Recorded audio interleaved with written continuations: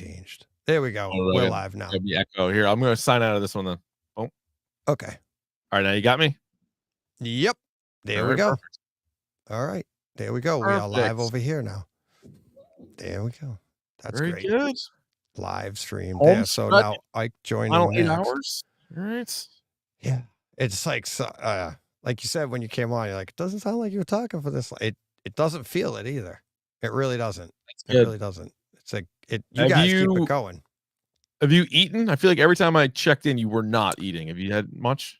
No, actually, as a matter of fact, when you were in the middle, I can't remember what you were talking about at the time. The door opened, and my wife and our friend Larissa, they opened the door. They just came from work from my favorite restaurant, and they're like, "We got food." I'm like, "There's no way. There's no way I could eat something right now." Start that.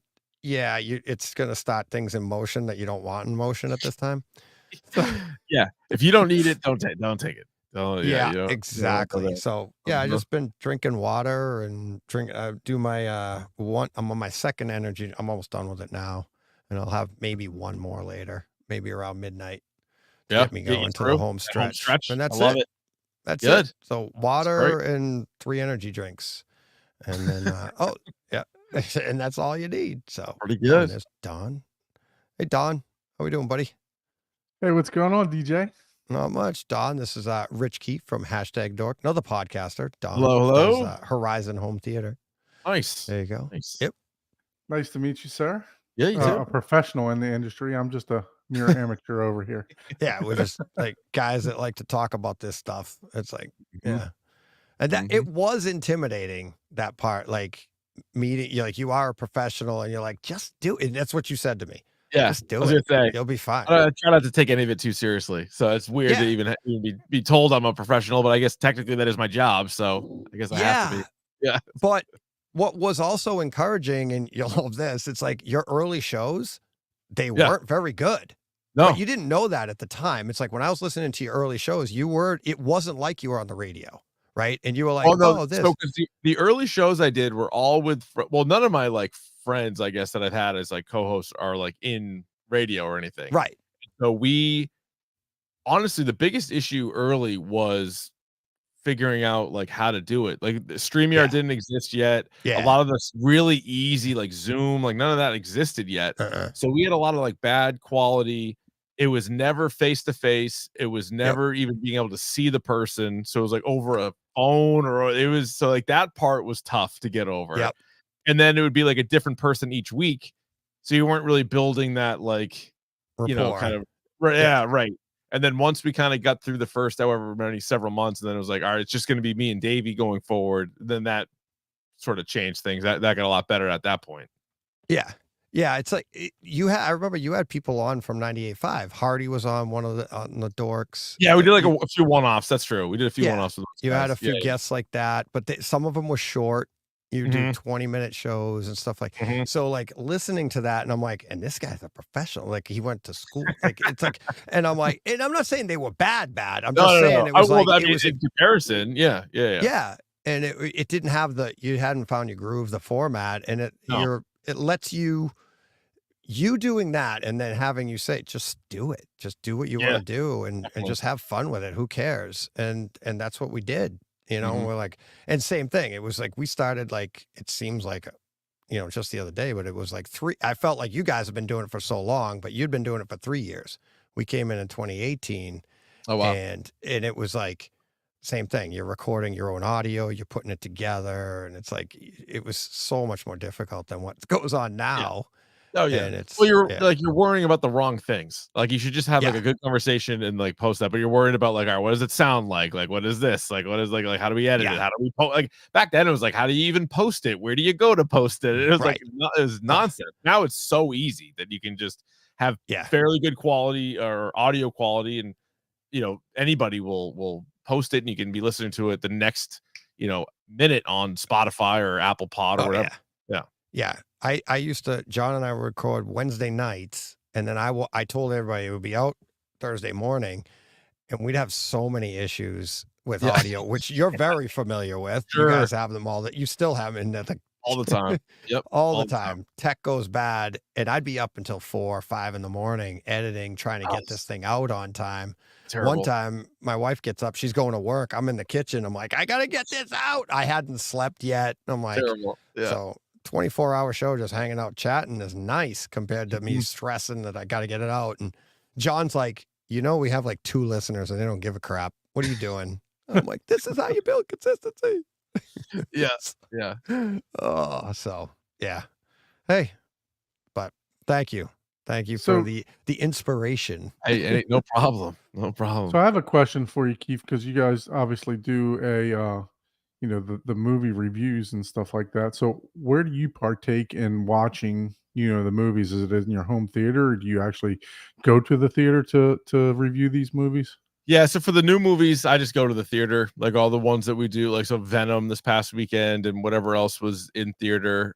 We had a nice run where there was streamable movies. I mean, that was like the one good part really of 2020 was there's a lot of movies that just came straight out. So those I would watch at home in the home theater, but and like the TV shows, obviously we watch all here and kind of react to them. But no, still go to the regular theater. A decent amount, I would say about once a month. Give or take, when there's stuff that we feel like people want to see or hear about. So do you have, like, down here I have Regal Cinemas, and they have like a membership to where you pay like X amount of dollars per month. Is that something you do for yours, or you just we pay have individually?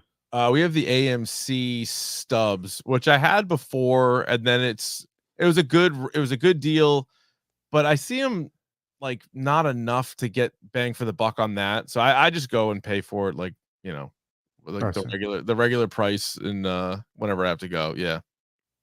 And do you have I'm sorry, DJ, go ahead. No, I was going to say, he's also got like the coolest name for a home theater. Oh, the Dragon. I remember you talking about that on the podcast. That the Dragons. That is a great name. It really is a good name. Yeah. And he took it, and when I was he like, and this is the other thing. He, here we go, sports radio personality hitting me up for like, can you help me with my home theater? I was like, what? Okay. And yeah, the Dragon's Lair. So I explained to you, I'm like, how good of a home theater name that is. And you named it, rightly so, after the video game, Dragon's Lair. Great but that video game was the first Laserdisc based video game system. Crazy. Which Laserdisc for home theater was huge, but that's what made that game so great and gave it that playability, and like the great graphics came from like home theater Laserdiscs. Which I'm like, he doesn't even know what he's doing, and he's nailing it, hitting it out of the park. Perfect. Yeah, I'm like, I can see the comic behind you there. I get the poster here. Yeah. Oh yeah. Yeah, I used to love that game. We would, as kids, we would go to Chuck E. Cheese, and they would, it's like $10 for all the pizza and breakdancing you can do, right? Yeah. Exactly. And then you lose that much money into that game or more. Yeah. Oh yeah. Oh yeah. Exactly. Yeah. My daughter is at work. She's a nurse. She's at work. She's like, thanks, Megan Briggs there. Thanks for staying up with us night shifters and keeping us entertained. And then TSG Spartan times in, this podcast is helping me, helping with my insomnia this evening. It's 2 a.m. here in the UK. And I'm like, is it helping you because we are still up, or is it putting you to sleep? It's like curing your insomnia. Listening to me chat away. True. But yeah. It's what else? What was I gonna say? I don't know. It's late. Yeah, it's late. Yeah, I can tell you're fizzing. It sounds like you're fizzing out just a little bit. No. I was trying to read and talk at the same time, and that's hard to do. I've been up since 4 a.m. So I was actually watching your pre-show with Todd prior to you even starting this morning. So I was like, I was in at 6 a.m. with you. So I tell you though, like you said, you got up at 4 a.m. My alarm went off at 5 o'clock, and it's like that's the biggest hurdle. And the biggest fear leading up to this is that you're going to accidentally oversleep. Yeah. And it's just be like, oh no, it's like I missed it. I missed my own show. So once I got to go to 7. Yeah, right. Exactly. It's like, oh no. So once you hit that, it's like, you made it, because I'm not stopping. right? So there you go. Thank you, Van Gool, for compliment on our podcast. I appreciate that. Yeah. Yeah, yeah. You do the same thing. It's like the community thing. You guys sit around. It's like a round table discussion. Yeah, so we actually Ike and I just texted Ike. He said he's having problems with his camera showing Yeah, up he for was there some for a reason. second, then he dropped out. Ike is supposed to be joining. So Ike actually was the one who I guess asked me to do the podcast, and I said, "Yeah, we'll get to it," and a year or so went by, and then finally, I said, "Okay, let's just do it," because he'd asked me a couple times, and I was like, "All right, let's go ahead and do it," And one thing that I like, is I really enjoy on the YouTube space is home theater tours. So I thought it would be a good idea for us not just to go to people's houses and film them, but to have them actually walk around and film them. So sometimes you get the Blair Witch Project, you get the shaky cam, but sometimes people are good at holding the camera and you get a nice picture and everything else like that. But I mean, it's just about having fun and people, and no matter what type of system you had. I think one of your guests earlier mentioned, just to show regular systems, right? A 5.2 or somebody with a receiver or somebody with a sound bar, and that's what we want to do. We want to share your experience with everyone, so other people can then come into this community also, whether it be whatever you can afford, so and if, as long as you enjoy it, we would enjoy it too. So that's that was the premise behind our show. And I really wanted it to be like a Zoom call, people popping in and out, just like DJ, like you're doing, just people pop in, pop out. Once you get the link, we've got the same link since we started. We're on show number 51 coming up this Thursday, so we're almost to our year anniversary. And I really enjoy it. I work 2 jobs, so it's my escape too, so I enjoy doing stuff like this. Yeah, that's what. Yeah, Rich and Ryan said the same thing. It's like that. It's the highlight of their week. It's a highlight of my week. It's like with everything going on, you sit down here. I might and ask John and Steve. You come in, I'm angry sometimes, and it's like things going on in the real world, and then by the end of it, you're like, "Thanks, guys. I needed that." And Davey was saying the same thing. Like it's like he can't wait for the next one, or no matter what's going on, you might come in hot, but you don't leave that way. Yeah. And I like you, DJ too. I don't like to plan anything out because I want to get I don't even want to really see your theater before, because I want to get the real live reaction, right? We do a dry run on Wednesday just to make sure cameras work. But as soon as people start, well, let me show you this. I'm like, nope, let me see it tomorrow, because I want to give the real reaction, Right. I want to give the on camera reaction, so, but yeah, it's fun. It really is fun. I enjoy it. I enjoy doing it. And the great part about it is, like, we went to M-Wave this year, Ike and myself, and we passed out some t-shirts, and people were like, "Oh yeah, we enjoy your podcast." They came up to us and we really enjoy it. And that's the best part about it, that people actually are 2 people are actually listening to the podcast. Yeah. And it's like at M-Wave, I got the experience like Davey and Keith were talking about earlier when we ran into them at a Comic-Con. I'm at M-Wave. My wife's taking pictures of stuff as I'm walking around, and people are coming up, and Johnny Speakers is there in a Brightside t-shirt, and people are coming up to you and they're like asking for pictures with you. And like Davey was saying earlier, it's weird. It's surreal, right? And like my wife's like, what the hell is going on? People want to talk to you. It's like, why? It's like, and my son said once, he's like, people listen to you on purpose. Like, it's like, you're like, yeah, well, hey, but it's cool when you get to experience the community. I ran into you there, obviously, Don. We saw each other there, and it's like you'd been on my show, and I've watched your show, and it's like it's a great community, and the people are just there was one guy at M-Wave, which was amazing. We're standing at the line for the Gramani room, which, Rich, this room is like $1 million room, right? This guy comes up, he's there for the show. He's interested. He's like, I'm new to home theater. And he's like, what's this? And it was like he had no idea about anything in there, but for some reason he just was drawn to home theater and he'd heard about this and he just came to the show. But he knows nothing about anything about home theater. But then everybody was like, oh, this is great. And Johnny Speakers was standing next to me at the time. And he goes, oh, well, this room does this. He goes, but this is the show. You really want to listen? He starts talking my show. I'm like, oh my God, this poor guy. But if you're gonna do it, right? As they say, if you're gonna be a bear, be a grizzly. So they're like, all right, toss this guy, get after it. You know, don't start slow. Like just here's the full experience right off the rip. Yeah, exactly. But it was interesting to see, into like, the deep end. Yeah. You got all these people walking around that like either want to know more or think they know everything and they just want to experience this stuff. And then the other end of the spectrum, this guy's like, what does this all mean? Like has no idea, but he's having a blast, you know, and you're like, oh, great. Yeah. And oh, by the way, the line's down there. Yeah, right. Yeah, exactly. We're not going to let you in up here. Sorry, buddy. You're up at the front. Disney. Go back. Yeah. Appreciate your enthusiasm, but take it down there. Yeah, exactly. You're not taking my last seat. Yeah, exactly. That's why I waited a long time for this. No, that was a fantastic theater. I mean, that they put together there. I mean, it took them, I guess, 2.5, almost 3 days to get that thing together and calibrate it. And they were still calibrating it on the last day. Yeah. You know, so it was a fantastic experience. Thank you to Youth Man and Ryan for putting that together. I'm looking forward to see what Ryan is got up his sleeve for this year, you know. So I love just the whole community and you know, the gear is great.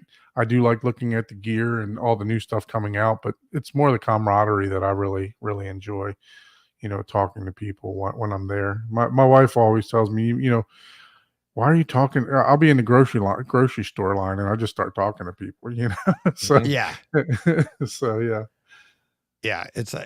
I mean, anybody that's run into me or accidentally asked advice from me, right, Keith? It's like, I just start going and I won't stop. So like, that's why Todd said, can you talk 24 hours? It's like, if you're passionate about something, 25. Yeah, exactly. But it's easy. And again, it's the people. It's like, you know, when I first sat down and did it by myself, I didn't expect all of this, but I knew there were people that liked it. I'd ran into them in the Laserdisc stores or whatever. And there were people out there and they're, you know, but I didn't expect like this, like the size that it's become or what this has evolved into. It's just, it is. And like you said, like you know, we all do this. We do it regardless if anybody was listening or not. And now that you have people and they find us, whether entertaining, informative, or all of the above, it's just even more so. You're like, people find like my son said, they're listening to you on purpose. It's like, yeah. And it's amazing. And it's the community that drives us. What's up, Ike? Just give that joke to yourself, Don, because I know where you're going. Uh-oh. Yeah, I'm doing good. Technology was just playing a trick on me real quick. Yeah. It's crazy. See, Keith, even the tech guys, all us tech guys. You got to turn the camera on, Ike. Yeah. Dude, you know what? I had to disconnect my other camera. It looks like that's what I figured helped because I have two eCams for two cameras connected, and I guess StreamYard was not sure which to connect, even though I was selecting it. So I had to literally disconnect the other one, and it started working. So I'm like, oh, okay. Yeah. But it's good to be on, man. And man, you're doing a great job, man. I've probably watched 6 hours of today's show starting in the morning. No. You are doing a great time. I mean, as someone who spends 3 hours a week talking with Don on our show, I don't know. Not willingly. Yeah, I feel like they call me the podcast hijacker because we'll start at 9:30 and then next thing we know it'll be 12:30, right? So oh yeah. Well, you were on my show. We did. How long did we go, Don? I haven't been on your show yet, but we've talked about. You didn't do a Takeover Tuesday? No, not yet. We were going to do one. No, we were you were in a Patreon chat. Yeah, you were Patreon a few of them. Yep. That's right. I thought you were on the show. But so we talked. At least I didn't make that up in my head. But yeah, I know you text me one day and you were like, "Hey, it's raining. I got some spare time to you," and I actually was at work at that time, so I wasn't able to make it. But looking forward to doing one with you. That's actually what really attracted me to your show is when you started doing the Takeover Tuesdays. I really enjoyed that segment, listening to the take from the actual person that owns the theater or whatever, one of your listeners. So it actually drew me in even more, and I couldn't wait. I listen to stuff while I'm working all the time, and I couldn't wait for Tuesday morning to come because I was like fiending for the next show. So great job with that. I mean, thank just you.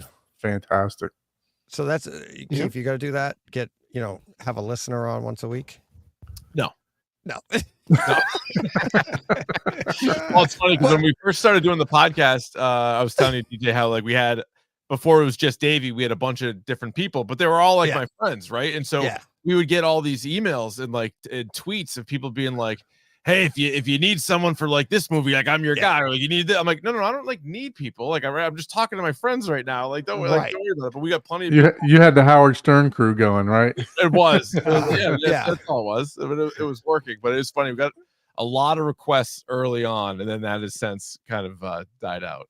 I tell you, the idea of doing it was tough to wrap my head around because of listening to sports radio and you don't know what you're going to get on the other side. Like what happens if like when you first start doing it, I don't know you. I don't know anybody. And I'm just like, yeah, let's do this. And not everybody has a setup, which is fine. That's fine. And that's what I wanted. And actually, again, and I don't mean to keep complimenting you, Keith, but it's like Davey being on a telephone. That was part of the charm. And that's what I wanted on Takeover Tuesdays. It's like, if you're just going to call me on a phone, I'll record it and we'll do it. Right. And it's like, so you didn't have to sound good. You didn't have to have the best. It was about what we were talking about and the people. Right. And at first it was like, thinking of you on like sports radio and you get some of those callers and you're just like, what do I do? Like, cause I'm recording this and I'm going to put it out to people. But if I get a donkey, what happens? Yes. DJ's first 5-minute episode with, so you're like, that'll do it for us. Yeah. Yeah, exactly. But I mean, talk about the community. I mean, I used to be nervous the first, 5 or 6, maybe, 8 episodes of doing that because you never know what the next one's going to be like. But now I'm like, I'm not nervous at all. I mean, the community has just been so amazing, so consistently great that it's like, how do you know? I don't care. You want to come on? I'm putting it up. I'm like, you want to come on the show? And it actually helps my comment section. You get the people in the comments that like bash on you. Oh, that's a great point. Come on my show. Where'd they go? Yeah. They just stop talking. Oh, smart. Yeah. It's stuff like that. And I don't blame you. Like you stop bringing your listeners. Oh my God. It's like, not that your listeners are bad, but it's so wide ranged. Right? It's all over the place. Yeah. You'd get people volunteering and it's like, and again, sports radio, you'd be like, so how long you been drinking? Yeah, exactly. Yeah. But yeah, the Takeover Tuesdays, I went away from it because it is hard to schedule. Right. So I had to go away from it for a little while. And I got so many, when's it coming back? When's it coming back? Here we go. And it's like, and I love getting it back. I love doing it. But yeah, it's just talking to people and just hanging out and doing this for less than 24 hours, 25 hours. So, but thanks guys. Yeah. Appreciate it. It's been a great day, man. I don't know how you're doing it, but man, yeah. I've been watching. It's been interesting. It's just good to see a lot of guys comment and you hear different sides of the story. I was listening to Omar, I believe it was Omar, talk about Boston. And I was like, wow, I would never have guessed if I just, if he didn't talk about it, you wouldn't even know that, his life experience went down that route. So it's just great, to know that everyone has a backstory and everyone is just the regular guy, and whether you like what they're doing or not, they're just everyday people just like you. So it's good. Exactly. And that's the idea of like just talking about it, like the whole idea of Movember and Ryan doing that for now. Well, this is his 16th year. and just talk about it, just bring it. And we're just talking home theater, but the idea of just talk about anything, like, and that's what, you know, brought Omar out, talking about his experiences and stuff, which I thought was huge for everybody listening. It's like, because we aren't, and that was part of Takeover Tuesday. We're not just our theaters. We're not just this, you know, we're not just, you know, like, oh, this is, you know, it is bright side. And when I make, you know, I love to talk positive about everything, but the reality is reality exists, and we're more than what, you know, we're talking about here, and to bring that awareness and what Ryan's doing. And that's why, and for the whole month, that's what we'll be doing. And that's why we're raising the money for it. So, but yeah, I really you never know appreciate all what type that. of day somebody's having either. You know what I Nope. mean? So you know, don't ever take it for granted. I manage about 50 people for one of my jobs, and you know, they may just be having a bad day, you know, so Yeah. you just gotta take it in, and you know, don't take anything personal, and you know, just try to encourage and help, you know what I mean, and coach as much as you can. So Yep. yeah. And Andrew Pena in the chat. Keith, you legend. Thank you, Andrew. Appreciate There that. you go. Thank you. Yeah. He's like, you're doing well also, DJ. Thank you. Appreciate it. So DJ, you're on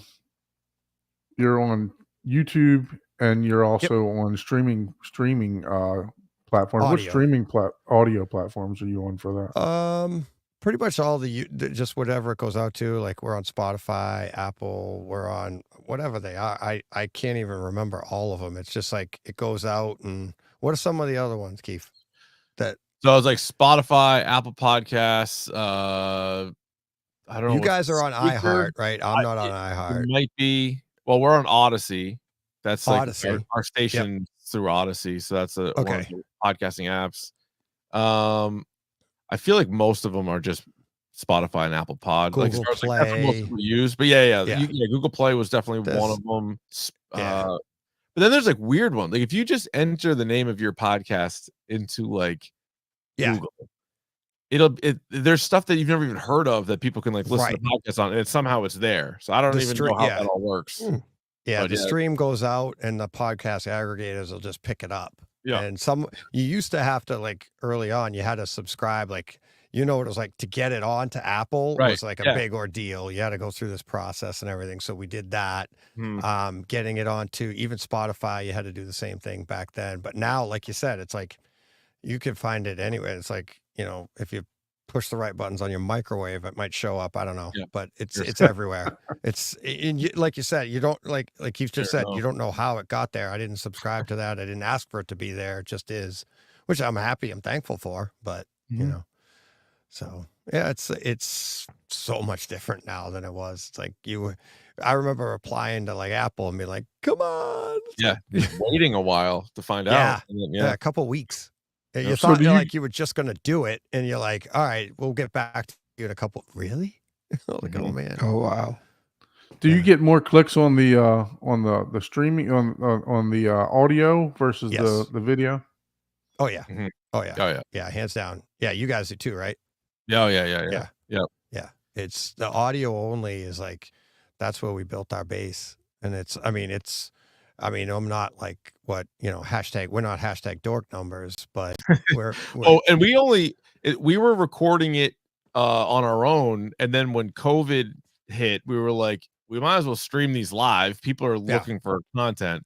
So I think like only a very small percentage will like watch it live as part of like their schedule. And then they can always go back and watch it. But it's a podcast form, but this was the way that we were recording it. So we're like, all right, here's how we're going to get our audio. And then we might as well put it out there for the few people that do want to check it out. Right. Yeah. I thought about trying to put ours out there, but I mean, with us showing theater tours and stuff, I don't know how well that would work. I don't think it will work very well. You know, you're trying to describe stuff and people walking around with cameras and stuff like that. But, you know, I mean, I guess I know that AV Rant, they use like the Flickr album and stuff like that. So they still show pictures and things like that. By the way, Rob did a fantastic job today on the show too. But so I listened to him also. That's one of the biggest comments we get is like, because we're doing it live and we'll have images and stuff and we'll say, oh, blah, blah, blah. And then I'll get, if we don't describe it right, or the audio only, I'll get all these emails like, I'm only listening to the audio only. I don't know what the heck you're talking about. Well, oh, sorry, you forget that part. And it really is. I don't want to say one's more important than the other, but there's way more people waiting for that download on Fridays when we drop. And it's just so much, it's just a larger audience because too, a lot of people don't want to have to sit and watch. They just want it in their ears. Right. So, there's been times that I've had to go and you talked about Steve maybe talking about a movie or something like that. And I've had to go to the YouTube version just to be able to see, because like you said, sometimes you forget to mention the movie title. Right. Yeah. And it's like, all right, I'm going to the YouTube. I got to find out what I got to buy. Right. Right. Yeah, exactly. Yeah, it's like, we forget that stuff. I've forgotten to do things, and that's like where Keith is just so professional. Oh yeah, big time. It's real buttoned up. You are though, especially a podcast for this. It's like your segments are dead on. It's like you could tell that's the professionalism, but the way you do it, and it's like you give run times, you give all the details before you get into start ripping on it or whatever you can do it.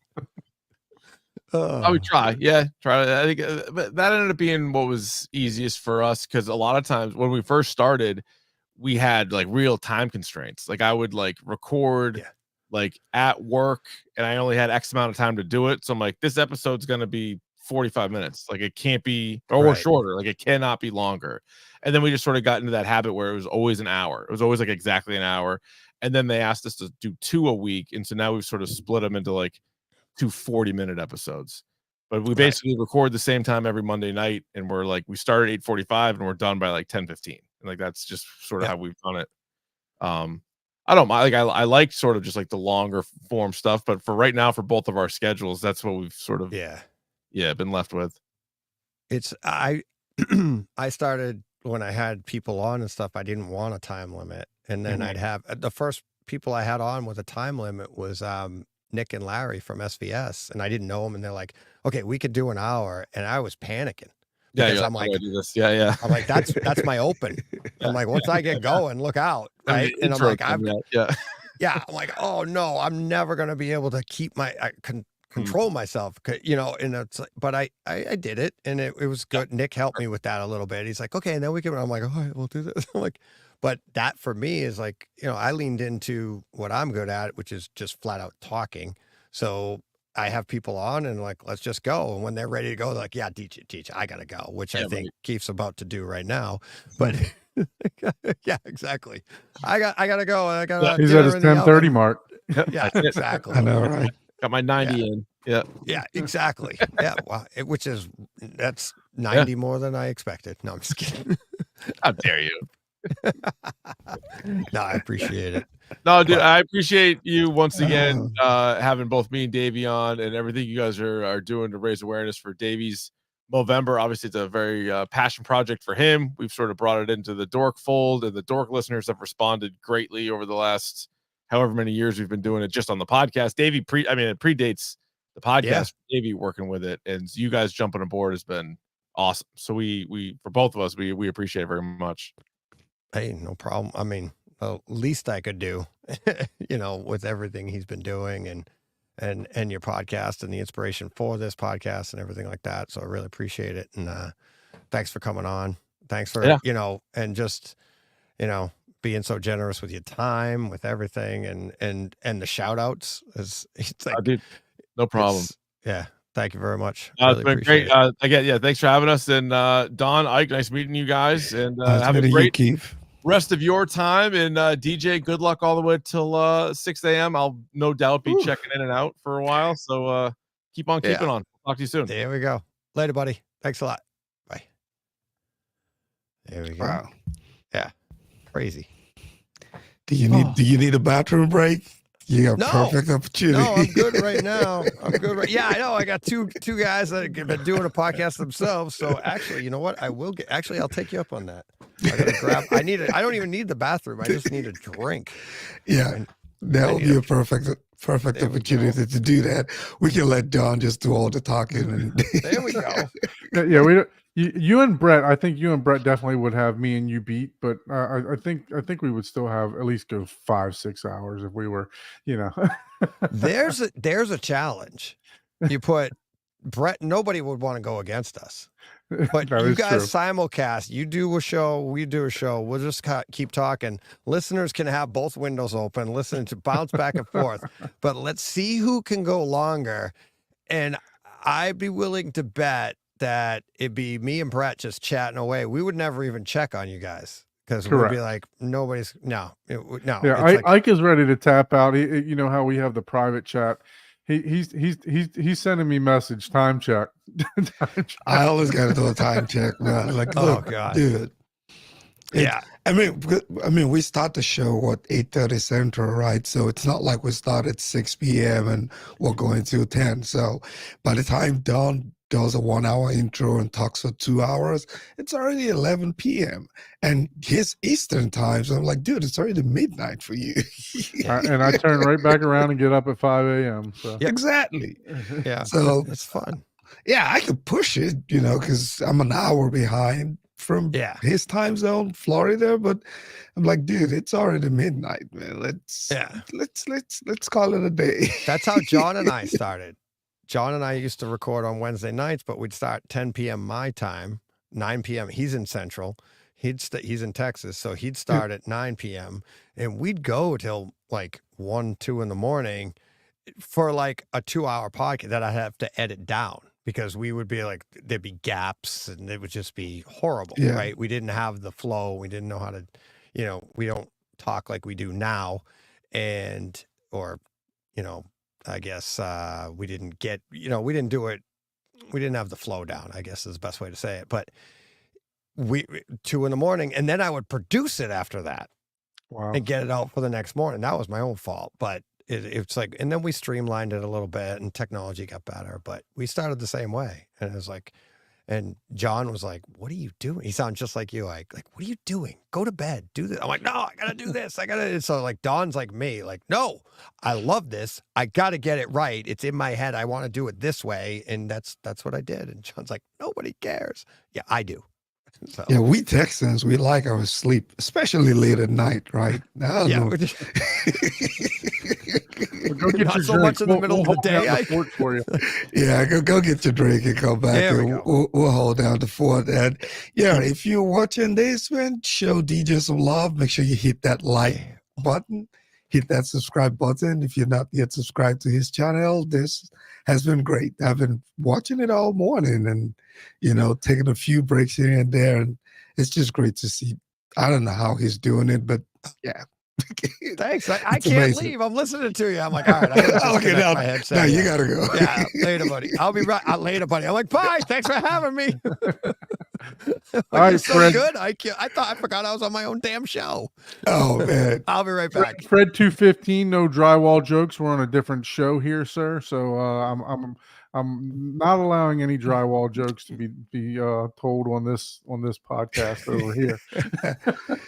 Yeah, but it's been amazing, right? Just listening to, you know, a lot of the stories, a lot of the guys that have come on, and it's just great to see different perspectives. And you know, I always thought I loved my movies, but there's a bunch of guys out there that really, really love their movies. No, I mean, you know, at the beginning of the show, they had Steve on, and they had Todd from AV Nirvana. Todd from AV Nirvana took it all, you know, started off the show, kicked off the show. And I tell you what, DJ and him have great chemistry too. You know, I know DJ and Brett have great chemistry, which I think Brett will be on later, but you know, they have just fantastic chemistry, you know. And we tried to do sort of a news segment like Todd from AV Nirvana does, but I tell you what, he took it to the next level. He does a fantastic job at that news update that he does, a weekly news update. So I'd love to have Todd on our show one day too, to show off his theater that he's got, you know. But yeah, I mean, I'm excited to be on here. You know, I listened to the entire show last year. probably at least at least 2 or 3 times, because like I said, I work during the day, and while I'm working, I just put my earpiece in, like they were talking about earlier, Yeah. and I just let it play. And that's the majority of what I do every single day when I'm working. Just listen to some kind of podcast, and that's part of the reason why I like the format that we do. It goes a little bit longer so people can listen, for a lengthy time if they got a lengthy commute, or they got a lengthy time at their job. So yeah, but I'm enjoying every minute of it. What's been some of the parts that you've watched so far today, Ike? I saw Giles on. I saw, I believe, Youthman on. I saw the AV Diviner. Who else? There's a couple of other guys. Some of them are I haven't met them before. I may have heard about them, just never had a chance to listen to them. But it's just different stories, and I was just impressed. I was in the morning. I was out. My daughters, they had soccer games this morning, and I was trying to watch the game, and during the break, I'll just switch back on and just listen. And yeah, it's just been impressive, just getting different perspectives, and guys talking about the experience, the journey, how they got to where they are. So it's been a fun experience. I was looking forward to it, and I was like, okay, you know, almost time to get on, and then technology decides to show out. Hey, whatever. It's whatever. You just roll with the punches, and Yep. it is what it is. I really enjoyed hearing the story of how Omar and Johnny, and I'm sorry, but the other guy's name escapes me. Mike. But how they all became Yeah, friends. Mike, how they all became friends, and just coincidentally that they were all in Chicago at the same time. And Omar was like, "Hey, I need to come over too," right? So Yeah. yeah, that's fantastic. I look forward, once I finally get my theater done. No jokes, Fred. When when I finally get it done, I look forward to hosting people and doing stuff like that also.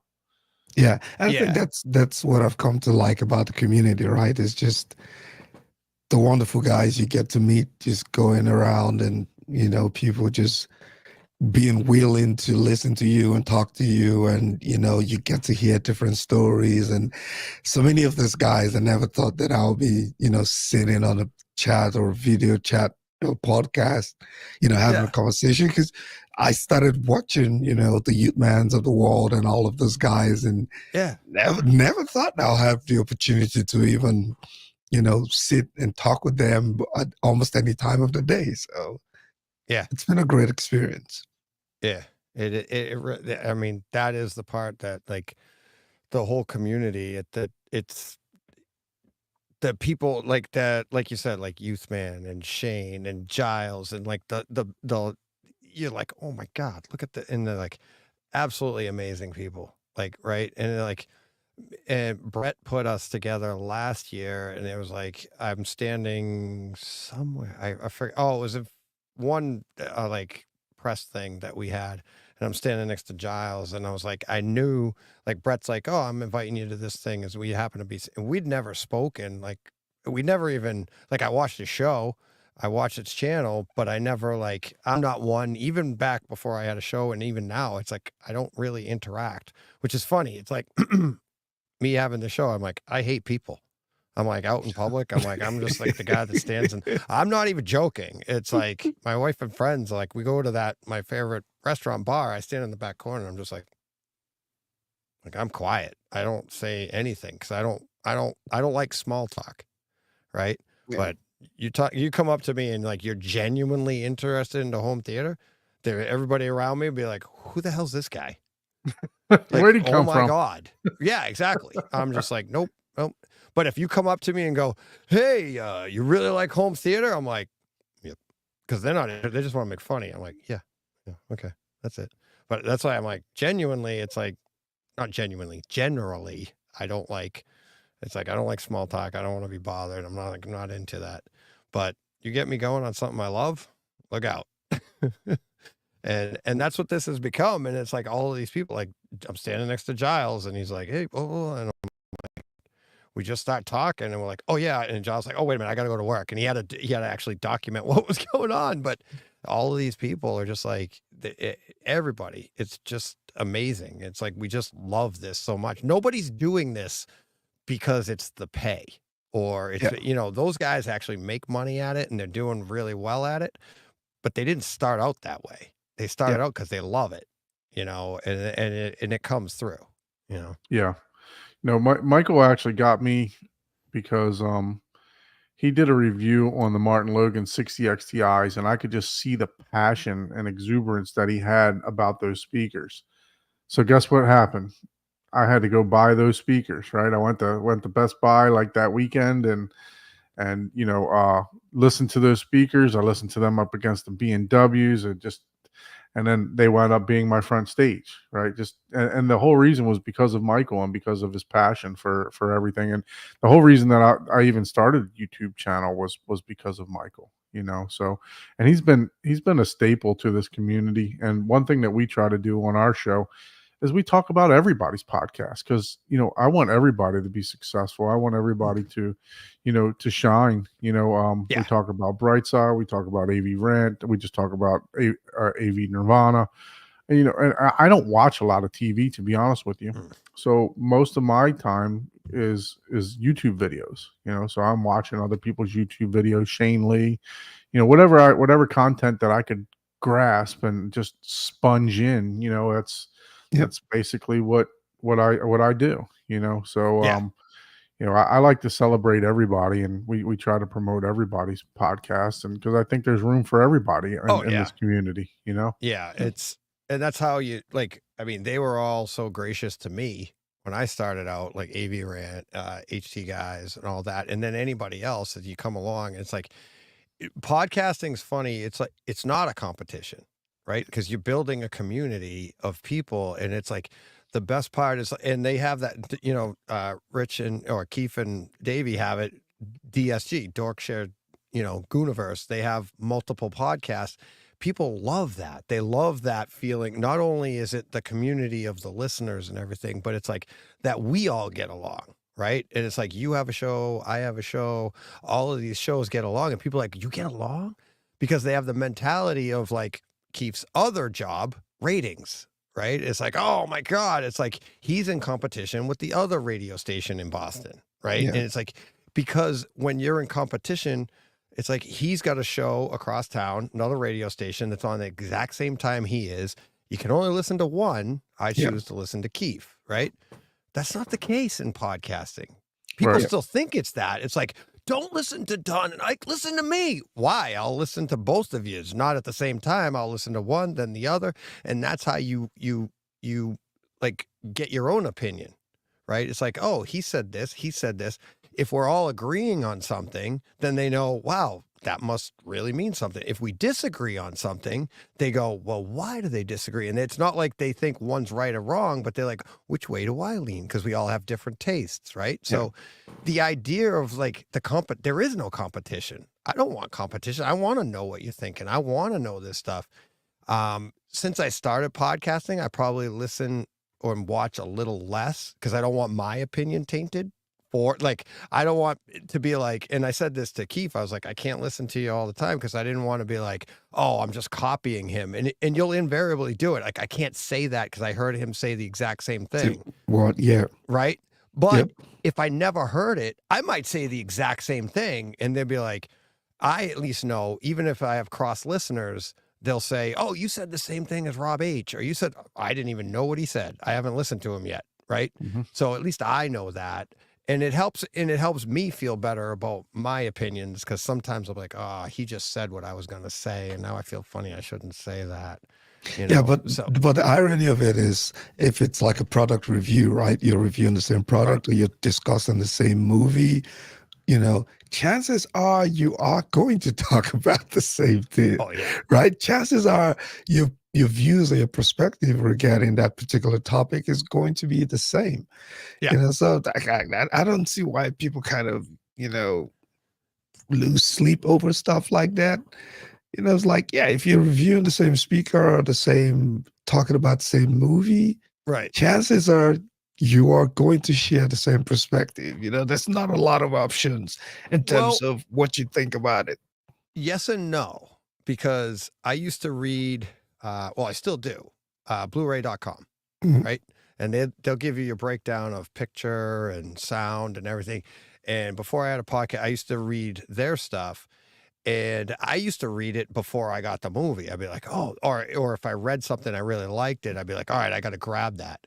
But then I read a review. I think it was one of the Spider-Man movies years and years ago, and they like kind of ripped it. They said the audio wasn't very good. It wasn't dynamic, and all of the stuff. And I'm like, I'd already seen it, and I was like, I thought it was awesome.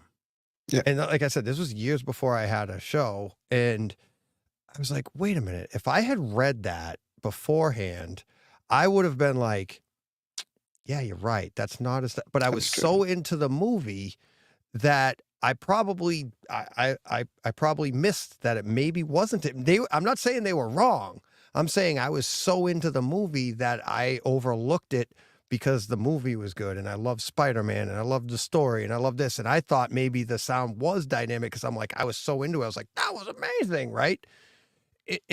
Neither opinion is wrong. And that's what I try to say on my show. I'm like, if you're just getting into the nitty gritty of a movie and the actual decibel level and stuff, you're missing the point of the art, right? Yeah. And it's like, not that you shouldn't have people talking about that stuff, but it's not the be all end all. And neither is mine. It's like, well, you're an idiot because you're not paying attention to the details.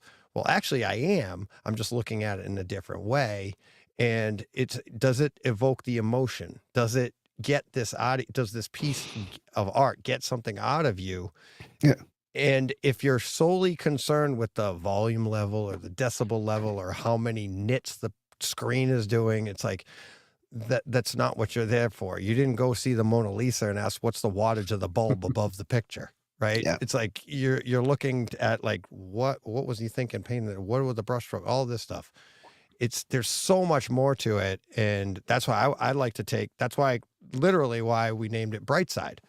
It wasn't about the nitty gritty behind the screen. It was the front side of the screen. Plus, we make it. We try to look at the bright side of things. But it was a play on words, and that's the idea of the entire thing. And you guys are doing the same thing, right? It's like I hear you guys all the time. You're like, but you're like people will be negative, and you'll be like, and you go in another direction just to, because there is no wrong answer to pretty much anything. Yeah. And the one guy that's not on here that's on our show, is Paul. He's a co-host also. So he's not here with us now, but we enjoy him because he takes a lot of times he take a different perspective than what we do, and then we kind of come to the middle ground. As far as what. Do we need diffusion? Do we need this in your home theater? Do you need this? Because he's very technical.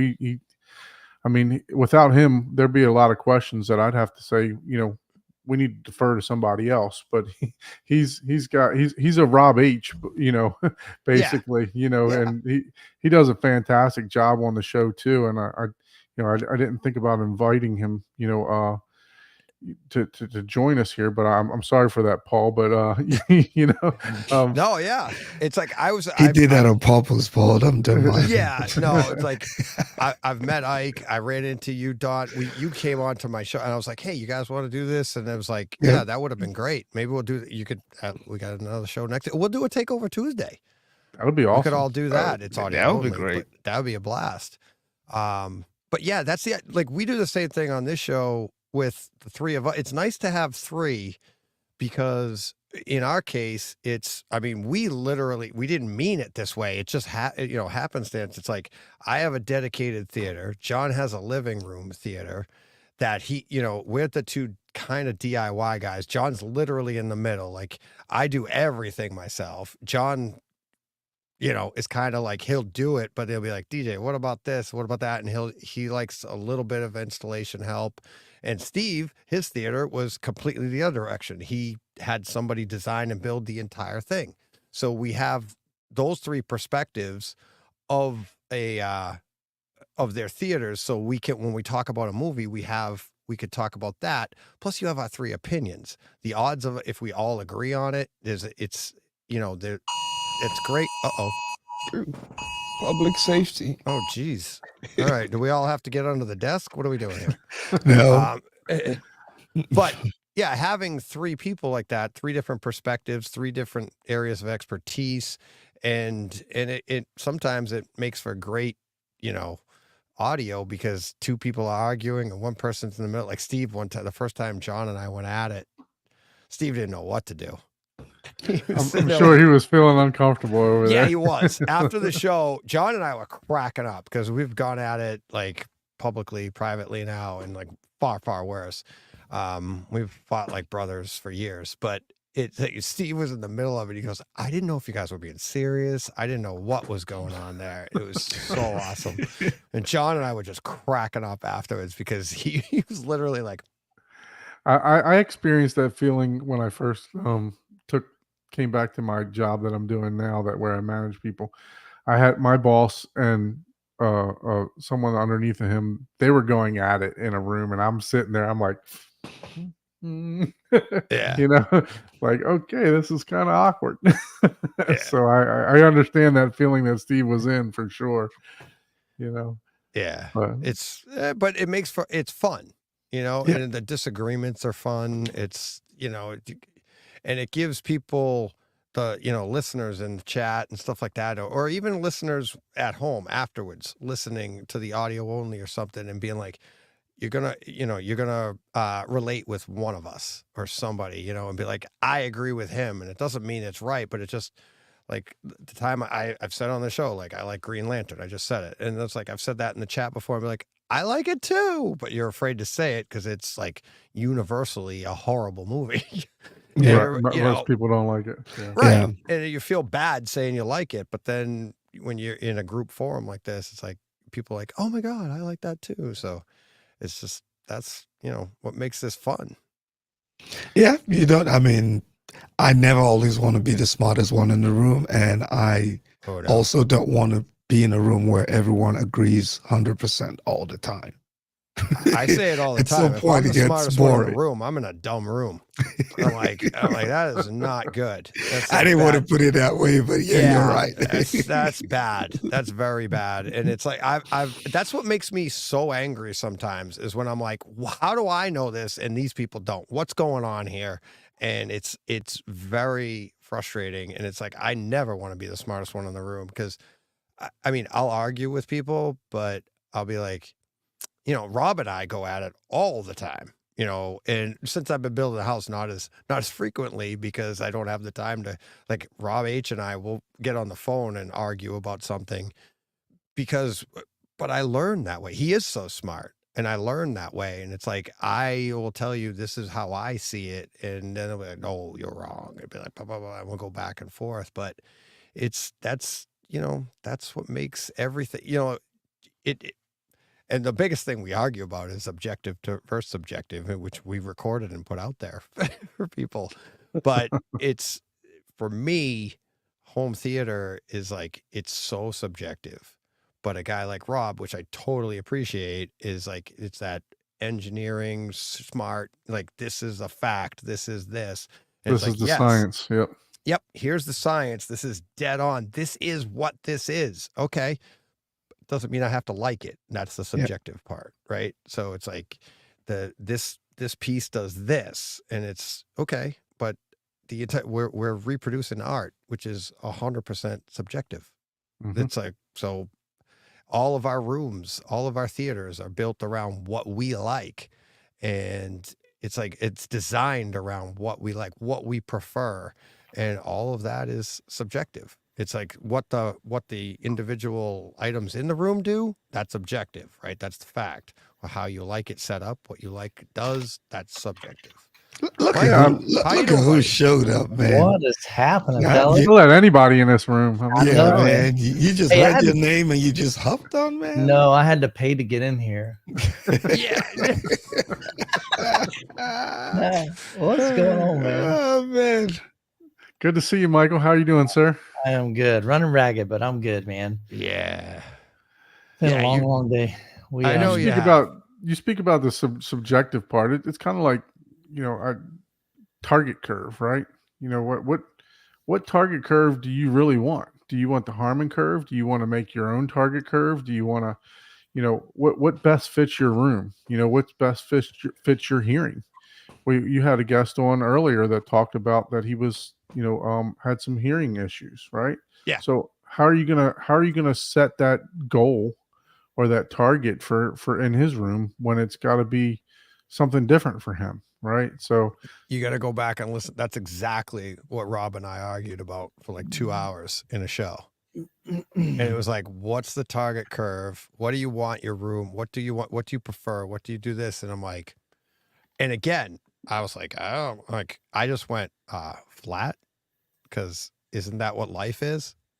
And there's no target curve in the real world, right? A gun goes off, it goes bang. It's like the bass doesn't roll off at a certain frequency. The highs don't roll off. It's like we have like the target curve is based off of your room and what's best for the room environment. But what you're looking for is flat, right? It's like, do you want that like, so say you took a singer and you're like, oh my, what a beautiful voice. Yeah, but I really like her a little bit higher. So I'm going to curve it to it's like, what are you doing? Like, that's not what she sounds like. I like more bass in her voice. Curve. It's like, well, I like her curves. What are you doing? What are you talking about? So I was just, and I came at that from a point of like just logic. I was like, isn't it supposed to be flat? Isn't that what we're trying to get to? And it took us 2 hours. Argue that, because you're not wrong. It's like the room does this. There's different perspectives on it, but mine has always been like, I'm trying to get to flat. Isn't that what we're trying to do? So Not me. Not you. No. What do you like? Michael likes the curves, man. Well, the reality to me, flat is boring. Like if you Thanks. have seriously, if this is my opinion. No, I get it. If you have flat, like a completely flat frequency response in your room, it's going to sound like very anemic, especially on the bottom end. Our ears hear bass differently than we hear like mid-range and treble. And so that's why a lot of people tend to boost that lower frequency so that it does seem balanced to us. Yep. Because if that bass is, perceptually. And I like a little bottom end, Yeah. Speaking of curves, me too. Yeah. I would call it a curve. Hey, I married a Brazilian. I don't know about you guys. Oh, jeez. There we go. There you go. Oh my God, we're getting in trouble. It's late night.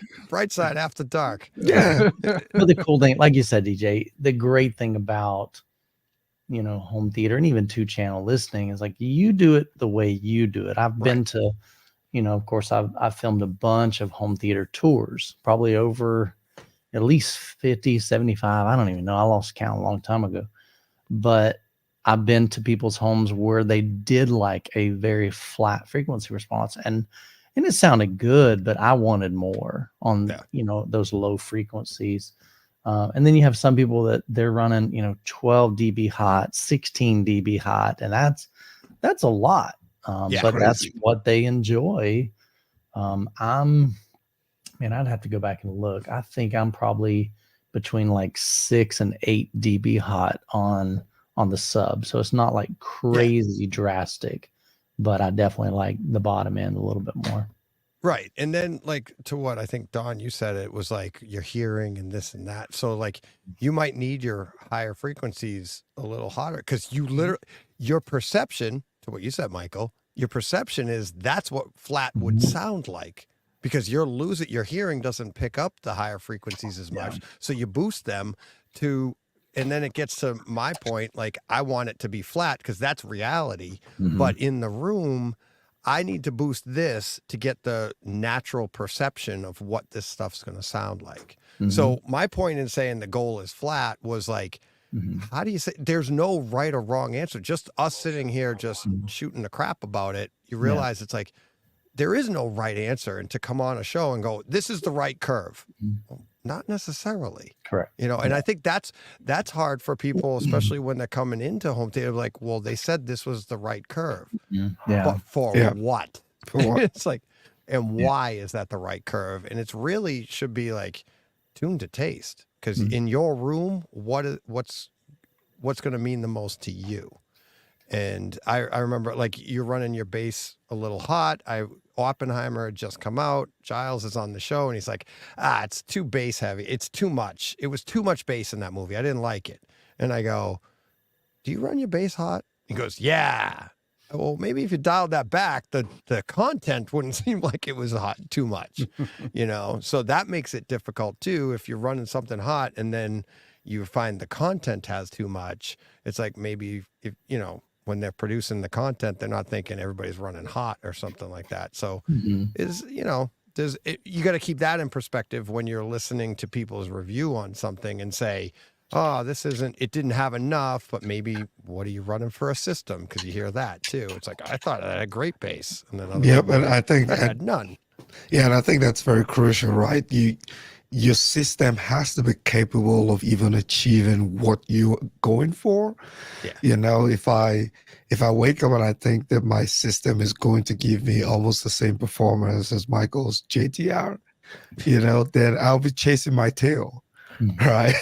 And you probably get dizzy. So you have to understand what you're working with and then find the best solution for what you're working with. And not chase somebody else's dream. Yeah, right. Because you hear people talk about their great systems, and then, you find yourself chasing their dreams. And, I find myself reeling myself back, even in my own home theater, where I'm watching a movie, but then I find out that I'm trying to nitpick the sound and everything. And after 30 minutes, I don't even remember what I watched. It's like, what was the movie about again? I was worried about the bass. Yeah, exactly. So, you just got to find what works for you, in your room. And I think that your room is always the critical component of it. Yeah, exactly. It's Phonics Audio says in the chat, he's like, that's the best myth to break, that the system has to be like this, and encourage people to have the courage to just have it how they like it. And there's no right or wrong answer. And it's like, sometimes your limitations, we all have limitations. It's like, it could be the room, it could be your budget, it could be your literal ability to hear or see something. It's like, like we were just saying, my hearing doesn't pick up this. It's like, how do I get my system to be the best for me?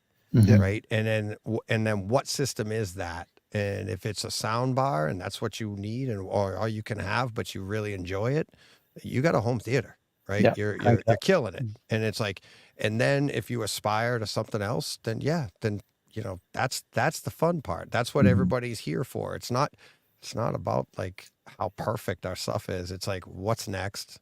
What are we doing? What are we enjoying? And stuff like that. And that's, that's what everybody in here, everybody watching and listening to us over the years has been like, it's not really about the content, and it's not about the gear. It's about everything all combined. And finally you find somebody to talk to about it. Yeah. I like what you say all the time, DJ, is that, look, enjoy your system until you find a flaw in the system. Then you need an upgrade. Right? Yeah. That's it. But enjoy it up until that point. I really, both you and AV Rant, those guys over there, they preach the same exact thing, right? Enjoy your, Michael does too. Enjoy your system until you find the flaw, right? Right. And then at that point, it's going to bug you, right? Because I know me. Yeah. It's like, all right, I got to fix this. Yeah. And also don't create those flaws, right? Because I know so many times, you listen. You listen to other people talk about their home theater, right? And then you go back to your own home theater and you start imagining these flaws, and then you find a way to just identify them, and then now you have a problem. Now you feel like you need to upgrade your subwoofers, or now you feel like you need to replace your entire speakers. But you were probably happy. I remember, I think was it CDR 2 years ago when we saw the Christie Michael. Yep. And then as soon as I go back home and I walked into my home theater, I opened the door, I laid on the floor, and I said, I still love you. And I moved on from it. I thought he was going to say I laid on the floor, I started crying. I did not. I literally said, I still love you. And I moved on because guess what? Yeah. I can't afford a Christie. Correct. And I don't want to go watch a movie and then roll my eyes saying, oh, it's not a Christie, so it's not the best. Yeah. Right. There's a point to where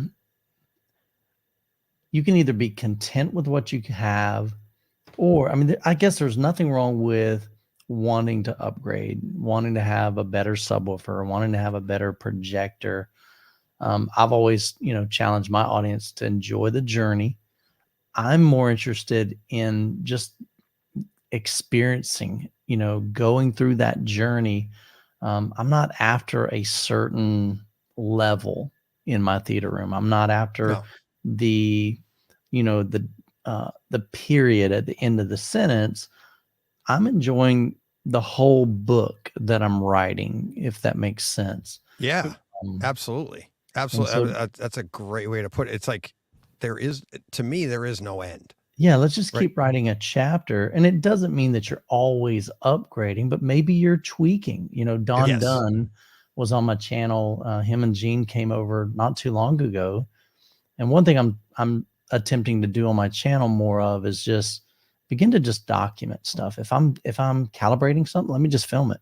If I've got a guest over and they're demoing my system, might as well film it, have an interview with them. If we're, setting up or tearing down, then let's film it, Yeah. And so we filmed today when we moved the speakers over to Don's house. And the other day, Gene and Don came over and Don was showing me how to set up a 2-channel system. He asked me, he said, hey, have you ever been taught how to set up a 2-channel system? I said, not really. I mean, I know what I do, but I don't know if that's right. That's just what I do. I start off, I normally start off towed in. Yeah. And then I kind of work out and come back in, and he starts just straight on. And then he literally does an inch at a time and marks it, listens to it, moves it. And that way he can always go back to where it was. But I just filmed that. But to me, that's even part of it. Just adjusting and tweaking and turning on different settings in, let's say, Odyssey or Arc or whatever, to see what you hear and then figuring out what you like, So that journey doesn't always mean money. It doesn't always mean an upgrade. It doesn't always mean having to spend something. It literally could be something like part of my journey and a huge upgrade in my room was buying some real inexpensive not fabric. It was called Velamax. So I have a big double sliding glass door in my theater room because it wasn't a dedicated theater room. We bought the house on the floor plan. It was called a media room. And so it had a double sliding glass door, a big window up here. So I had blocked out the window with literally, we took like some wood, wrapped it in fabric. So from the outside, it doesn't look all janky. Like I boarded up my house.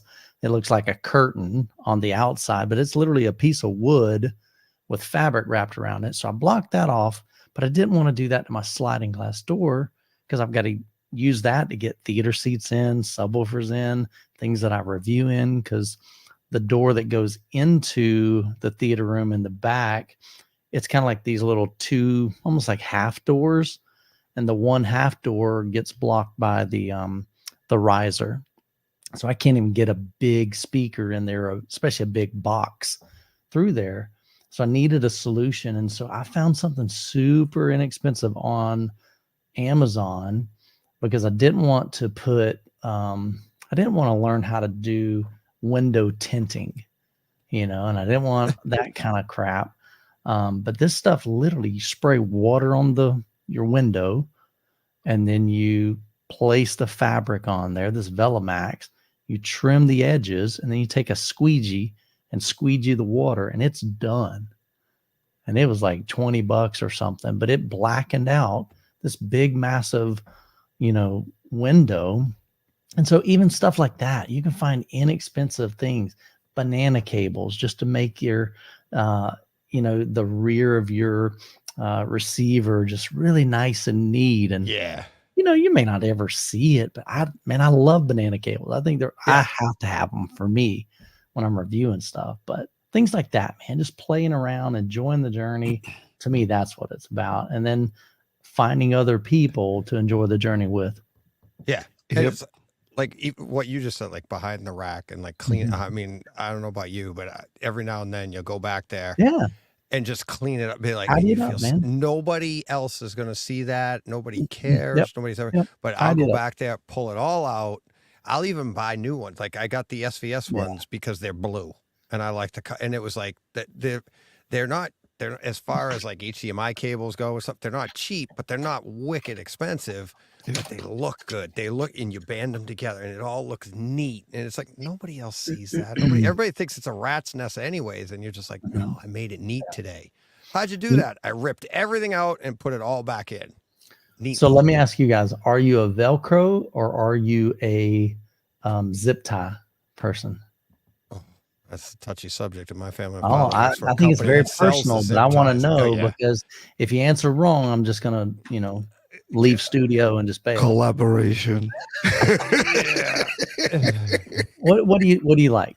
So you're talking about tidying up your, your cables, your interconnects, your speaker wires. It's funny.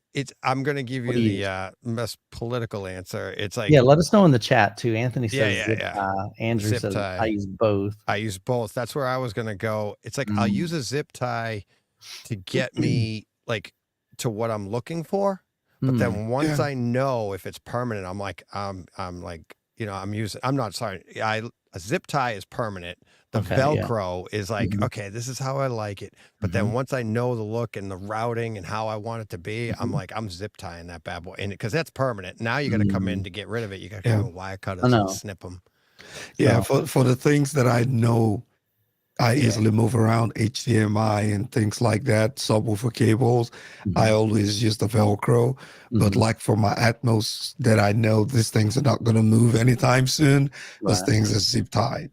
Yeah, that makes sense. Yeah. Behind my rack, it's everything. I don't have anything zip tied. It's all Velcroed. Maybe the only thing, kind of like what Ike was saying, I do have like a like my Cat 5 cable or Cat 6 or whatever cable that's coming in. So it's attached underneath. Of course, I'm never moving that. I'm not changing that. So some of those might be zip tied. But actually, now that I think about it, I think I put a nail in the wood and just bent it up, actually. Yeah. So it's just kind of tucked in there. Yeah. How many people go with nothing? It's just everything's dangling around. There's tons of people that who do has that. a rat's nest. Let me know in the chat. I've done that. I mean, I do that, and that's what you do. Eventually, it evolves into that. You push it up against the wall, and you're like, well, don't have to look at it. It's dark once you turn the lights off, right? Yeah. Well, I have a theater closet that has you have 2 to doors. change something, it's such a pain in the butt. That's when we get mad. Yeah. It's if you don't have it somewhat managed back there and you go to change out something, to swap out something, that's when it's like irritating. You're like, oh gosh, man, now I got to figure out where my cables are going. Or if you have a bad cable, where's this power cord go? That's a pain in the butt. Yeah, the power cords are the ones that get me the most, man. Because there's so many power. I mean, like you got your, where is this routed to? It's like this power cord goes here, and you're like tracking it, and then you get to the end of the spaghetti, and you're like, I'm not even on the right cable anymore. All right, start at the beginning. Work your like way even I have them labeled, but I'm pretty sure in my rack, if I go in there, something is plugged into something else. Yeah. Ike and I was having this discussion the other day. Because I got a little office set up for like my podcasting area that I use all the time, and it's amazing how many wires I got just going in the studio here. Yeah. It's like your laptop wire, the this wire, so it's tons of wires everywhere, and before you know it, you filled up like a 20 bank power supply. I think wires are probably cables are probably the most things I've bought in the last 5 years. It's like I'm always buying cables, different lengths, different shapes. I use these little zip ties on everything from extension cords out in my garage. I mean, like anything that needs to be wound up, it gets on a zip tie. I mean, on a Velcro. Velcro. So Yeah. all of my cables, even like little charging cables. You know, I always just do zip ties because iPhone cables. You can buy like a pack of zip ties that's got like 400 zip ties in it. Man, You know, you still gotta cut that. You still gotta cut that stuff, man. I don't have the patience to try to remove it. You gotta cut, and then I don't zip tie like my fiber HDMI cables because I just feel like those things are. They say that they're not tender, but I feel like you don't want to put that extra pressure on them. But yeah, it's a lot of hassle just trying to put a scissors there to cut that thing, man. We got a $30 super chat. Oh wow! John, Brock? Brock Star, Brock is great, John dude. Brock. Yeah, John's awesome. He's like, hey guys, just wanted to say hi to the group. DJ, almost in the home stretch, bud. Doing great. Thanks, buddy. Thanks. We call him Steve around here because I accidentally gave the wrong credit to the wrong person. He's like, it was me, it wasn't Steve. Funny. So yeah, Steve Brock, my buddy John. Thank you. And we had another one.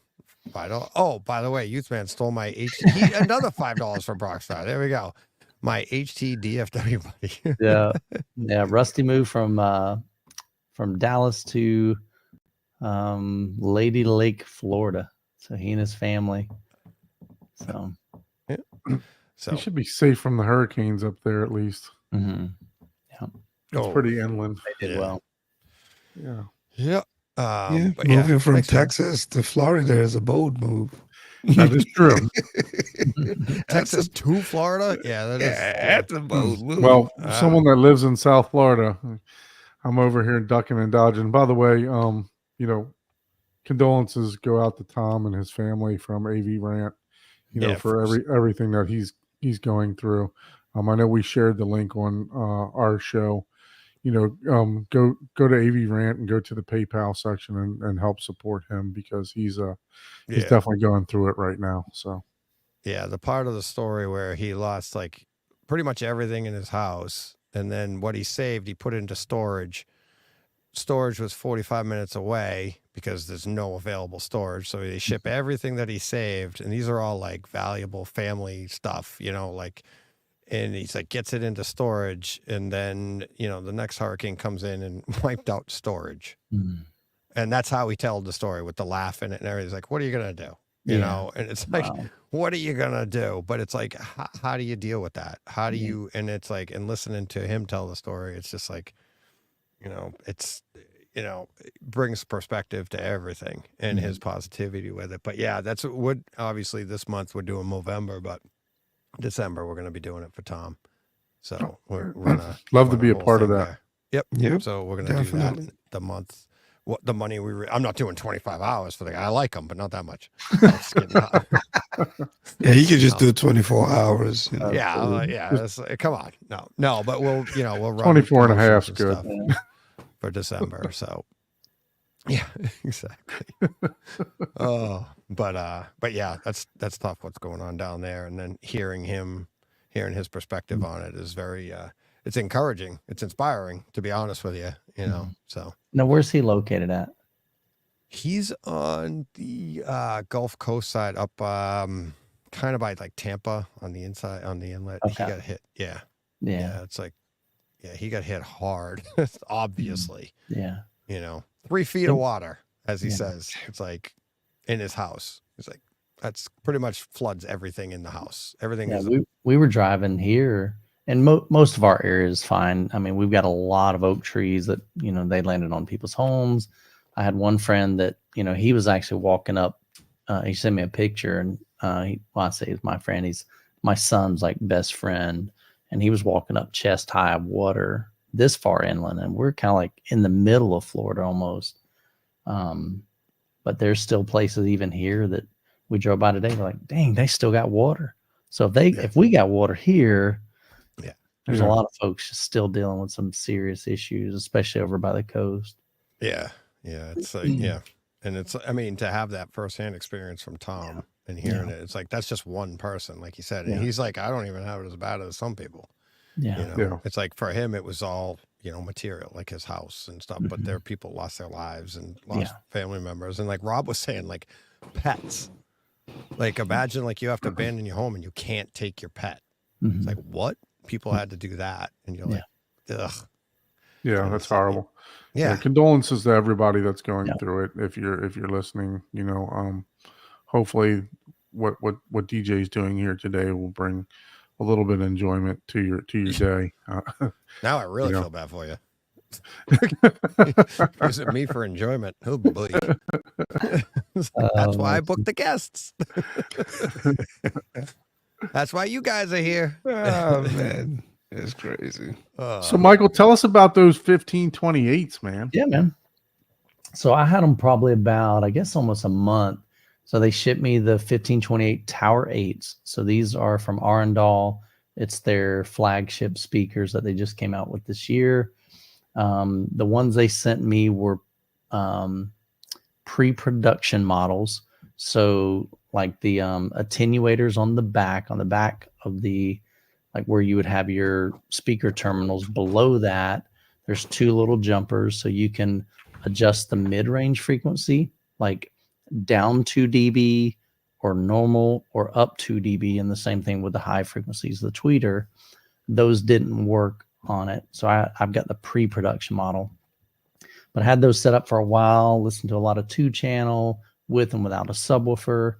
And then finally, after about a month of kind of fighting back and forth with Customs finally released the center channel and the bookshelf speakers. The center channel is the same size. Actually, the center channel is slightly heavier than the towers. The towers, I believe, are 174 pounds. The center channel, I believe, is 181 pounds. It's monstrous. I mean, stupid monstrous. If you guys, I tell you what, if you haven't seen them, I'll see if I can pull up a photo. But I had a chance to listen to those, did a lot of 2-channel listening, and then had, once I got everything set up in a surround sound system, then I began to watch some movies and clips and my normal demos, and even Jessica and I just, last night we watched Ghostbusters Afterlife, and that was cool, man. I'd never seen it. And I'm just, of course, I don't even care about the story. I'm just like, oh, that was cool, man. That sounded awesome. And they fire the daggum, I don't know, the Ghostbuster cannon, whatever things that sucked in the ghost. Incredible. I mean, it sounded really, really stinking good. So it's these, I didn't take any measurements of speakers because I don't do that on my channel, but Gene came over and measured them. And he's going to make a video on his channel showing those measurements and talking about what he saw in the measurements and what he heard. He's also going to measure the bookshelf speakers. We just took those over, like I told you earlier, to Don. And then Gene's going to come over and take some measurement in Don's room of the system. And then he's also going to take the bookshelves home to his home and then measure them there and listen to them and such. But he said they measure he was surprised at how linear the response, we were talking about response earlier, how linear the response was in my room. And my room is not ideal, to be honest with you. I mean, I've got a lot of hard surfaces. There's no acoustic treatment in the room. It's a typical family room, Jessica doesn't want me to put acoustic panels on the wall like I've got in my in this room. I got, I don't know, 5 acoustic panels in here, but I don't have any in the living room. But I love the way they look. Of course I'll do a full review on my channel, but they're monstrous, man. You either have a very, understanding significant other, wife, girlfriend, whoever, or you got to have a big old room, or you got to be a single dude or whatever, or put them in a dedicated room. I don't know, but it looks almost like overbearing for my little cabinet. Let me find a photo here. Let's look at.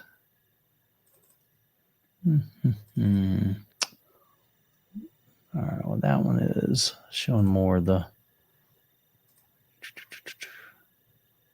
Are you pulling it up? Is it?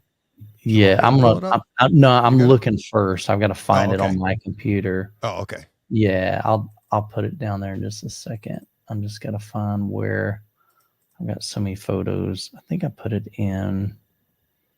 I was going to say, I saw the center channel. Is that the one you're talking about? Yeah, well, just the whole thing. I mean, just when you see all three of, I think it's in here. Photos, images. But that, to your point, it's like, I mean, almost everything we do, regardless of this part, but it's like you need an understanding partner if you have a partner. Well, yeah, but this I'll be honest. Because you might not have one if you keep going with this That stuff. is true. Like, so that's how understanding it is. Yeah, this is on a whole nother level. Yeah. And where is... You got to get rid of this. It's either me or that. Bye-bye. Exactly. Oh, where's it? I cannot find where I put it now. Of course, like I'm trying to talk and think. Yeah, exactly. And no, that's, man, I keep finding the wrong photos. It's so funny. Like, yeah, make sure you don't share the wrong photos, Michael. And while you were talking, I was like, inappropriate. It's yeah. I just gotta find. She's Gurinder in the chat. DJ is making it look too easy. 36-hour podcast next year. LOL. Yeah, okay. You got a feeding tube right? Lined up? No. 30. Another 12 hours after this. Yeah, actually, it'd only be 11 because I'm going 25. So, see? But that's home theater right there. You know, so Gurinder hitting it like out of the park with that statement. Like, it's never enough. We're never happy, right? All right, now I found it. It was actually in my thumbnail folder, not in. I was looking for like a photos folder. Yeah. There we go. See if you can see that. So you can, there we go. There it is. And so when you look at that, you're like, okay, I mean, that's a big center channel, but you can see the big Emotiva amplifier over on the far left. That's the DR3. So I had 600 watts going to the left, 600 watts going to the center, 600 watts going to the right. The TV is 85 inches. Wow. Jeez. That stand, tiny. Yeah, it does. The stand itself is, I think, 96 inches wide. That is crazy. So those are 8-inch drivers. So there's, if you look at the towers, the center channel is basically the tower laid on its side, and then they took the mid-range and the tweeter and just put it in between two woofers. And it's literally every bit of as wide, every bit of as, thick and heavy. And it is just, it's insane, man. How much is that thing? Let me check the website. So it's about, I think it's $4,600 for the center channel. Wow. It's $9,500 for the pair of towers. I forget how much the surrounds are, the bookshelves. I think they're probably $4,000 a pair, $4,600 a pair, something of that nature. So I want to know how you're reading the subtitles. Oh no. Yeah. Yeah. So this was literally a demo or a review of the speakers, not of the. Yeah. People are like, oh, you need to move your TV. No, I'm not moving my TV up to review something. Right. This is gone now. This room is empty again. I just have my Martin Logan F200s in there, and that's it. Just two speakers. So there's not a full surround sound system. But I use this room. I would always do my reviews in my theater room, but then I realized I've got a lot of people, like 2/3 of my audience don't have a dedicated theater room. So, why not do some reviews in something that they can relate to? And a lot of people said, man, thank you. Cause I have just a regular living room that I've put, built my home theater around. And that actually kind of brings me to something that, we were talking earlier about, make it your own space, and even a sound bar is a theater room. And I kind of get frustrated. Sometimes you'll be in a Facebook group and I just kind of refer to them as elitist. These are people that look down on others and say, well, unless you have a projector, you don't have a theater room. Or unless you have a dedicated room, you don't have a home theater. And I'm like, man, no. I'm one of those guys. I'm inclusive. I want people to realize that, what, even if you've got a bedroom set up, if you've got a garage that you've set up, if you've got a bonus room, if you got a living room, whatever.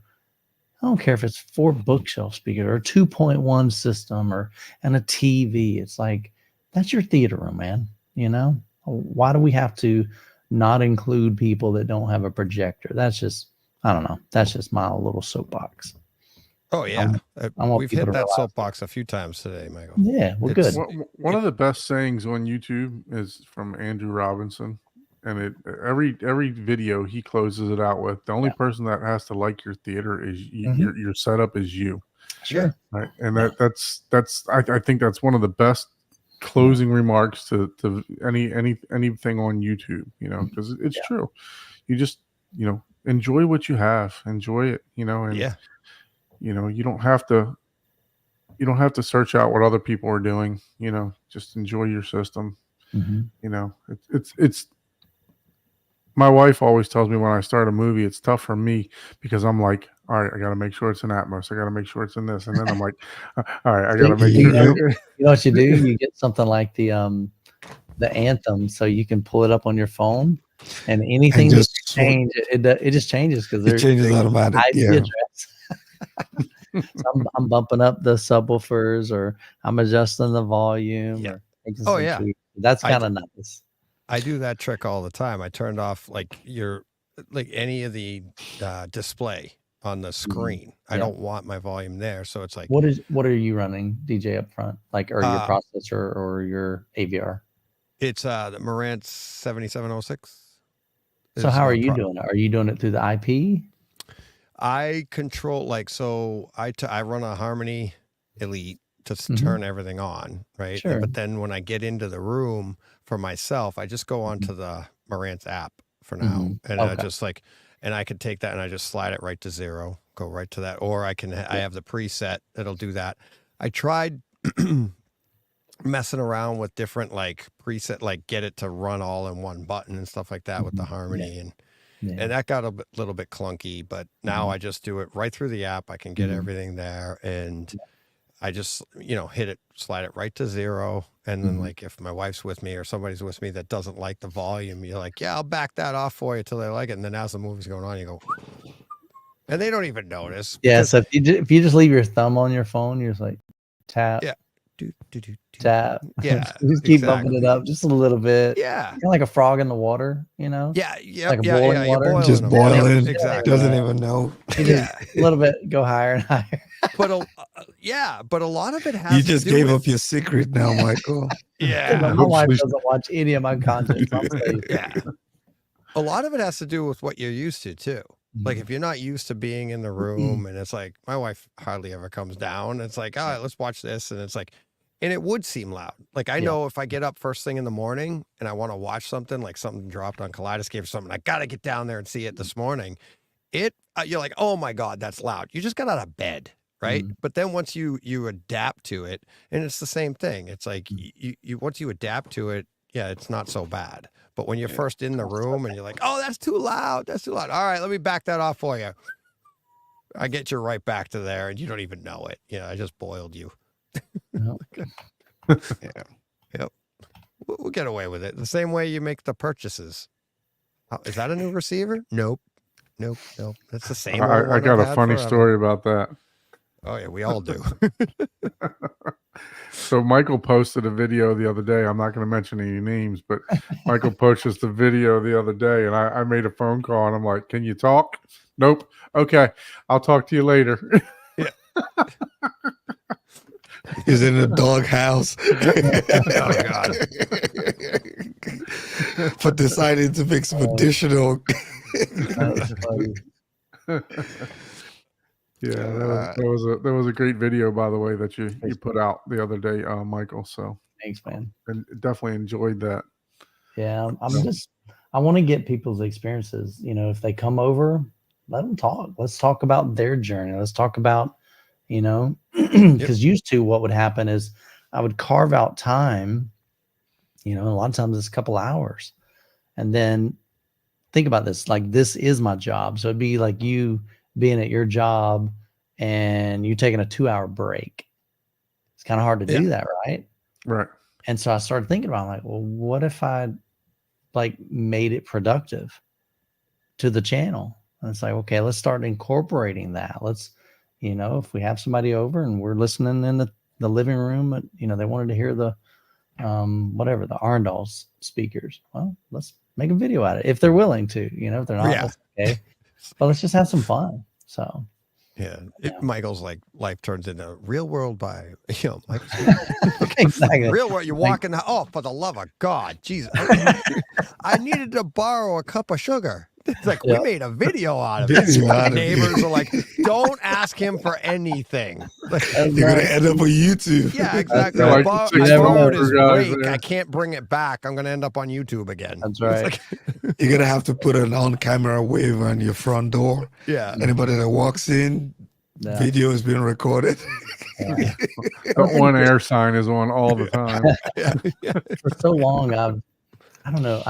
I've always been very polished, I guess, on my videos. I pull out the lighting and sometimes I've literally gone in my theater room to film, and I promise you, I've sat there for 3 hours thinking, man, how should I do the intro, and what's the story, what's the cohesiveness, and how's this all going to tie together? And then I'm like, oh, that's stupid. That my audience isn't going to enjoy that.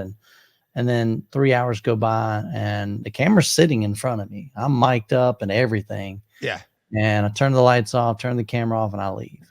Yeah. I never filmed a video. Never did anything. Yeah. I do that a lot. Yeah. So I'm thinking, you know what are you doing, man? And is it fear? Is it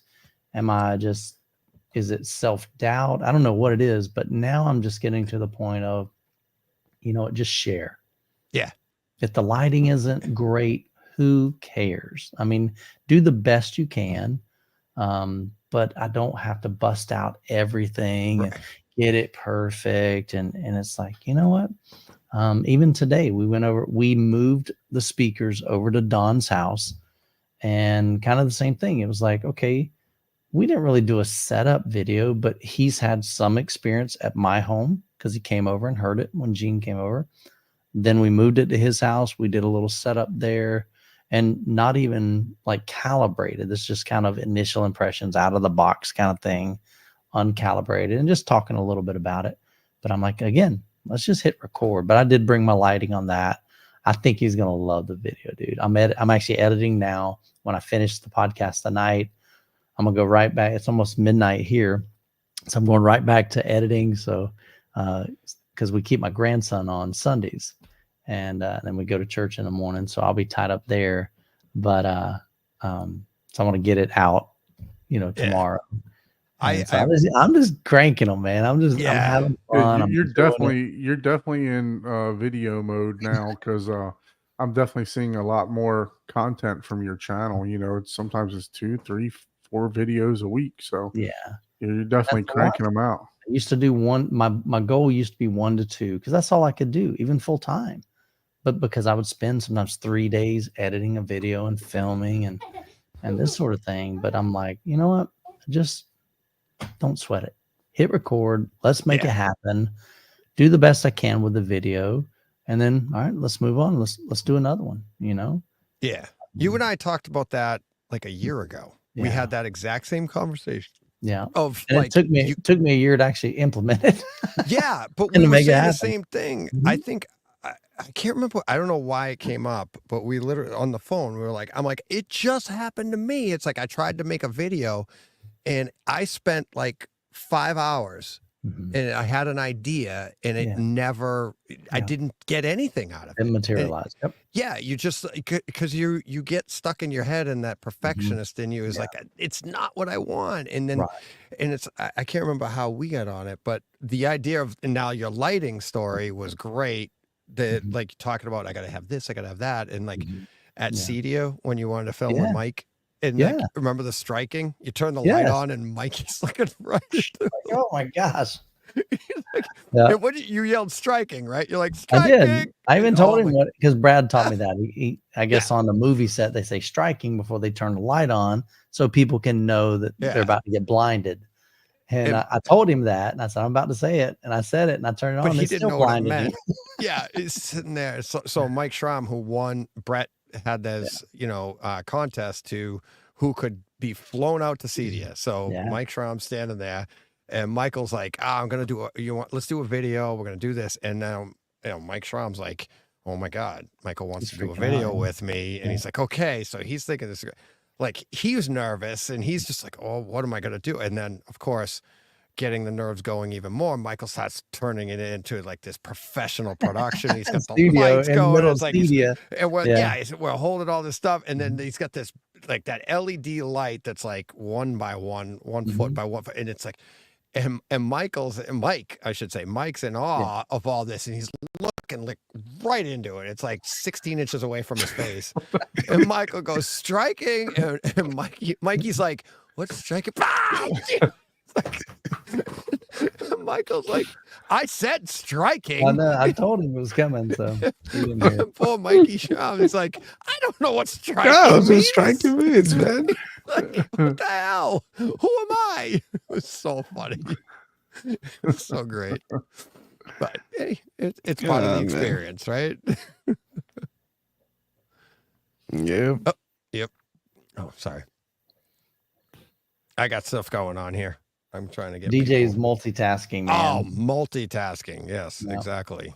I'm trying to get people, like people that are supposed to be coming up later. They don't have links yet. And, oh boy. Edward said he's been with you since the morning or morning. Wow. Yeah. So he's Keep been it rocking. going. Yeah. Awesome, man. Get some rest, brother. Yeah. He's saying Sandman is calling him. Thanks for rubbing it in, Edward. I started. I think I started it like. Well, I started listening to Todd. You and Todd pre-show. At like, I got to my first location, first store at like 4:30. I started listening to that. I'm like checking my phone. I was like, finally, I kept checking, making sure I wasn't gonna miss. Finally, I just set an alarm for like 5 minutes before 6, so that I made sure that I could jump in. Yeah. But yeah, no, it's a great thing that you're doing. It's a great thing for the calls, that you're doing. Hearing the story, like, unfortunately that we heard earlier from Omar, right? That he, about what he had to go through with losing a job and everything else like that. It was, very, very touching, but I definitely appreciate everything that you're doing and for this calls and, helping out, helping out the Ryan, the whole calls that he's been doing for quite some time. Yeah, this is his 16th year raising. I mean, up until this year, he's after 15 years, he raised just over $30,000 for Movember, and now this is his 16th year. Last year he did 5,000, and hopefully with us doing this for the entire month, and his podcast is doing it, and he's been doing this longer than he was podcasting. But just raising the awareness for, men's health. And it started out as like prostate testicular cancer was what Movember was about. And now it's progressed into basically the full spectrum, and that's the idea of like Movember, the mustache. And it's like, you get people to like, just ask you, why did you do that? Like, and it gets people talking. And, that's what we're talking about with, Ryan was on and Omar happened to be still here. And I had known what Omar had been through, and he just started opening up about it. And it was great, and it was like, that's exactly what we're talking about, and everything that he went through. If you haven't heard it, and I encourage you to go back and listen in the previous, it was in the previous recording. And listen to Omar's story and just the courage and what Ryan had even said. He's like, strength isn't, just ignore it. Strength is showing your weakness. That's the true strength. It's like, don't just ignore things. Don't just be like, yeah, I'm fine. That's not, and then Omar opens up about his story and that he showed weakness and lost his job and this and that as an officer. And it's like, you're supposed to be tough and you're supposed to do this. And that was at that time. But because of what Omar did, it raised some flags on some stuff. And now people aren't losing their job and they're encouraged to do this. And unfortunately, he had to lose his job to show the way. And, but it was speaking up about stuff and exactly what, I didn't put those two together on purpose. I had no idea what was going to happen, but everything happens for a reason. And here you have these two talking about it. And to me, that's like the, the epitome of the entire day right there. Yep, exactly. Yeah, it's a fantastic cause that you guys are putting together here. Yep. So yeah, and that's what we're doing. So like for the whole month, any money given, I'm encouraging people to just go right to Ryan's, page, his Movember page, which links are in the show notes and all my shows. And it's on, even on this, you go down on the YouTube and the notes, it's right there. There's the link. Go to Ryan, donate. You can donate to him, or if you go to my website and Michael, box of popcorn right on my website. You made fun of me on that one. I think Don, you were in that Patreon chat, but he's like, who has popcorn on their homepage? I was like, I do. I was like, so you spoke about earlier about some giveaways. I don't know. I haven't heard you speak about it for a little bit. Maybe it would be a good idea to refresh, how you can enter and what you can do to support the cause.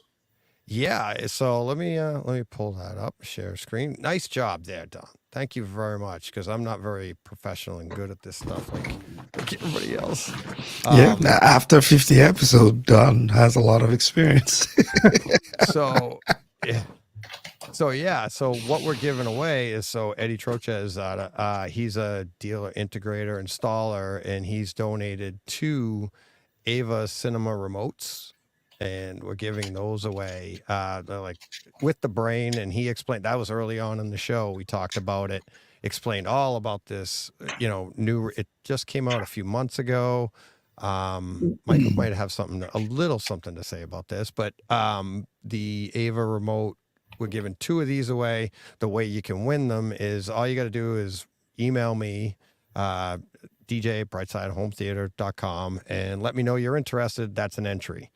Every $10 you donate, just send me like the receipt for whatever you've done, whether it's to Ryan, you buy me a box of popcorn, something like that. Tell me you want to put it towards an entry for this. So if you give like $100 throughout the month, show me that, and then you'll have 11 entries into this. So and there's 2 chances to win this. There's a black one and a silver one. Nice. SVS stepped up.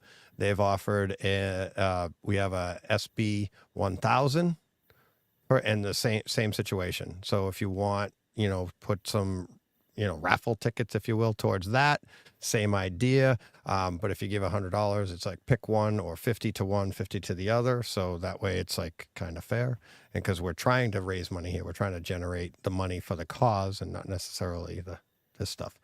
And then the other thing was, anybody that donates $50 or more will get a 10% discount on a Kaleidoscape system, and the details with that. And that's through Eddie as well.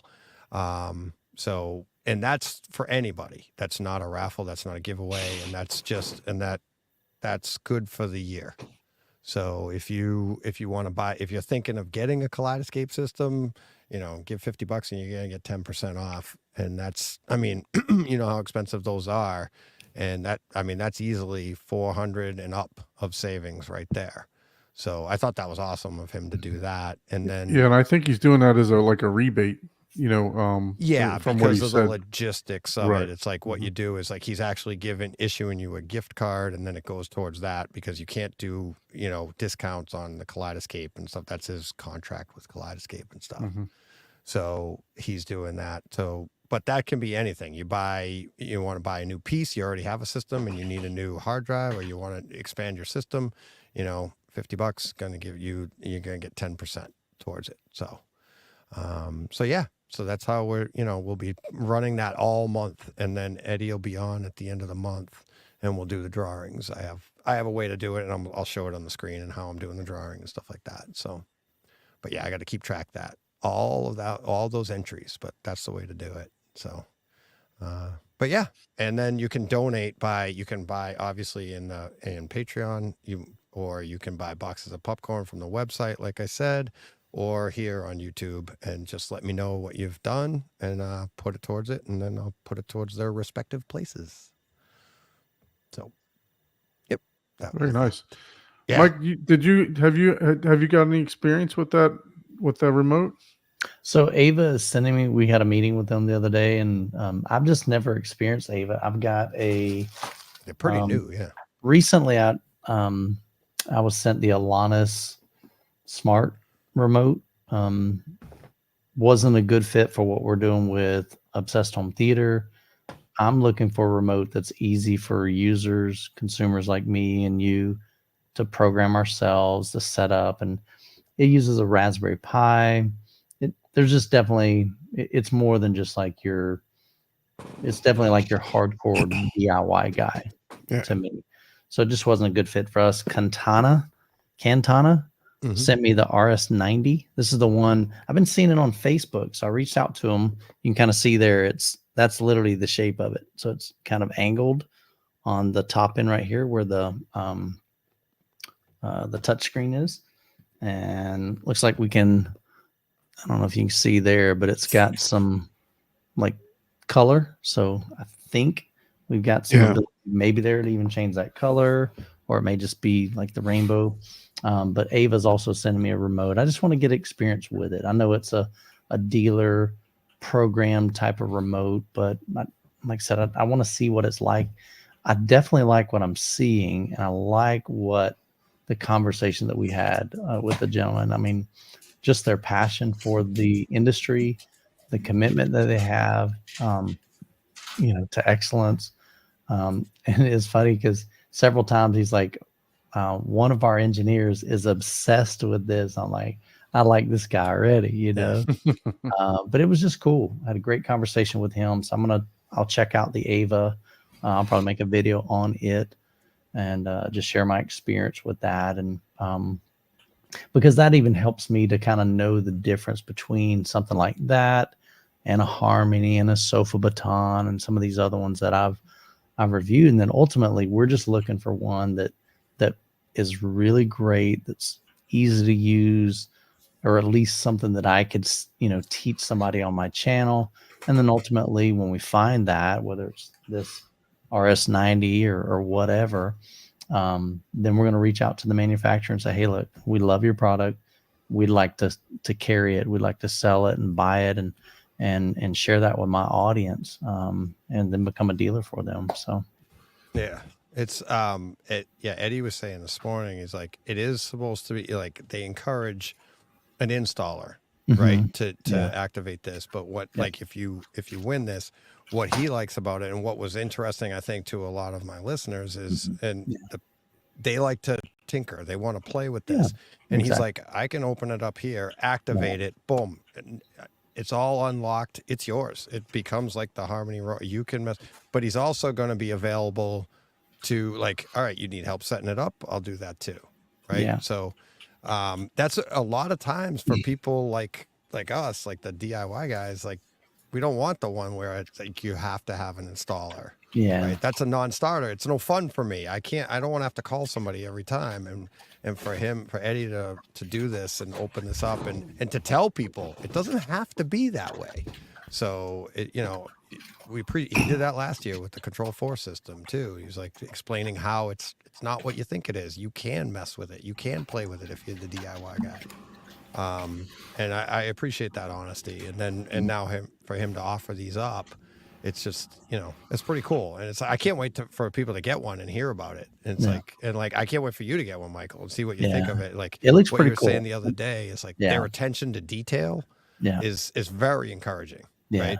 He was telling me like one of their, I guess one of the owners or engineers, he's obsessed with Apple, and like but he wants to know why. Like, why did Apple choose to use this particular amount of roundness on this product?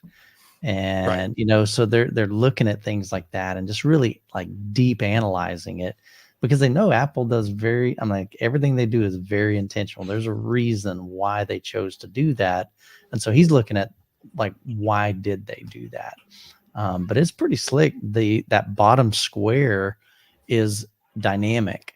And basically what I mean by that is, and what they mean by that is, when let's say you launch Kaleidoscape, that raised square right there with that round circle, that's glass that is raised.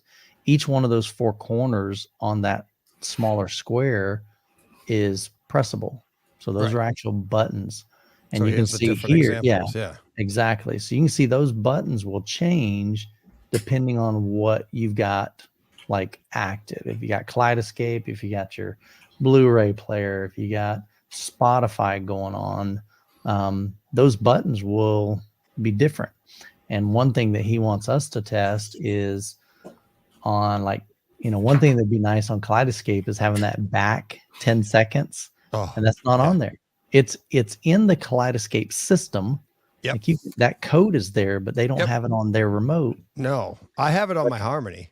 But he's wondering, he said he believes it's on their remote, but he's wondering, is it up here in the list? Would it be better down in the dynamic? And he just wants some user feedback based on that. So like I said, I'm excited to get it in, play with it. It looks sweet. I mean, it actually looks really cool, looks very futuristic, super clean interface. Having that, and really there's no bezel on that. I mean, it's like glass wall to wall, top to bottom. So looks pretty slick. Yeah, Eddie was saying that it feels like it's a tactile button too. Mm-hmm. They did a really good job, so that dynamic keypad also has a tactile feel to it. So it has like a vibration, like an iPhone does. Yeah. Yeah, but like as you see here, it's just flat. But you're searching around for something, and he's like, you can feel it. He goes, it's weird. It's really, really cool. Well, I know that bubble in the middle, that circle. Yeah. That's raised. It's actually glass. Is real. It's raised. Yeah. And you could kind of see it here, maybe not on YouTube or whatever, but you can see that that's raised there. But it looks like it's very similar to the Neo. Yeah, that's the Control 4 remote. Yeah. Yes, as a matter of fact, I don't want to say, I might be getting it wrong, but what they did, I don't know if they did the Neo and then sold it to Control 4 is something like that. It's like he talked about it this morning. I don't want to screw up the names, but this company actually made, it might not be the Neo, but something similar, and they sold it to Control 4 and everything, and now they came out with this, and that's why as of right now this one isn't compatible with Control 4 because they're having issues with licensing and stuff. But there's a lot of similarities there, which is encouraging, so hopefully, we'll see. So Michael, is there a price point on that Cantanta remote? Honestly, I don't remember. I don't know if he's even told me. I know the other one that I was looking at from Adonis, I think that was about $700, I think. That was just the remote, and then the Raspberry Pi, I think, is another couple $100, $400 or so. I believe the Ava is like $12.99 for the remote. Then if you want the Nano, or is it called the Nano Brain? There's another the Brain. Yeah. So you can run that by itself, and really where that comes into play is if you can control everything with like native apps, IP, through your network. But if you need to use like IR, infrared, like maybe you got a rack in another room or something, and some of those components need IR, then that's where you'd need the Brain. They've actually got some really good tutorials on there, kind of like real simple walkthroughs on their YouTube channel. So if you're interested in something like that, definitely go check out their channel. Definitely looks pretty promising, to be honest with you. Hey, Graham. Hey. Graham joined in a little while ago. How you doing, buddy? Hey guys, doing good. Good. Just looking up this remote, man. It looks really cool. Yeah. Pretty slick. Yeah. It is. I was trying to figure out what kind of operating system it would be running off of. Android. It's an Android system. It's an Android system. Yep. Okay.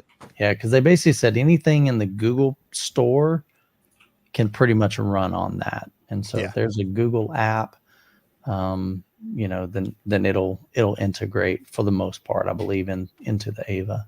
If you want to go, if anybody listening, except for Control 4. Yeah, exactly.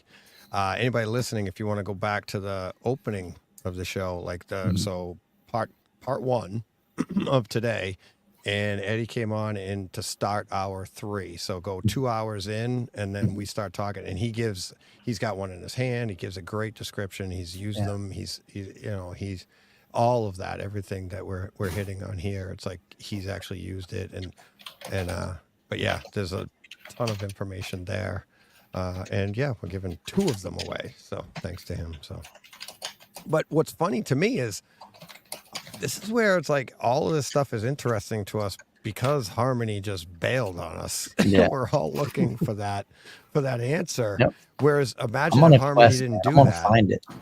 Yeah, exactly. Yeah. If I don't find it, eventually I'm gonna build it. I'm just gonna start my own company, build a daggum remote that us consumers can program. It's easy, has an app. What are we talking about if Harmony doesn't bail on that? It's like, where all these companies come from? Yeah. Nothing. It's too bad, but at the same time, kind of keeps it fun, doesn't it? Well, think about this. Harmony, I mean, as much as I hate to see Harmony like dip out, I think what it's causing is people are, number one, they're seeing, hey, here's a market that we can now step into, and it makes it probably easier for them to get into the space because that consumer driven, consumer programmed remote is no longer the competition, and they pretty much consumed the market at that time. So with them stepping down, the hard part is they were, I think they kind of got complacent in a lot of ways because their user interface wasn't cool. I mean, you know what I'm saying? It worked pretty good, but there was definitely, especially on the computer side, I was like, I mean, it could look they could have revamped that user interface, but maybe they knew 2 years ago or a year ago, like, hey, we're going to be closing up shop. There's no reason why we're going to really innovate on this. But it's still going strong. I mean, people are using them, and the Harmony, I love. Somebody told me, well, I don't know. I didn't know if this was based on personal experience or something they heard, but I thought they said that. I don't know if they were trying to update something and now it's not available. Oh no. I haven't tried. I don't know. I hadn't really messed with mine in a while. I have it kind of out of the system right now. Yeah, I haven't messed with mine in a while, but it still works. I'm like, I mean, like mine's like not even in my system, so I haven't played with it every day. Yeah, I use it every day. Well, every time. But you haven't had to update or add a new component. So I'm just curious, like how long they're going to continue to put new products in their database, or if they even are. I just don't see them supporting something that they're not getting money and revenue from anymore. So true. Yeah. They may keep the database going. I just don't see them continually going, okay, yeah, let's add that one. Here's some new Marantz receivers. Let's make sure we get those in there for our past customers that used to pay us. Right. So yeah, that's true. I'm just curious, like how long it's going to last and when it's going to be like, all right, this thing is not working for the consumers. So we'll see. I haven't heard it yet. I haven't heard anybody say like it died on me or it's not compatible. I haven't heard that yet. And when it happens, it's gonna go. We're all gonna hear about it. Right? It's really quick. I'll make a video on my channel. All right, guys. We really need to find something now. Yeah, I have one of the pro remotes just sitting in my closet. I decided that I was going to go Control 4, and I know they're going for a pretty penny on eBay for the pro remotes. So, Lee, how you doing, buddy? Hey. You got your camera working? Yeah, I don't know what was going on, so I missed a lot of conversation. Are we talking about things like Harmony remotes? Yeah. A lot of everything. We've bounced all over the place tonight. I just want to know what the latest topic was, but I have things to say about Harmony remotes because my God, mine better not ever die. Because every time I pick up that LG remote for the OLED, it's the 2018 model. I hate it. It's like Fisher Price's first remote control. It's a weird little toy. Nothing makes sense. None of the icons or buttons look right. I hate the thing. So please don't ever go away, Harmony remote.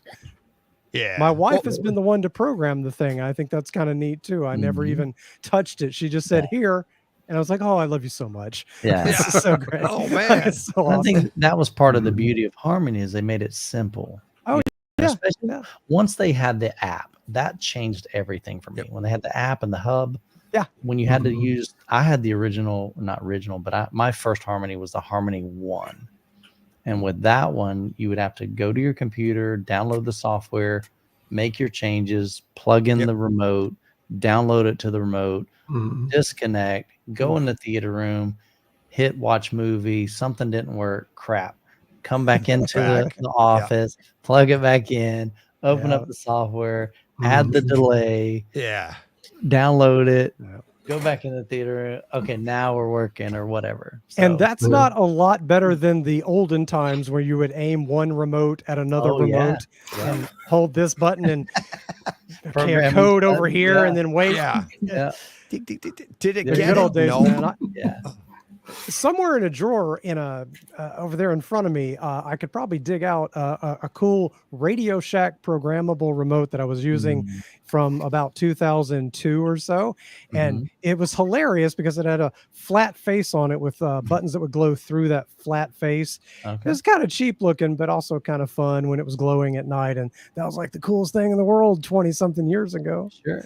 And sure enough, I did the face-to-face trick, one button at a time. Oh, yeah. Do y'all remember the Pronto remotes? Yes, that's what I was just gonna say. Yep, those I had were, one. were, because they look cool back then. Looking back, you're like, oh man, that thing was janky looking, but it was cool back then, man. Man, it's like a little kind of mini iPad. Yep, yeah, before iPads, and you designed your own buttons. Right, and you had to draw them in and be like, drop it in, do what you want. You could set macros, you do all this, but the problem with it was if you didn't do things in the right order or whatever, so if anybody used your theater other than you, it'd be like, what went wrong? And that's where Harmony, like you said, the simplicity of it, but that help button, they learned from everybody else going, nobody can use my theater but me. Correct. And then like Harmony's like, okay, we'll walk you so like anybody, my kids, my wife wants to use the theater, it'll be like, they don't have to call me, just hit the help button. It'll walk you through and the theater will the projector on. Yep. Is the kaleidoscope on? Yep. Is it working? Nope. Nope. All right, let's start again. Let's try it again. And honestly, things just keep getting simpler because we don't use anything anymore. I've got a Blu-ray player and that's it. Otherwise, everything's on the TV. It's just apps. So as long as the TV works and a Blu-ray player works, receiver works, I'm kind of done. My Harmony remote has no screen on it. It's that really simple one. And I love it. You could do like 6 different devices with it, man. Please don't take it away from me. Please. Please don't ever die. I have a feeling you're the guy hanging on to like cassette tapes. You're going, please don't take them away, but they're going to eventually go away. Oh my Harmony's God. going to close. Right. It was within reaching distance. I love it. It's VHS collection. Hang on. It gets better. It gets better. But there's more. VHS tape. Right. Do you have Laserdisc? Laserdisc. Oh my goodness! Not within reach. Yes, I do. Oh, you got it. That's awesome, man. I wish I could pull one from like right here. That's mine are right around. That was like that was planned there. Yeah, I have so many formats still here. Laserdisc was to me like the game changer for movies. Do you have the Betamax? Oh, that's the only one I don't have is Beta, and I have some Beta tapes. In a box over here. But I don't have the VCR yet, and I need them so I can see what's on those tapes. They're from the 80s. I don't even know what's on there. It's not going to be like camcorder because they only had like one Betamax camcorder. It's just going to be television, but it could be really, really cool. Well, you guys know my big thing is capturing, digitizing analog tapes. So it's no surprise I would have all these things just kind of sitting out. This one has some Alabama football stuff on it from the 1980s. That was there we go. Up next, Oh, and this one has episodes of Joan Rivers' talk show from 1986. Oh my God! So I got some wild stuff in here. That's I love old analog tapes and the sort of art of getting them off the tape and onto a computer because it's not as simple as you think. You can do it simply and you won't get great results, but to do it well, you dive into this sort of rabbit hole of insanity. and equipment and settings and trying things, and you'll lose your mind. But I wish I could aim the camera around. There are 3 semi-pro VCRs right here, and then I have camcorders for things like 8mm and high 8 and DV and HDV and Super VHS. Super You're VHS. the guy. Man. I'm the guy. I can still play it all. So if anybody needs to digitize something, and then the other challenge is once you get it digitized, how do you process and make it look good on YouTube, and how do you play it on your television in your home theater and have it not look god awful? Right. Yeah. So, and I've gotten pretty good at it. You can sit there on a 65-inch TV and enjoy what came off a VHS tape, and it does not look bad if you do it right. And it's super duper fun. And then there's all the emotions tied into that as well, because now you're watching, I mean, if you're watching videos from the 80s like I have, you're watching people who have passed away a long time ago. And it's just a strange experience of time. And then there I am, and I don't look like that anymore. And then also there's like friendships maybe you don't have anymore, relationships you don't have anymore. That's funny. Yeah. So I've had family Christmases, for instance, where I wanted to upload the video, but I carefully edited a certain person out. Oh, jeez. It's just like she was never there. Yeah. There's a lot of fun to it, but I don't know if I recommend it to anyone. If you have a few tapes, any of you can send them to me, but I don't know if I recommend getting into it, or you'll lose your mind. It is wild that it should never have worked in the 70s, the VCRs. I'm amazed that they got that electromechanical thingamajig called a VCR to work in a home for a price that at least some people could afford in the mid 70s. That is nuts. My buddy he wanted a collection of, he saw it online, and he's like, oh, he loved the show Grizzly Adams. Yeah. Yeah. So he bought it online, and somebody shipped it to him, and it was DVDs, but it was a recording, VHS recordings just put onto the DVD. But it was the recording like over the air with the static. Oh, with like so the off an screen antenna would get all snowy because it had bad reception, but it's a recording of that, so you can't like bang your TV to make it go. Yeah, so you get up to adjust and we'll wait. He thought he was buying like, oh, I found the collection of Grizzly Adams. No, you didn't. You found some guy probably in the woods that recorded it with his feet. You found Grizzly Adams. Yeah, so he just bought it like off it was his eBay? home tapes. Yeah, is that like an eBay purchase? I don't think it was eBay. I think it was like he thought it was legit. Oh, and it was like, oh no. And it was like, in the snow was the thing. Like, you're like, because it was so aggravating back then. And it's like, you lose it. And it's like, for the people watching, we couldn't pause it to get the reception right. It was, this is live, and you're just flat out missing it. Right. And now he's got a recording of this. He's like, watch this. And it's like, nothing you can do about it. Oh, yeah. I've seen plenty of that on tapes. Some of it's just not worth bothering with. Any kind of major commercial program is probably available some other way. The real treasures on a VHS tape from that people recorded at home are the things that are like local and you can't get otherwise. A movie looks terrible on VHS, but local news is like really fun to watch. That's my kind of thing. If I can find like a local programming, that's my favorite, or weird local commercials. You have that's where the fun VHS is. Tapes of local news. I'm telling you, there is a news isn't bad enough. You got to watch the old stuff too. What's fascinating is better back then. It is better in many ways. Well, like nowadays, especially if you put on cable news, it's really just cable discussion. It's not so much cable news. Unless a live horrible event happens, it's cable discussion. And it is kind of shocking when you see a tape from CNN or ABC or something from like the early 90s and people just doing reports from locations about what's happening. And you're like, what is this? They just, live from thus and such, I'm so-and-so. And you're like, wow, you forgot that people used to just report the news. Live from Bill's hardware store.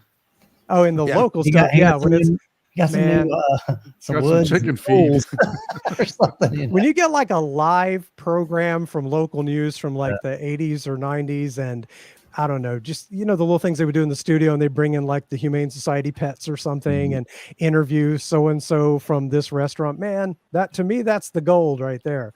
That's the good stuff. Not the movies. I can watch movies in 4K HDR now. So that's true. You want that original, that and home videos. So that's where it's all at. Yeah, I shared in the chat. I used to when our kids were younger, I had the Sony Handycam, and so I would film my kids playing out in the snow. We didn't have a lot of snow when we were in Alabama, but with the first time they ever saw snow, and there's like, I mean, we're talking a quarter of an inch, and my son's going, "It's snowing," and he's like just a little squat dude. But I made like these DVD menus and Adobe Encore, and you could actually move around and click it. It had a little thumbnail, and it would link to that file, and I could have page next and go to the next set of videos. And I had some cheesy background music, playing. And man, the first time you make one of those menus for a DVD and it works, you feel like the champion of the world. Cool. Like 2003 or something. Let me guess. Probably somewhere around in there you made the DVD. Now, I think I made my first DVD in 99, like 99, 2000, somewhere around there. I spent a pretty penny. My first CD I made would have been 97. And that felt like magic. I remember downloading MP3s as early as 1997 and burning them to a CD. And I felt like I had figured out everything. Making your own mixtapes. I had them in my car in high school in about 90. I guess that would have been 1990, 89, 90.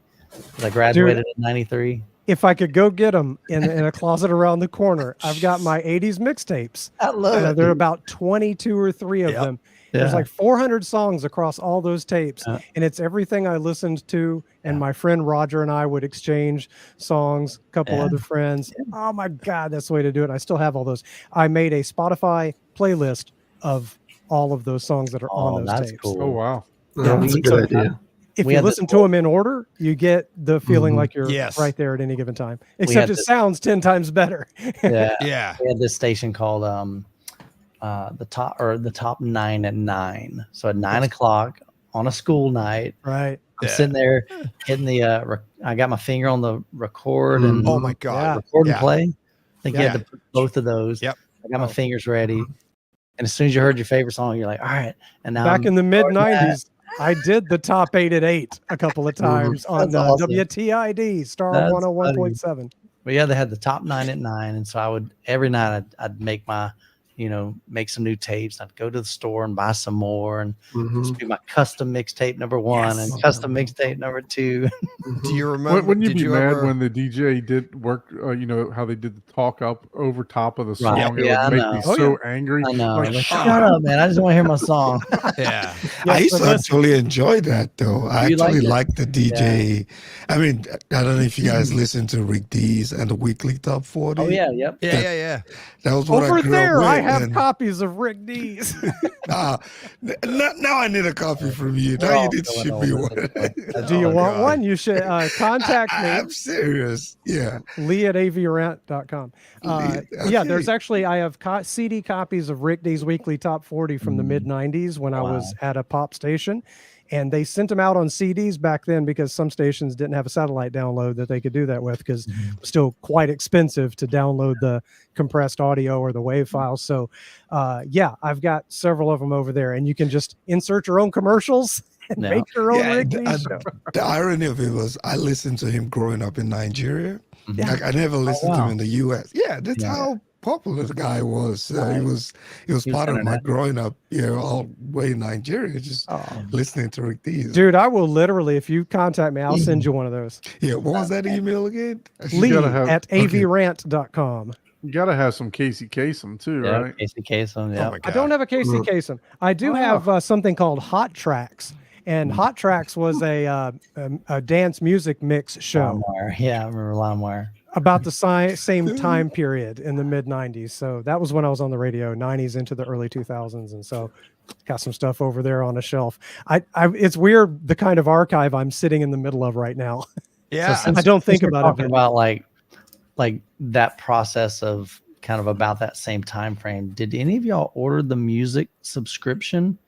You pay the 99 cents and then they send you like 10 CDs. Yes. Oh, yeah. Columbia House. What was it called? Columbia House. Columbia House. Yeah. Yep. I love that daggone thing. I paid like $10 for 10 CDs. I'm like, baby. Yeah. Like I got a youth man deal. My dad had to write that company a letter and say, my minor son signed up for this. You have to stop sending this. We're not paying for it. Hilarious. I probably got 15 albums then. Yeah. That's funny. Michael, what you were saying about recording off the radio and that you got to do the button. It was like, it was such a pain in the butt. But you were sitting there and it's like, you'd have your speaker right up against the tape recorder that you had. Oh, and then, you were doing it the hard way. No, exactly. No. Well, that's the only way. I didn't have the all-in-one piece. Oh, I had a radio. I had the little Iowa system. Yeah, I didn't have that yet. So you could actually record it while the playing. radio, and then I just hit pause and play and record, and then I just did. And it just has recorded. Yep. Yeah. But I didn't have the all-in-one piece yet. Oh, DJ. Wow. Oh. So my you got the really. So you're the Grizzly Adams illustration, but on audio. Yeah, absolutely. You were telling people to He got a tape recorder next to his speaker. I was putting it right up to the speaker, and then people would walk in the room and start talking. Would you shut up? I'm recording my favorite song, and it's like.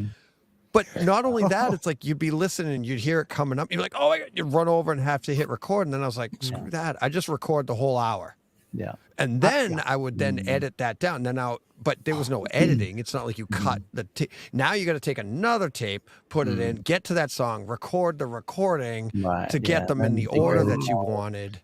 Well, what's that's frustrating is now came into play. So you could do that. That was kind of the first time we had the opportunity to kind of move stuff around digitally. Yes. Reorganize and delete. And of course it didn't take off, but we were selling. If anyone still has tapes where that has the DJ, like I always tried to cut the DJ out when I was a teenager, right? Because but nowadays I would love to get any unedited tape of a recording of a radio station where you can hear the DJ and the commercials and all that and all the imaging happening in between songs. Yeah. That's cool for me too. So you can see what I'm into is the local original unedited stuff, whether it's video or audio, and trying to turn that into something where I can access it and enjoy on a home theater system or on other devices.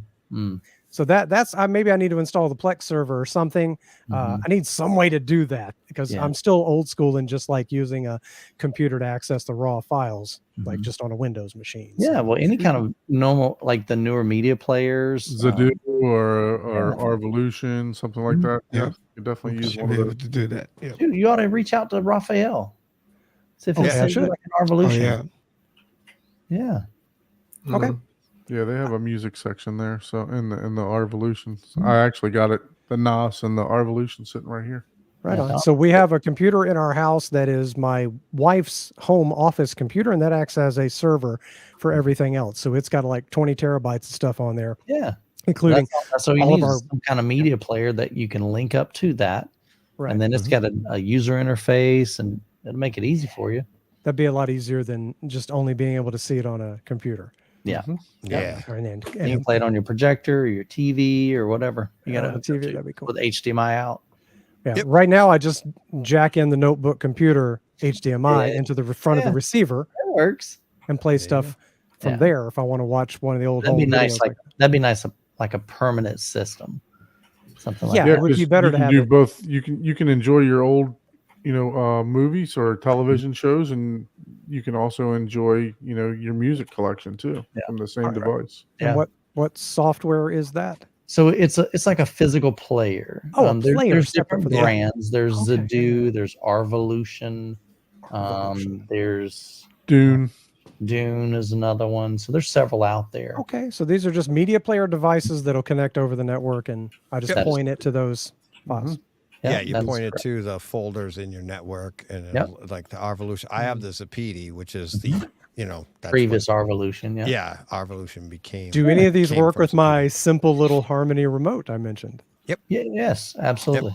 Yep. Yeah, mine does. Oh, that would be slick. Yeah, I had friends visiting this past weekend that I hadn't seen in several years, and we were watching videos from 2007, and I did the trick where I plugged in the computer, and it was a blast. In 2007, I blew the budget and bought a high-definition camcorder back then, so I have some very, very rare high def from 17 years ago, and that was fun to watch, but it would have been a lot easier, some kind of little box and just use the remote. Okay. Yeah, I will consult with DJ after this and see what I need to get. You got Raphael's number, right? Or his email? Okay, oh yeah. Cool. Perfect. Yeah, Raphael helped me with my I think you would greatly benefit from something like that. Right. I've always known these kinds of things existed. It's just kind of lazy. It's stuck in my way of doing it, and not everybody wants to sit and watch the whole movies. Obviously, there's the old joke of people pull out the projector in the old days and torture all the people that came over for dinner. Here, watch my Christmas video. But sometimes people are in the video, come over and they actually do it. I remember that. That's funny. I'm weird. I will watch your home video. Yeah. It doesn't matter. That's weird. Yeah. Yeah. You're the one guy that's like, yeah, let's go. Like everybody's like, oh, but here come the home videos. Everybody pull runs that away. home video out, man. I love it. I don't know what it is. It's just one of my favorite. It's just something about the vibe of like a 80s VHS, the way, or 90s, the way people shot things was led by the technology and what it could and couldn't do. And then the culture of the time. And so you get a certain look and feel and style of video that comes from these things that you don't get any other way. Like in the 1950s and 60s with film, there was only a few minutes on a reel and people shot short little 10-second clips and people were either hiding from the camera or overly animated, and things had a certain look. The color looked a certain way. And so the kind of, if you want to call it storytelling, that people would do with their home videos back then was very different. And then you get like a VHS, and in 1993, people would put a big VHS camcorder on a tripod and just aim it at the Christmas tree, time to open presents, on and go. And so you get like a 2-hour video that is at times just horribly boring. And then other times little bits of magic happen in there. And that, I don't know, man, something about the whole feel of it. I will watch your home videos. Wow. It's like watching reality TV. It's crazy though. I've got a handful of those because I used to have I think I've got mini DVs. Yeah. I know I've got a VHS of our wedding. Lots of VHSs of weddings out there. Yeah. Yeah. So all right. I may have to reach out to you. Yeah. Reach out to me. I can digitize any of that. Absolutely. All right. I'll hit you up. Graham, how you doing, buddy? Sitting there quietly, just taking I'm listening it all to in. you guys. Yeah, I'm just listening to you guys. Like, I ain't gonna admit I'm that old. That's all he's saying. Listening to the old guys. I'm just listening to all the old guys. Oh man, my aunt, she used to collect tons of videos, home videos and things like that. Cool. Betamax, VHS, and we had lots of family videos. And you're right, they are nostalgic when you go back and you look at like the phrases that you used when you were a kid, like, oh, that was radical, you could just tell like what time period that was just by the words everyone was using. The things you say, but also when I watch videos of myself from long ago, it's funny because I'm like, oh God, I'm such a weirdo. Look at that. But then also I see the same self in there many years younger. And that's just something you can't get it any other way. And I don't, it's not a normal human experience to see yourself 30 years prior or more in my case. I think the first video of me is 1987. Ooh, that's been a minute. Yeah. My grandfather used to videotape everything with it was like the reel to reel, the little, what were those ones, Lee? The film, you're talking about film. Film. Like 8mm film. He would film it, and it was like, I don't know if it was 8mm or what, but it was no audio. You just watch it. Yeah, you're just sitting there, and it's like the super, seeing my mom as a little kid, and then growing up, and then it's like, oh, now all of a sudden there were color ones and stuff. But growing up and see, like you said, that it's like a time capsule, right? And you're just so weird. Yeah. It's just now weird. The film, I can't convert film, but I have been researching that because I have, this won't surprise you, boxes of films from family in the past, from the 50s and 60s, mostly before my time. And I some of it's been converted in the past a little bit to VHS, or in one case, Super VHS. But I've been researching, trying to find a place that I trust to do this. And I think it's going to come down to, I live in Alabama, so I'm probably going to drive it to Atlanta. I see a couple places there that look like they can do it. And there's a couple of different methods. There's one method that looks really promising. It's like a wet method. They run it through a chemical, and where the image is taken, it's actually fluid in there that's filling in cracks and rinsing off dust and stuff, and looks pretty fascinating, but it's going to be painfully expensive. Yeah, it costs a lot. Yeah, we had Davis is saying in the chat. He's like, we just have my mom and dad's old 8mm films converted a few months ago. It's not cheap, but so worth it. Yeah, exactly. We did it years ago for my grandfather's collection too. Yeah. Many and don't years cheap ago. out on this stuff, because there are places out there that do it very poorly. I can't remember the name. There's one big place that sends you a box and you mail everything to them and they mail it back to you. They're terrible. I can't remember their name, but I can figure that out. Like as Fred's saying in the chat, like memories. So Yeah. you're handing these over. They're irreplaceable, and if they screw it up, lose your stuff, you're like, it could go completely in the other direction. So you really want to vet that stuff. Yes, better to drive it to them and hand it to them, Yeah. and then receive it back again. I wouldn't want to put it in the mail, or if you have to put it in the mail, just do it in chunks. Yeah, do one at a time. Yeah, let them convert one, and then you take a look. Yeah, exactly. Yeah, try it out before. Yeah, give them that one birthday party you weren't really fond of. Yeah, give them the rough looking one. Get them the video with the ex-girlfriend.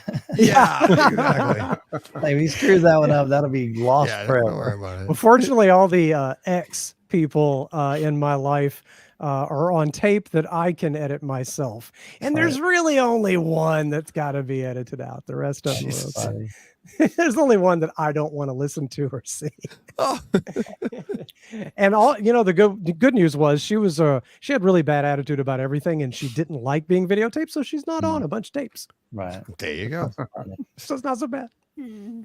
We got Carl. Hey, Carl. Carl in the chat with the $10 super sticker. Thanks, Carl. Really appreciate that. Yeah, thank you. Nice. Yeah, Lee's bearing everything tonight. I had somebody once I hated. There we go. All right. I will tell you anything. I don't care anymore. Theater. It's like, how do you erase memories? Okay. And we all got on that subject just by Michael saying, "I bet you got a cassette tape." I know, right? Name a format. Just got to hit pause. Right next to me. Wait a second. Old and then black hit and white record. photo. It's like, how did we get here? 1970s. Oh my God. Yeah. It's like, Me as a little baby. I mean, it's all just sitting right here. Postcards from Six Flags in the 1970s. Nice. Oh, I can just reach for stuff. It's wild.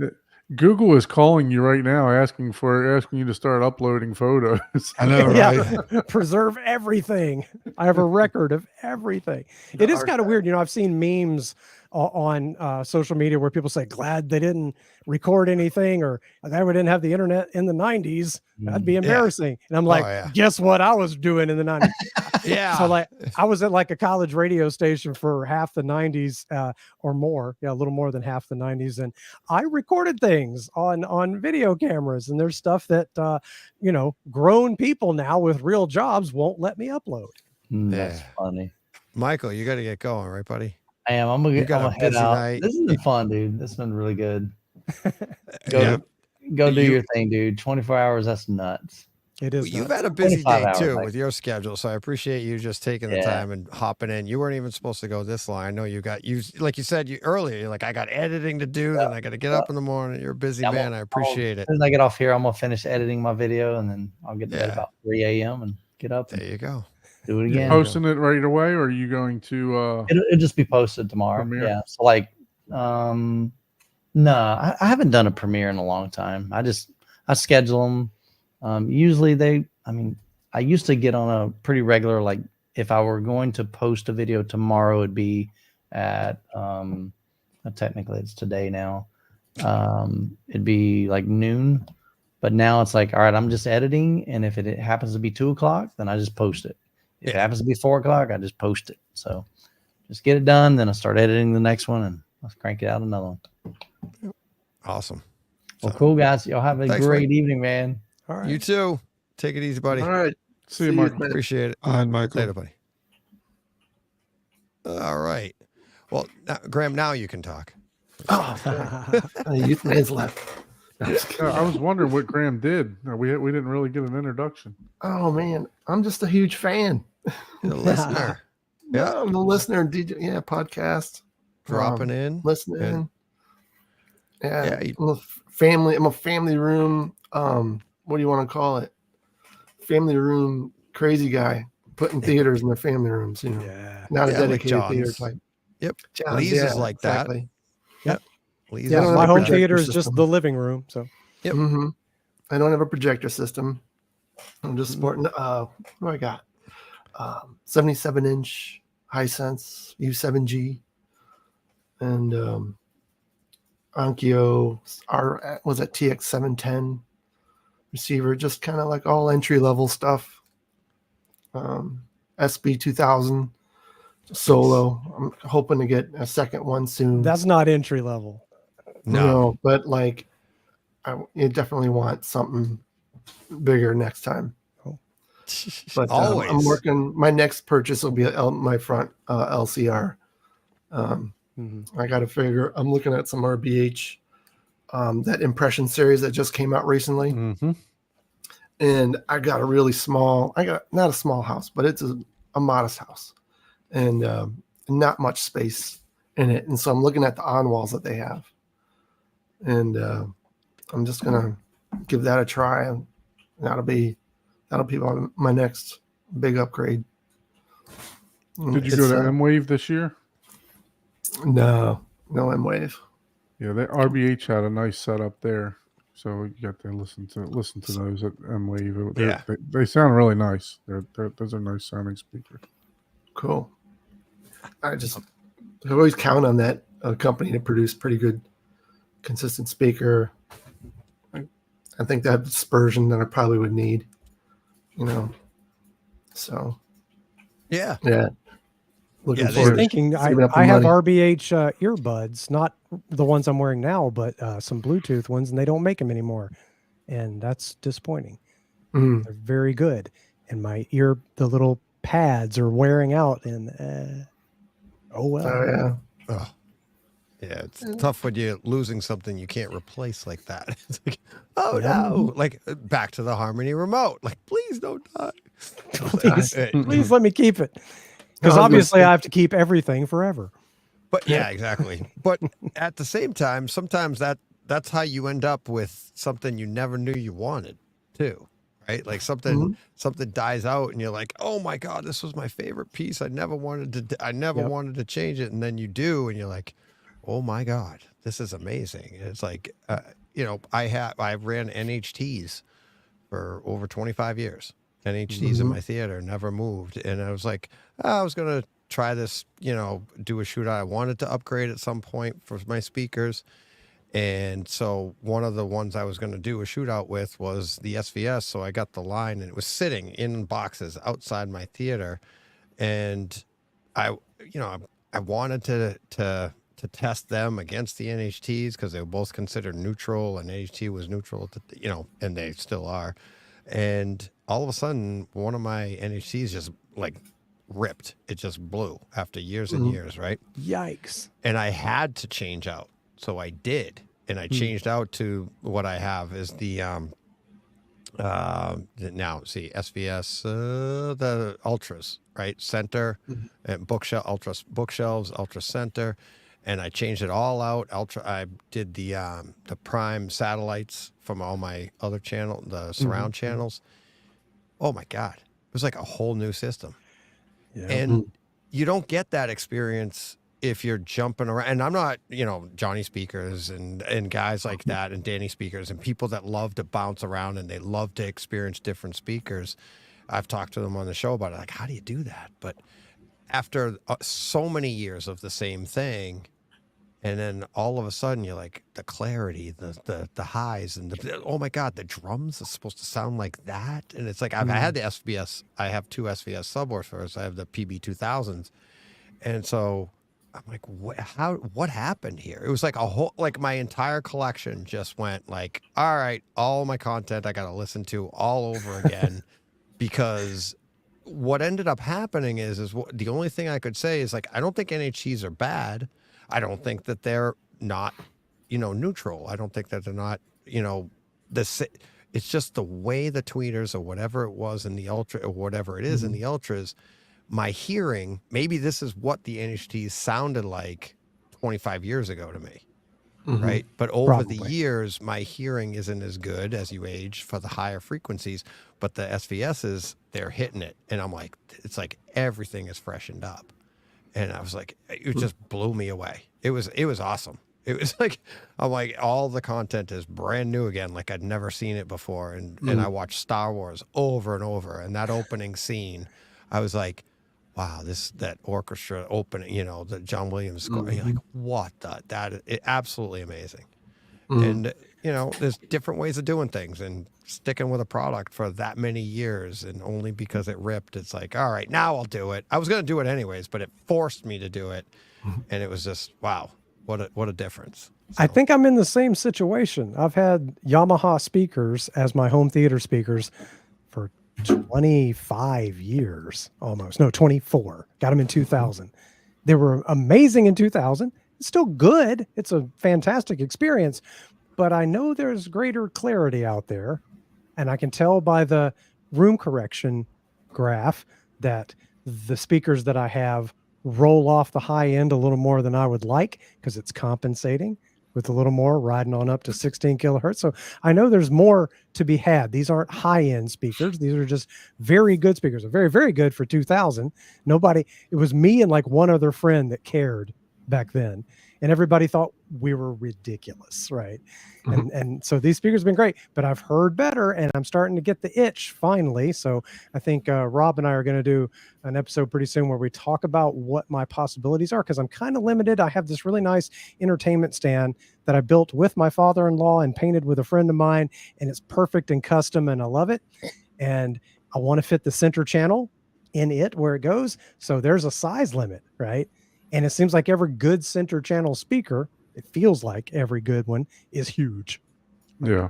A 30-pound monster. And I'm like, I can't do that. It's got to fit in a certain size. So that's going to be an interesting challenge for me. I'm looking for left, center, right upgrades sometime soon as well. So we'll see how that goes. But everything, DJ, that you just said, I know that's what's going on with me. Because when we got these speakers, these Yamahas, it sounded amazing at the time. I was going from a rack stereo system, you know, the good old like 90s rack systems from Panasonic or somebody. I just had 2 stereo speakers, and going from that, it was night and day. And it's been so good all these years. It's like, it doesn't feel like it's worth the trouble. There's always something else that is going to give me more for the money. So we've been upgrading televisions till we got to this OLED, but might be getting time. Speaker beach. Yeah, I know someone that basically had some older speakers for a long time. You know, thought that they were just fantastic, and you know, and then finally decided to pull the trigger on their Rundles, and they have the guarantee, you know, that you can ship them back and everything else like that. So it was like a no-brainer for him, and man, he just fell in love with them. You know, he thought his speakers were fantastic before, and he's over the moon with the Arundel. So you may want to take a look at those. All right. Yeah. Keep that on the list. Anybody doing an offer like that, like SVS does the same thing. It's like, hey, if you don't like it, ship it back. It's like, that's got to make you go, they got to be good. Because if you just keep doing that, you're just going to get crap shipped back to you, right? And I won't talk about the product or the company or even what kind of product it is, but Todd over at EV Nirvana, he does a bunch of shootout stuff, right? On all different products. And one of the things we were talking about is like, he'll reach out to people for the shootout, and it's like, when you see people doing it like Todd does, or you know, Michael's done them, Youthman's done them, and they do these shootouts. Shane's done them, and you know, Giles is. Pay attention to the companies that aren't in these shootouts, and like and wonder, like, especially if it's a big company or something, and you're like, why aren't they? Like, what are they afraid of? And it's like, you hear about that stuff behind the scenes, and you're like, oh no. It's like, they're like, nope, I don't want my product in that. Why? What are you afraid of? And then you have the other companies that like, I'm trying to get mine in there. I want to get known against, and it could be a smaller company going up against the bigger companies. And there's so many, in like, hearing from Todd's perspective that stuff like that, which we all know goes on, but then actually hearing about it, and you're like, wow, it's just, you know, don't want to say it's deceptive, but it's like there's so much marketing, especially in this atmosphere, in this hobby, I should say, because a lot of it is, and that's what, and I said it before I even had a podcast, but when I got guys like AV Rant on here and HT guys, and then you're like, they've kind of leveled the playing field. And it's like, we joked about it early on, right, Lee, with monster cables. Yeah. Podcasting basically put them out of business because we were all reliant on two things. You read it in a magazine and the cost. If it was expensive, it must be good. Yeah. And that's what Monster did to us. And then you get podcasts like AV Rant and HT guys, and they'll tell you that there's no difference, and then explain it to you in long form why it's no different. And you're like, uh-oh. And then it literally changed the market. Well, I think you're right. Podcasting and YouTube and blogs about this topic. There's a huge difference between the companies and the websites and some shows that want to talk about esoteric, maybe a little suspicious sounding effects that they hear and products that they like to use, and they need everything to be brutally expensive. And then there's this huge swath of other people talking about reality and putting a little science to it and testing things and seeing what really works. But yeah, back in the day, it's like, okay, I want a really good cable and I have no other source of information. And here's this monster cable. It costs $25 instead of $8. I'll throw it down for $25 and just know that I've got a good cable. That's the way it all kind of went down back in the day.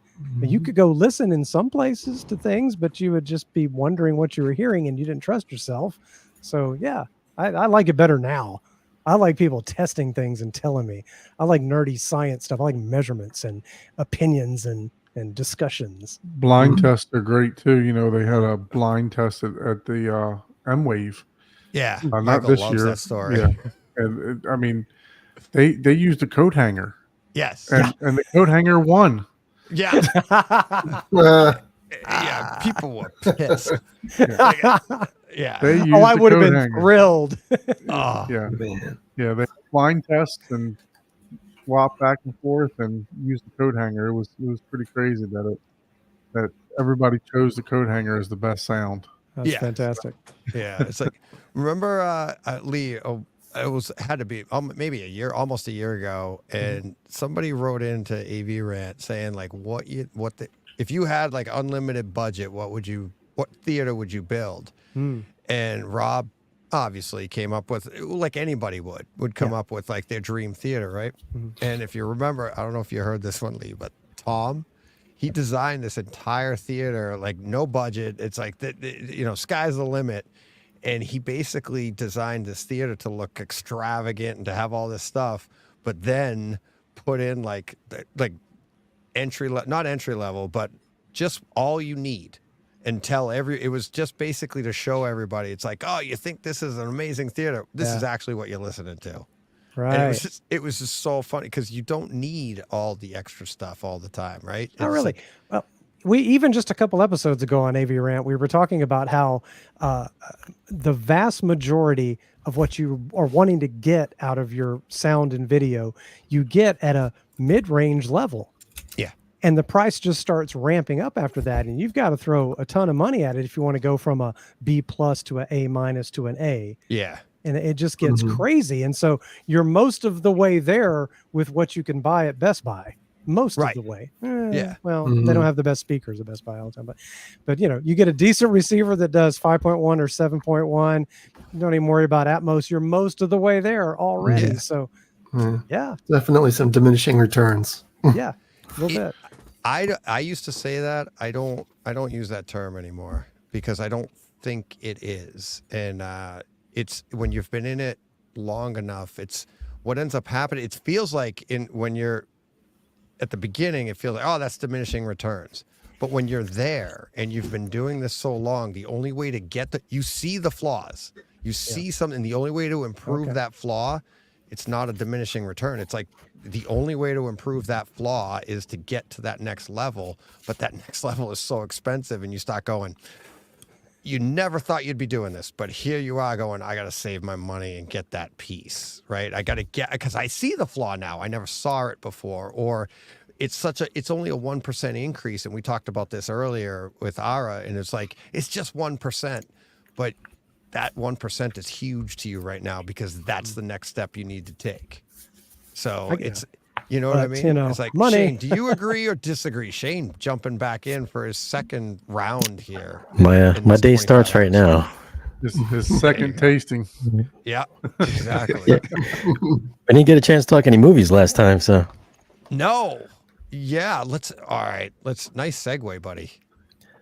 First off, Graham, real Lee quick, Overstreet. Graham, Shane is the guy that you need to speak to about the RBHs. If you're looking at RBH, he just upgraded his whole theater to RBH. Oh, that's awesome. I was looking at the on-wall as an LCR for me. Yeah, I've got those on my theater. Yeah, I've got how many? I got 18 of them on the walls. So nice. Sound great. Yeah, stack them up. Has anybody watched 30 Rock? Oh yeah. Show? Yeah. A TV show. Yeah. TV show. Who's the guy that reminds you of Lee Overstreet? Do you know who I'm talking about? Yeah. It's 30 Rock? And I'm listening to him talk. I'm like, hold on, is this the guy from 30 Rock? Yeah. He could do it. He could pull it off. I can't think of. Yeah. I You know sound what just I'm like talking him. about, though. Yeah. Okay. Which one do I sound like? That's interesting. Oh, you gotta find it. Yeah, Graham's on the case. I'm on it. I'm pulling this up in the chat. We got Super Collector Clark. Good afternoon from Japan. How about that? Good morning, afternoon. Yeah. Good afternoon. It's like good afternoon for him in Japan. That's crazy. I'm cross streaming on my channel, so you might get some nice some late night clowns. So we'll see. That's cool. All right. I appreciate it. It's awesome. People around the world, Shane. So this man is French Stewart. That's his name. Yeah. Is he? Yeah. Oh, okay. Yeah, I guess so. Sure. Yeah. That's a compliment. He's very funny. He was okay. Yeah, I get it. All right, sure. You have to squint your eyes. This is the only way you're gonna pull it off. I gotta go find this and be like, that's me. Hey, to do the hair straight back a little more and not be as old, but yeah. Yeah. And then get your fur coat. Yeah. Okay, fur French coat Stewart, yeah. A few times. Yeah. Wasn't he on was it Third Rock from the Sun? Is that sitcom? No. Yeah. No. Third Rock from the Sun. French Stewart. That's let's see what he was on. Third That's what Rock we're from the thinking Sun. of. He was on Third Rock from the Sun. Yeah. Is that's probably what I'm thinking. Third Rock from the That's Sun. a different rock 30. show. Yeah. Okay. So 30 Rock. Was he on that one too? No. That's why I was a big Stuart fan. Levitt was on Third Rock. Typing away. Third Rock from the Sun. Yes. That's Then it would Frank be- Stewart, right? Yeah. Then who would be? It wouldn't Shane. Yeah. While we're typing up that, really want to, I mean, there's a debate I wanted to get to, but I don't think we're going to debate about that one. The new Transformers movie. Oh, I love. Are we talking about? Is it good or the AV? The AV, because I want to hear you talk about the Atmos in that. Yeah, there's no Atmos in it. None? Zero. Well, no, I take that back. There's like a handful of Atmos. So there's maybe like 2 minutes of Atmos in it. Really? Yeah. It's not. You didn't find it to be very good. I was hoping that it was going to be really good. You didn't see it? It came out. Like I haven't seen it yet. I wanted to see it last month. I was doing a lot of horror movies back then for October. You know. Yeah, Halloween. Yeah. So I was hoping that was. I mean, it's a great movie. I love the movie as much as the '86 one. But man, the Atmos. I remembered it being pretty good when I saw it at the Dolby. At least I thought it was really good.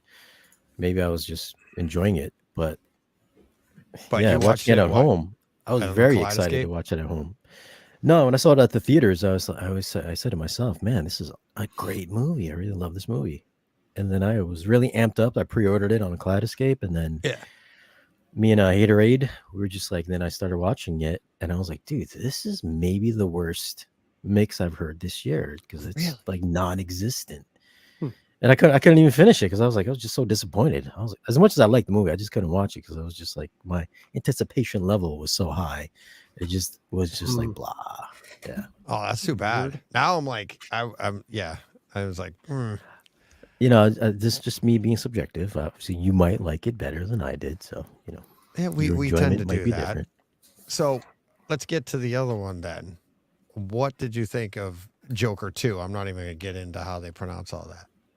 Oh, Folie à deux. Yeah, Folie à deux. Who saw it? Anybody here see it? I don't want to spoil anything. I've seen it. You've seen it.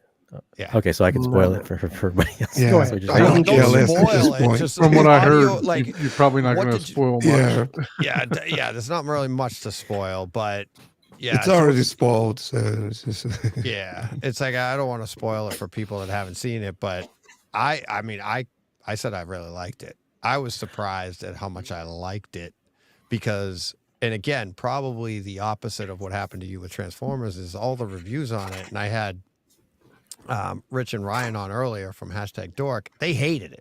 I listened to their entire podcast on it like a couple months ago when it came out in the theater or whatever, and they absolutely like worst movie of the year, worst movie they've ever seen. They hated it. It's like Rich hated it so much it ruined the first one for him. He's like, he's questioning his judgment, right? Hated the movie, and I'm like, all right, I trust their judgment. I don't always agree with them, but I trust their judgment. Yeah, I get so that. I go into it, and I'm like, man, it ain't that bad. And I'm like, now I'm like, I like it. By the end of it, I was like, this is pretty good. I was like, I like this movie. So do you agree or disagree? Yeah, when I saw it at the theater the first time, I kept dozing in and out because I was expecting a Batman Joker. Oh. It's not a Batman Joker whatsoever. No, it's not a Harley Quinn Joker whatsoever. No. It's a courtroom drama, basically. Yeah. Essentially. And it's not a few good men, but yeah. Yeah. I love his foghorn leghorn. Yeah. Impersonation. I do declare. Oh my God. Not the Joker. I knew what you were going with. I was like right away, but I didn't think that when I was watching it. No, like, now that you say it, I don't think I can see that scene again. That's just how people talk here. It's just normal life in Alabama. He just didn't start. I do declare he didn't do that, but yeah. Oh my God. But I kept dozing in and out at the theater, so I was just like, my God, what is going on in this movie? And then I got to the end, the last scene. I was like, oh, okay. So I took the day to read. I took until it came out in Kaleidoscape to like really mull it over, and then I watched it again the second time before I did the review this week. And I was like, you know what? This is actually a really good movie if you take into consideration if they're trying to tie it in with the Nolan trilogy. I I really dug that angle of it. And I was like, all right. So I was like, this is because they never really say he's Joker. Yeah. Not even in the first one. He's not really Joker. He's Arthur through all two movies. Right. So if you put that in your brain that this is just an Arthur Fleck movie. Yep. That he kind of spawned the Heath Ledger Joker. Now, they didn't just come out and say it's Heath Ledger's Joker, even though I watched it a couple times and I kept flipping back for the laugh. He tries a couple different laughs. Yeah. I think the last laugh is like, what you sound like Heath Ledger. I was like, oh my God, they totally are kind of going for that.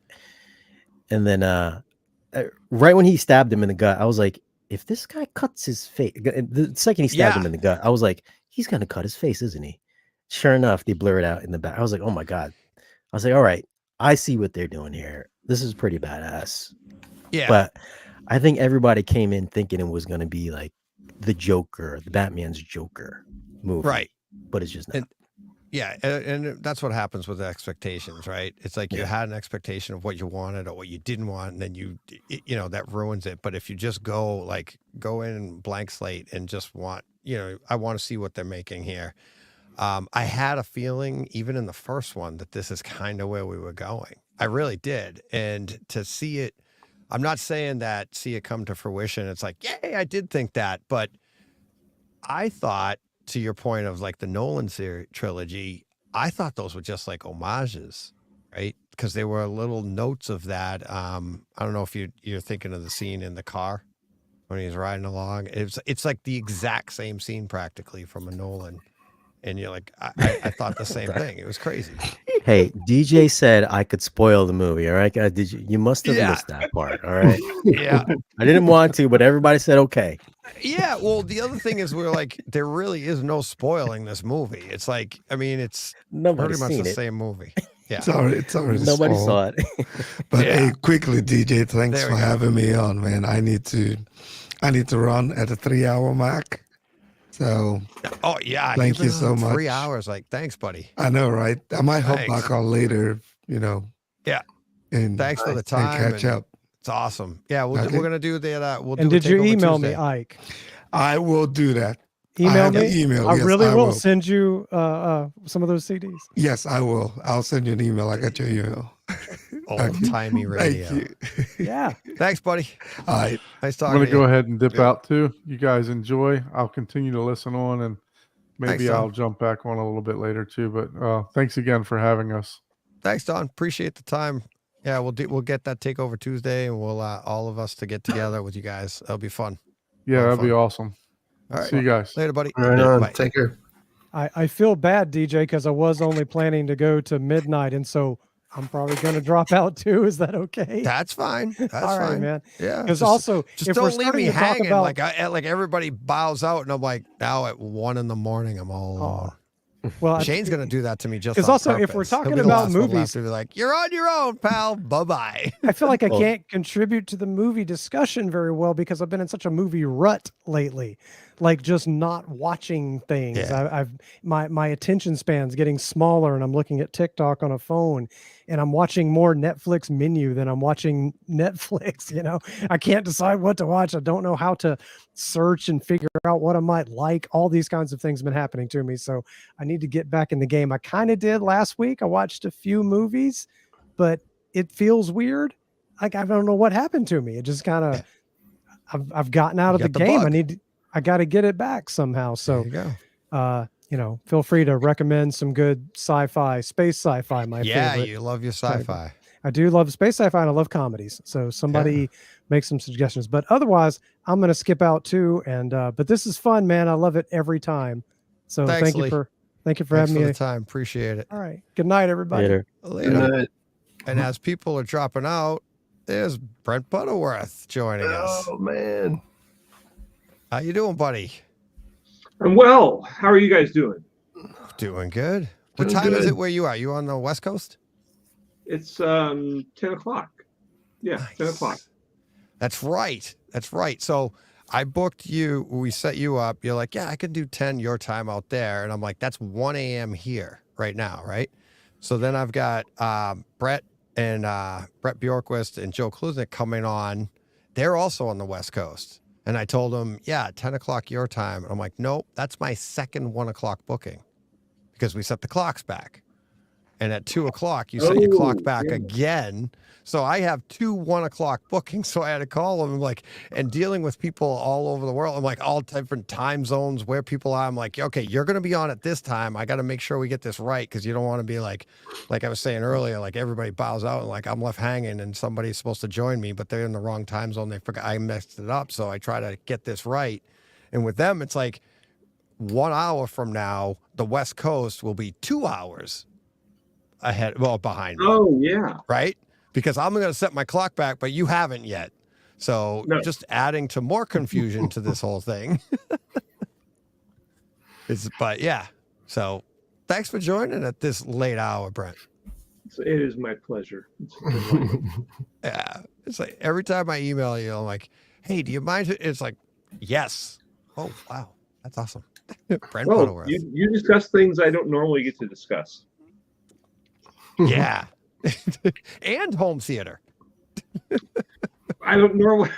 Well, I don't. I write about sound bars and Bluetooth speakers, you know? Pretty much. Yeah. Nowadays. Although I hate to do this to you, but your latest this week is fascinating. Your latest podcast, on Audio Unleashed, right? You and Dennis this week did that. You made that. I don't want to say you made a Blu-ray, but the Atmos test. Oh yeah, the Chesky thing. Yeah. From the Audiophile Society, which is David Chesky's new project. Yep.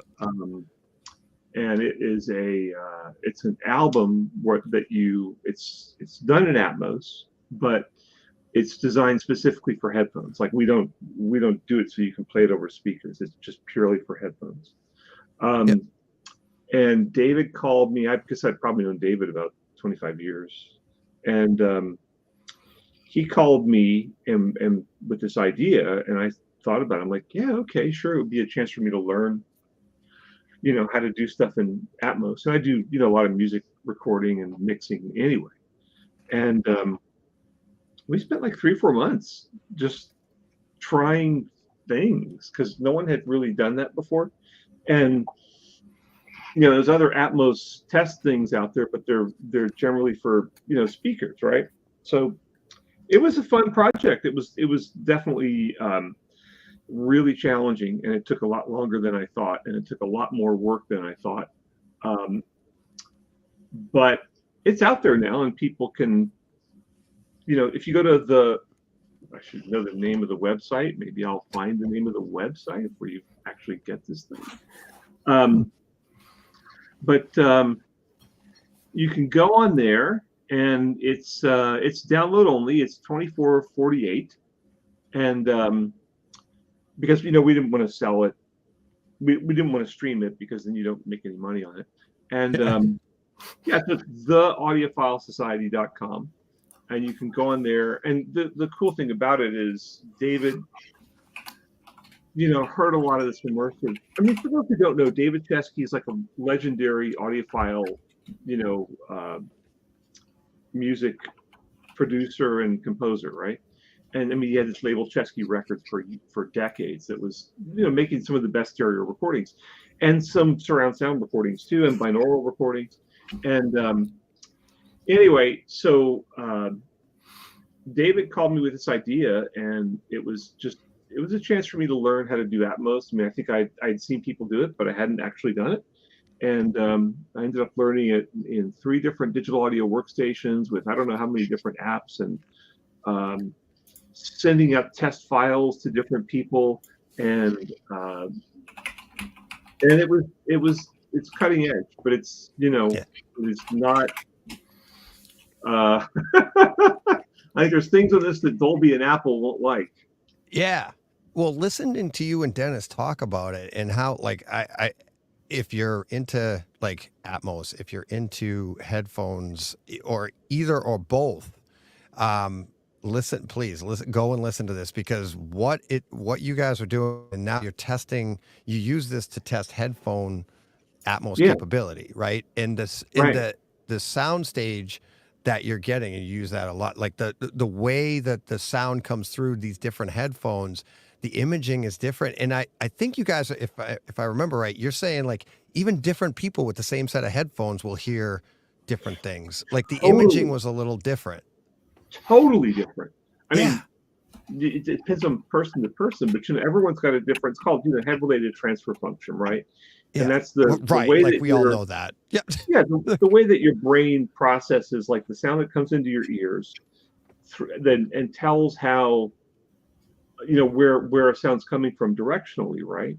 Yeah. And so the issue with it is that they use a standard, there's a Dolby, you mix in Atmos and you put all these things all over the place, but then you have to, for headphones, you have to render it in what they call a binaural renderer, which uses a sort of a generic head-related transfer function that's not the same as yours or mine or anybody else's, but you hope it's close. And so lots of other headphone virtualizers have done this for decades. But the problem is it's not yours. It's some average, and it works. I think for everybody it works to some degree, but like David Chesky and I both get very different results from the same. Yeah.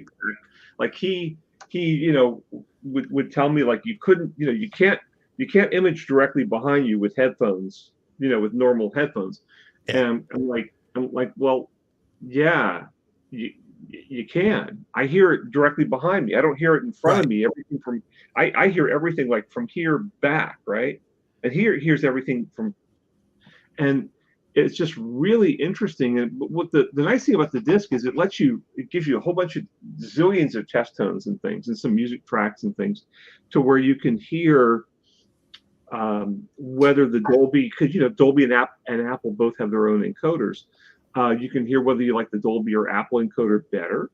And you can also you can compare different headphones. So we compared a lot of different headphones, and the results are different with different headphones. It is not a Dolby and Apple act like you get on Apple Music and you listen to something that's in Atmos and woo, right? Right. But it might be like that, or it might not, and they don't know. It works, but it doesn't work, I think, anywhere near as universally or as well as they kind of act like it does. Yeah. And because the sad thing is most people don't even know this stuff, right? Like listening to you guys talk about it. Now I put it into a home theater environment, and like I'm trying to take my Apple, AirPod Maxes and listen to an Atmos track from my computer, my laptop, right? And I'm sitting there and it's like, does it sound good? Does it not? Is the imaging right? And hearing you guys, and like, I didn't even think of that, but you have one part where you're talking about like in the real world environment, or even in our theaters when Atmos works, it's like the sound is supposed to, the delay from your left ear, well, this is my right, but from the left ear to your right ear is how you get directionality, right? It's going to sound different. And you guys get into the weeds on this, which was fascinating for me. Oh, yeah. But to try and do that, like you were saying, with headphones, they actually have to set that up in a delay. And it's like, you don't even think of this, but it's like, how is that working? How are they tricking you? And they're like you said, they're doing an average. They're not doing it the way your brain is going to interpret this. So if you're totally average, it'll work. Yeah. And it's like, I've never been totally average. I'm usually way below it. So it's sorry, but subpar listening. Yeah, exactly. I'm just not. What'd you say, Graham? No. Right. So you're just talking about Dolby Atmos mixes over headphones, or are we just talking about spatial audio, like Apple's spatial audio? Because I think that's phenomenal sounding. It's sort of, so what happens is you do Dolby in Atmos, and then Apple spatial audio is Atmos, but then Dolby has their own binaural encoder, which folds all the stuff down into 2 channels for your headphones, right? Apple has their own binaural encoder. And that's another thing that you can test on this disc, is you can hear the difference between the two. And normally I'm the kind of guy like, it doesn't matter. But, I heard this thing and it's like, oh my God. I mean, it's a big difference. Yeah. It's a really obvious difference. And honestly, they're very different. And for me, it was hard to pick a favorite just because they have different strengths and weaknesses. But so Apple's calling that whatever Apple spatial audio, and they supposedly tune it for, the Apple headphones and stuff. And they know, of course, Apple knows what headphones you're using, right? So they can activate the tuning for your AirPods Pro 2 or your AirPods Max or whatever, which would supposedly optimize the immersive effect for those headphones, except to what degree and how successful is hard to gauge. I guess if I really wanted to do a deep dive on it and I had lots of time and I didn't have a job, I'd probably do that. But you have to really think your way through it. And I'd probably have to go buy some stuff and the same old story. But it's good. It's good marketing right now, and I don't know how. I'm still, the jury's still out on Atmos. I think for home theater, it's just awesome, but for headphones, which is for Apple Music, probably almost all of it's listened to on headphones, and or Atmos Music, and I gotta say, I'm not really 100% sold. It's different. It can be good, but David Chesky has his own proprietary thing he does, and he hasn't told me what it is. I'm kind of waiting for a weak moment where I'll talk him into telling me what he does. but I tried to. He sent me one of. So he has a bunch of multi-tracks, right? And because during the pandemic he couldn't do as normally, like go record in some church or something.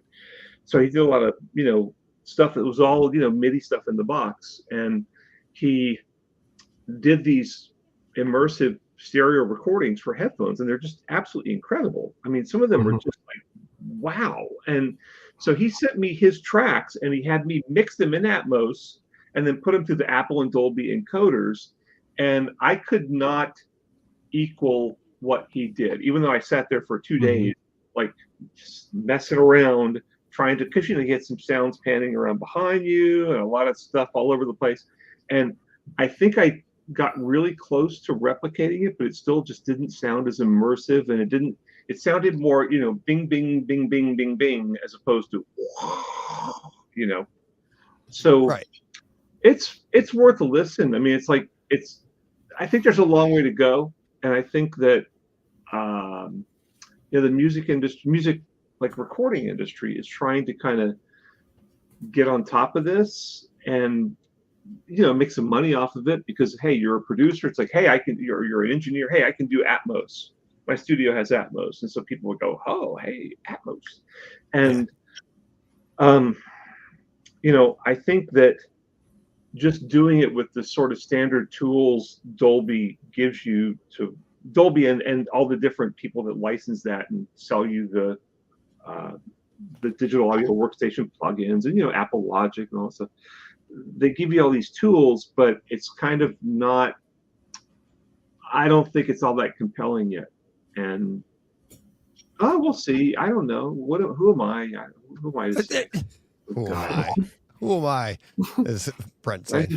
What the thing that I think it was like, I don't want to say exposed to me, but it's like what I took from listening to you talk about all of this information is that like how it just exemplified how individualistic all of this is to each of us. Oh yeah. And that's where we get, I mean, I've always said like when I look at a color, it's like red to me isn't necessarily the same thing Brent seeing or Shane seeing or Graham seeing.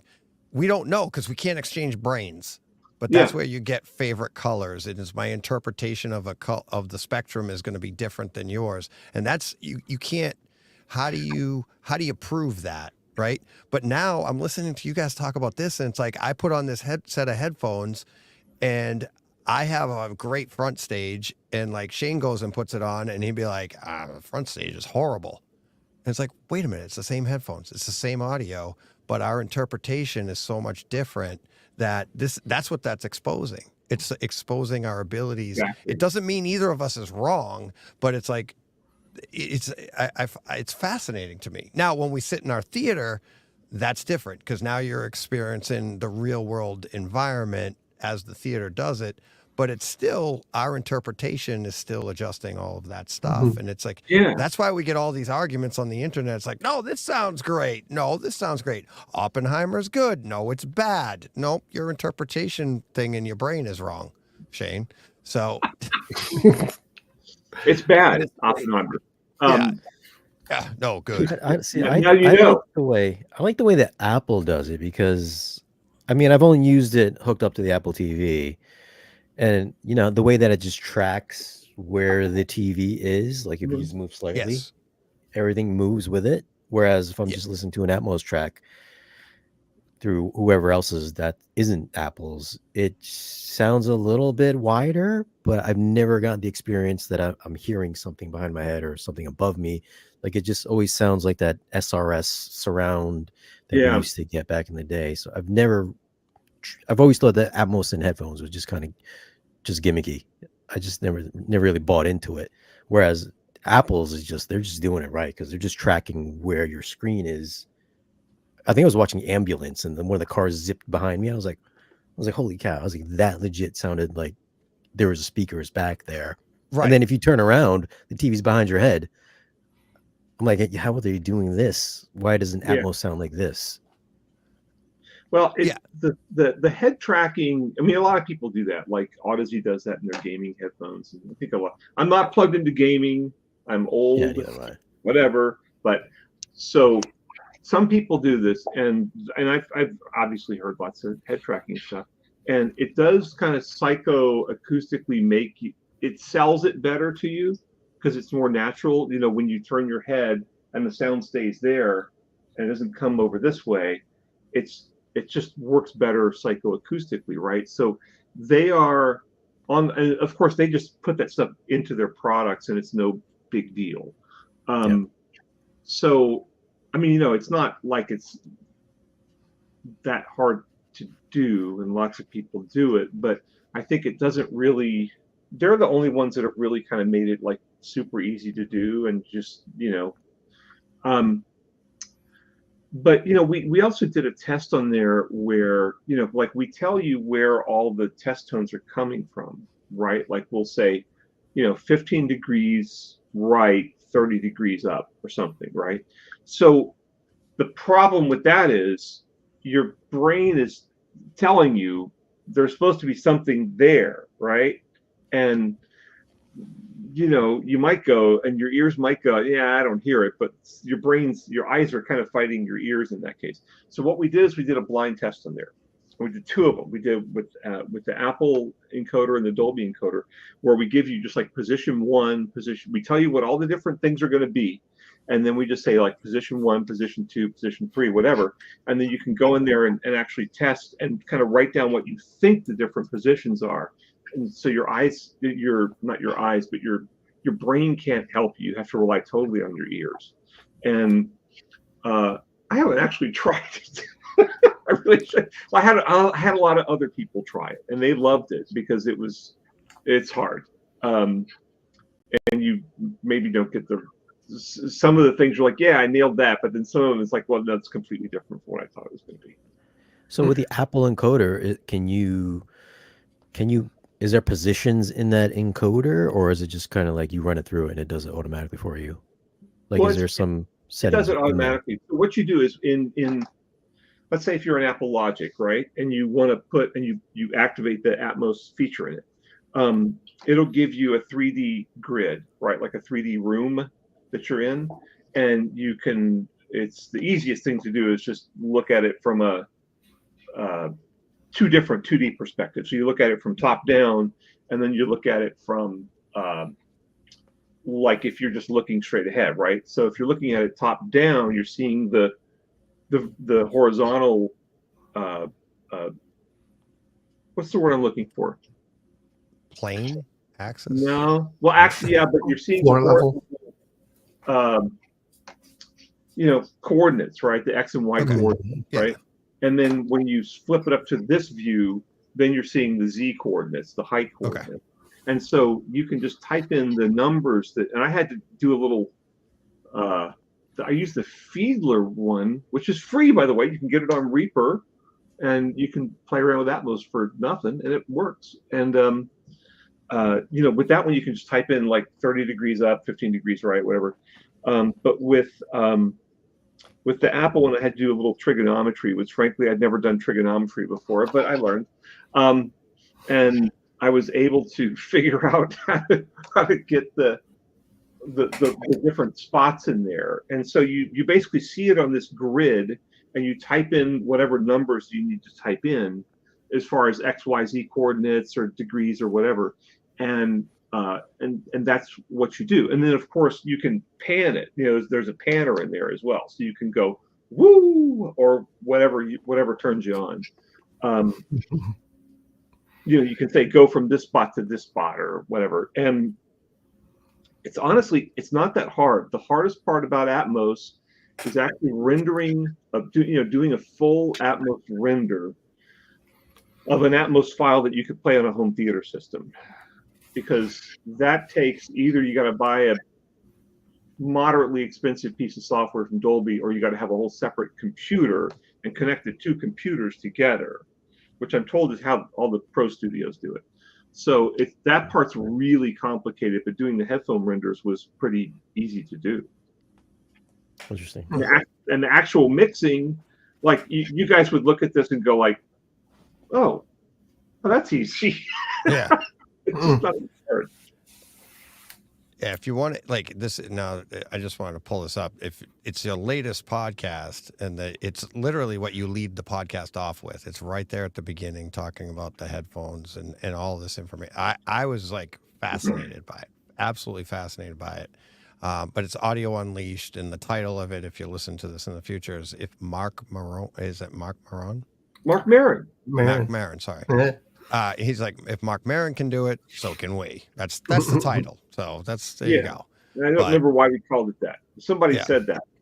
Yeah. Does Mark Maron mix audio? Well, because we had it.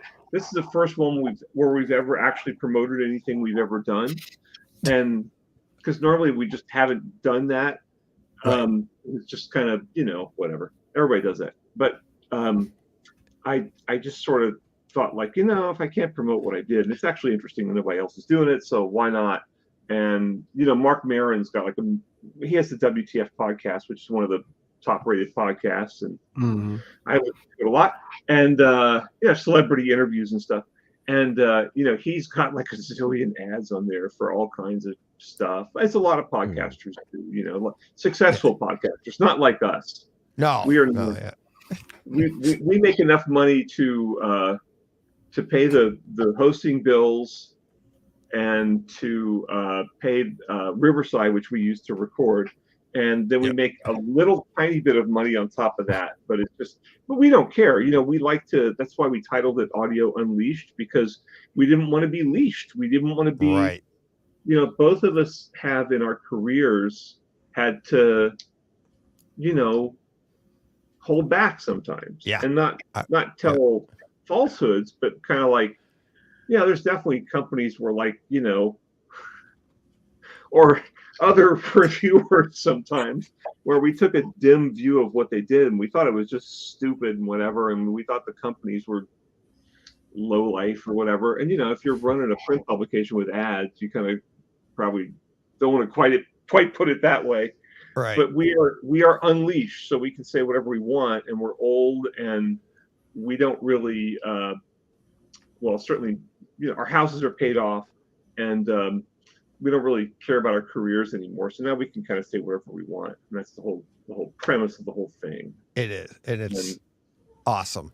Listen, I know I've had you guys on here before, and we talk about, and I just love that.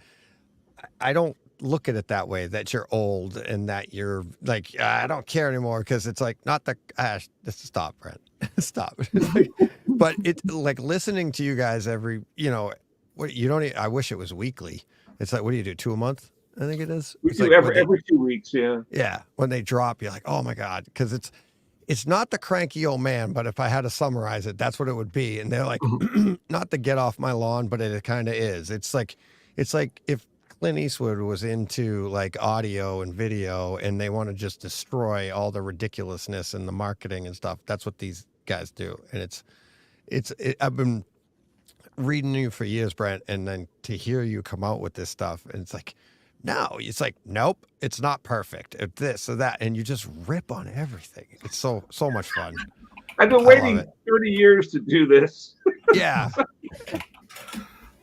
When we both finally got to where we just didn't. We were doing this for Soundstage before, and soundstage.com, and Doug Schneider, the guy that runs it, asked us to do it, and just purely for promotional purposes for him, and he paid us, but we still felt like, okay, well, we can't really trash.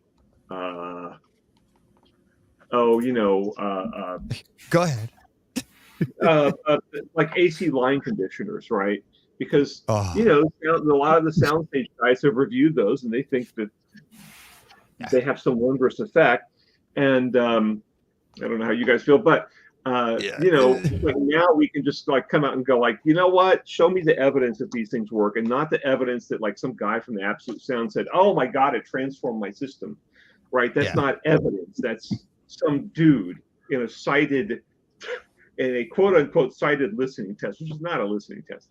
And anybody can say that, but like once you actually like start to put in controls and listening tests, all these things go away. And I've done so much work, like I've purposely injected radio frequency signals into my system to try to screw it up, and I still couldn't measure a difference, and I still couldn't hear a difference. And it's just like, just to be able to kind of, we're probably going to get sued at some point, but just to be able to go in there and say, look, where's the evidence that this stuff works besides some guy whose publication you're advertising in, right?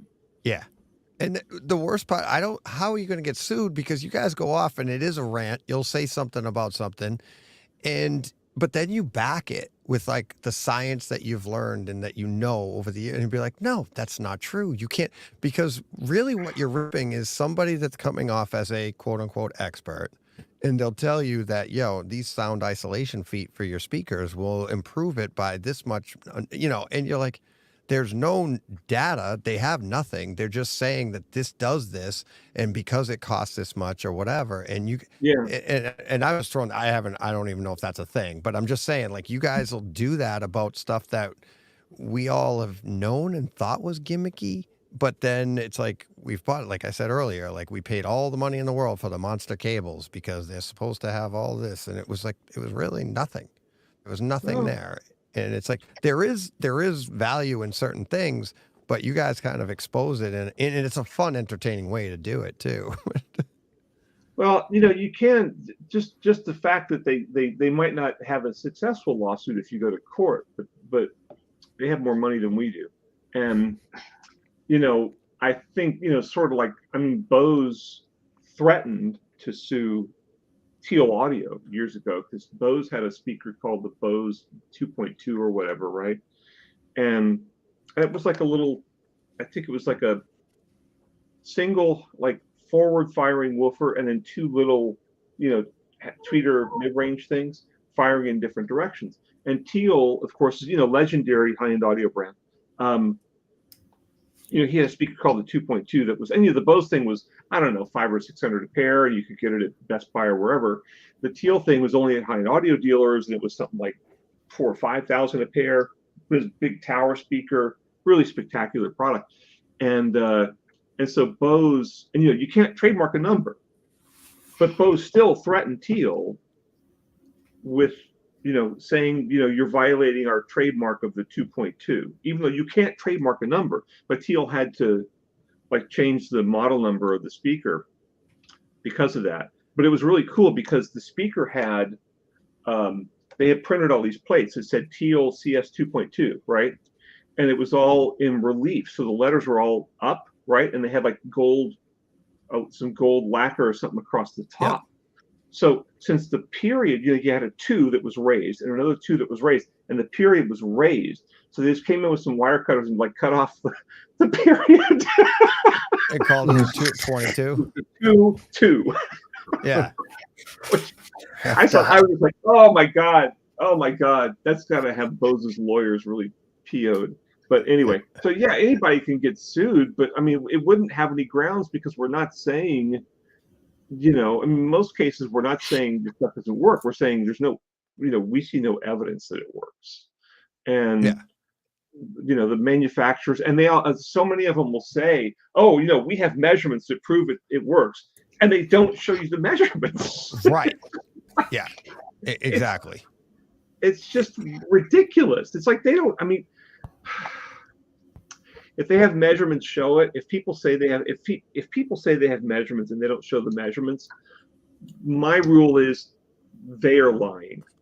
They're just, because some of these people wouldn't know how to do a measurement any more than they know how to fly a SR-70 Blackbird or something. That's the idea, like what you guys do. It's like, you have it here, Brent Butterworth, and underneath you're saying veteran audio journalist. So well, I am. No, I know that. But that's the thing is like you could just, with your credentials, you're saying the stuff that people like myself have been like, that can't be real. But nobody's going to listen to me. And when I'm skeptical about it, they're like, no, you don't know what you're talking about. But then when Brent Butterworth says it, you don't have to say anything else. Most people that know you would be like, all right, his credentials stand by. But then you back it with even more, right? You jokingly say, and you do say it all the time, like, I'm Brent Butterworth. What are you arguing with me for? But you're jokingly saying that. But then you do back it with science. Yeah, but then you have, I am much less successful and much less famed than say Michael Fremer at the Absolute Sound, right? And I've known Michael for 30 years, and I like Michael. I mean, he get along fine, but like he doesn't do blind testing. He doesn't do. It's all his own. It's purely an appeal to authority. It's like, I am this turntable authority. So if I say this is great, it's great. And there's really no other. I mean, he does some measurements of like, I don't know, wow and flutter on turntables or something, but rotational speed, accuracy, just stuff that you can literally do with a cell phone. But it's just kind of like you're supposed to sort of believe that all these, because he has blessed it, it's great. And people fly him all over the world. And yeah, I guess maybe I'm jealous because they fly him all over the world to do turntables, set up demos or whatever he does. And nobody flies me. Now, granted, I work for Wirecutter, so I can't take any paid trips anyway. But I miss taking paid trips. That was a lot of fun, man. But I'm kind of. People still want to hear. I think at least as many people want to hear, a mystical story that inspires them to go spend more money, which they enjoy. Well, you can't be successful if you're only debunking stuff. Right. You're right. Totally. Yeah. I totally agree. Totally. Yeah. And that's why we're not successful. Sorry, I don't want to say success. I want to say popular, where you'll get a lot of the free trips and stuff like that. That's why we're not popular. Right. I'm gonna fly. All the adjectives you want, and I'll just keep saying that's why we're not whatever. We're not that. Yeah, exactly. I'm gonna fly Brent in to like bash me. It's like, what do you think of this? I don't like it. Here we go. But it is kind of like people want the guru, right? They want the person who's going to say, oh, this is the one. Sort of like if you're buying, I don't know, wine or cigars or something, right? You want the one that, the whoever, Robert Parker, whatever guy from Wine Spectator or whatever, says, oh, this is the wine. This is the awesome one. And you go buy it and you probably spend more for it. And I'm not going to say it's not a better experience. I mean, maybe I can go buy a bottle of Maker's Mark bourbon and I know exactly what I'm going to get. It's going to be $20 or whatever. Or I can go buy an $80 bottle of bourbon and it'll be more special. It'll be like, I don't know. Maybe they put it in sherry casks for the last year, whatever. And it's made by something, blah, blah. It's got all this backstory to it. And I will probably enjoy it more, even if in a blind test, I might not even pick it, but it's still a fun. Like, I would rather have some funky, weird audiophile speakers probably than speakers that are actually like really good. Just because it's a thing, I think if you were going to stay on the whole debunking thing, if you were on YouTube, I'm not saying that podcasts aren't popular, but if your face was on YouTube, you just made little 8 to 15 minute videos about you just debunking stuff where you don't have to buy anything, but you just know something is false, you will become very popular because people love that negativity on YouTube. Or half. My partner, Dennis, who you guys, DJ knows certainly, Dennis hates to be on video. And I think the time he was on with us before was the first time he's ever been on a YouTube video or something like that. Yeah, you guys hadn't seen each other in a while, right? Like, we hadn't seen each other at the time. That was last year. Yeah, like 4 years we had because of the pandemic, Right. And we saw each other right before the pandemic, and he actually got one of the first COVID cases, and then we didn't see each other even though we did the Soundstage podcast for a year and a half, and we've been doing ours. We still hadn't seen each other on camera because he refuses to get on camera, and so it's a pain point. Your suggestion is well taken, but I'm kind of I don't know. We've kind of talked about it. We've Dennis has actually said maybe we should do a video about this or something. And he's great. He's great. He's great. He's so good. He is great. So great. God, my voice is terrible. But he sounds like, I don't know, not quite James Earl Jones, but he's kind of getting in that realm. Yeah. I got a few, I got a few requests at doing the show again this year, doing the 24-hour show this year, and you guys were on last year, and I hadn't given out who the guests are going to be, because you never know who's going to drop out and stuff like that. I gave a quick list the other day, but this was before that, and they were like, if you get Brent and Dennis on, you've got to get Dennis to say, Bright Side Unleashed or whatever, just because of the way his voice, the way he says I know, it. I hate it. I hate it. I'm so jealous. You're jealous, yeah. That's what everybody says about Shane. It's like all my friends, they listen and Shane comes on and they're like, why can't you sound like that? I'm like, well, we kind of have the same voice, just his is controlled and mine's just completely out of control. It's like, Shane's like, hey, how you doing? Okay, and I'm Shane, like, hey. Yeah. Come on, Shane, say something cool. Start making some more videos, Brent, and you'll become just as popular as DJ. That's pretty good. Yeah. So you want him to go downhill? The idea, he's trying to get, you're trying to promote him, like, you'll become just as popular as DJ. Wah, wah. DJ, what does DJ even stand for? That's DJ David Joseph. Okay. All right. Yeah. Okay, so it's for real. Yeah. It's for real. Yeah. It's like, I'm actually a junior. Obviously, my dad's David Joseph. I'm David Joseph, the junior, and my son, Joe, is David Joseph the third. So that's how you distinguish us. Ew. There you go. Yep. Now we know. There you go. So if you call my house, well, actually, nobody else is here now except for me. So there are no more Davids here. My son has since moved out. So I'm all alone. So it's no big deal. You'll get the right one. So, what have you guys been up to?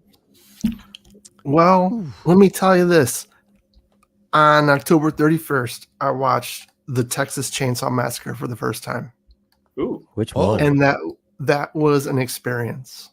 The 70s version? Yeah, the 70s version. The old original. That was fantastic. I mean, mouth, jaw, we were agape, just staring at the screen. I couldn't believe what was going on. And it was so good. So old, it just made it so much scarier. I didn't think I would get that kind of response from something so horrific. It was so bad, but it was so good. Yeah. It's a classic, right? Oh, and you're man. like, to see it now, and you're looking at it going, they made this back then, and it's like totally. Yeah. Yeah. You know what I like? I like the 2003 version. Have you seen that one? No, I haven't seen that one. No, I think it's a great one. Great remake. Man, I can't even imagine thinking about doing that. Yeah. To try and remake that. It's more. Much. I'm sure. You know what I mean? Yeah. I'm sure Steve would dig it because I think he's pretty, seen it. I'm sure. I mean, 03. I'm sure he has. It's pretty gory. Steve loves that stuff. Loves the horror. If he hasn't seen it, I'd be shocked. But Brett, what have you watched lately? Any movie? I mean, we did one year. We did the. You are so willing to do Iron Man 3 as a Christmas movie. Remember that was fun. Yeah. Yeah. You're like, yeah, I'll do that. It was, and you were expecting to hate it, and then you're like, I actually liked it. It was fun. I did, because I hated Iron Man 2, and I'm trying to think what I honestly I watch a lot now because I'm testing the sound bars all the time, and for Wirecutter we try to test everything on the market, and we can't. We can't get Samsung, for example, to send us more than about 2 at a time, but I try to kind of just churn through a lot of movies and content, and I'm trying to think because here's my problem, DJ. It's like this Marvel stuff. I start watching it, and I'm kind of like, have I seen this before? And because they've gotten to be so similar that I start to really have a problem watching them, because maybe I have seen it before, but maybe they're so similar that I just haven't. And I've actually been watching some old movies I have a friend who's got a Plex server set up, and he's got a bunch of ancient movies on there, and he likes a lot of the same movies I do, and he puts old war movies on there. There was one called Flat Top, which is about a carrier, aircraft carrier in World War II, and that was really good. I just like a lot of airplane war movies. I watched Flight of the Intruder. You ever seen that? I never saw it before. Yeah. It's actually I like good. that movie. Yeah. I want to say it's from about 89 or something, maybe. Mhm.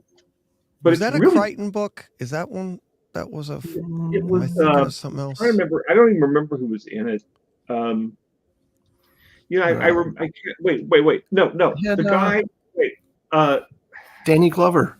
Right. Lethal Yes. Weapon. I was thinking Lethal Weapon. Danny Glover's in it, and some other dude. Willem Dafoe. Oh, Willem Right. Dafoe. That's right. Yeah. Yeah. Yeah. It was really good. I was kind of like, wow, this is a really solid movie. But so I just kind of go on there and watch, you know, when I'm not watching, because I actually have gotten to the point where I prefer the streaming, you know, shows that are, you know, what do you call them? The series, the series. Yeah. TV shows. Streaming, the Yeah, TV shows it's like a really like a movie. Yeah. But Yeah, so I prefer to watch, like, at this point, like Succession or something like that, because I think most of them are actually better than most of the movies that are coming out now. So, and you know, that may be old man yells at cloud a little bit, but I really think that I really feel like a lot of the talent has moved on to the TV shows because they have a place to, you know, they have a place to show them. Whereas I think movie theaters are really having a problem getting people in the door at this point. Yeah. You know, I don't go to the movies a lot, but the last one I did, it was, I think the movie had just opened, and I don't think there were more than 10 people in there in a big theater, nice theater. In fact. Oppenheimer, probably. It was the Trump movie. What is the Trump movie? I can't remember what it's called. Oh, The Apprentice. Yes.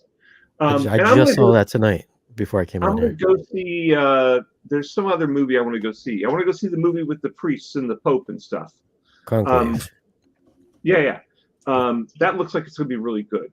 But you know, I just think it's. You know, I have friends in the movie business who are just like, yeah, we cannot figure out how to get people to go into the movie theater anymore after the pandemic kind of killed some of that off, and people got used to streaming, and now people are just like, I'll wait for it on Netflix or you know, Amazon Prime or something like that. Yeah, it's because they're only, the theatrical run is just like, I think what is it, 45 days now or less? Yeah, it's after it really hits the not theater. often not much, and a lot of times it's kind of like, a lot of times it seems like it's even less. A lot of times it seems like I'm seeing the stuff pop up on something, like a month after.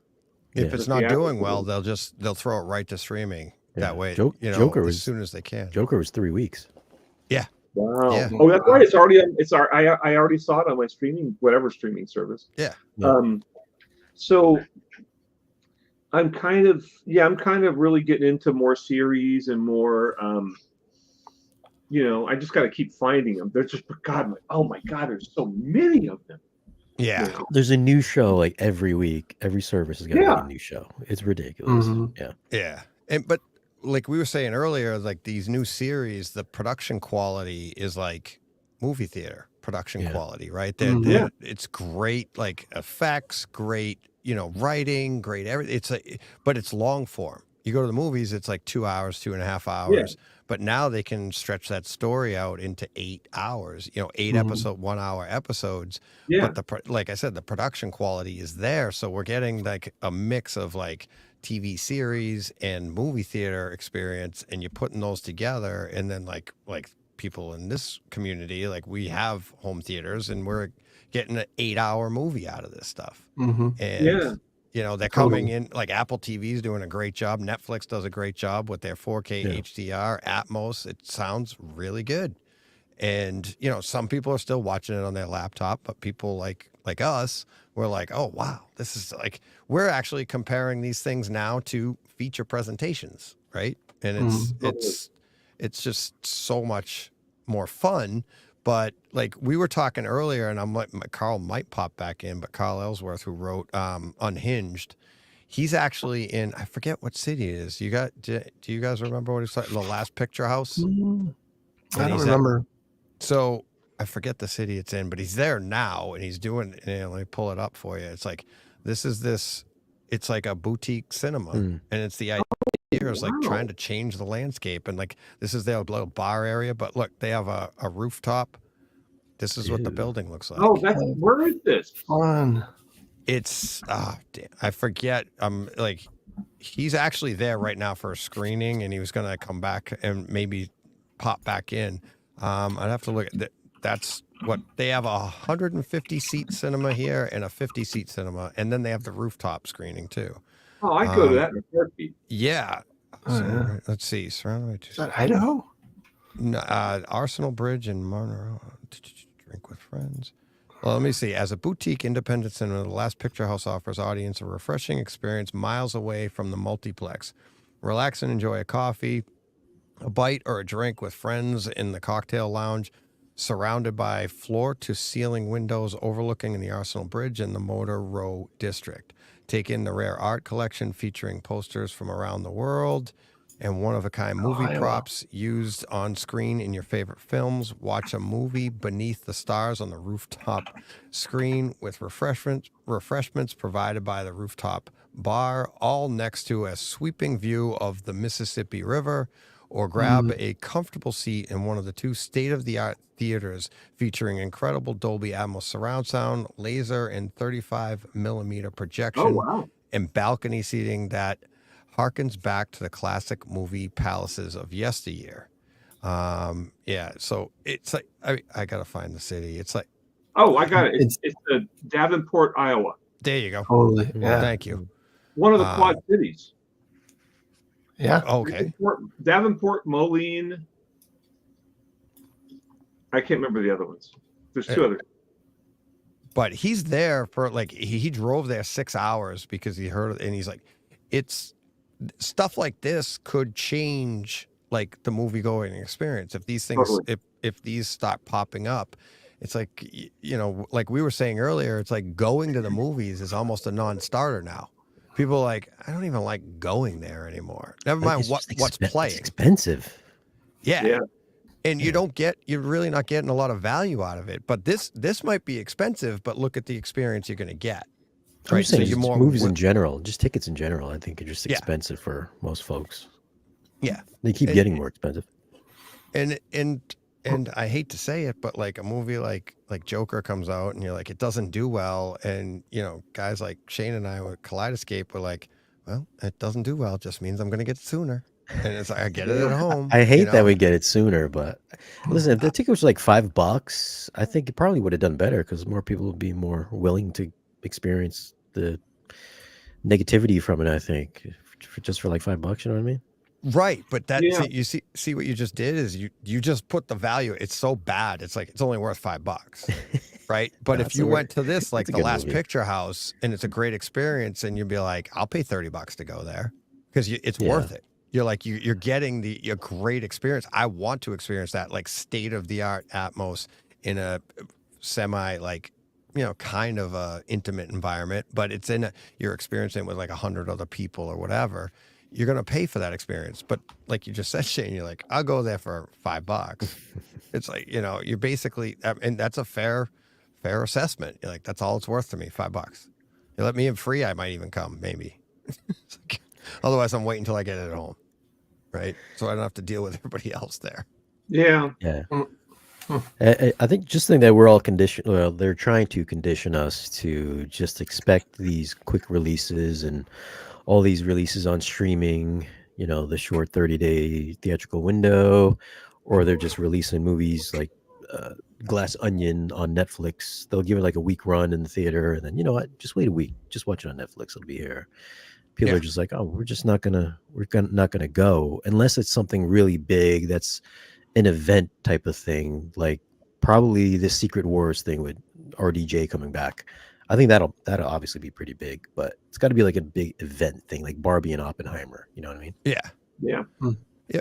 Well, and we were saying earlier, talking about the Last Picture House, we were like, when we were younger, going to the movies was an event. It almost didn't matter. Not even almost. It really didn't matter what was playing. You asked your buddies or you asked your girlfriend, you're like, you want to go to the movies this weekend? You're like, yeah. There wasn't like, well, what are we going to see? It was like, it was the event. It was going to the movies. And then sometimes you get there, especially back then, there was no internet to look it up. You either had to go to the paper or you just went to the theater and went, what's playing? All right, I want to see this. They'd be like, well, that one's sold out. Okay. And it'd be like, I guess I'll see the other one then. Okay, let's go to this one. And that's, you were there to hang out with people, to either go on a date or hang out with your buddies. It was the event. The event was the destination, the theater. And now it's turned into everything's about the content. And if you don't, if the experience of going there isn't good, you're already, as I said earlier, you're coming into it as a negative. You're looking at it going, oh, this place sucks, but maybe the movie will pick me up. And if it doesn't, you're blaming the movie when you're already coming in on a negative. And they've got to change this around. In places like this, like the Last Picture House, it kind of makes it look like I want to be there. I don't even care what's playing. Yeah. I just want to be there, right? And like Aaron is in the chat. Aaron Click is saying, he goes, we said this earlier. He's like that might have to be a vacation destination for my wife and me. And it's stuff like that will become that. And then maybe if it becomes popular, they'll start popping up elsewhere. And it could change like the entire movie going experience. I hope it does. I used to go, when I lived in LA, I used to, like if I had nothing to do on a Friday night, there was Lemley was like a chain that was like art houses, right? And so they had, they had some mainstream stuff, but they had a lot of artsy movies too. And there was the Lemley NoHo 7, and I could take the LA Metro there, so I didn't even have to drive. And I go, and it was North Hollywood where there's a lot of stuff to do. I go and I get get dinner. I just go watch whatever looked good. I check the listings and be like, oh, that looks fine. I'll go see that one. And I just go. And I just always had a great time. And you could get beer there. And so I could have a few beers. And since I was on public transit, I could drink all I wanted.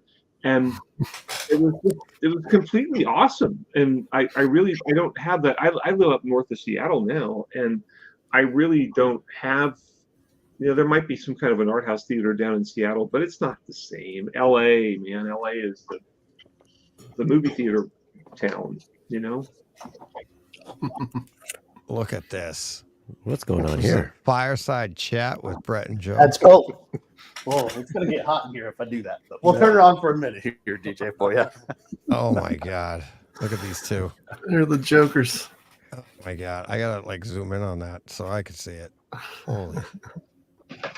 Jeez. Look at, they got the drinks. It's hysterical. Brett's like, my fireplace, we got technical difficulties with the fireplace. I haven't touched. Yeah, that's right. It's like may have to go the away. Guys couldn't light a fire. Here we go. Hold up, have a drink. Here we got that. Uh-oh. Oh, man. Set the mood. Brett, is this the best thing for you to have a fire and drinks? This could go really bad after last year. Oh, my God. So it's like, yeah, Brett's going to hit the floor and the house is going to burn down. There we go. And we'll have it live on YouTube. That's right. That's right. Make sure you call 911 for me, DJ. Yeah, absolutely. Absolutely. We got man down, house up in flames. So, yeah. Brett and Joe, how you doing, guys? Thank you for doing well, popping in. Clearly, this was very stressful for you, but looking back, look at what you guys are doing right now. So thank you for taking time out of your day. Oh boy. Thanks for joining the chat. So hey, absolutely. You can hear us okay, DJ?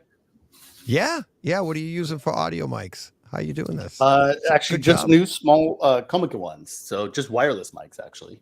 Nice. But I've been playing around. So this one, usually I've got my background. I'm usually in my upstairs office. But Joe wanted to come over, so I needed some extra space. Yeah. So we went down here. This room is getting ready to be done. So the windows you can kind of see behind. So there's 3 of them here. So I'm actually getting Lutron shades that'll go in there, and then I'm going to custom fit some panels that'll be behind them, so I can kill off some of the echo, because this room is a 10 by 10 by 10 box, so it is heavily not appropriate. Yeah, but as an office, it works, just not for home theater. So it's not too bad. The echo is your mics are really good. I don't. Well, think you know what? So that's where, I'm happy. I've been happy with these mics. I was testing them earlier today, and it definitely, because this room definitely has some echo in it. But you also don't see all the fiberglass panels all over the place. Oh. I told you I'm about to build some fiberglass panels, and here we go. Oh my God! You just got those all lying around you. That's yeah, funny. so I literally brought the box up from the garage to Jeez. see if I could at least kill a little bit of the echo in here. So they're not aligned. They should go up higher at the end, but for right now they at least seem to be absorbing a little bit. So we'll place these off screen so they're not. Oh wait, but let me put them on screen. I'll bring them in. That's for right. everybody to see. Hey, it's that backstage part of the experience. magic. That's right. Yeah, it's the backstage experience in here. Don't look behind the curtain. Yeah. Oh, so DJ, how you feeling? You've been doing it for a while. Yeah, I just actually I just looked up. Somebody said in the chat, Carl in the chat, saying daylight saving time officially ends. So yeah, right here. I was at. I came on at 1 o'clock. It's 1 o'clock again. Yeah, that's right. At 1:59 went to 1 o'clock. Now it's 10. Yeah, exactly. So yeah, back to 1 o'clock. So I still have 5 hours to go. You know, a few minutes ago I have 4. Now I got 5 to go. But that was the idea. Go big or go home. Brett, how are those Ascendo Square subwoofers at the show? They were amazing. Yeah. You know, so it was interesting, Shane. The you know, they had 12 of them there, right? So they stacked them three high in all 4 corners. And they were tuned really well with the with Storm Processor and direct art. But you know, the only thing I'd say there, so they sounded amazing, like no distortion, a ton of bass in there when we were really cranking it. You know, the only thing is that they weren't really getting pushed past 1%. Yeah, I mean, we were saying at 1.12%, but let's say it was 5%, right? So, you know, you're not really going to get too much distortion at 5%, and you know, you're really not just blowing the doors off of it. So they sounded really good. I would believe that, you know, say you took out a third of those and you stacked too high, or even just one in all reality. But you know, if you stacked them too high and ran it to 20 or 30%, it would probably sound exactly the same. So you know, definitely don't need 12 of them in a room like that necessarily. You know, more power to you if you can do it. Doesn't hurt. Literally, more power to you. There you go. That's right. But you know, make sure you have a couple of dedicated 20s in there at that point. Yeah. But yeah, I mean, they sounded just freaking amazing. You know, we were watching, of course, you know, the Dune demos and you know everything that was going on in there. We had some. We were definitely playing a little bit of music in there too. So we all had the hip hop and rap going, and you know, they definitely definitely pressurized the room. But yeah, you know, from any standard perspective, you know, I think if you dropped, what I've always said is, you know, you drop 4 more normal subs, right? Let's say you want Ascendo, drop some 16s in there, or SVS, or you know, whatever your brand is, get the general pressurization right. You know, for the 120 down to 20, 30 hertz, and then just put one of those bad boys in right up front, and you know, you're probably pretty squared away on terms of infrasonics. I remember Jeffrey showed me on the napkin. He was like, I'm building this subwoofer. It's a square subwoofer. This is meant for waveforming to put on your wall. And then they showed it. I was like, this is not a wall mountable subwoofer, man. That thing is huge. No, I mean, I would be. Yeah.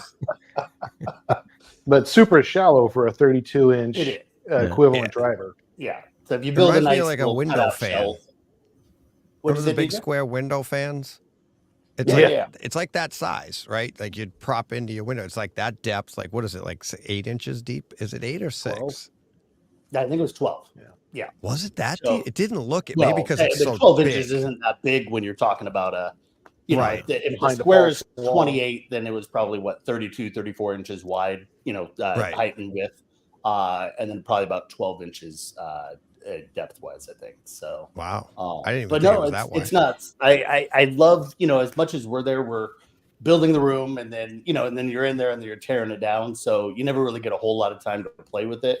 I'd love to learn a little bit more exactly how they do it, because typically we use round drivers, because when it's centralized, that a circle gives you great reinforcement and rigidity into it. And so when you go with the square, the problem is if you have your magnet in the middle, what do you do for the outside? And my understanding is that he actually has 4 magnets in there on the more towards the corners or each of the top quarter side of it, so that it maintains that rigidity as it's playing. So I'd love to dig in a little bit deeper to really understand that, because I know I see that in some of the comments, and I'm like, yeah, I mean, fair point. It's not the first one. Obviously, Kicker made a square. Yeah, Kicker. Years ago, back when I was on the car side instead of home audio. So it's funny. I used to work with Jeffrey back when I was at Soundstream, and he imported Kicker, Phoenix Gold, a bunch of the others, and we talked about the Solar Barrack sub and just the similar shape of it. Yeah. Oh, interesting. Yeah. So he's been kicking around that idea for a while. Yeah. I mean, it's definitely, from an engineering standpoint, it's a different build than your classic subwoofer, just getting bigger and bigger and more rigid materials. But I just remember too that panel. So the carbon panel that's on the front of it is just solid. You look at it and it had to have been a 1/4 inch thick carbon fiber. So definitely not just like a little skin or anything like that. It was just, a solid piece of rigid material. So it didn't seem like a ton of excursion either. No, and that's what I said. That may have been mainly because it was only running at 3 or 5%. So you don't need to see a whole bunch of it. Because my understanding is it has a fair amount of excursion on it. I think we just weren't pushing it. Yeah, with 12 of them in the room. So. Sick. So what you guys been chatting about before we jumped on here, DJ? And how's everything? The state of oh my god, yeah, I've had what did I book up? It's got to be like 30 people. I have 25 slots, and obviously double, triple, obviously all these people up. So 30 plus people booked. Thank you to everybody, including everybody sitting here right now. But yeah, it's like what we were just chatting about is the state of theater actually going to the theater instead of our home theaters, and how bad it is, and which is basically like plays right into us. It's like, oh, I just want to watch it in my theater. But we are getting more and more of that chat. Like, I think people are getting frustrated. As great as it is to have your own home theater and to be able to stay home and stay and watch it, I think we're starting to evolve back to the idea. Like, I kind of miss liking to go to the theater, right? It's like I dislike that I dislike the theaters. And you want, and more people are starting to want to go back to the theater, but they want something to want, right? Sure. And it's like, it's just not a desirable destination right now. And we had, Carl Ellsworth on earlier. I don't know if you heard that, Brett, and Joe, but it was this theater here. It's down in, what did you say, Davenport, Iowa, Brett? Yeah. You saw, yeah. So it's like the Last Picture House, and they're just doing it different. And it's pretty amazing. They have this lounge. This is a rooftop. Like, it's just basically changing the theater going experience. Yeah. And turn it back into a date night. Turn it back into an experience with people. And we see a lot of those here. I know. The first one I went to was actually in Carmel. So I'd be out there with at the Klipsch offices out there in Indianapolis, right? And so they have, what is it? It was a draft house. I forget if it was an Alamo draft house, but it was but I think that's what it was. But you got food delivered, you could have a beer, it was definitely a cool experience for it. Here when we do go to a movie, guarantee it's got to have reclining seats and all the the nice big 29-inch wide seats, and and then usually it's like the two side by sides. So my wife and I can both go in there, and I mean, yeah, I think it's still when you get these bigger than life movies, you want to go.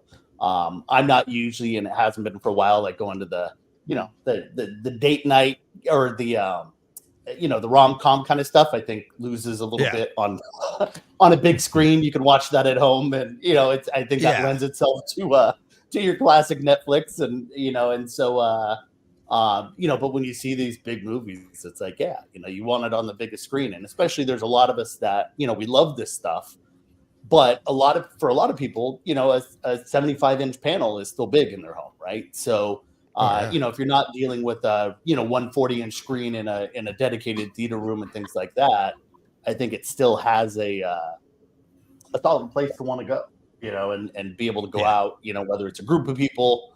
I know we did the last big one was we had about 8 of us to go see Deadpool and Wolverine.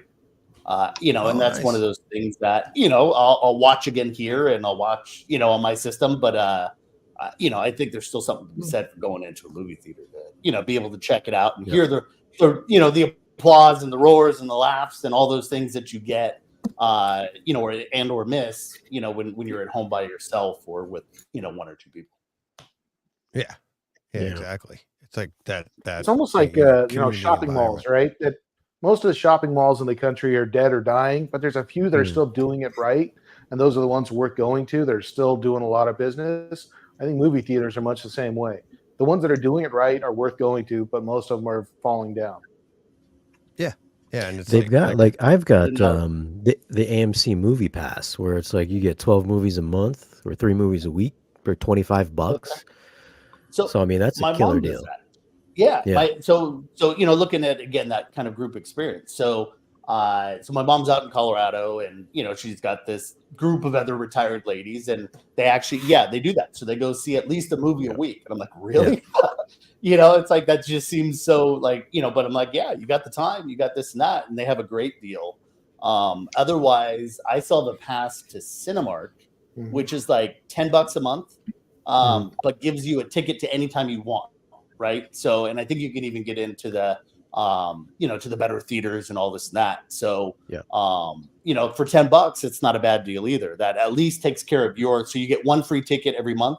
You get a deal on, food and drinks, and I think you often get a deal online charge. No online charge. And then you can buy, everybody else's tickets and stuff like that too. So it's not a bad, at least you feel like, for that $10, you got a movie ticket and they roll over. So, I had it even while we were like right in the middle of COVID and not going to the theaters. But we, they just rolled over. And so then, it's like, hey, I had all these extra tickets, and that's when we went to go see Deadpool and Wolverine, so we brought out, some of my daughter's friends and stuff like that. And, and just used up extra tickets that I had. So, how'd you like that? Did you like the Deadpool Wolverine? I heard they're making another one.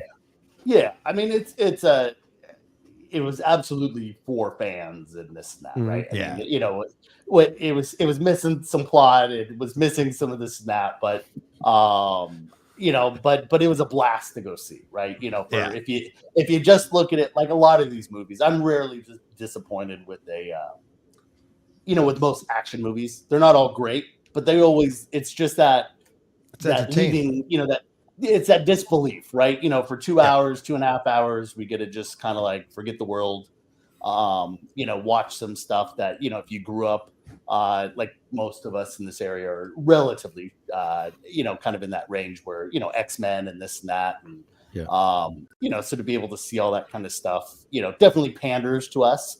But I thought was a good time. So, did you see DJ? Oh yeah. Hey guys, I need to bail out. I'm about to fall asleep here. Oh, sorry, buddy. I'm the biggest wolf in the crowd because you guys are all like earlier time zones than me, but I'm exhausted. Well, that's why he makes us come on late, Brent. Brent, I'm behind you, buddy. I'm coming who too. Who can we screw around with now? Oh, we'll take the guys on the West Coast because exactly. They can stay up a little longer, right? So Anyway, thanks for having me on. It was a lot of fun. Thanks, Brett. Thanks for being here, buddy. Really appreciate it. Tell Dennis I said hi. I know he tried to get here. He had a busy day, but tell him I hope everything's going well, and thanks for trying anyways. But yeah, appreciate it. Appreciate your time. You guys. Yeah, awesome, Brent. Later, buddy. Bye. I'm gonna get hot and stuff. Yeah, you know. So DJ, I'm gonna head out too, my man. All right. Hey, thanks for hanging out, Graham. Awesome. Yeah, you got like 2 hours out of me and me watching, but it was great. Yeah, thank you. Really appreciate it. That was a lot of fun. Oh, yeah. Hope you had a good time. That's fun.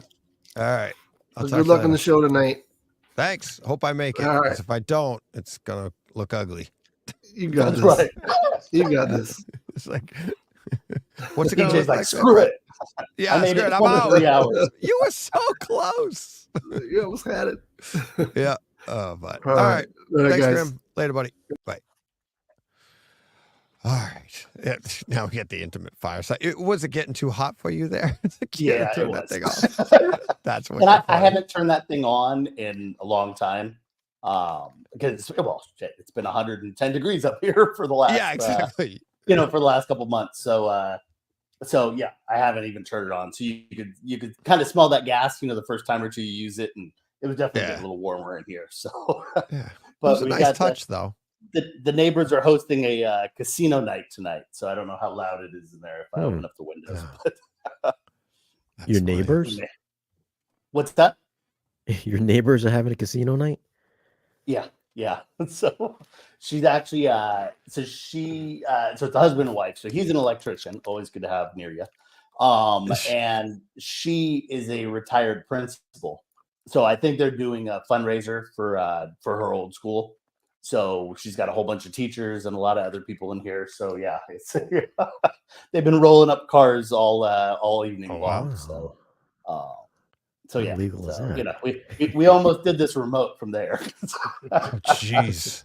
The only thing better than than doing it in here is we'll do it at casino night. Nice. Yeah, that ought to go well. Speaking of neighbors, Shane, I don't know if tell your story. What was the movie where the neighbors heard the bass? Here's a new story. This happened 2 weeks ago. Oh, you got a new one. So I got all my waveforming subs.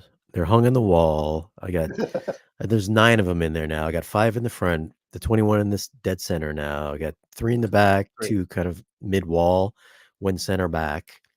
I just dialed it in. It was like 12:30 at night. I was cranking. I don't know what I was cranking. Something with a lot of bass, apparently. And I was sitting there. I was like, oh my God. I was like, this is maybe the best sound I've heard personally and out of my own system, like ever.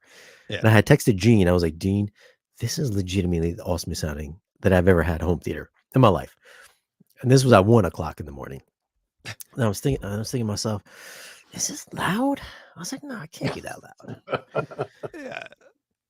And when you just keep pushing it and it's just like super clean, everything is just like hitting, the infrasonics are just there.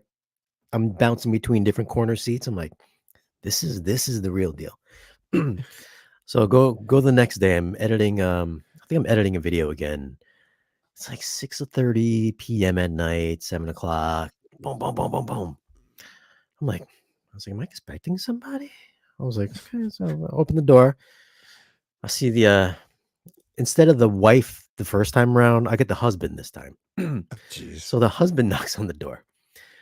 He's like, hey. I was like, how you doing? He goes, hey man, I'm Bud. He goes, I'm your neighbor. I was like, hey man, nice to meet you. He goes, I wish we could have met, a little bit different, but I think you met my wife a couple months ago. I was like, yep. I was like, oh, here we go. Here we go. He's like, he goes, you know what? He goes, I've got a subwoofer too. He goes, I'm pretty sure you've got a subwoofer. You're like, you don't have nothing. No, you don't. I was like, yeah, I do have a subwoofer. Yeah. He goes, yeah, it was like, I think it was about 1:00 in the morning last night. Oh God. He goes, I'm not one of those guys. I was like, oh man, your wife said this too. I was like, yeah, I'll say, okay. He goes, I'm not one of those guys. He goes, I didn't want to call the cops on you or anything like that because we're neighbors. We have to get along. We live together, right? We're neighbors. I was like, yeah. I was like, listen, I was like, if I'm ever loud again, just text me. I was like, listen, let's swap numbers. You just text me, just call me, whatever. Just come over, knock on the door, whatever. He goes, I knew you were doing something at the house because your truck never leaves. He goes, I work at 4 a.m. and then I get back. Your truck is still there at like 6 p.m. You're always at home. So I figured you're in IT or you just straight work at home and you like to watch games or play movies or whatever. He goes, so I kind of figured that's what you did. And he goes, I normally don't care, but when my wife wakes me up, then I kind of gets on my nerves when she wakes me up. I was like, listen, no problem. I was like, just text me, whatever. He goes, sometimes I do wake up at like 2 p.m. So my day doesn't really start till probably when you get off of work. So, and when I'm in my room, there's no windows. I don't know what time of the day it is, or even what day. I don't even know what today is. He goes, okay. You did just DJ. No, exactly. That's why I have you guys. I was like, listen, why don't you go home? I will call you. I'll put something on and you tell me if you can hear it. So that way I have a baseline of how loud I can go. Yeah. Baseline. Nice pun. So he goes home. I call him on the phone. I was like, hey, can you hear this? And this is like mid-level. And he goes, I can kind of hear it. He goes, well, listen, it's not really a big deal. It's just when we're in deep sleep, does it become a big deal? Because at this point in time, your noise is basically just background noise for the past few months. So we're just used to that noise now. So it's kind of like there. It's just when you go overboard. It's like, he goes, when you really go at it, then the bed starts to shake. How far away is this neighbor? He's about 25 feet away. Okay. Yeah. So he's like, yeah. That's got to be a little more than that. Like shaking his house. Yeah, like his like that. You're resonating like his entire structure, which is turning his house into the speaker. Yeah, I was like, hey, listen. I said, why don't you come inside and let me just show you what we're working with. He goes, oh my. He goes, okay, I can appreciate this. Yeah. He goes, I saw you working for like 2 months straight. You guys had materials going in your house, so I knew once the windows got sealed up, you were doing something. Now I know what it is. He goes, those subwoofers back there are 25 feet from my bedroom, so it makes sense. Yeah. I was like, all right. And in the meantime, I'm getting drunk off his breath because I don't know if he needed alcohol courage to come over or not, but I could tell that he's a hardcore alcoholic. So I asked him what he did. He goes, I wake up at 4 a.m. to go dig graves. I was like, oh God. I was like, okay, I can see that's a hard life. Yeah, so that's a requirement in there. Is he a grave digger or a hitman? I was like, okay, so I told him, I said, I should probably keep it down at night because I might end up in one of those graves. So that's right. That's right. You don't want somebody with access to. Yeah. He crawls back into bed. He's like, don't worry, honey, it'll never happen. It's all done. It's all done. By the way, I got us a couple of new subwoofers too. I offered him. I did offer him a Sony sound bar. I was like, hey, listen. I said, do you want a new sound bar? I said, I got one in the basement. It's brand new. You can have it. There you go. I got one already. He's buying his neighbors off for silence. Like, look what I got. Look what I got. Well, that's when you got to invite him to some movie nights or this or that, right? So I invited him and the family over. I said, listen, I get a lot of furniture in for review. I was like, if you ever need some leather chairs or recliners, I usually have extras. So there you go. He's like, oh, he goes, well, I'm thinking about doing my basement just like this. I was like, if you need speakers, I've got about a half dozen in my basement too. I was like, you just let me know. I'll set you up. He goes, okay. He goes, sounds good. So if you want to kill a home theater, just move next door to Shane. That's right. It'll just eventually trickle on over. It's like pretend like you're not into it and that it's a big deal, and and you'll walk away with some good stuff. Yeah, exactly. I'm really not liking the sound last night. I wasn't even home. I don't know what you're talking about. Jay's like, what are you talking about? I wasn't even home. It's like, oh, sorry. I'll try again tomorrow. That's right. Oh well. I got lucky. I got a half acre around me, and then no neighbor on one side. The next guy, like, he's got his half acre before his house, and then a few on the side. So I haven't really had too many issues with it. But we've got it's just like out in the woods and stuff. So at night, it's quiet. So things will carry a little bit further. Yeah. So like I said, I'm gonna try as we start up with the with my dedicated theater room upstairs, same thing. It's all the windows get sealed off. I'm gonna try to build it out. It's really hard to make something truly soundproof at reference. Yeah. But I'm gonna again do floating studs. I'm gonna end up doing a few layers of sheetrock and maybe a little mass loaded vinyl in there, and definitely some acoustic products and the rest, and see what I can do to try to make it so that not just for the neighbors but for my wife and my daughter. Because you want to be able to crank those movies just like you said, at reference or close to it, right? As you're going through stuff or reviewing stuff, and this room will end up being set up for multiple systems and setups so you can A/B compare them, and so when I'm doing that, I want to be able to not have to worry about it too much. So but it's tough to do. I mean, like you said, you resonate the walls in your own house, and then that resonates out to the other side. And if you're in a nice quiet area, it's great, except for you can literally hear everybody in their backyards just talking. But it sucks because the side where my theater is, that's where like all the people are. The opposite side is where it's just the empty woods, and I'm just like, kind of got unlucky there. Graham Cole, who just left the chat here, or just left the room with us, and he, as soon as he left, $20 super chat. So thanks, Graham. Sweet, great job, Graham. Thank you. Appreciate it. You didn't have to do that. Do you know where you're at with that, DJ? How's the fundraising? How's the fundraising side? Oh my God, I have no idea. Well, let's see. Todd started us off with $100 this morning, right off the jump. But it's hard to keep track right now because it's like I could see here. I'm like, just since on this stream alone, I've got 35, 45, 50, 65 here. But then in the other one, I mean, I've got to be quite a few $100 going here just from the YouTube alone for this. And that's just where we're starting out, so this is going to run all month. The giveaways of the Ava remote, that I was talking about earlier, we got 2 of those, every $10, gets you an entry to that. Plus, if you just want to be in it, it's free. You can just say you want one. That's one entry. But, and did you hear about this, Brett? Did you hear about any of this, guys? I've been running around so much, DJ. I didn't get a chance. I was trying to jump on a couple times, but I've been working on some new stuff all day. So what's everything looking like? And what kind of prizes you got for or giveaways on based on this? And what's the deal for anybody joining now? Here we go. So Eddie Trochez was on this morning. He's a installer integrator out in New York area, I believe. And he's offered 2 of these Ava remotes. They're new remotes that he is going to. It comes with the brain, but you don't need the brain. We explained it earlier today, but not supposedly. Usually, you need a dealer or installer to install this in your home.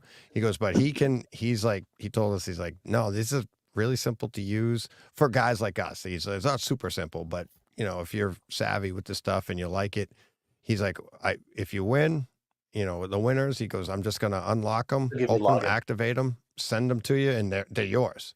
But he'll also assist you, right? So he's going to be, give them a hand, helping setting it up and everything like that. So we talked about that in the hour 3 of the first version, first part of the show. And he goes through the entire thing. They look really, really cool, really slick. It's a nice looking remote. Yeah. Yeah, it's the dynamic keypad. So wrong way. You can see here's all the different versions, depending on what input you have, the keypad at the bottom changes, stuff like that. So we have 2 of these, a black one and a silver one giveaway. With the brain, it's like $1,700. So like I said, every $10 gets you an entry. And just email me towards the end of the month and your total that you've given to to Movember, whether you donate through us or go directly to Ryan's page, which the links are in the show notes for that.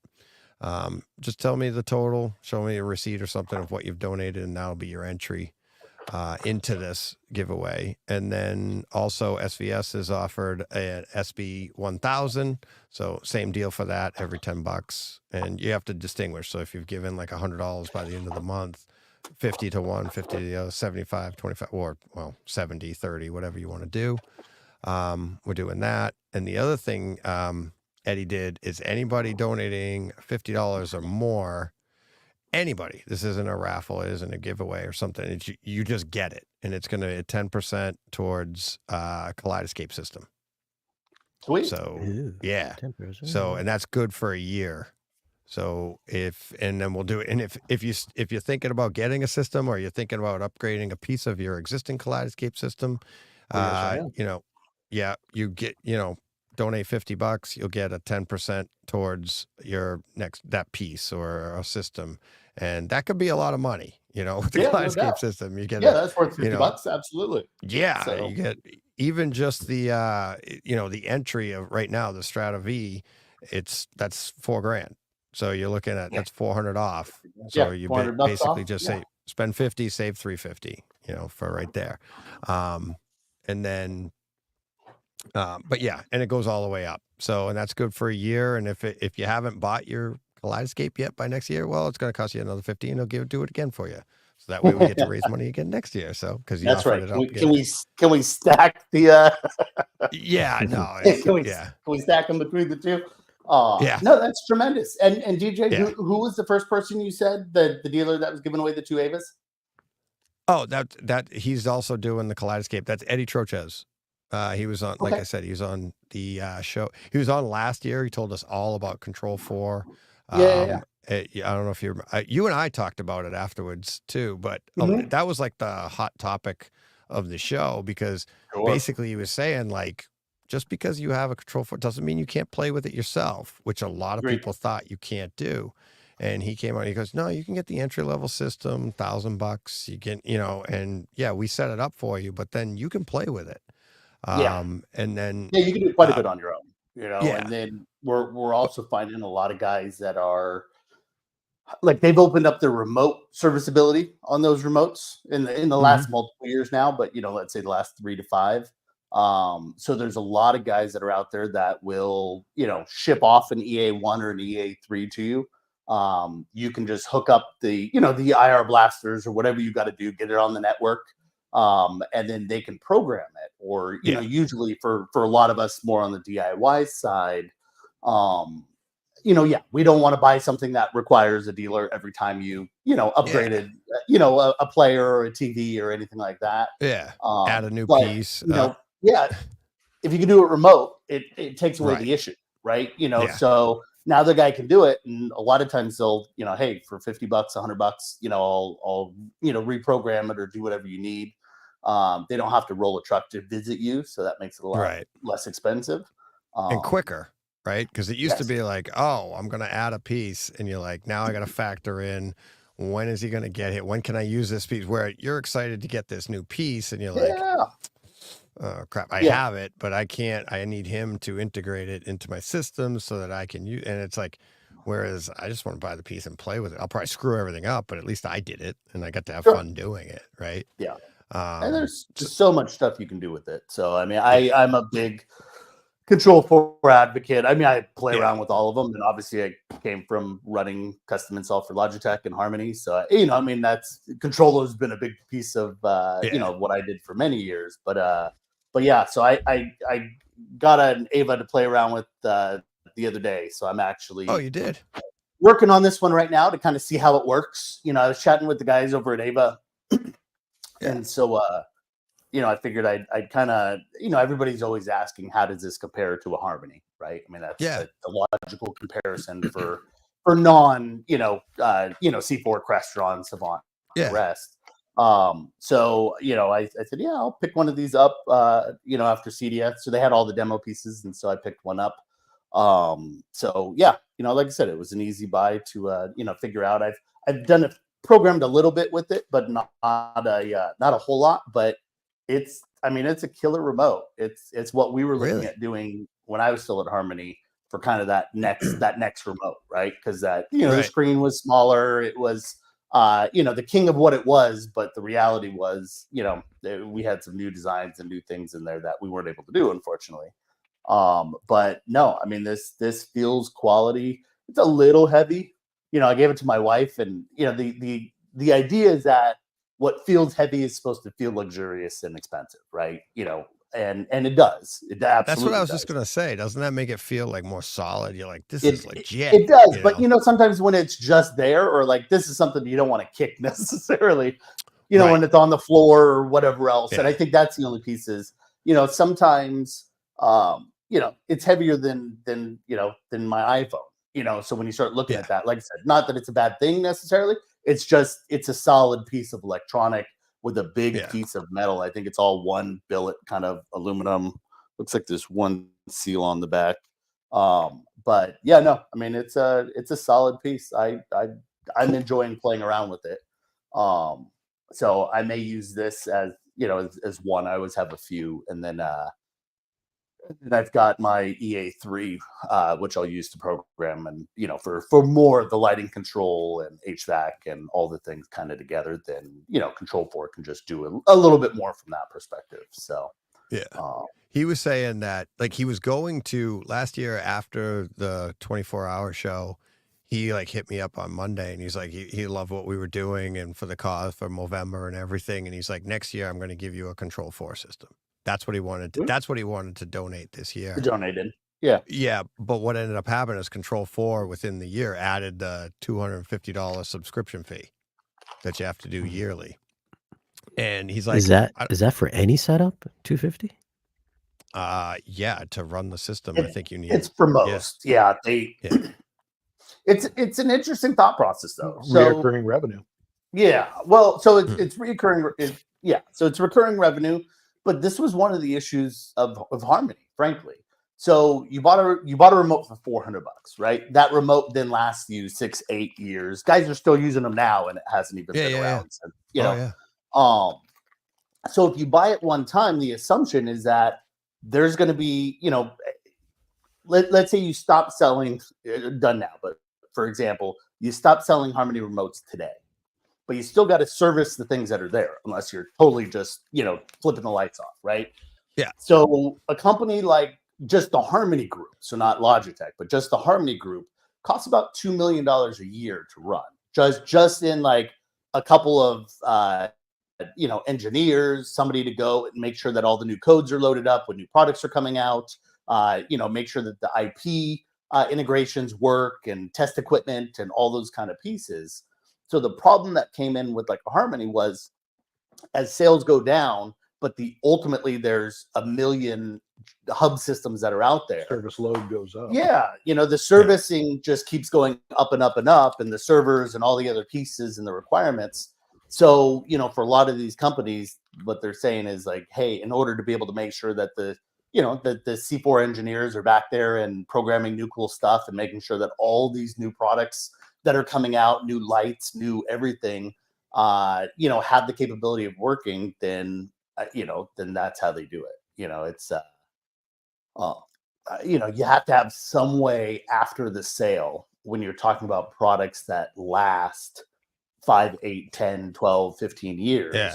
You have to have some way to support them. Otherwise, what you get is, the product's just not being supported anymore, right? And then people complain about that. We see that with Sonos is probably the biggest, the biggest thing on that right now, right? Where people are complaining because their 15-year-old Sonos doesn't work anymore, or is on the old software, or there's a few different things going on right now. But when they went from S1 to S2, and those first products just wouldn't do all the same stuff and couldn't upload the same security parameters and all those kind of pieces to it.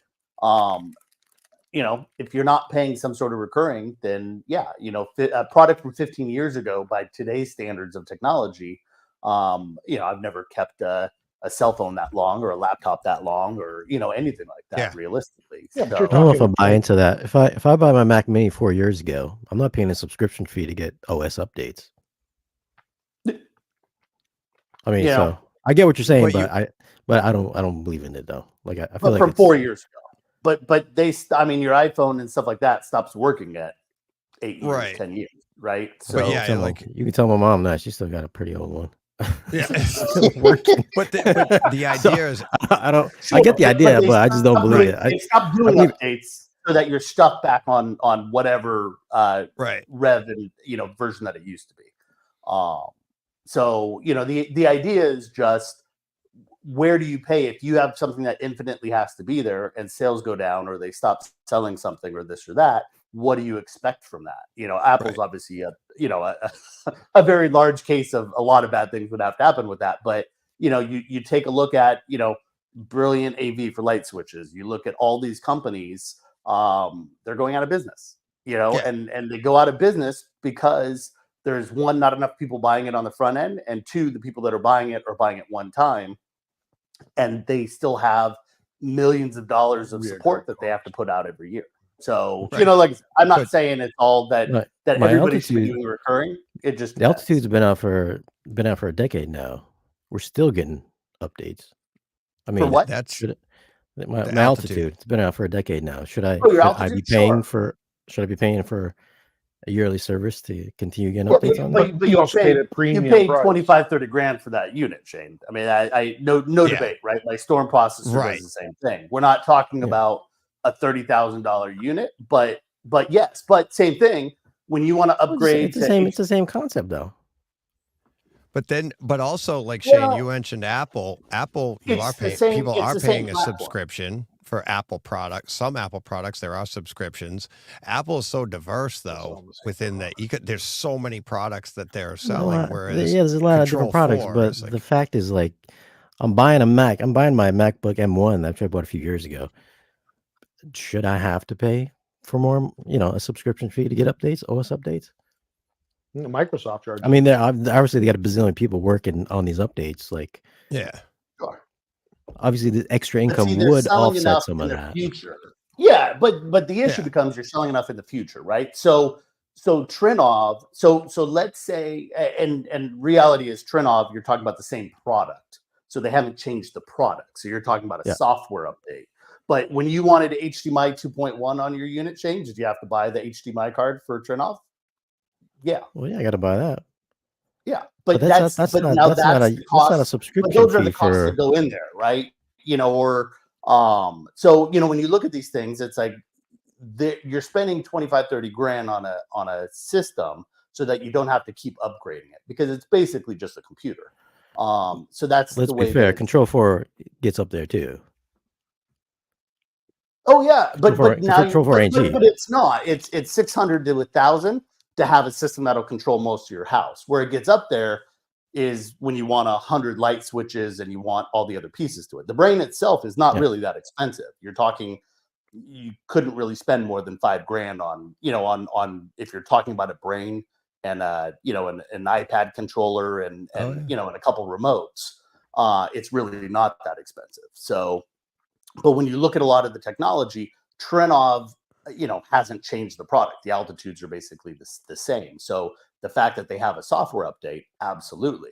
But you're talking about a product that only sells, relatively low thousands of units, right? This isn't this isn't tens of thousands of units or hundreds of thousands of units. So what happens if sales dip off on a product like that and they don't make their updates anymore, or they say that we're going to stop selling we're going to stop selling the hardware, right? It's not working. They're not selling enough to be able to pay for their people. Then what happens in that? Now all of a sudden your Trinov never gets another update and it dies off.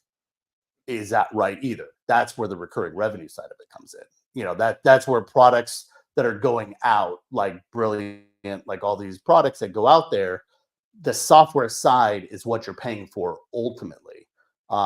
Past the hardware. That's the question that I think comes into a lot of that, is just how do you. I get the idea. I know what you're saying. I know what you're saying, but you know what I'm saying too. Oh yeah, no doubt. I mean, look, I wish I didn't have to say. Everybody's going on subscription. I mean, listen, Adobe Premiere Pro used to be $300. Now I got to pay. Now I got to pay $50 a month just to have Adobe Premiere Pro. Meanwhile, Final Cut is $300. You just still have it forever or DaVinci, you have it forever. But now Adobe's hopped on it, so it's like I'm getting stuck with all these ridiculous like they want to subscription make fees money for or something. It absolutely is insane. No debate on that. Yeah. I've got my Articulate subscriptions for building courses. That's $1,000 a seat a year. I'm paying for Adobe. I'm paying for all these different pieces. You know, then you've got your Netflix and you've got your Amazon and you've got all the rest. But the reality is, how much more would you pay for that? I mean, I've been doing Adobe since you bought full versions, and every 2 years, you know, you basically bought, you know, a $400, $800 subscription. You know, $20-$30 a month just means that those developers can continue to develop versus all the people that were, you know, pirating, you know, content and software and all those things that are there, or just never upgrading it, you know. But even if nobody upgrades from the version 8 years ago, they still have to do patches and all those other pieces to continue to make that software work, you know. So it's a give and take, right? You know, do you want to pay for heavy numbers up front, or do you want to pay for monthly subscriptions? You know, it's the same as Kaleidoscape. It's the same as all these things when you know, you go through there. You know, when people say, well, the hard drive shouldn't be that expensive, you're missing the whole point of what a Kaleidoscape is. It's not just a, you know, just a storage unit. It's all the people that are watching through all the movies and making sure that the audio is right and doing all the favorite scenes and all that. That's the cost of a, you know, of a Kaleidoscape unit. It's really not the hardware. The hardware's relatively inexpensive. It's the service and the platform that you're paying for. Hey, Shane, back to an earlier topic. Can you tell me what the difference was that you noticed when you implemented the waveforming in your low frequency compared to before? Oh, just better C2C consistency. It wasn't like it was more powerful or anything, but it was just more even throughout the room. Okay. How much of a change did you see in the C2C? I mean, did you measure? I'm curious. Yeah. I was getting, I think, between 5 and 7 dB per seat, at least in the back row. You have 2 rows? Between the back 3 and front. rows? 2 rows. Now I'm getting between maybe 1 and 2 dB between the front and back rows. Solid, no doubt. Yeah. I mean, could I probably get it manually done by myself? Probably. But I mean, this kind of takes guesswork out of it. Yeah. How long did it take to set up the waveforming as far as all the measurements? That really depends how many speakers and subs you got. Yeah. Yeah. Because I got what have I got? 18 speakers and then 9 subs. So that was maybe 45 minutes or so. Okay. Not bad. Wow. Yeah. It's not too bad. Yeah. It depends on how that's a big difference. Want to take. I know, on the direct art side, they'll recommend even 2 or 3 just in the seat, right? So you've got your mid, a higher, and so it's basically averaging out even the seat side. But then you need enough measurement capability, right? So that's the difference between a direct live and a direct art is the ability to take those extra measurements. Yeah. I wish they give you a more. Oh, do you have a turn off? I played with the turn offs. I have a Storm Mark III right now. Oh, right. I think you said that before. Yeah. Yeah. So, and then I'll have a turn off going in when we do the upstairs. I'll have both so that we can actually. My goal is to be able to run a full waveforming and a direct art and see where they compare to each other. And then be able to run a full Dante stack, so all Dante amplifiers versus an analog. To be able to show people that want to look at the difference between a class AB or a class D or whatever anybody wants to toss in there, then I could basically run through whatever we want. So, and then 2 projector setups. And so everything at least has an AB comparison to it. So you got two theater rooms in there? Is this your house we're talking about? So, yeah. So one theater room, one dedicated room. But that one will be able to run an A/B comparison. So it'll have 2 sets of front stage, and then I'm not as worried about the rear. So that'll just be, same for the surrounds and for the height speakers. So just 1 set, but basically 2 sets of the front stage, and they'll be built so that they can be swapped out. And then a full set of Dante amps. So I've got a full set of AB. Analog amps, and then then I have a media room downstairs, and then a game room that's next to the home theater room. So all of them will be run typically as a standard over Dante, because they can all be run off of one processor. So with one Storm processor, I can run the theater, I could run the gaming room, and I could run my media room down in the family room, all from the same processor. And then if all the rooms, let's say we're going at once, then those other two rooms turn into stereo while I'm actually watching a movie in the theater. So it's the cool stuff that you can do when on something that's Dante enabled, that you just can't do on any other product yet. So you can have multiple surround systems on just one processor? Correct. So I can run 30 channels in any method that's wanted. So I can run a 744 in my theater, which is not a huge room, so that's probably, it'll be either a 7 or a 9, but basically running, let's call it around 16 channels or 15 channels rather, for the theater. And then the gaming room will probably be a 542, and then my media room downstairs will be a 542 or a 522, and they can all run off of the same Storm processor. Oh wow! So, wait, so it has to add up to the max channel count, or yes, exactly right. So think of just like your Trinoff now, but you have the 30 channels, right? So basically, I've got 30 channels. But they're all Dante, so it's all digital. So basically, it just runs off of an Ethernet through a dedicated network, and then those networks go down to the amplifiers. So like in my family room right now, those are Theory Audio. So Theory Audio Dante enabled amps, and then all their speakers.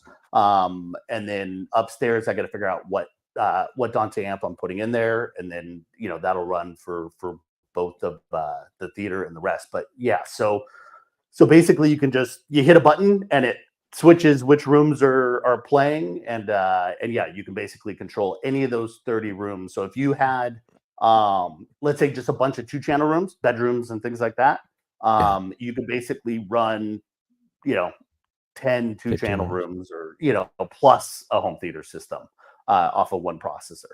So and they can all run at the same time, all showing different content. Or mixing and matching, whatever you want to do. It's pretty trick in how it all works now. Oh, interesting. So yeah. So I mean, that's the main. The difference between Trinov and Stormer, they're both just great products. And it just depends on what people like to be able to use and how they're going to be able to use it. Like I said, I think the waveforming is great. It's only available obviously in a Trinoff, which removes most people from it. Direct Art is only available through Storm, but not because it's exclusive, because they're the only processor that's like fast enough and strong enough has the horsepower to basically run it. And then you get Direct Live obviously with the Marantzes and audio controls and all the other guys. But the Dante enabled, which we're seeing in audio control, JBL, starting to come out with it, but nobody's really been able to do the full multi-channel theater.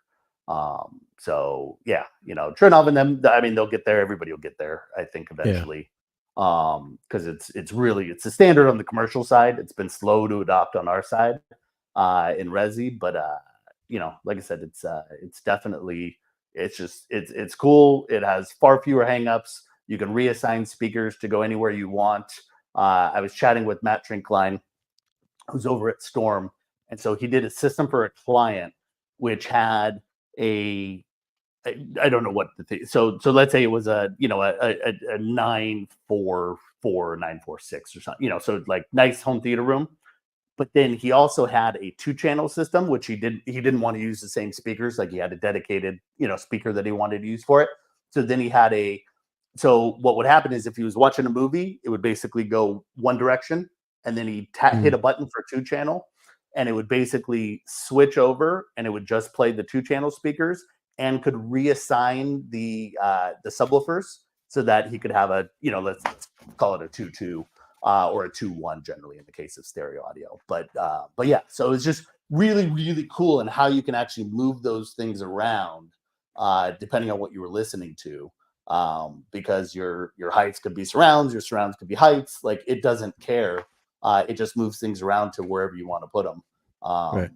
You know, so yeah, you know, it just opens it up, you know, a fair amount from there. And you know, the commercial stuff tends to be, you know, just pristine audio and never breaks down for the most part, you know, so it just I think it opens up a lot of ways to do that. Because if you go to your you know, you go to a football game, it's like all those speakers have to work. Those speakers are less expensive and don't sound great because they're just blasting, you know, just whatever people's saying. But the technology behind them, you know, is basically digital. So you have far fewer digital to analog to digital conversions. So the quality is pristine. It's just, you know, you're putting much lower end speakers to it at the end. So on the Resi side, you just have more options. So DJ, could you decide? No, could you Sorry, go, go ahead. since you have, let's say you have 30 channels, could you do one room 30 channels, another room 30 channels, shut off the main room completely, and still run 30 channels in the second room? So so that would be tough. You'd probably just have to disconnect the connections onto one. The idea is that they're all live connections at once. So the 30 channels could be broken down to 15 and 15, or you know, 15, 5 and 5, or you know, whatever you want there. I don't know how you would necessarily do it yet. Great question. You know, but yeah, if you ran 30, in theory, you would just disconnect the first set of amps to connect the second set of amps. So it'd probably take you an extra, you know, 10 minutes to kind of set that up. But you could probably do something similar to that. But the one processor, 2 different switches. Yeah, well, that's it. It's just But yeah, the idea is that the processor can just decode anything you want wherever you want. You know, up to those 30 channels. Wow, that's pretty cool. Yeah. Hey, let me get to Steve George, co-host of the show, donated 20, what is that, pounds? 20 pounds. Yeah. So DJ, thanks, Steve. You didn't have to on do that. Co-host of the show. What's that? Have you decided on a speaker count for your theater yet? Do you know what you're going to do? Oh God, yeah. Well, yeah. I wanted to do.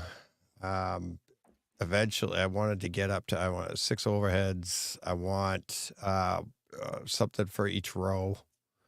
So eventually, I want to get to like what Shane's talking about here with the Trinov or something. Like, if I can get to that. I mean, I'm pretty far away from that right now, but I love that idea of like each row getting its own channel. Overheads, same idea, and then even behind, I love, you know, as many as I can have. 11-4-6 kind of a setup.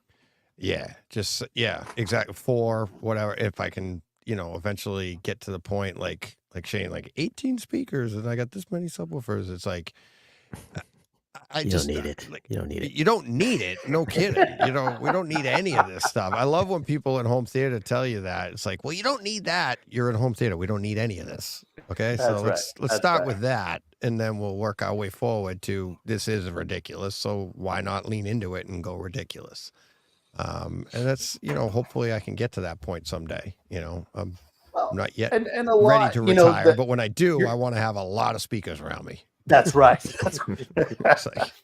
And then eventually you could sell them off one by one. You know, that's the beauty though. When you're talking side surround speakers and all that, they don't all have to be ultra expensive, right? I mean, a lot of us were talking like we were talking about the, you know, the Ascendo 28s and stuff like that. But, you know, I mean, just a good set, especially if you're putting, you know, side surrounds kind of at each row and, you know, and such moving forward. And then same thing with the heights. Then you don't need as much power. You don't need as much, you know, it's like, it's the clarity of those being in there. So, you know, you can always upgrade speakers. You can always start with something that's less expensive. And, you know, usually you know, a processor, if it's an end game processor, you know, like a Trinov or a Storm, you know, otherwise it's hard for them to all work forever, but, you know, a lot of them can, you know, but amplifiers are things that should be there.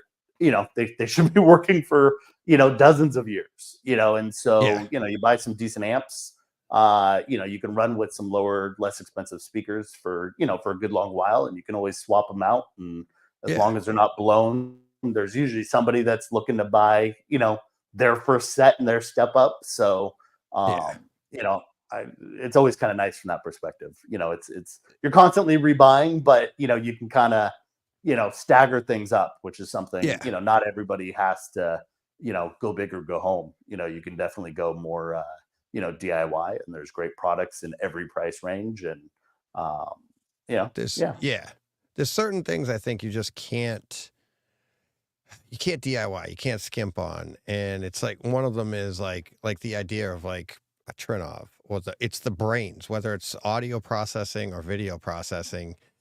You really can't skimp on that stuff, because it's like you can try and trick it and like, oh, I'm gonna split this out here and I'm gonna run the speakers this way. But what you're doing is now you could be muddying the room at that point. So if you want it to be accurate, you need the proper processing, right? And it's like, we've all tried it, even on the video end of it. It's like, all right, I want to enhance this, and you try and do it without using a proper video processor, and you're trying to trick it for cheaper. And you could be like muddying the picture. You could be, you're going to get more artifacts, or or it just flat out won't work, right? It's not going to, and I've tried all of that stuff with different things over the years, trying to improve the picture, trying to improve the sound. And you're like, I want more speakers in my room. So you split it off, and you put the Y connector, and you're like, there we go. Now I got more speakers. But you're just like, more sound doesn't mean better quality. Right. And it's like, you need that processing, you need that brain running it, whether it's the audio or the video. And not unfortunately, but it costs money for that.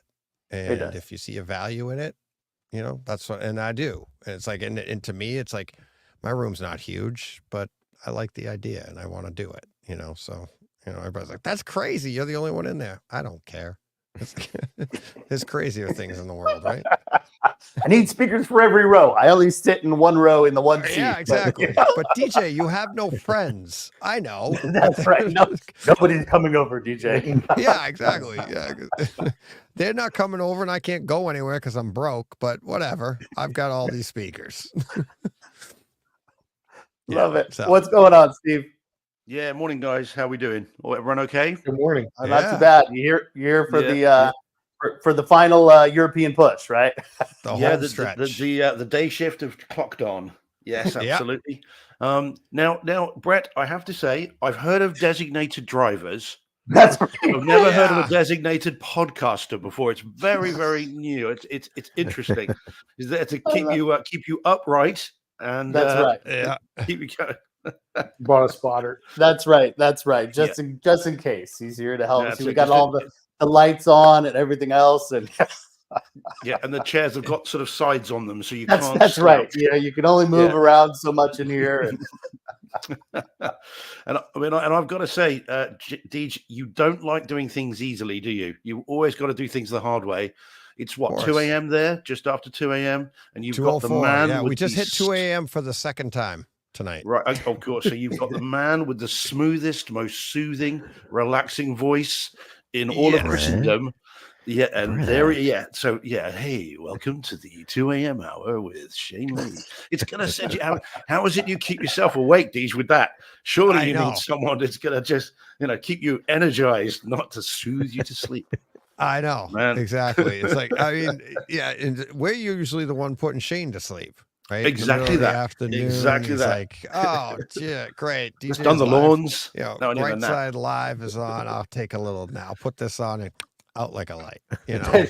So, which he's actually taken the time to come on the show to tell us that. So cut and paste that as a commercial. Shane Lee sleeps to Bright Side Home Theater. That's right. So it takes a picture. What the hell? Thanks, Steve, did you watch 2003's Chainsaw Massacre? Have I seen it? Yeah, the Marcus Nispel's version. Yes. Yeah. It's great. Have you seen? Is there a 4K version out? Is there? No, not yet. We just want to know if you had seen it. Yeah. See, that's a good one. You guys should watch it. It is. Yeah, it's great. You've got to love the pullback shot through the head of the person who's been shot. Right, so the camera goes right out and through the head. Yeah, no, it's great. And Ali Ermey's in that. Who's absolutely awesome in that film. Yeah, the sheriff. Yeah, I think when it came out, everybody hated it. It was all like, oh, it's sacrilege that someone is remaking the Toby Hooper original, and yet I really liked it. and I've seen it many times. I've got the Blu-ray, and the one after that, was it Texas Chainsaw New Beginning or something, which was another new one that they did, which that was okay. Yeah, certainly not as exciting as the earlier one, but it's getting traction. I've noticed it popping up on what is that? How much is that? Do we think, Deej? Is that what's a 1,000 watt? I don't know. Shimmering canvas, help us out. We don't know whether we're millionaires or not. So we need you to help us out with it. Like $1. But yeah, Movember just got, I don't know. What is that? Yeah, that is it. It's not Thai baht, is it? Or something like that? That looks like it might be. I don't know. And we need some help with that. Yeah, I'm not sure. Yeah. But yeah. How do you Google that? I don't even. It's a symbol, isn't it? How do you Google a symbol? I don't know how to. Rupees. Indian rupees. There we go. Oh, okay. Oh, fantastic. Right. Okay. Well, thank you for that. Excellent. There we go. What little I know about the shimmering canvas with 1,000 Indian rupees. What? I'm sitting in my basement. Why am I saying these things? What happened to me? I'm like, this is awesome. You're worldwide, DJ. Worldwide. Exactly. Yeah, that's it. Yeah, the next one will be Venusian quarks or something. You know, it was just see how far. We'll see how wide we can go. But yeah, no. So the thank you. Shimmering canvas. Yeah, 100%, man. But it's gaining traction. I've got a feeling, Shane, we're going to see a 4K release of that soon, because suddenly you see lots of discussion about it on social media, and it's been gone for a while.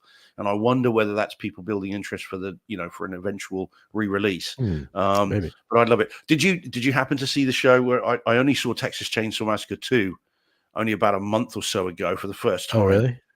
Yeah, and only because Kevin Smith recommended it and said it was better than the first one. And I rewatched it. I mean, that film is crazy. Well, Graham Cole, the reason we're talking about it, he just saw the first one for the first time ever.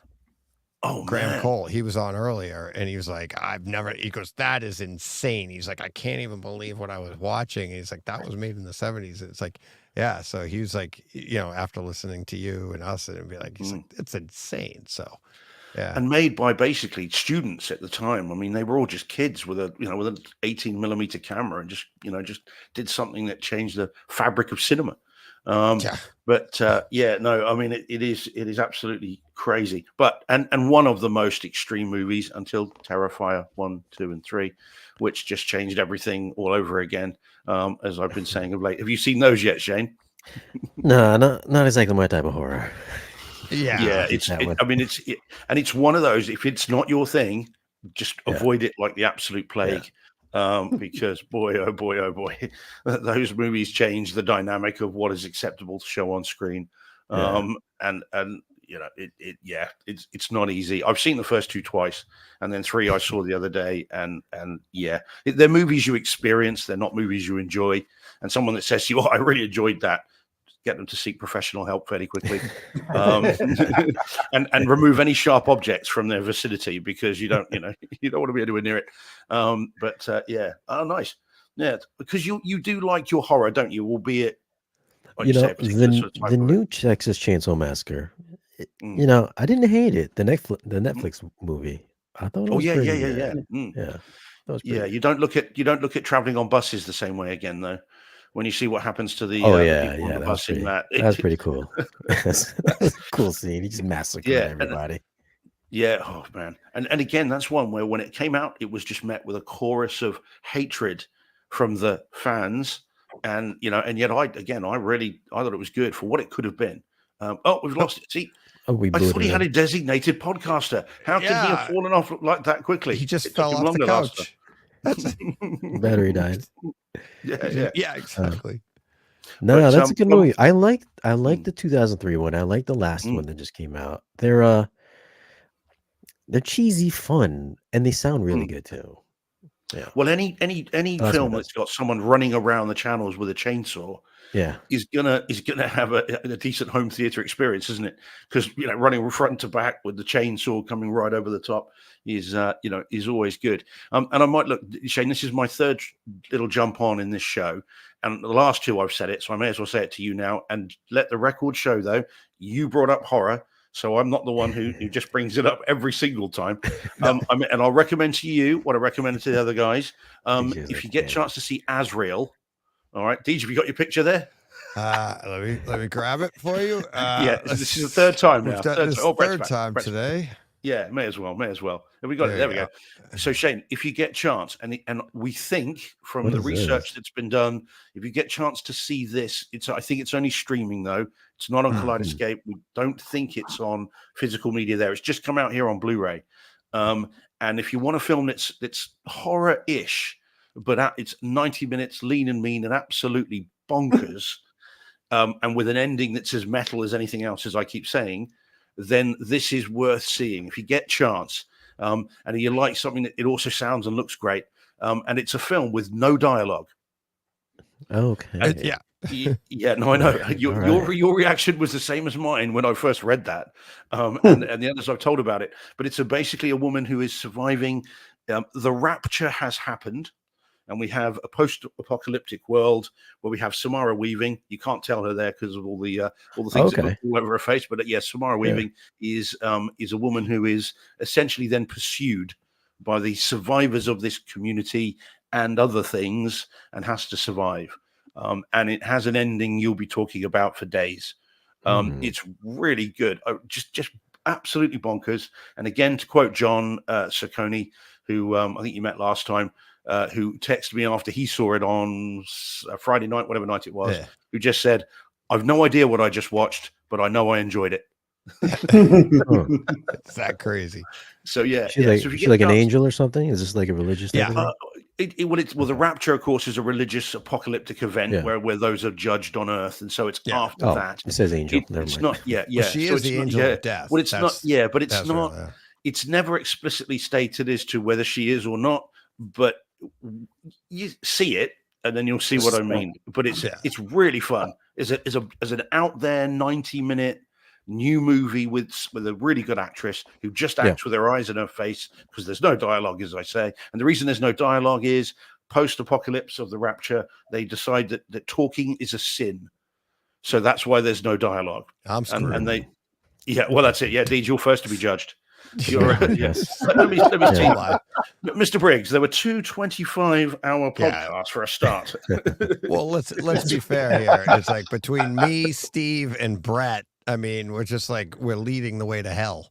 That's right. That's right. Which is metal in and of itself. Right, exactly. And anybody that ends up there is going to be like, "Oh yeah, now I'm in hell." It's like exactly I'm stuck in a room with us three, just not shutting up. What did you think of Joker 2, Steve? Well, interesting you say that. I have yet to see it because we were talking about it on the show on Tuesday. I really wanted to go to the theaters to see it because I'm one of the people who really likes the first one. I've got a bit of a unique perspective on the first one because of the work that I do. I'm a criminal defense lawyer. And so I deal with people who have serious mental health illness and not why they pick me as their lawyer, I hope, but they have serious mental health problems.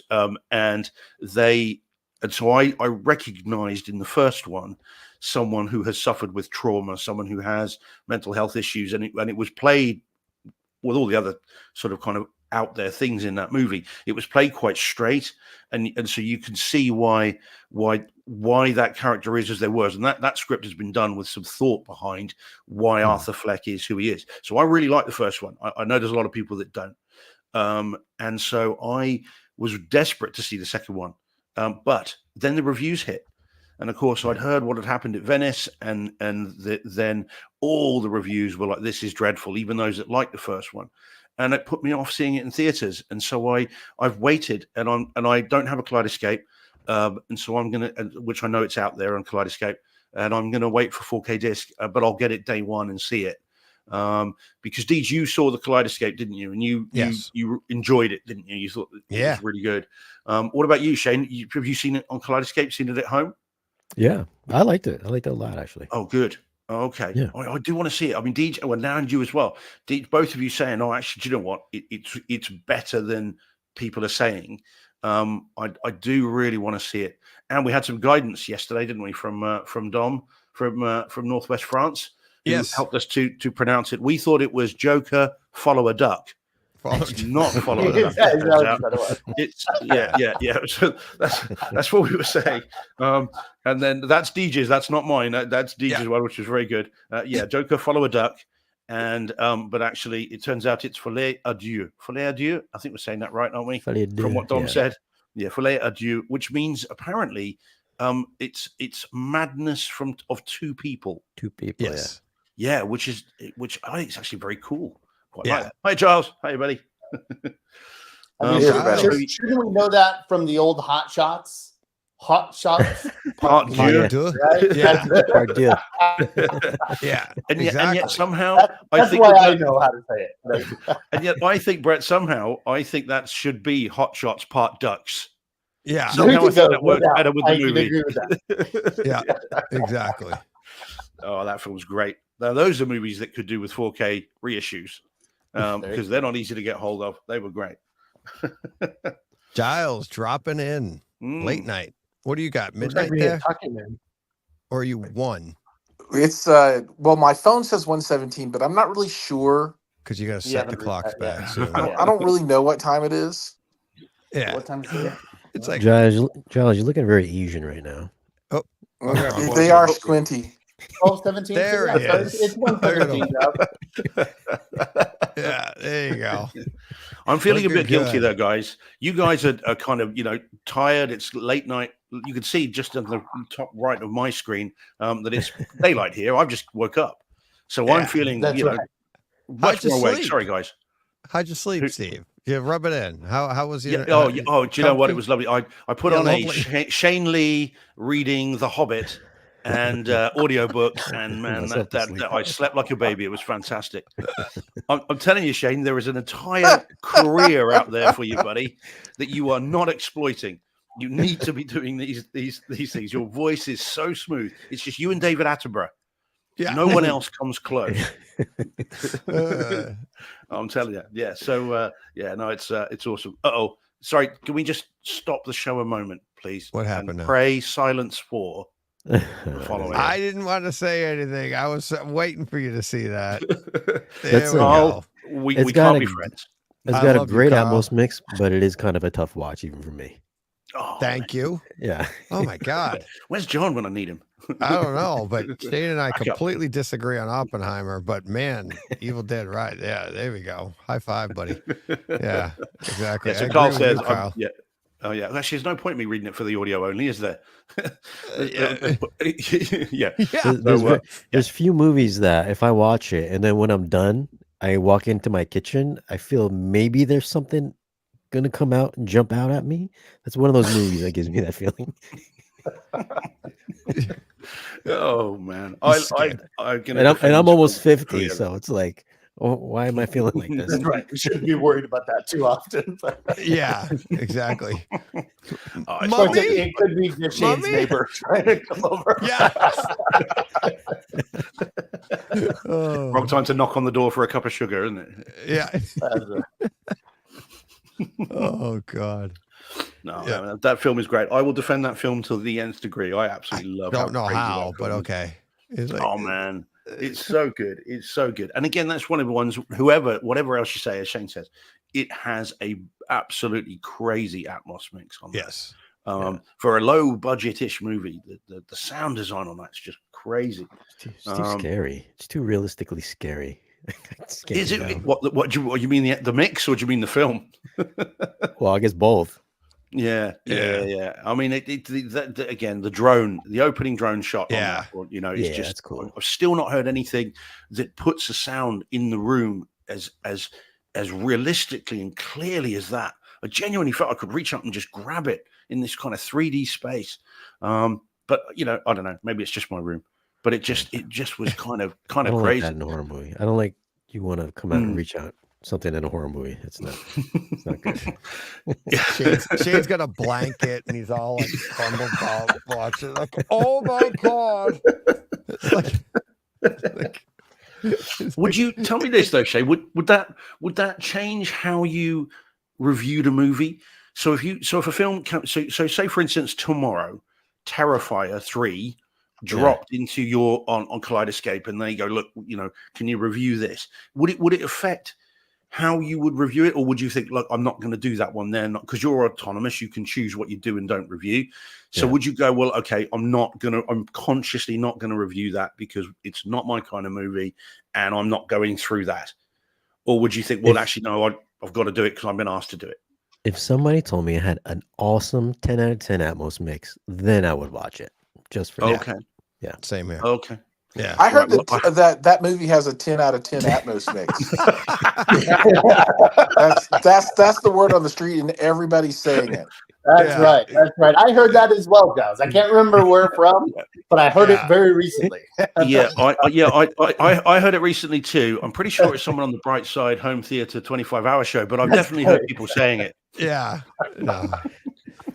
It's and I that's how I ended up with Evil Dead Rise. I was like, all right, it wasn't I hadn't seen a single Evil Dead movie, but you were raving about the audio mix, and I'm like, all right. And I sat down and I was like, okay, you were right about the mix, you were right about the video, but I'm like, this was dumb.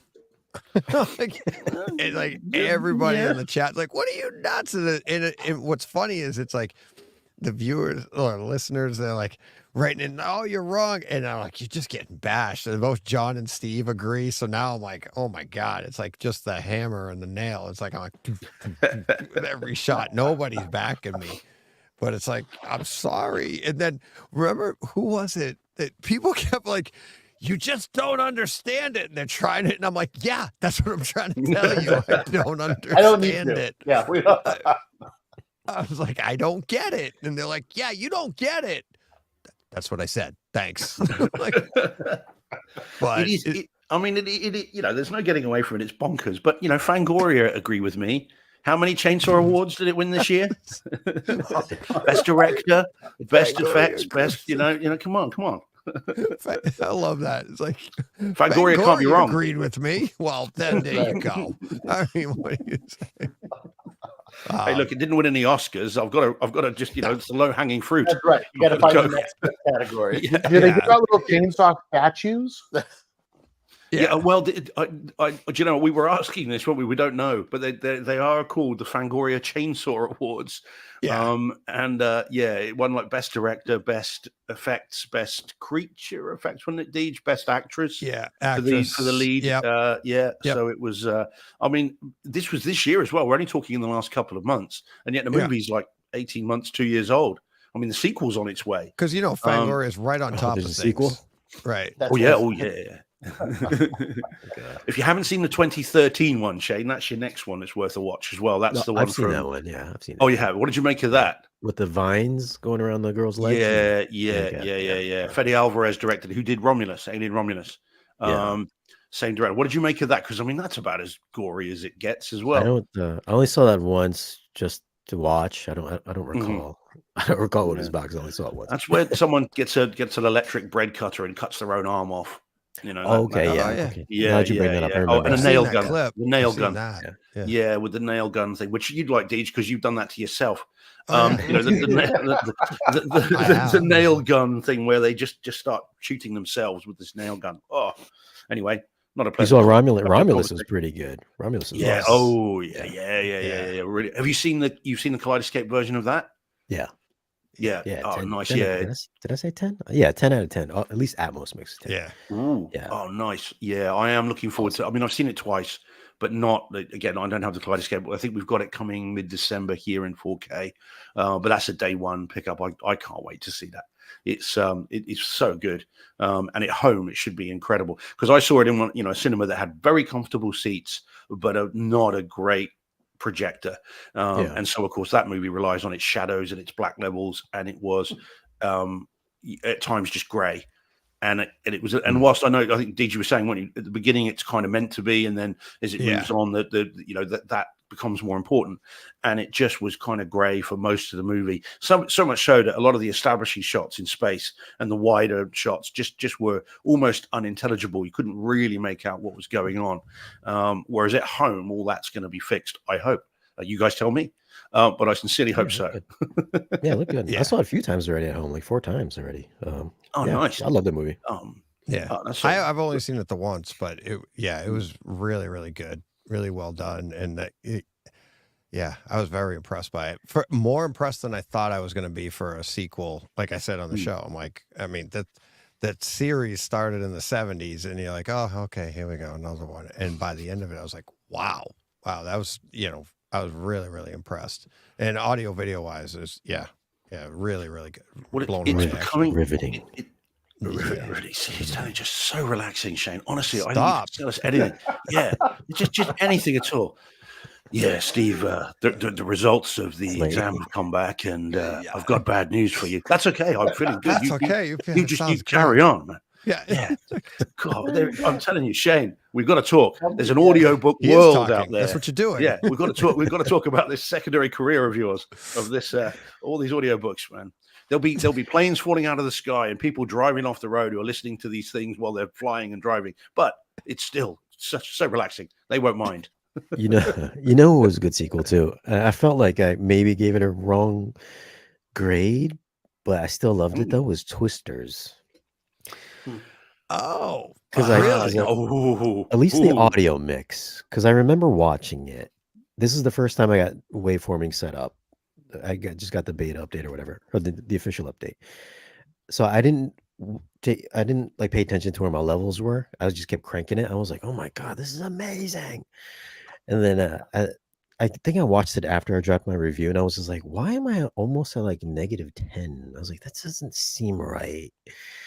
But it was just like, because I popped in the original Twister, and I was like maybe like a -24. I was like, do I really have to turn it up this loud?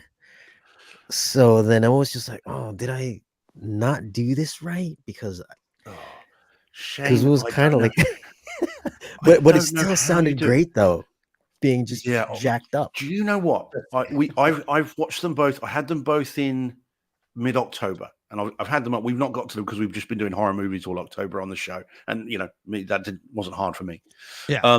But so I've got them both to talk about, which we will. And yet, do you know what, Shane? The first Twisters I watched first, I had to absolutely bump it as well to get any real dynamics in the mix. I did, it was there. And what I found weird, and this is the disc I'm talking about, the 4K disc, obviously. Yeah. And what's weird about that is the Warner's static menu that comes up in the start of the disc has music playing. Okay. And that music plays, and at my normal listening volume, the music was exactly as loud as I wanted. You then hit play, and as soon as the movie begins, it's like I put these on with noise cancelling, and it just suddenly goes really quiet, and it was, what is going on? And I had to bump it way above what I would normally listen to it at to then get these dynamics. And I thought my system, as we all do, right? Immediately think, well, it's my system, it's clearly broken. That's it. That's done.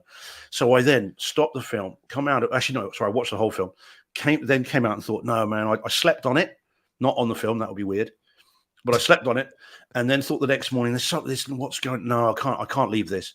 So on goes the Dolby Atmos demo disc that I've got. All plays perfectly. It's all the test tones. You can do all that played perfectly. I'm thinking, what's going on? Play it again. Maybe it was my ears. Nope, same thing. And that day, Twister arrived as well because there was a split delivery.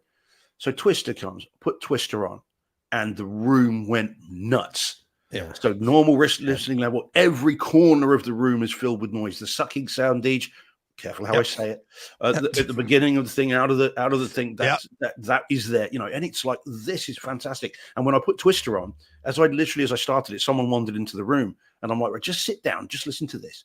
And both of us were just like, oh, okay, this is what we want. And so Twisters has been mastered, I think, at a low level for whatever reason. Again, maybe it's my system, maybe it's our system, Shane. It's unlikely to be yours, but maybe it's mine. But it just, because I've not done waveforming, other than in a at the beach.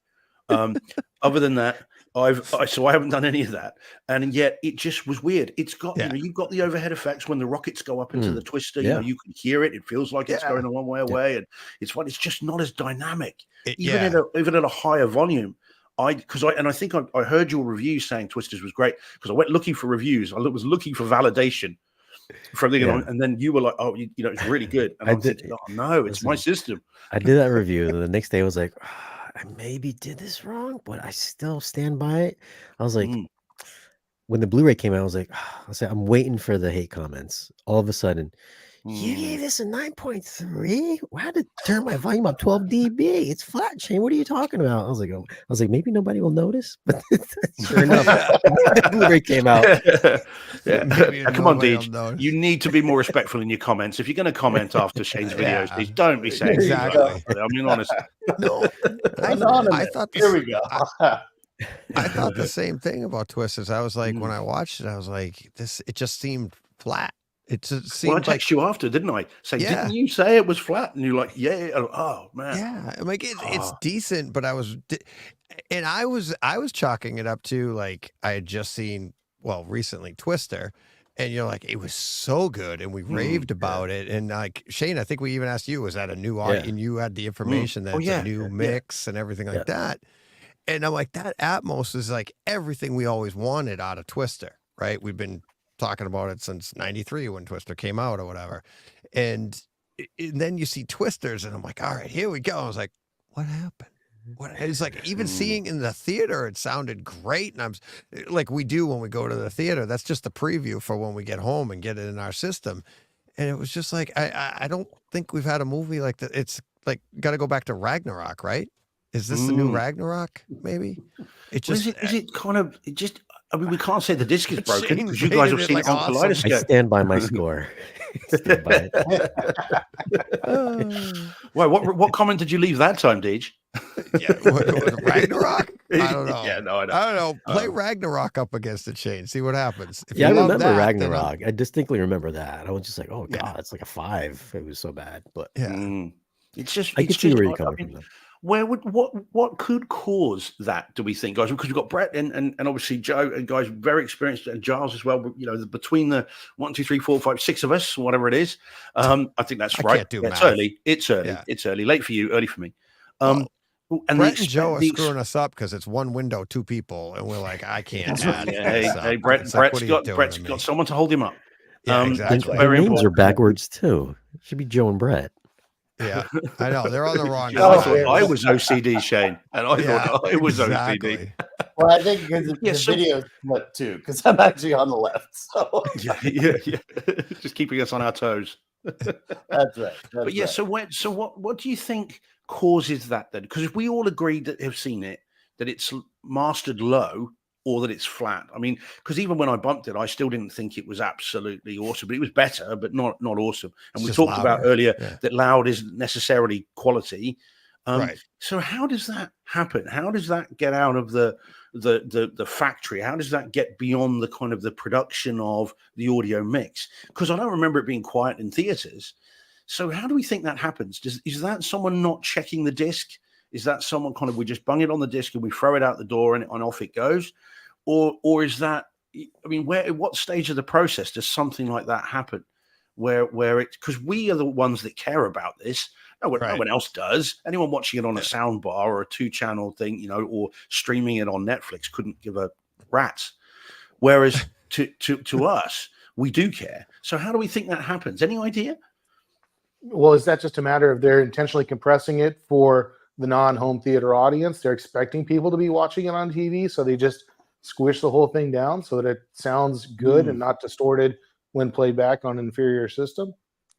Joe, that would be my assumption, that they made a cognizant decision, a very deliberate decision of who they were going to edit the sound mix for, and it was not for people with, you know, $200,000 home theaters. It was for people with a $79 sound bar, right? Yeah.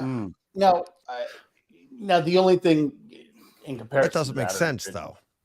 Well, so typically they're mixing, right? Now sometimes you may have a streaming mix versus a like in the mezzanine file, right? Whether you're Kaleidoscope or disc, it's still the same audio file. You know, where they may use a different one for streaming, or the algorithm and the streaming are just compressing that further. So usually it's the streaming service or an intentional mix, but that they shouldn't be using that mix for, you know, on a disc or anything like that.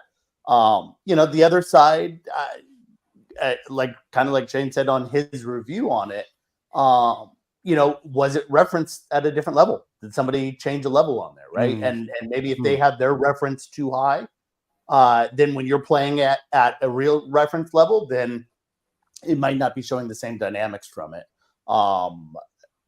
It just, I mean, every movie when it's being authored or the music is being done from a mastering standpoint, it's still being done by human ears in a room, right? But that doesn't mean that somebody didn't, have the reference level changed or something that was in there that, so it sounded loud enough to them when they were listening to it, but then didn't get that same level when it was being recorded off of that. But yeah, I don't know. I mean, in theory, they should, it should be sitting at a reference, and then that's just where it is. But usually that comes down to the mixer in all reality, because your movie file may be different from an audio perspective because you're far field versus near fields, and some of the pieces can change, just like streaming versus disc, from a compression standpoint. But yeah, I mean, what's weird about that particular movie? I mean, well, one, Warner's discs are normally fantastic, and I mean, I would struggle to name another Warner's movie. I mean, Ragnarok's obviously Disney. Another Warner's disc that does this. So that's weird. Firstly, and then secondly, that's why I was like, it doesn't make sense, because it's not like this is a company that just like it's a one-off. It's like they've produced some quality, I mean, really good stuff, and it's like, this is the anomaly, so it doesn't make sense. Like, it's like they're just like, we're just gonna put this out for soundbar people. That doesn't, that idea is like. And also, you got, and again, what makes it doubly weird then is you then release same day. I think it came out the same day in the US. It certainly did here. You then release Twister, a movie that's 30 years old, nearly, making us all feel old. A movie that's nearly 30 years old, and that has a mix on it that could, literally blow the barn doors off your cinema. But it was a new mix, right? So was Twisters, because it's a new movie. So they're both new mixes. Sure, but I don't know that they were mixed by the same people, right? So no, or the same studio, or that. So I get where you're saying, but people that love, let's say, the first Twister in there, then did they spend more time for the re-release? Then maybe they were rushing to get the audio out on Twisters so that it could hit at the same time, or it's tough to know, right? The guy had a head cold today, he was mixing it. You assume that multiple other people would have listened to it through the chain, but that doesn't always happen, But we're also seeing some studios intentionally nerfing the bass in some movies that are coming out on 4K that originally in Blu-ray maybe sounded better. So I think there is kind of a trend for some studios to intentionally not put out as good of a soundtrack as movies are capable of. Yeah, it's just weird. I mean, I was, again, I'm sure we all do. I know I do. I know Deej does, because we've talked about it before. Your temptation is immediately to blame your system. It's not. Right. It's not the disc. Of course, it's not the disc. Because we need new speakers. Our system or more of them. That's the justification for even more. Then more speakers. That's all we need. Yeah, that's why you like this, Shane. You got more speakers. See? There you go. And we just didn't have enough speakers, Steve. I mean, I can try. I can get a couple of little tinny PC speakers from the 90s and put those at either end of the couch, and I can go and get a Bluetooth thing from a Bluetooth audio speaker. That'll do. Just chuck that in the corner. Yeah, it's quality audio now. There you go. But yeah, I'm so glad. Do you know what? I'm so glad you brought that up. Because as I said, Deej and I did text Deej after I'd seen it again, seeking validation. Yeah, because it had been months since Deej had seen it, and because you guys get it early with Kaleidoscape, and Deej was saying, and I remembered him saying it wasn't great, but I couldn't remember the specifics, and because we only number the episodes now, we don't have the thing on them. I couldn't find where it was, so I'm like, right, I'll text Deej. Deej, did you do this?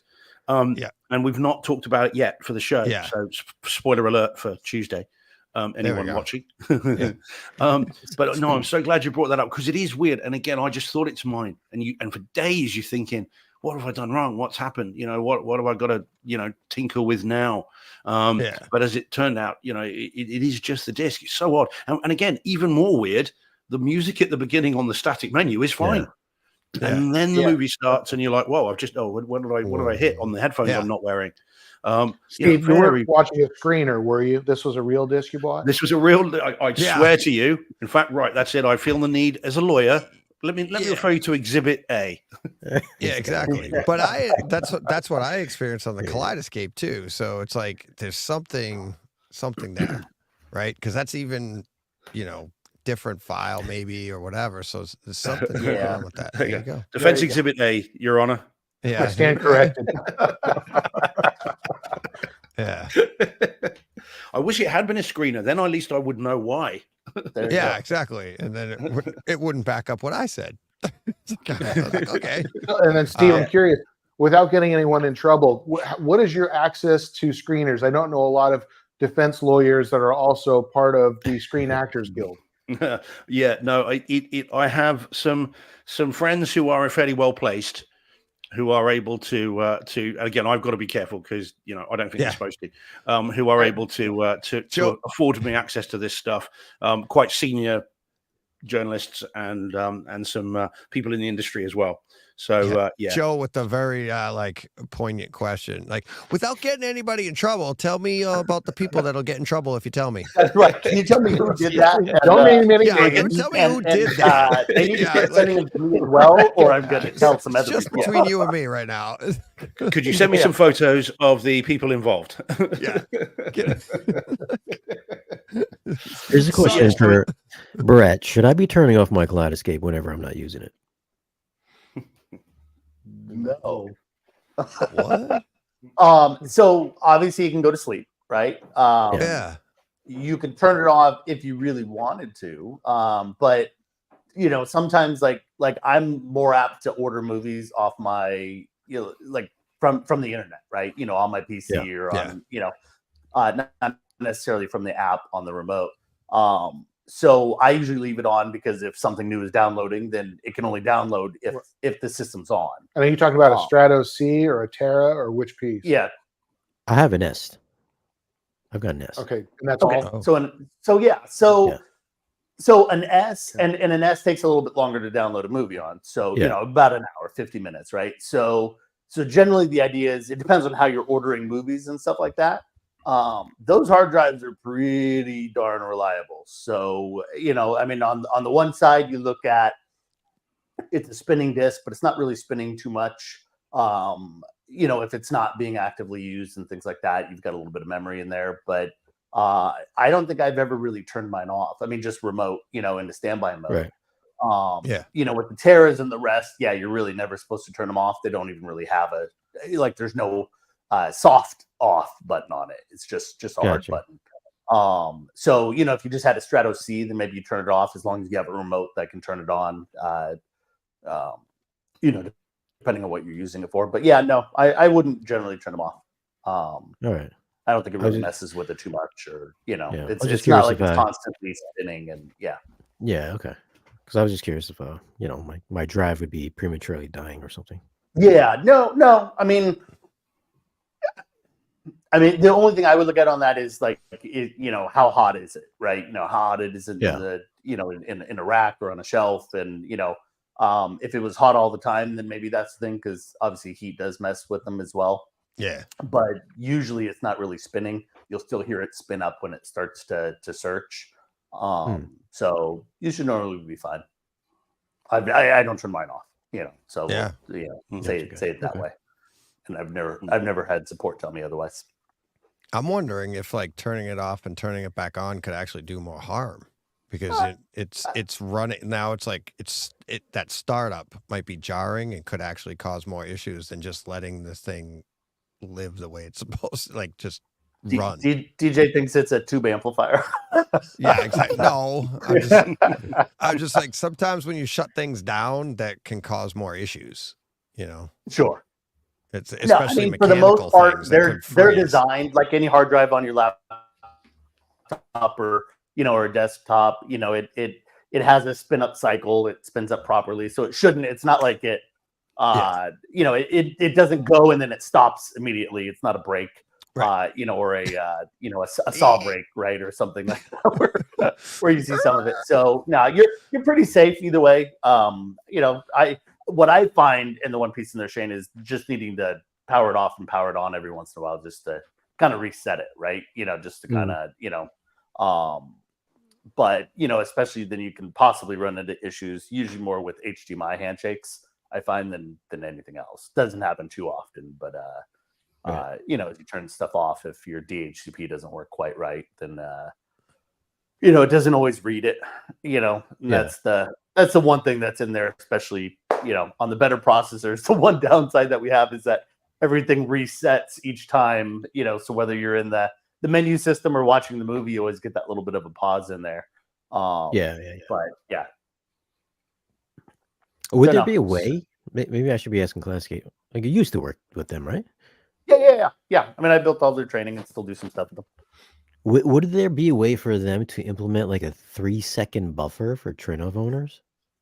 I've asked it. They've never. Yeah. I mean, they haven't done it yet. The piece of it comes into it's the HDMI handshake, and then like on the Trinov Storm, unfortunately, it's the highest end ones that have the biggest delays in there. But they're constantly searching for that audio, to be able to get the right format. Sometimes more so than some of the lower end processors, or AVRs. And so I would think that there are better ways to do it that they haven't done, because it really is just multiple handshake pieces that are kind of coming in there and trying to decode. So yeah, you would think that they could do that, but I've asked the same question, and obviously, they know that it's there. We all know that it's there. I think we get into that more often because we're demoing clips, so we're constantly changing clips versus the average person watching a movie, and it happens right at the beginning when there's nothing happening, for the first 3 seconds, and then and then you get in the movie and you never have the problem typically, if you're not stopping it a lot. So I think we notice it maybe a little bit more often than what the average just movie lover watching movies on there. But yeah. I bring it up. I like to bring up a lot of that stuff. There's always a few things. Like, I think you should be able to see movies that, that you don't have downloaded at that time. So like I've got your whole 1,200, 1,400 movies, and my system can hold 800. Right. So, I mean, so, being able to, to at least see what's on there, because half the time I can't remember because half my movies aren't even on my system. So you just need to buy a bigger system. That's the solution. Is that the solution for it? Yeah. So I just need to Captain Obvious at it again. There you go. But but yeah, it's one of those things. Brad, where... if you spent more money, that would solve the problem, right? That's right. Just here to help, just to let you know. That's right. And then I'll come over and watch the movies with you, Brad. Yeah, exactly. But yeah, it's tough to figure out. I mean, that's the same. I think that the Strato V was a killer product at $4,000. But then you're into the 10 movie kind of limit, right? If it's assuming they're all 4. And so I think it's great. Like, if you want to go show, you can literally take it to a friend's house and go watch a movie on their system. So I think it's really cool for stuff like that, or from an industry perspective, for dealers to be able to go out to a client's home or let them borrow one, or, move it around from demo system to demo system. I think it's amazing for that, because that was one of my biggest things. I'm still I'm a huge fan of the Strato S. I think that was one of the best pieces because it was still one unit, right? Yeah. When they moved over into a mini Terra or a Terra and a Strato C, but now you need to network the two together because you can't just drop an Ethernet between them. So now it's now you got like 4 or 5 different pieces you got to set up somewhere. Yeah. It was just more come to your house. Yeah. Yeah. But I was talking with Andre and Jason over at Kaleidoscape, like literally a couple days ago. And I was talking about some Stratos because they had a few that they were possibly getting rid of. It sounds like they already went out because they were all S's. So I was like, yeah, I'll buy a couple. And, so they moved through them already, but they were saying, well, really the Strato V. And I said, well, I get that. And for somebody watching movies, it makes absolute sense. But a lot of times I have 10 movies, 10 demo clips that I want to be able to show, right? Or, if somebody was borrowing it, then, I may have 6 or 7 or 8 demo clips, but then I want them to be able to pick some other movies, so I just think that there's some times where, that's still, now obviously then you buy a Tera, but, or the consumer ultimately, can do that to change their storage. But yeah, I think from an integrator perspective, which I'm not, at this point, but as I help integrators with their businesses, then it's, you should have a Strato V over and above, rather than a, than a Strato C and a Tera, but yeah, 1 terabyte doesn't really do it. That's what I loved about the S's is, you can get a 6. There's even some 12s that float around from earlier. Yep. And I got a 12. that's amazing. You can get 100 movies on there, right? I mean, that's more than enough for a lot of people. And then obviously you can just, swap them out as needed. So, Can you? So if you've got so talking about movies that you might have, again, I don't have a Kaleidoscope. Full disclosure, again, lawyer. But in terms of, so if why don't you have one? Well, I might do. Where's the money? Should the lawyer have the Kaleidoscope? Deej and I have talked about why we don't. It's because of the location of the theater room within the house. It means he doesn't have internet. Trying to run a cable there would cause issues with the aesthetics committee. So Wi-Fi here is not, it would take, you say 50 minutes for a movie from your perspective. From mine, it'll be 50 weeks. The sequel will be out before I've downloaded the first one. And so it'll be Twisters by the time I finish Twisters. But what I'm curious about, so because Dee just mentioned this before about, on your screen as you turn on your Kaleidoscope, or not turn it on, Shane. All right, leave it on. So, but on the screen there, is it got so that only the movies downloaded to that drive are on the screen. Everything else is gone, even if you've bought it. So if gone is a relative term. So it's not immediately visible. Yeah, there you go. Correct. That's Correct. Okay. So, but if you've got the app, for instance, on your phone. Does that have all of the movies that you've bought on there? Yeah. So you can pull up movies that you own that aren't downloaded, and that would be a way to do it. If you are on your PC, you can look it up as well and see everything in there. Yep. Where it's easy because then I can highlight. I do this a lot where I wanted to buy multiple movies, right? All of a sudden you're looking, there's a sale, there's whatever. So I need to buy 10 more movies, and I was full up, so I'd have to delete 10 movies. So, I'll do that a lot of times on the PC because I can literally just click, hit delete. Those go off pretty much immediately. And then I can, any of the new movies go on. So, you can absolutely, it's super easy to get them back on. Yeah. It's just the fact that, like I said, so if you just use, I can fit about 800 movies on my system. I have 1,400 movies that I've purchased, right? So, that's not, it's not like 10 movies that I just have to remember that, aren't on there. It's like, it's hundreds of movies, right? And so I can't possibly remember, or if somebody comes over and wants to see something, so it may not be top of my mind, but if somebody says, hey, could we watch this, or do you have this? Then you can't see it when you're scrolling. Right. And but I'd like somebody to be able to come over. Joe comes over. I want him to be able to look up any one of my 1,400 movies. So I got a question for you. Yeah. I had formerly had an Alto, I have a Strato, and I have a Tera. Yes. The Alto is no longer in the system. I have the disc to digital drive connected to the Strato. If I put a movie in there, it will give me the option to buy it, but it will pull it up on screen and it says insert disc to play. Yeah. Yeah, anything that you have cataloged will show up. Now, for on a normal Strato, it knows I own it on physical disc. Yes, but I haven't purchased it or downloaded it from the store, and it is showing up. But I'm wondering if that's because I had the Alto previously. Probably because you had in the previously. Okay. Because that's how an Alto used to work, right? So it would. Nelson did the same thing. He was on this morning. Yeah, but you have to put it in there to be able to run it that way. Or if you have a 700, so the changers, same process, right? You can stick a movie in there and it will absolutely play it. When the Stratos came out, you just didn't have that drive typically until now. When they kind of killed off the Altos and said, let's go ahead and do this different. Because that was no. To make your own demos on the cloud. Can you delete the no? You got to no. No. Yeah, it has to access the movie. Yep. So I tell people this a lot because a lot of people build scripts. And I was bringing this up on the Strato V the other day. So, when you only have 10 slots, you're constantly deleting movies to put new ones on, right? Right. So if you do that, you can build scripts, which I think is great because I'm super happy because it's such a cool feature that, that they included that on the Strato V. But you have to make sure that you leave that content on the Strato V or Strato S or whatever. It has to be downloaded. Otherwise, it'll just it won't show up. And then you can re-download it. And as soon as you re-download it, it will automatically pull from it again properly on a script.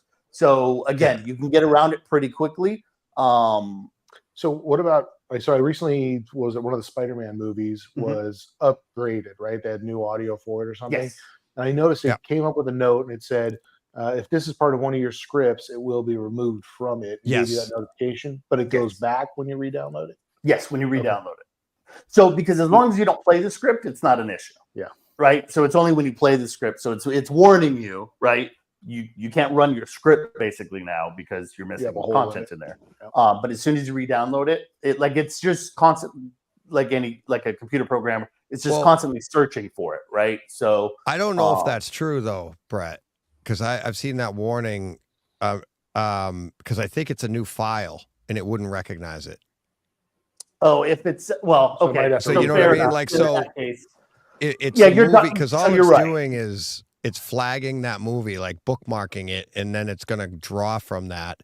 But when you re-download or you upgrade to the new file, so the new movie, it's in the case of an upgrade like that. And I've had it happen a couple of times, but it doesn't on other movies for some reason that I might have a script for. And I wonder too if it's I can play with it, I can test it, and we could see, but you also have a difference between a new audio file and say going from Blu-ray to 1080 to 4K, right? So because then that is a new file, same as now with Dolby Vision versus the other one. Like you have to download the Dolby Vision one, otherwise it's not Dolby Vision. So in those situations, it's a different title basically. Yeah, it's a whole new title. Right. So just like you could download the DVD version, the Blu-ray version, and the 4K version on one system, no real reason to, but sometimes actually the Blu-ray version has some extras in it that the 4K doesn't always have on there. But generally speaking, then you delete the DVD version.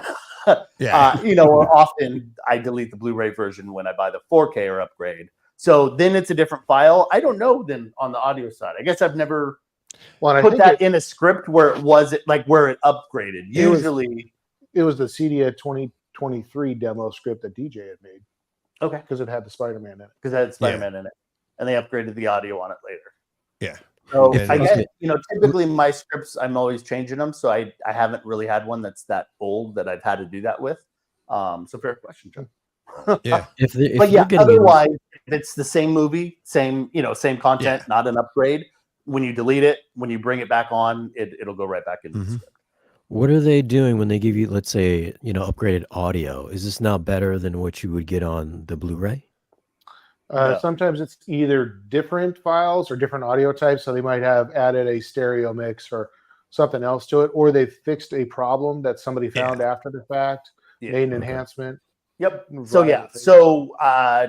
sometimes we'll see people that say, there's no there's Dolby mix but no DTS mix, or there's a this or that, or or it's 5.1 instead of, again, on some older movies and stuff like that. So if there's a new mix, if there's an audio upgrade, so let's say that file becomes available, that's, a better mix or a fix to an issue, because they're actually listening to it. And, good luck if you heard an issue on your Apple TV file, nothing's going to happen. But if there's an actual issue that's not in our system, to Steve's point earlier, then as people ask for it, then the Kaleidoscape team actually goes back in, listens to it, runs through it, and goes back to the to the movie house to say, hey, look, there's an issue in this file that you sent me, or maybe it's even in their algorithm when we ran it, right? So for whatever that is, there's a variety of reasons, but what is cool is that they never charge. So like when you go from DVD to Blu-ray to 4K, like it's a disc to digital upgrade, but there's a charge for it, not usually less money than the whole movie. But when it's an audio upgrade, it's always free. So, definitely, when it pops up, you want to do those because in theory, they're upgrading the audio or fixing something. So Twisters could get better. That's right. Twisters could get better. Well, If everybody says, what the hell, this is just crap, then maybe they just bump up the little reference pieces in there. And then they haven't done it for Ragnarok, so I don't know about that. It's like, But if we are all experiencing it, this is real. It's not just each one of our systems in this case. So you'd think someone would have actually tipped off Kaleidoscape and said, guys, are you sure this is kind of what it should be? But see, you're hearing the same thing on the disc, right? So that means it's probably not. I mean, it could be an issue. It's a fair point. I'll bring it up to the guys on Monday. But often in that case, it's the file that's coming from the studio. Yeah. So if it's just an issue in the mix, that's more difficult to fix. Could they just bump it up a little bit? I don't. That's not what Kaleidoscape does. It runs it through the algorithm so that it's exactly what's supposed to come from the studio. Not bumping it up or bumping the bass or any of those kinds of things. But they're not doing a secondary mix. Yeah. Yeah. Well, so as I said, we're talking through this one. Can you pop up that last comment, DJ, from North Georgia Mountains? I'm guessing that is. There you go. Sorry, DJ. That's it. That one right More there. awake, DJ. Quicker on the draw. Yeah, there we go. There we go. So with more and more people. So I've talked about this a bunch of times, and obviously, yes, right. This is something that people love to say in the forums. Well, as soon as Apple decides to bump up the quality, then that's it, right? Where's the difference? And yes, in theory, we're on the West Coast, and for a lot of us, East Coast, all the rest. I think DJ, we were talking about this the other day on your channel. Yeah. We have gigabit, right? Gigabit is not hard to get in a lot of these areas, but there is still a huge section of the United States that is running on less than 20 megabits and 50 megabits and 100 megabits, or on Dish, because they still can't even get a solid piece. And so those people are not able to get that good quality in there. And that's a lot of even, I know a lot of, Kaleidoscape people that buy them because they have houses in the mountains. North VA mountains is kind of putting in there. And so the beauty is that you don't need a network connection, right? You may have had one at your house, you downloaded the movies, you put them on there, and you can always watch them without. The same reason why we like discs, right? It's physical media. From that same standard. If you have power, I can watch a movie. But there was an interesting one, and this goes back a couple years now, but I use it in my trainings from when I was at Kaleidoscape. And that's that. So in 2020, so Netflix created a new algorithm, right? So they changed basically their algorithm ladder, which is just how they compress stuff.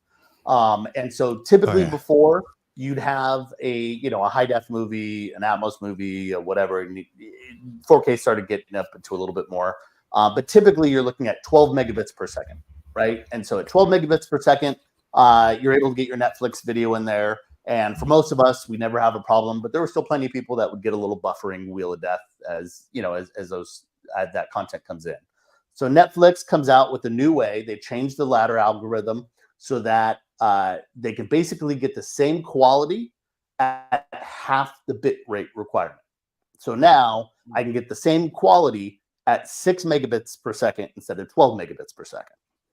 Now, what they could have done, absolutely, is said, well, you know what? Everybody's got 12 megabits per second. I mean, that's like nothing, right? You're talking, in here as gigabit. So they could have done that, and they could have doubled everybody's quality. Your Netflix would have just like that been double the video quality and a little bit better in audio. And they didn't. They literally said, no, you know what? The quality everybody has, that's fine, because what we want to make sure of, the number one priority from a Netflix standpoint, is that you don't buffer, you don't drop, you don't get the wheel of death. Consistency. Yeah, it's all about consistency. It's not about quality, it's about consistency, right? And so they basically said, no, we're going to keep the quality the same, and we're going to half the bit rate. So now you only require 6 megabits per second, because that's going to get more people to consistency. And that's what they get complaints on, not the quality. Because the quality guys are guys like us, right? But that's still a very small piece. So I don't debate as gigabit comes out, as everybody gets it, as you do this and that. Yes, could the quality come up? But that requires larger server sizes. That requires more bandwidth on the company side. So for Apple, for Netflix, for all of those guys. So it's not just about the storage size. It's about what you're watching and what they're willing to do. Eventually, does that come out to be, full res audio? But again, there's not enough people that care about full res audio. Exactly. Right? They're listening to it on a TV speaker, or they're listening to it on a Sonos soundbar. They're not listening to it on a big setup. And so while they still like it, it's no different than saying, is this Atmos? How many people still don't even have, they don't have Atmos speakers. Yeah. Or if they do, it's an upfiring on a soundbar, right? So where is the benefit other than saying, now we're going to charge you $50 a month, for Netflix, so that you could get uncompressed, and somebody would do it, right? But will enough people do it? And so I think that's my only standpoint. I know, right? But then it's not just Netflix now. Now it's and it's Prime, and it's everything else. So now you're spending $300 a month to get uncompressed, audio and video, or less compressed.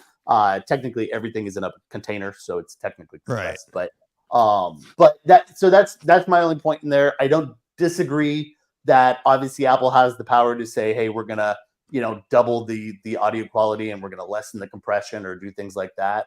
But typically on a streamer right now, you're looking at about 1.5 megabits per second for audio. And on a disc or Kaleidoscape, let's not even say that there's a difference between that. On a normal audio piece, you're talking an average of 6 and a high of about 18. So you're just talking a lot more, a lot more bandwidth that's required to do lossless audio, versus what a streamer is willing to do. So are they really going to go up, 10 times the amount of audio bandwidth, so that everybody who's not using it, or 90% of the people who aren't going to use it, can get, uncompressed Atmos? Probably not. Question for you. And DJ, you have Starlink at the new house. Mm-hmm. Would that be compatible? Could you use something like that for high-speed internet access with the Kaleidoscape? Yeah, for Kaleidoscape. No. I mean, just because you don't have enough bandwidth or speed, you're saying, right? No, I mean, you're getting about 100. Like I said, any satellite system, because there's guys that are in the, even in Florida in certain areas, guys are still running on some satellite. Starlink's obviously a newer and better, performance piece of that. I'm getting 200. I'm pulling down about 200. 200, 250. Yeah. Now, do they cap you on downloads or anything like that? No, I haven't really. I'm not in the house yet, so I'm just using it for like peripheral stuff when I'm there, running my computer when I'm there, running the cameras and stuff. So it's not really pulling a ton, but I run a speed test or something, I get 200, 250 on, like, if it's a and that's on a cloudy day or whatever, but sometimes you'll get down into like 75 and you're like, oh, that's disappointing. But I like it for it's a great backup. You never have to worry about, if I have that, and I have, like, when I have internet, if you lose power, right? Like, the internet coming to my house is piggybacked off the power. So if you've lost power for like a day, over 24 hours, you'll lose your internet to your house. But if you have this, it's like I can still stream. I can still be into, because we've lost power out here for it's been a few years since it happened, but like a week at a time. Sure. And like, if you don't have a satellite dish, you've got no TV or anything. But now I don't need a satellite dish. I have this, it's basically the same thing, but I'm just getting the internet this way to power my Apple TV and all my stuff. And So, I mean, I literally could do the podcast. I've tested it in the house. I could do this podcast from that house. From I a mean, construction 75 zone. would be fast enough, let alone, Oh God, 200. yeah. So that's, Yeah. And but I'll be interested. Like when I'm there, I've heard it's not as consistent. I've heard that like that's the negative So more part drops. of it. I can imagine that. Yeah. Packets getting dropped through. And I'm through sure when network. I'm living there, it might not be as great as like a hard line like this. But I mean, I think it's a great backup. And you can, I might run it when I first move in. I'll run them both together and I'll do the tests. But you can drop it, it's, there's no penalty. You just drop it and I have it all installed. And if we lose power, a big storm's coming, you just, boop, there we go. Renew my, pay the $99 for the month. And there you go. I've got enough internet for the outage. So it's a great little backup that way. But so I suppose the only thing that then I suppose it might limit the expansion of Netflix, Apple, and that to offer these made better services then is going to be the infrastructure that's in place publicly, I suppose. I mean, the UK, is way behind the US in terms of the availability of these things. You can get. We lost Giles. He's dropped off. Have you seen his thing, by the way? It says Giles, and underneath it says "yes, I'm in bed." Yeah. I didn't notice that. I think that's a whole different Twitter account he's been using. But anyway, that's right. So yeah, it's because as I said, the UK. I mean, you can get gig internet here, but it's rare and it's super expensive. It's not like it's kind of easy to get. And yet in Spain, I mean, I was in Spain at the end of August, beginning of September, and the whole south coast of Spain has got 5G rolled out, and it even up into the mountains, and I'm talking right up in the back and beyond. Yeah.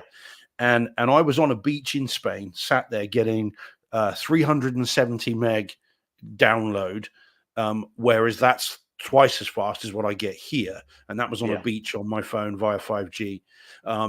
So the infrastructure is what kind of is limiting this rollout as well, isn't it? Not only is it the investment No, you don't think so? No, I don't think it's the infrastructure. I don't think it's anything like that. It's like, I mean, if everybody in the world gets 5G, right? The demand isn't going to be there. Nobody cares. We're the ones that care, right? And we're such a small market. It's like people you talk about Kaleidoscape and like people like, I don't need that. Apple's going to do the same thing. They're going to roll out their system and it's going to be so much better. And it's like the biggest complaint Apple gets is they're too expensive. How are they going to roll out something to compete with Kaleidoscape? They don't care. Yeah, most why are people they going to? Yeah. don't. Yeah. Why would they do that? Why would Netflix? It's better to, like with Brett's example, it's better for them to create that consistency in quality for everybody. If you want something better, we have physical media, right? It's like, why are they going to kill themselves to do something that 95% of the public doesn't even care about? Why spend all that money for the 5%? Because they're never going to see that payback for it. Well, I think that's the big piece of it, right? So, here, every time Netflix goes up $1, I mean, it's all over social media, right? Yeah. And everybody's going to drop their Netflix, and most don't, or when they talk about, splitting accounts, right? And people giving their accounts. So when they cut back on that, and they start talking about how they're going to, up so for whatever, I don't even know what it is, $5 more, $7 more, whatever it is, it was like a good percentage off what a single subscription would be, right? But everybody complained, or when it's we sit there and go, well, why am I not getting 4K? Why am I not getting Atmos? Oh, and Prime, I have to pay extra for this, or absolutely, that's us. But I think we live, and having worked with a lot of these companies, the Kaleidoscapes and the Storms and the Trinovs and and Bowers and Wilkins, and we live in a bubble sometimes where it's important to us, right? If I look at my feed, it looks like everybody and their brother is, pissed off that why can't I get the quality? When the reality is, if you told people that, instead of paying $8.99 a month, or, I'm paying whatever it is for 4K, $18 or whatever else, they think why would you possibly be spending $18 a month? Even though it's because, I don't want the commercials, or I want 4K quality, and I want Dolby Atmos, right? And I think that's the big piece. Now, hardware and servers on the hardware side of the of the Apple and the and the Amazon. Sure, it costs more, but the reality is these guys are selling their infrastructure to everybody else anyways, right? So AWS and all these other pieces from a cloud perspective, it's all rolling back to Amazon servers. So the question is just, could they raise it up, and could they use more of that bandwidth? Absolutely. To your point of infrastructure, I think the higher infrastructure gives more people options. I think, and you're seeing, like you said, in Spain, even the US, it's been a little bit slower rolling it out. But, as 5G comes out, is 5G infrastructure less expensive to basically build than trying to run fiber to homes and through miles of streets and all that kind of stuff. So I think in general, yes, absolutely. The infrastructure is being used because people need more internet no matter what, right? I don't know that, but at the bottom of your list of things you need internet for is, is better quality pieces like this. They know, if you want the quality, realistically, you're going to be in the disc camp or you're going to be in a Kaleidoscape camp. Whether that's, taking your disc and ripping it or doing what, there's a variety of ways to do it.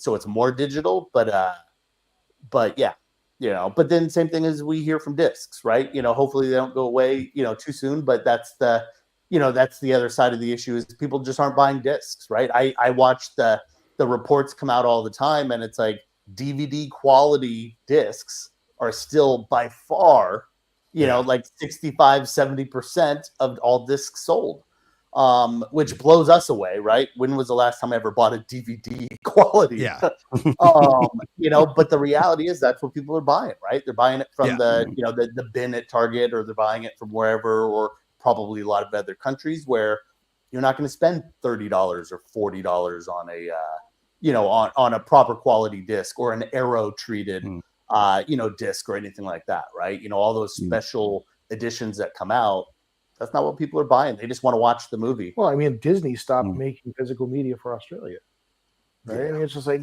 they pulled out. And they've never gone. They won't do 100 gig discs, right? They won't do a 3-layer. They'll only do a 66 gig 2-layer.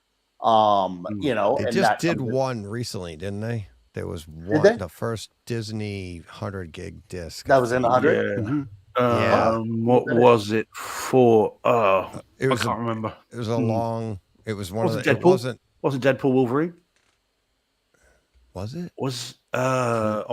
My one's here tomorrow. No, that's not even out on disc yet, is it? It's out here tomorrow. I thought it was talking about being triple layer. Yeah.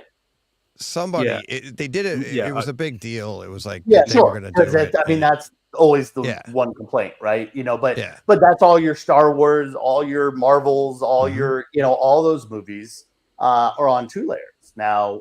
Despite or even outside of a cost difference, their pitch is effectively that 3-layer discs have more playback issues. And we do. We see that all the time, right? We see that in the forums. We see that everywhere. So a 2-layer is just better. That's why nobody ever had issues with DVDs, especially, on newer players with old discs, because it's a 1-layer disc, it's super easy to read it. And I think that's where, finding the technology is just, it's interesting to see where it all goes in the next, let's say 10 years, right? Not the guys desk disc in a year. And yet, as we were sort of talking about earlier in the show. That's great. That's great. Yeah. Yesterday, because Steve's been to bed and back up. On the third time zone. We talked about how there must still be money in 4K though, because so many studios seem to be releasing more 4K content and these kind of special editions. And Dom, who was on earlier in the show, was showing the Second Sight Hitcher release and talking about. So there must be money in 4K, even if it's not selling at the volumes of DVD or Blu-ray in certain circumstances. Shane's favorite film of last year, Oppenheimer, I think sold very well on in 4K. But so there must still be money in it. somewhere. Otherwise they would stop, wouldn't they? These studios are in the business of making money, and if they thought, look, this is not generating the revenue we want it to, they would just stop like that, presumably. So there is a viable business model there, at least at the moment. And as I said, there are boutique labels releasing quite elaborate special editions. The Hitcher, again, we were talking about, is something that they've spent 2 years remastering frame by frame from a movie that only the people here assembled remember. No one else remembers The Hitcher. And so there's somewhere there's money being made, hopefully. But exactly. But at the same time, it's like we keep saying, like, home theater it's like a niche hobby. Like, there's not many, most people don't care about this. And it's like, if it's 1% of the population, who cares, right? Like, they don't care about who. But there's billions of people on the planet. If there's like millions of home theater people, so there is it's compared to the overall population, we're nothing, but that's a lot of people. Because I think of that all the time. It's like, I look at projector sales. It's like, how are they selling these things? Most people don't even, like, why would you do that? What is that? But there's millions of people doing this, right? And that's the market. And if you're into it, you're gonna seek it out. You're gonna find it. Which in a way is kind of unique for marketing and stuff. It's like, if you're really into home theater, you're seeking out the information, as opposed to a lot of other things. They're trying to find their customers. This is a case where the customers are trying to find the information, find these products. So it's kind of, and that's what makes stuff like this, where everybody's like, the forums and all that, so active, because it doesn't see, there's not a lot compared to the overall population. Yes, it's getting late. The overall population, but it's still millions and millions of people, and there's money to be made there. Well, and I think there is, they're building the movies. There we go. Sorry. Let's say hi to Paul first. Yeah, sorry. How's my audio, DJ? Good. Can you hear me okay? Yep. Okay. Okay, cool. Yeah. I was just having technical catastrophes as soon as I tried to get on just before 8. Oh, no. So I wasn't even sure if my audio was right by the time he's the audio guy. Jump in. We'll just jump in, and then everyone can tell me whether it sounds terrible. There's also it's the difference between the boutique business model and the big studio business model.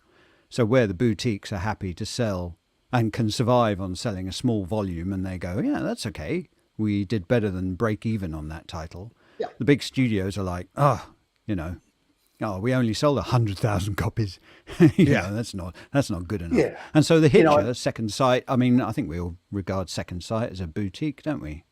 Mm-hmm. Pretty much. So Second Sight would probably be happy with how the Hitcher does, whereas what studio produced that? I'm going to guess Universal. I don't know. I think it was MGM. I think it was MGM back in the day, and Orion. Yeah. So that would be so Amazon now, isn't it? Amazon. Of course they do. It's the first. You're thinking, Warner's? No, hang on, Amazon. So maybe Amazon would go, well, there's no point. There's no point spending a lot of money on the Hitcher because no one's going to buy it. So we'll just do it kind of cheap, bare bones, quickly remaster it, stick it out.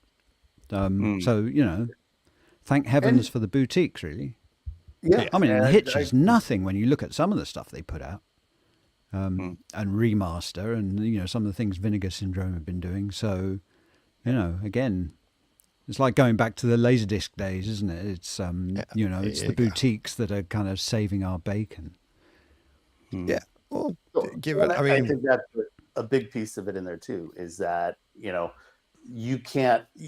You want a way to be able to money grab for a re-release, right? A lot of these movies, we're talking Twister, and that were in DVD or never made it to Blu-ray, and so nobody's bought one. They're not selling them. They're not doing this and that. But I think one of the cool things is you look at the Amazons and the Netflix is you're watching all these older movies get a new life, right? They're coming on digitally, and so as they're doing that, they're pushing them out in 4K because that's what people still want or expect on their players, or if something gets re-released to a to a movie, there has to be a reason to want to buy it, because otherwise that movie is just a reprint for $5 in a DVD bin. Mm-hmm. But now all of a sudden it's $40 on Arrow because they came out and did a a refresh on it, right? Whether everybody does a great job on it or not, or you're paying for the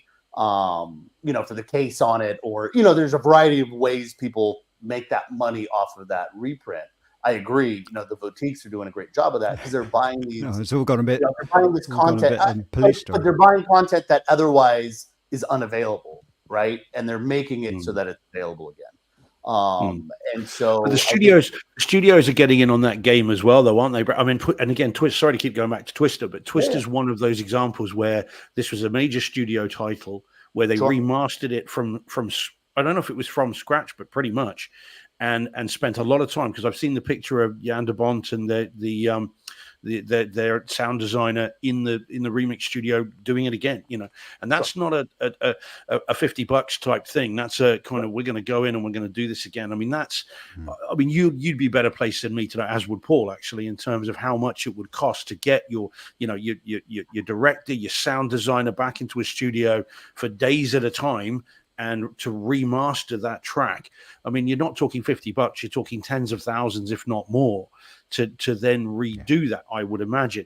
So the studios must think there's a revenue stream there as well. It's worth it to them to spend that money, because we will then all go and buy it again. So again, I sort of go back to this idea of there's clearly a business strategy and a model that says, even for the majors, it's worth doing this because it financially to our bottom line.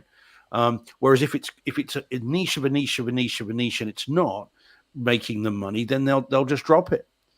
So or they sell that license over to one of the boutiques, right? So who knows that they're going to make, and maybe it's a limited edition, maybe it's whatever it is. But I think with movies like Twister, you're finding, again, these are people that, like us, that grew up in the 80s, were watching this kind of stuff. And in the 90s, we're watching this kind of stuff. And now it's so we will buy it, right? We're going to pay for it. We're going to buy it on, whether it's Apple TV, a disc, Kaleidoscope, whatever it is. It's far cheaper than bringing all those actors back in. And I think, again, we're seeing that with all the TV shows that are rebooting, that are taking, people that were in there live and they're coming into the second generation, or the cameos and certain content and the rest. I think this is just, even if it costs $20,000 or $30,000 or $50,000 or $100,000, that's still far less than having to create a new movie from scratch, at 100 million. And you're not going to sell as many tickets, but the cost of entry is still a lot lower. That's quite a funny thought, actually, isn't it? That you may make more money out of releasing something on disc than you would by putting it out theatrically. When you look at the number of like $150, $200 million movies that have gone and taken 50, and studios are taking a bath in like the hundreds of millions on some movies, and whereas you could actually just re-release something, and even if it breaks even, makes more money than financing a whole new movie. But, and something like Twister that people have been begging for years and years and years. It was like, and it becomes marketing to market for Twisters, right? So that was the whole thing, was getting people excited about Twisters because of Twister. So here's your let's get people wanting to watch it and trying to remember it and everything else. So it's a relatively inexpensive way. I mean, that's not anywhere near a marketing budget, for Twisters or anything coming out for remastering it. Which is there a marketing budget for a Blu-ray re-release? I mean, it doesn't seem to be. Apart from us banging on about these things, right? I mean, it's a social media buzz in a lot of that. I mean, I don't think I ever really saw too many Twister commercials, for re-release. I think it was mainly social media and the rest, which then comes out relatively inexpensive. So what I mean is, for spending money for sponsors, but if you're a big studio, you can release a disc version of something for like a fraction of just the marketing budget of a new movie. I mean, that was 2020. I mean, I remember, at Kaleidoscope, where there was no new movies coming out, right? Because they were delaying things because either from a filming perspective, or they just didn't, who wants to put a brand new movie, with the $100-200 million budget in a theater when nobody's going to the theater. So as they were delaying all those, like Top Gun, like all those, they re-released their old current, movies. And that gave us a lot of content, that we've seen in the last 4 years that were remasters. And a lot of that work started getting done, in 2020, 2021, because we were seeing that all the time. Like, hey, there's no new content, but hey, here's all these other, kind of cool movies or TV shows that they're, finally bringing out because now they got the time. Yeah. Hey, do you want to get to that starred comment? This is we get this question a lot. I'm sure you do too, Shane. It's Hamza Khan asks, you guys are doing an incredible job. Kindly, can you talk a bit about audio or video audio picture quality between playing a 1-to-1 ISO of 4K Blu-ray rips versus Kaleidoscape?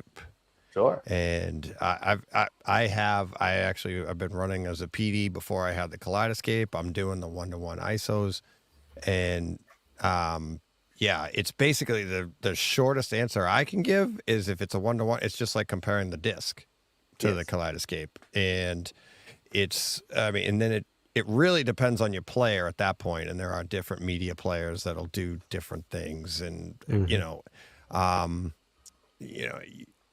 so I would say picture quality, you can just compare a disc. Picture and sound quality, just compare the disc to what the Kaleidoscape is. And in some cases, the Kaleidoscape, I think I have experienced, is better. It's just a bit of, higher, more information is there. And it's usually in the audio is what I've found. The picture seems to be pretty much even across the board. And that would be on the Disney titles as an example, because Disney's using a 66 gigabyte disc or whatever. But yet Endgame is on Kaleidoscapes like over 100 gigabytes. So there's some information there being cut out of the disc, just as an example. It's not a huge difference, but there is a slight difference if you want to compare that. But between my Kaleidoscape, the disc, and the Zapiti, it's kind of they're pretty much the same, with the exception that nothing can compare to the Kaleidoscape's like rock solid. Like the Zapiti is like, it's going to be slower, it's going to be clankier. It's like picture quality, sound quality, same, but actually getting to the movie, big difference. Big difference. Well, that's also assuming that a 4K version of it exists on disc to rip it from, right? Yep, so right. There are a lot of movies on Kaleidoscape that are available in 4K that the disc has never come out of that. Yeah. Or Yep. But there are also a lot of movies not on Kaleidoscape that you have to buy from the boutique places, right? So you have to get them. Because they only it kind of goes both ways. Yeah. Godzilla. I mean, they carry a lot of it, but again, for people like us that like to come into it, we're the ones that are trying to find those boutique, buys and things like that, versus just watching the top 40 version of TV and movies, on your streamer, right? So, the piece in this, and I've always been pretty objective on this, and I think that depending on what you hear and where you hear it from, from Hans's perspective, again, if you own one, not own one, what we see in the forums being stated, sometimes people talk it up, and that's where you see all these fights. As DJ said, a 1-to-1 rip of a 4K. Blu-ray, you shouldn't see any difference between the rip and the 4K Blu-ray as long as all your technology is working right and things like that. Right. The difference between a 4K Blu-ray and Kaleidoscape depends on the content, and depends on the disc. And so if you have a 60, and this is where I say, it's a lot of big titles. So that's where we notice it from an action standpoint, a CGI perspective.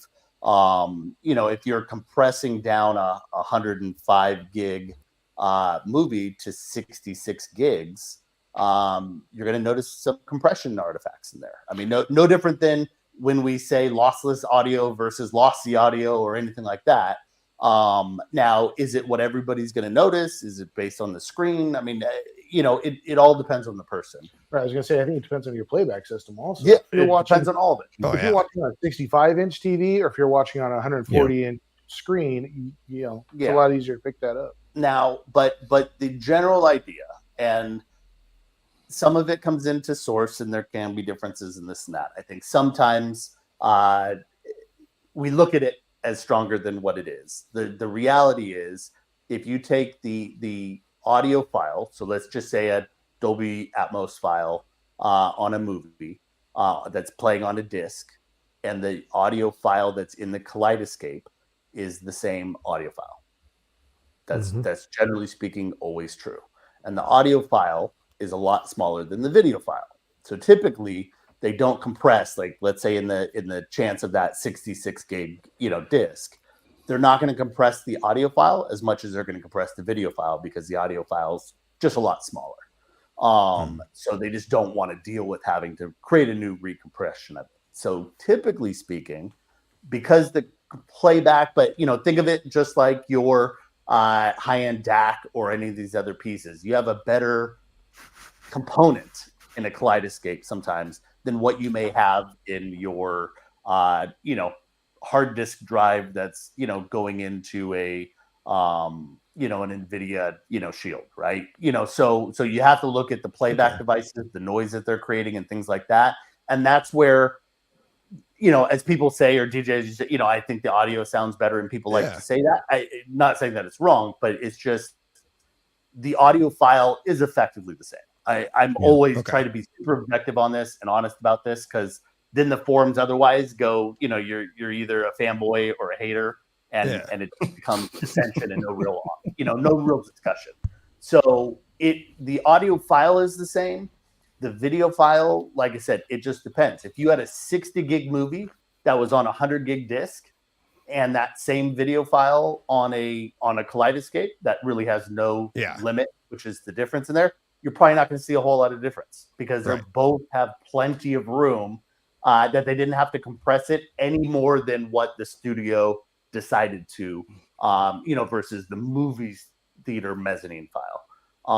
Because those could be like, if you were on the a full DCI compliant, those would be multiple hundreds of gigs of data. And so, that's really where you're looking at a lot of this is, if it's a compressed video, if it's a 66 gig disc, yes, chances are you're going to get better picture quality on a Kaleidoscape. On the audio, it kind of depends on, it's your componentry. So it's getting harder and harder to tell, but there is and can be a difference. But people are paying for it. Why people like Kaleidoscape isn't because oh my God, it's so much better than the quality of the disc, right? That's not the case. It's the platform. It's the availability of getting movies on the fly. It's the fact that there are more than 800 movies in 4K available on Kaleidoscape that aren't available on disc. Whereas there's probably 100 or 200, I have no idea how many, that are being done by a boutique that's not available on Kaleidoscape but is available on disc, right? So the measurements in there are just times over more, because Kaleidoscape is investing in the studios and putting all those partnerships together and making sure that it's the best quality possible, and being able to see that on the beautiful screen and download a movie now in 8 to 10 minutes, and and all these things that are in there for it, versus having to go out to the store or get your disc that you had mailed out to you thrashed, as we've all seen. It's really the convenience of the full experience as to why you should buy a Kaleidoscape, if that's what you choose to do. Well, also for the hobbyist, I wouldn't discount early access. We were just talking about Daredevil, Wolverine, that fact that movie was available to watch months ago, and you're still waiting for the disc to come out tomorrow. And rentals is the same thing. So, especially, we all come in. I've got 1,400 movies, so I'm definitely not in that camp. I like to buy what I own so I can watch it whenever I want to. But for people that didn't grow up with discs, if you look at this generation, even say they consider themselves movie files and audio files and the rest, they're used to renting something, right? They're not buying movies. So, being able to rent a movie and get it in full lossless, there's no other platform you can really do that. Redbox is gone, the Blockbusters are gone. All those real places, generally speaking, that's convenient for ways to do that, have all gone by the wayside. So you're either streaming it, because you just want that rental experience or the whatever's on streaming experience. But Kaleidoscape gives you that capability. If you don't want to collect, you can rent it, and the movies aren't that expensive. And if you decide to buy it, then you get deals on that as well and the rest. So really, it's within 30 days. Yeah, it's like I've always said that. Like if you're getting a Kaleidoscape, you're not getting it for the picture and video quality upgrade, right? It's like the idea was the ease of use to cultivate your system at your fingertips and not lose any quality in video and audio, right? In your video, and in maybe some cases you might get a slight bump, but it was the idea is like up until Kaleidoscape existed, if you wanted to do this years and years ago, you dropped quality just to have the convenience of what a Kaleidoscape's capable of. And now it's kind of evolved into people saying, well, I think shouldn't it be better at that price, or shouldn't it be this? No, it's like when you use the system, you realize like that's what you're looking for. That's what you pay. It's just the ease of use is really what it's all about. Sure. Storage space, all those things, right? DJ or Shane, do you guys rent on Kaleidoscape? No, I just buy. I've rented like twice, and I was like, well, that was dumb. Because I ended up buying it. I did for the first time last month during the Halloween season. We watched Longlegs, and it was actually cheaper to rent it on Kaleidoscape than it was on Apple. Sure. Yeah. Yep. Yeah. What was it? $9.99 sometime, most of the time, something like that. It was to rent $9.99 on Apple, $7.95 on Kaleidoscape. There you go. Yeah, $7.95. Yeah. So Steve, so you know, like I said, I just don't. Obviously, I'm a fan. I've worked there. I still, as most of us on here that have them, but yeah. Come on. What about you, Shane? Did you like Longlegs? No, it sucked. That's great. We were talking about this earlier in the show. Yeah. You guys discuss. I'm going to go pee. I'll be right back. You guys discuss. I'll be right back. Turn your microphone off, Deej. Microphone off. We don't need to hear it. Unplug. Suddenly glad he's not wearing a radio mic. Yeah. It's happened before. John famously, after we recorded once, went off to use the bathroom and took his microphone with him, and we could hear everything. Believe me. I mean, when you work in TV and people are wearing radio mics. Sure. You do have to kind of mute your output just for people. Should be a modesty button. Modesty, is what you need, isn't it? Well, there is on the pack. There's a mute button on the top, and you generally tell the talent, anytime you need to mute yourself, it's on there. But the problem is they often forget to unmute themselves, so then you have to run out onto set and go, excuse me, and dig around underneath their clothes and switch them back on. No different than the Zoom microphones of, hey, your microphone's on mute. And quite often you're not, the talent's not on set, so you're not listening to them. Sure. But you see something funny happening on their channel, and you just think, oh God, has their radio gone down? Has their mic fallen off? And so you quickly pre-fade it and just have a listen to see if their radio's still working, and then you can hear some unfortunate noises. At which point you have to quickly. Of that, I have. So no doubt. I've heard some very, very famous people. Sorting themselves out. But in terms of Longlegs, Shane, my issue with it. Sorry, don't worry, you're right, Paul. My issue with it is probably not your issue with it, because I saw it at the theaters, and where I bumped into it was from a legal perspective. So there's a couple of occasions, and most people have seen it. I won't spoil it for those that haven't, that are watching, but there are a couple of occasions in it where these kind of FBI, trained investigators decide to go. They pick up an exhibit and then put latex gloves on, which I assume is to then not do what they call cross transfer, so forensics, no fingerprints on the exhibit, and then immediately start destroying the exhibit by writing all over it, or moving it without taking photos of it, or and it happens twice in the film, and that annoyed me so much that I was taken out of the movie completely. And also within the first 10 minutes, I'd guessed what the ending was. And so I just was out of the film from then. It didn't do anything for me.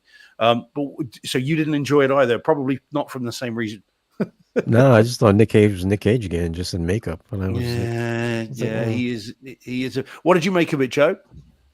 When you saw it? I think I would have been better off watching Silence of the Lambs again. Yeah, good man. Yes, yeah. That's what it is, isn't it? It is. Well, the it's ending, Silence of the Lambs for the 2020s. The ending did not tie things up very well, in my opinion. The motivation for some of the characters was lacking towards the finale. Yeah.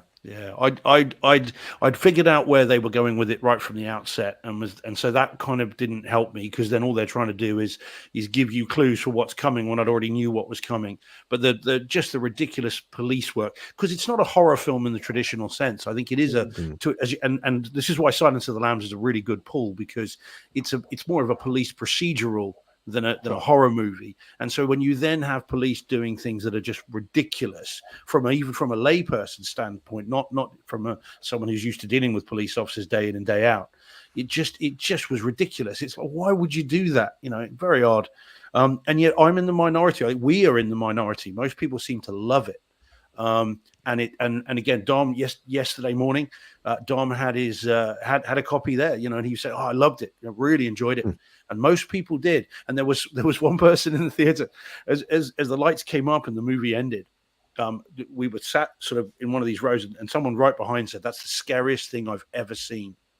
As we were walking out, and I just thought, "Oh, I've got such sights to show you." I legitimately would have been weird. Me and my wife legitimately went in I'm going seeing to throw it. you in the back of the van, take you to my house, and we're going to watch the movie. Yeah, it puts the movie in the basket, or else it gets the hose again. It's the hose again. I thought it was going to be like arachnophobia when I went in. Oh, because I didn't know what it was about. I just heard there was some hype behind it. I was like, oh, this is like arachnophobia. That's eight-legged freaks. Yeah, I was like, what is this? Yeah, eight-legged freak. Yeah, have you seen Sting yet, Shane, or anyone here assembled? Have you seen that yet? If it's a kind of a spider movie, a new spider movie that you're after, that's one to see. I think I might have saw that trailer and thought Long Legs was that, because I knew there was a spider movie coming out, and I was like, oh, this should be pretty cool, and it just was not. No, Shane, it's are cool. you watching on the 235 screen, or what size aspect ratio are you using at home? Oh, me? Yeah. Oh, I got a 16:9. Okay, so that movie wasn't a challenge for you.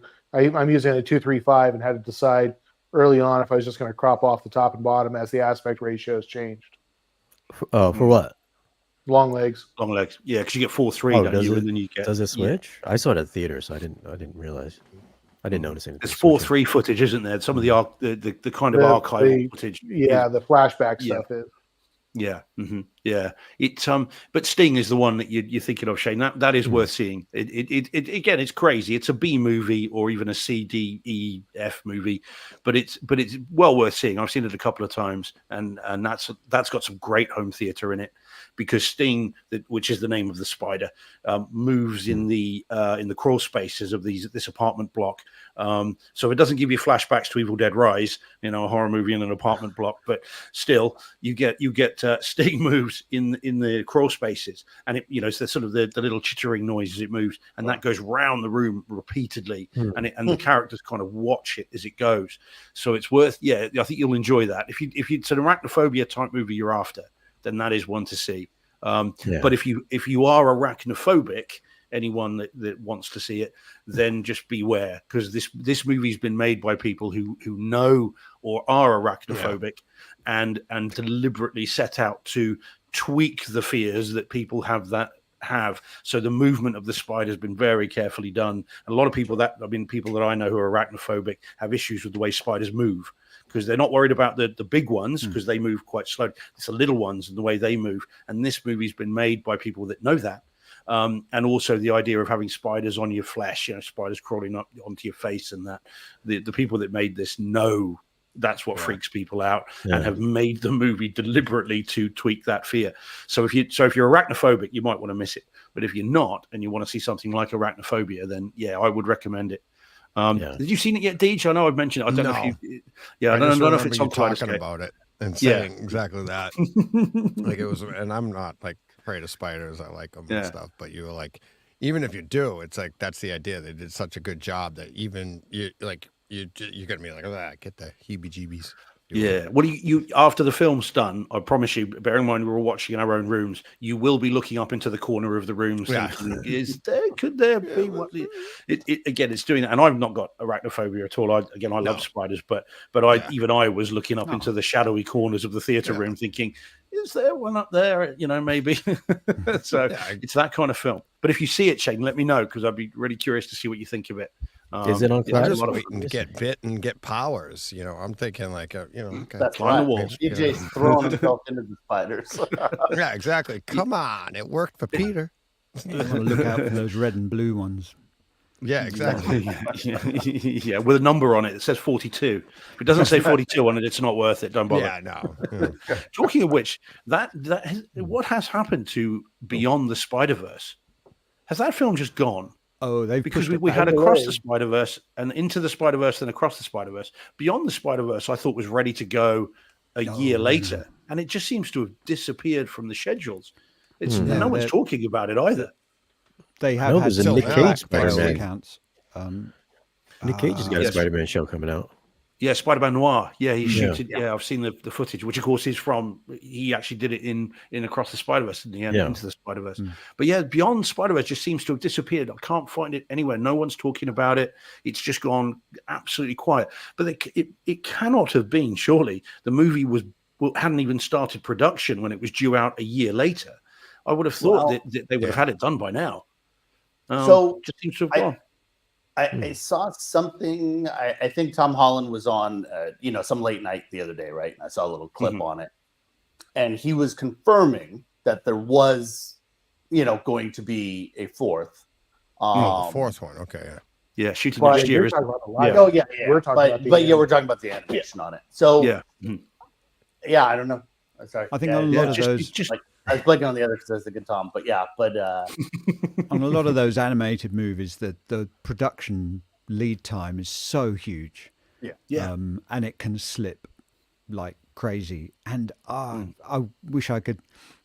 We should write notes on these shows so I can do a bit of research before. But I'm sure I heard a couple of weeks ago, was there something that they wanted to change about the script? And of course, it's not reshoots on an animated, hand-drawn animated movie are not easy. Can you draw that so, again, please? that could push it back 6 months or a year easily. So, but what are we now? 3 years beyond its release? Beyond its kind of the last one? That long yet, is it? Two? It's got to be two at no, least. it's not 3 years. It's probably a year and a half since the release. Yeah, a year and a half. Last summer. Two cities. Yeah, that's right. Yeah, really. That's how we measure things. That's where I always look, right? What was the latest? Which is literally 1 year. Oh, actually, I can literally tell you 1 year. Because when did I do the reference level Takeover Tuesday? Oh, geez, that was a while ago. That was a year. How many CDs ago was that? Yeah, exactly. Yeah, it is a year. It is it's over a year 1.5 ago, CDs ago, isn't it? So it's a year and a half ago. Because I went to see that in an ordinary cinema rather than IMAX, just to check SPL levels in there, and and then had a bizarre discussion with John Thompson about what the heck was going on, because he was involved in the post-production and QC for that movie, and he said it was they mixed that loud when they came to the mix for cinema. And he was saying it should have been super loud. And in the cinema I went to, it was super quiet. Yeah. We all said that, remember? Oh, it's like Candyman. Yeah. Oh. Yeah. There he is. Just talking about you, John. Morning. Yeah, John. Hey, buddy. Well, I went and said Candyman. I'm going to check out before you guys get into it. The film Thanks for having me on. 4 o'clock is my bedtime, so. Yeah, good to see you, Shane. Okay. All the best, Later, buddy. buddy. All right. Thanks, man. All the best. Later, guys. Later, buddy. Cheers. Bye. The Spider-Verse film you were talking about is coming 2027. Oh, there you go. Oh, look at that. Am I right in hearing it had to be pushed back a bit? Yeah. That's because all the participants are doing different stuff. So wasn't it supposed to come out the following year? Wasn't it? Yeah, they left it on a cliffhanger as a part one. Yeah. Kind of a thing. That's Deej found out after he'd seen it. Right. Yeah. It's like, remember that? John was so mad at me. You knew that. I'm like, no, I didn't. He's like, yes, you did. I go, okay, then I forgot. But all right, I didn't like it. I didn't like the way it ended. I was like, it was like being a kid again. And like that show's like, they're not going to wrap this up in time. They don't have time. It's not going to make it. But I thought it was a year later. I thought the idea was it was like an end game situation. It was going to be a kind of, you had it one summer, next summer, it concludes. And then it just disappeared from the schedules. So maybe there had been a movie that's come out since had the same ending. Maybe there's been an issue, something that they just wanted to tinker with. But that's a huge delay, isn't it? I mean, what was it? 18 was Enter the Spider-Verse or Into the Spider-Verse, wasn't it? Or was it 19? And then so the next one then was 22 or whatever it was. And then it, I thought it was a year later, but 2027, my goodness, would have all forgotten it by then. I think a lot of it, not to try and speak out of school, a lot of it is to do with the contractual issues. Certain people have fallen out, let's say. Oh, right. That's it. It's just us here, John. Tell us everything. Yeah. Exactly. John, by the way, where is the trademark hat? I'm missing the hat. What's happened to the hat? It's too early in the morning. I will go get it if you want. Hey, man, you can leave your hat on. Early in the morning. Too early. It is. It's a good look. Yeah. No, man. Yeah, it's your trademark hat. I've never seen you without it. Yeah. But oh man, actually. So John, you might be able to help us with what we were talking about a bit earlier, about Twisters, not Twister, the sequel, and concerns about that it may have been mastered low, and that you need to, and it's quite a flat mix. And I was asking kind of, and Brett very eloquently mentioned kind of how it may have been that could have happened. But your post-production, I mean, you are the perfect person perhaps to ask about this. How is it that a disc or it's not the disc because it's the same on Kaleidoscope. How is it that a mix could potentially be unleashed into the public domain that is flat and low? Because I can't imagine it. Well, it wasn't like it in theaters, at least the one I saw. Any idea kind of what can happen? What you have to remember that I had this long. Our friend Ben Goff at Cedia is trying to do a white paper on all this at the moment because they're very concerned because a lot of their members, Cedia members, are putting in not £1 million home theatres, in some cases £10 million home theatres, or $10 million home theatres, and it's like, well, you're putting all this in, and it's like, well, why does it not sound and look as good as it should do, considering you've just spent $10 million on something? Sure. Well, the problem is the lowest common denominator. You're limited by the source of the material. Yeah. And the problem is that at the moment you have the hero mix, which is the original theatrical mix, which really, in some cases, never sees the light of day after the original theatrical version. And all the rest are made from home entertainment mixes, and it's how those are made. And a lot of those are made by people who seem to think they know better than everybody else. And they probably sat there and did the Twisters mix and went, oh, it sounds really good to us. But actually, unfortunately, that was a sort of probably a slight issue because they had people doing it who didn't really relate to the original version and thought, oh, well, we're going to try and make this sound good on a sound bar. So, and this is the problem. That's what Joe and Brett said. Yeah. So a lot of these mixes are not done, or the HE mix is not done in some £200 an hour sort of post-production suite. I think a lot of them are done in tiny little rooms that may be in someone's spare room in their house.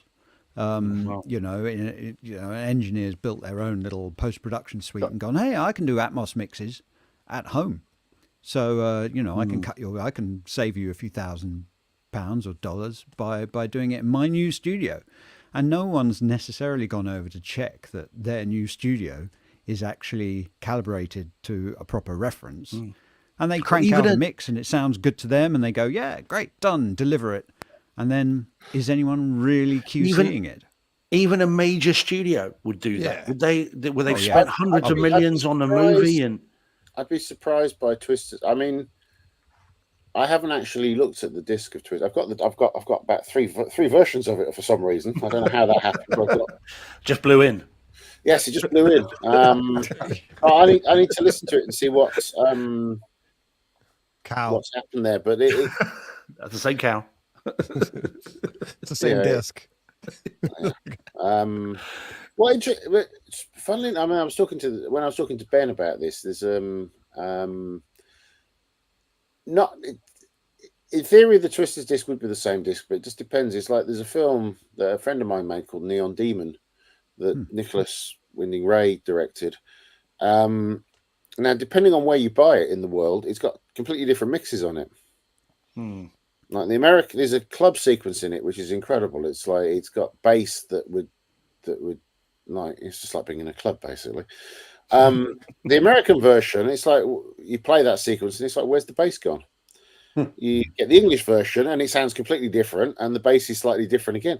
But you get the German disc of it, and I think they've obviously because when they get sent out these files, they get sent out various different versions of the mix, and they'll have various different levels of compression of it and different tweaks on them. And obviously the Germans have used what obviously sounds the best. You put the German one on and the bass is back like the original theatrical mix.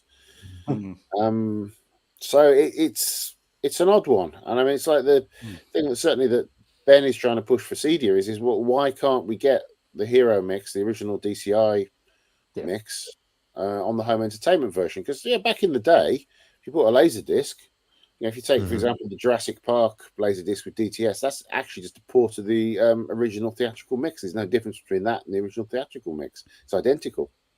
And wasn't that the original intent of like THX? It was was to like calibrate your system because things would be running too hot for the THX. What they did is they came in because the problem is with all the best will in the world, the original theatrical mix is designed to be played in a theater. It's designed to be played through a screen.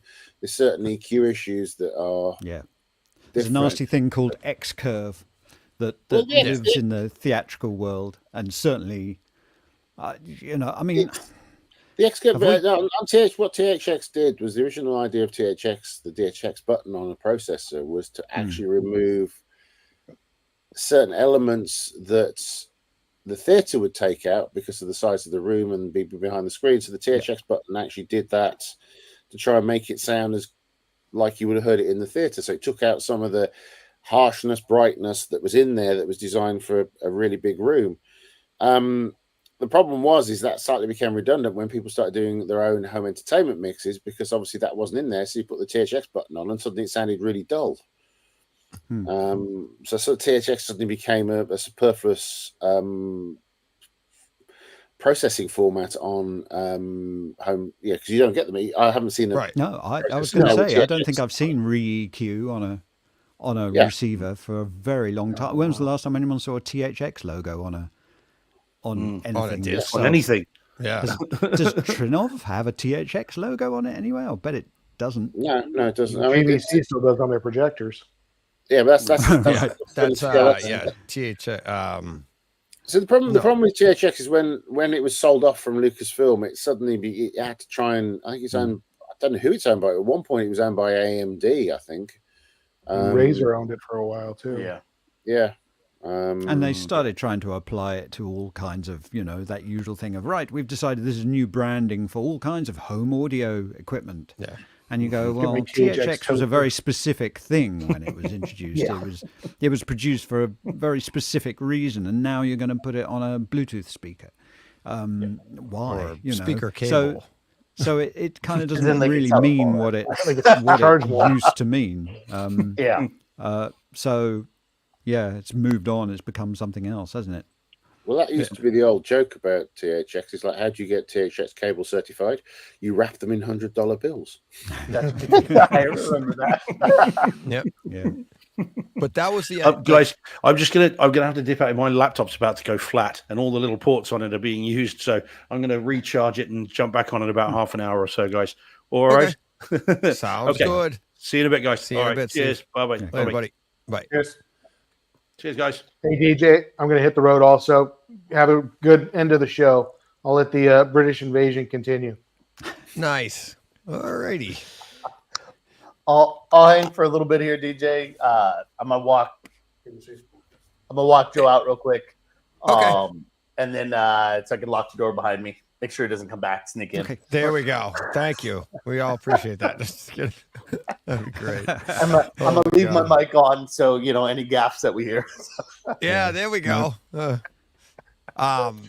No, but the original point like I was making about the THX is like, now are we back to that? Like, are we asking for that original mix? It's what we used to get. They got away from it because it didn't seem. Oh, they're talking. Because it didn't seem to be. Let me mute them for a sec. There we go. It didn't seem to be compatible with home, right? So they were giving us that original mix. We needed THX to smooth that out, to make it more compatible with our home, smaller environment, stuff like that.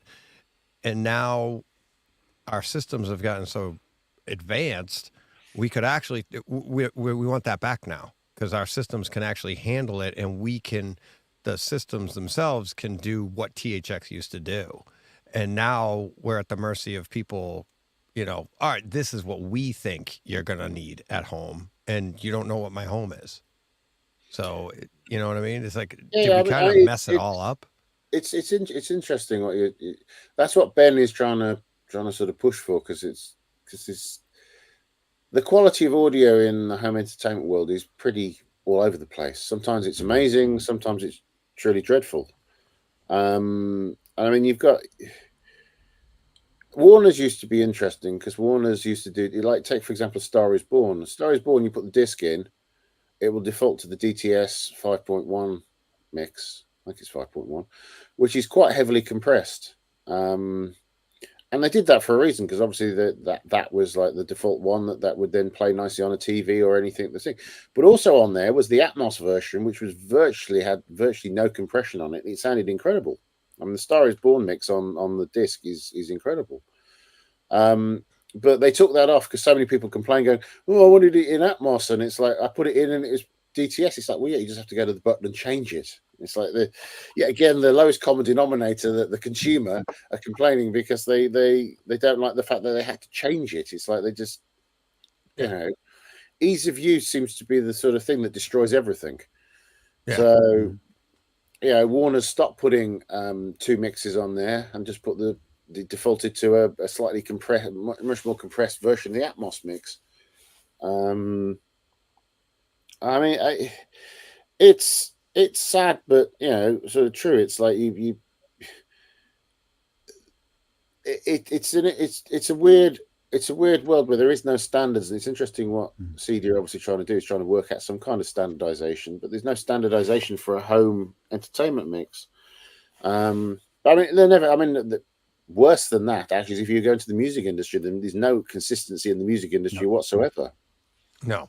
You get two CDs by two completely different artists, you put them in the same thing, and one will sound amazing and one will sound awful.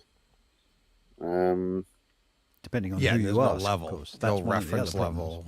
Yeah, well, you get two different people, and one person will go, "Oh, a mix for our new artist, so amazing mix. Oh, he did such a good job," and then someone else will listen to it and go, "It sounds like trash.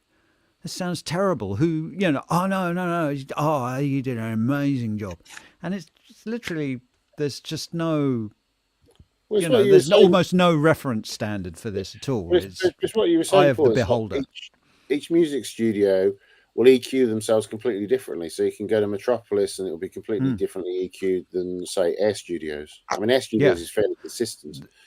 The monetary. I mean, very few music studios working in stereo, will do any kind of sort of calibration at all. It literally, they will just go flat, just put the speakers up and go. And so although everyone wants their mixes to sort of translate, which is the word, I mean, that's one of the problems in music mixing. Everyone's talking about, well, will my mix translate? By which they mean, if I do a mix that sounds good to me in my studio, can I go and play it in the car and it'll sound good? Can I play it on a Bluetooth speaker and it sound good? Can I play it on a PA system and it'll sound good? You don't want a mix that only sounds good in your studio. You want it to sound good everywhere. So what you do is you take your mix and you go and check it in lots and lots of different places. Now, if you put in a monitoring system in your studio that, as you say, it translates really well, that usually means that if you do a mix that sounds good in your studio, it tends to sound good everywhere else.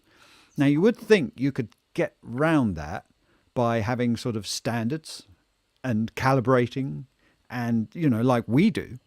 But the music industry is just not interested in doing all that. They're more interested in putting like a wet finger up in the wind and seeing how it comes out. Well, the only time I've seen that happen in the music industry is in Atmos, because my friend Pete Thomas owns PMC speakers.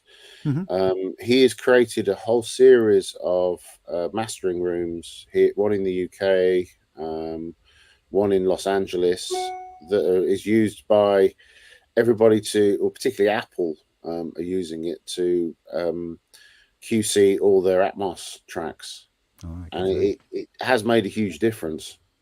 So I think Atmos has actually had a bit of an impact on that whole market. Yeah, there is a bit more consistency in Atmos mixes, I think. From one artist to another, tonally, and one of the other interesting things, of course, it's quite hard to apply a lot of bus compression to an Atmos mix, simply because of the way an Atmos mix is produced, because of all the separate elements and layers and whereas if you're just doing stereo, everyone slaps a big bus compressor across the output and takes 4 dB off it so it is possible to smash the heck, and then it goes off to mastering, and then mastering, hammer it again through a limiter and another compressor, and so it is possible to really smash the dynamic range of a stereo mix very easily, and it's done pretty much by default. But it's very hard to do that with an Atmos mix. Once you've created your finished Atmos file, it's actually quite hard for anyone to mess with it, which I think is actually quite a good thing. Yeah, I mean, because my experience of people doing mastering, certainly for music, is that they always give it to some junior and I mean, there was one album a friend of mine did that I listened to, and it was awful. We went through, and actually the person who'd mastered it, they'd done all sorts of very strange things and left filters on and all sorts of weird things in different places, and it sounded absolutely horrendous. You went through and turned them all off, and then suddenly it all sounded fine. There's a bit of a thing, and again, in the music world, there's this sort of people who always tend to have, my magic process, my amazing box. I've got an all analog mastering chain, and it's got this and this and this and this and this and this and this, and it's going through about 8 different devices that they believe makes it sound better, Whereas to me, from my hat from 40 years ago, the hi-fi purist world, to me, it was like, get as much stuff out of the signal chain as I possibly can to get it to sound good. Whereas their attitude is, no, I need to put it through these 8 boxes. It's going through this compressor and limiter and an EQ and then a clipping device and so they will just mangle the audio and swear that it sounds great. And then, if you can get some A&R to agree with you that it sounds great, then that's how it goes out. There are CDs I've bought in the last 10 years that are clearly just distorted, not even as a sort of stylistic choice. Sure. It's just they've been distorted to hell, and it just sounds bad. It doesn't sound powerful. It just sounds broken. But someone somewhere thought that was a good idea. It's interesting following through on what DJ was saying earlier, because I've been listening on and off to you throughout the last 20. Thank you. Whatever. We're coming up on 23 and quarter hours here. it's interesting at the moment. The hi-fi business, the hi-fi industry, is going gangbusters. It is making more money than it's ever done. It is more successful than it's ever been, and it's the high-end products are doing better than ever. I mean, like you have a company like DCS that just launched a £320,000, $400,000 CD player. You know, good for them. Tell us what you really think, Paul. So 4? What? Say that again. How much? $400,000 for a CD player. For a CD player. Wow, my Kaleidoscape seems cheap, huh, Brett? Well, this is the thing. Right. The home entertainment market, the home cinema market it's stuck in a quandary because it's like people will complain that, you know, $250 is too expensive for a 4K disc player, which to me is almost like laughable because it's like, well, how could it's going to be very hard to build anything of any quality, certainly with a mechanical thing, for $250. So I mean, the home cinema industry is a sort of victim of its own thing. I mean, it's interesting. You had somebody earlier talking about ripping stuff, and this is where it's like all becomes a bit squiffy and weird because it's like, well, everybody seems in the home theatre market wants everything for free. Yeah, and I mean, the one thing I liked about Kaleidoscape is that at least it actually put some sensibility back into the whole thing. It's like it was a store that gave you high quality versions of movies. And I mean, ripping stuff is illegal. Well, it depends. If you own the disc, it's fine. But I mean, but secondly, it's like there's so much weird copy protection on discs that you could spend days trying to work out how to get it to copy properly. Yeah. I mean, it's interesting. You look at, I mean, the latest discs that come out. I mean, they've all got scrambled tracks on there. So literally, if you try and actually just read it with a 4K disc drive, it won't read it. It'll tell you there's a file on there, and it'll play it if you're trying to play the movie. But if you just try and read it to rip it, it won't read it properly because they've deliberately put errors on the disc. There's like scattered errors, things called fat tracks, all sorts of stuff on there to literally confuse it. And then, suddenly then you have to go into the world of like finding hack drives that have got versions of firmware that will verbosely read the disc properly, and even that is a bit. And it's like, well, this is the problem. It's everybody wants something for nothing, it seems, in the home cinema market. And they're going to be the victims of their own success because they're going to end up with everything for nothing because there won't be any market because, Kaleidoscape is, everyone goes, oh, Kaleidoscape. Well, they've come out with a $4,000 version. And I mean, they're a small company. So they're trying to stay afloat. So they've got to make some money somewhere so that they can keep going. So everybody's going, I bought a whatever it is box for $200, and it's like, but it's going to be crap. The engineering that went into the latest Strato V is quite impressive. I mean, they had everybody and his brother consulting on it. I mean, you had Jim Peterson on it. I shouldn't say this, but he was involved in looking at to make sure the video side was excellent for them. And that's the sort of attention to detail you want. You want people to know what they're talking about, looking at it. I mean, I've tested loads of boxes, and it's like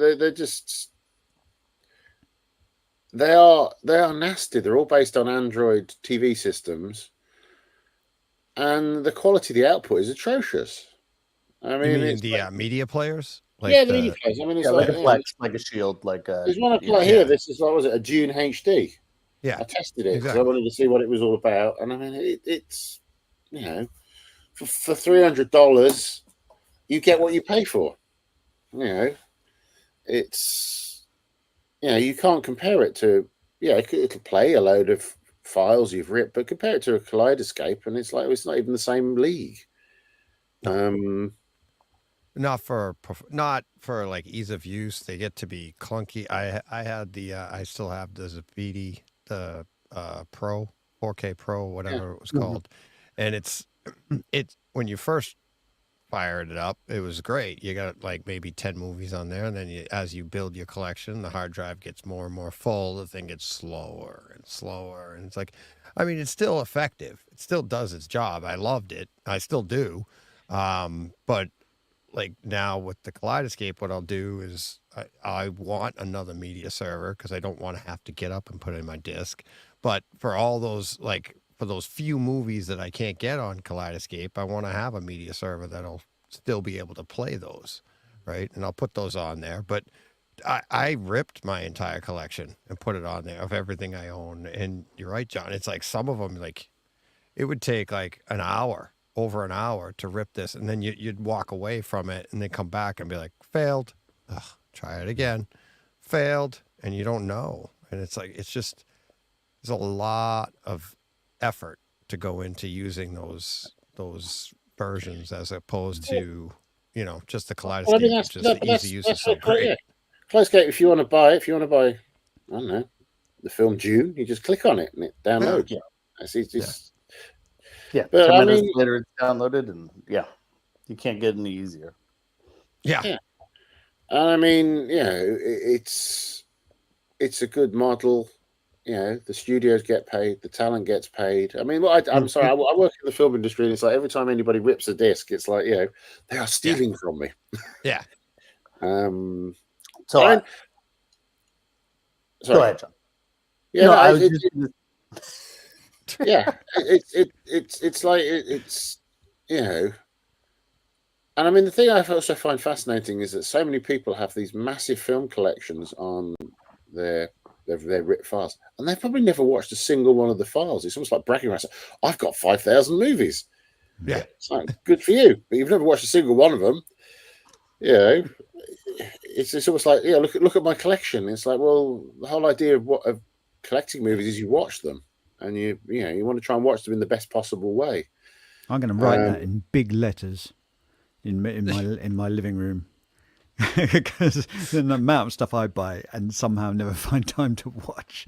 Yeah, can't wait to see that, and it's like still in shrink wrap. And some things I've bought twice and still never watched. I've got 2 copies. So I hope, Paul, you're going to buy a VHS version of Alien Romulus. I have actually seriously considered it. I've got to check out whether any of my old VHS machines still work. At least I've found someone to repair them if they don't. So we were joking that maybe we could put a blank tape because nobody would have anything to be able to play it back on. Yeah, save some cash. Awesome. Yeah. Oh man. That's how. Do we know how many of those they're actually making? I know it's a limited run, obviously. It's 10,000 copies, and they're all being done in Poland because it was the only place we could find that could duplicate them. Could do VHS duplication. Yeah. Seriously? That's okay. We were duplicating VHS like crazy when I was a kid. It's like, make a copy of this one, rent the movie, put the tape over it, make a copy. There you go. Well, we were joking that maybe we could just like send out blank tapes with a nice cover on it, and then anybody who actually bothers to try and play it goes, "Oh, my tape's blank." It's like, well, okay, well then I'll send you one. You must have got one of the blank ones. Look, we'll send you the real one now. Yeah, exactly. Might actually have to dupe like 10 of them. Yeah, because I'd be surprised how many ever actually get played, because the people are going to buy them as collectibles. Oh, they're all collectibles. Yeah, I mean that's I mean, so many of the boutique studios, all the stuff that comes out, you know, they want to leave them, and it's just as soon as you take it out of the shrink wrap, you've lost half its value. But this limited edition thing seems to be working quite well. I mean, I'm surprised that they're getting less and less. Like, for example, Sugarland Express, which is an incredible film, on 4K discs, they've only made 1,000 copies of it. No. So if you haven't ordered it, you're stuffed. Now, who's got Sugarland Express? That's coming from Universal. And Universal have only made 1,000 copies. 1,000 copies of it. I think literally it sold out. It sold out within about 10 minutes of it being announced. How often do titles actually get a repress? Yeah, without someone doing a new edition. That's a numbered limited edition. You see, if you just say limited edition, you can go and repress them. But if you say it's a numbered limited edition, then you'd have to create a completely different version of it to be able to repress it. Yeah, because you're buying number 486 of 1,000. Yes. But you can't then buy number 1,001 of 1,000 because now your well, you value's could, gone but away. that's a collector's item. But that's a misprint. Yeah. Oh, but but it's fascinating that this I think the certainly you'll see in the industry is more and more limited edition runs of stuff, and literally it's like buy it now or you'll never get it, and then suddenly you're like, if you haven't got the it, Disney Vault all over again. They're just creating the demand by saying we're only going to make this many, and it's like, and it creates a buzz. If people get mad about it, maybe that could be their gauge for the next printing, right? Like, how many people are upset about this? If nobody's mad and sold, but nobody's upset they didn't get it.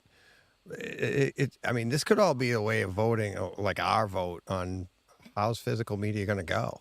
Like, how are they, they're trying to gauge the public. No? It's a good way of hedging your bets, isn't it? You press 3,000 copies of something, see if they sell out. And then if they do, then you can consider, how many more might we sell?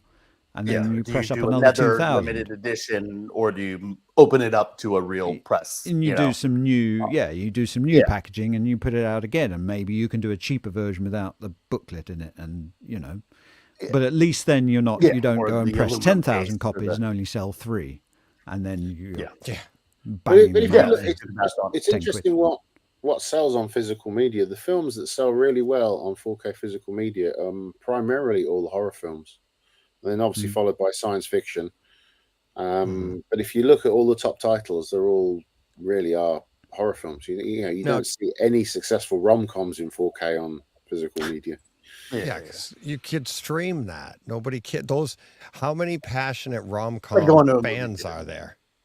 Right? Like, you're like, oh my God, I love rom-coms. I got to collect every rom-com. You know what I mean? It doesn't feel like that's it's a collectible genre.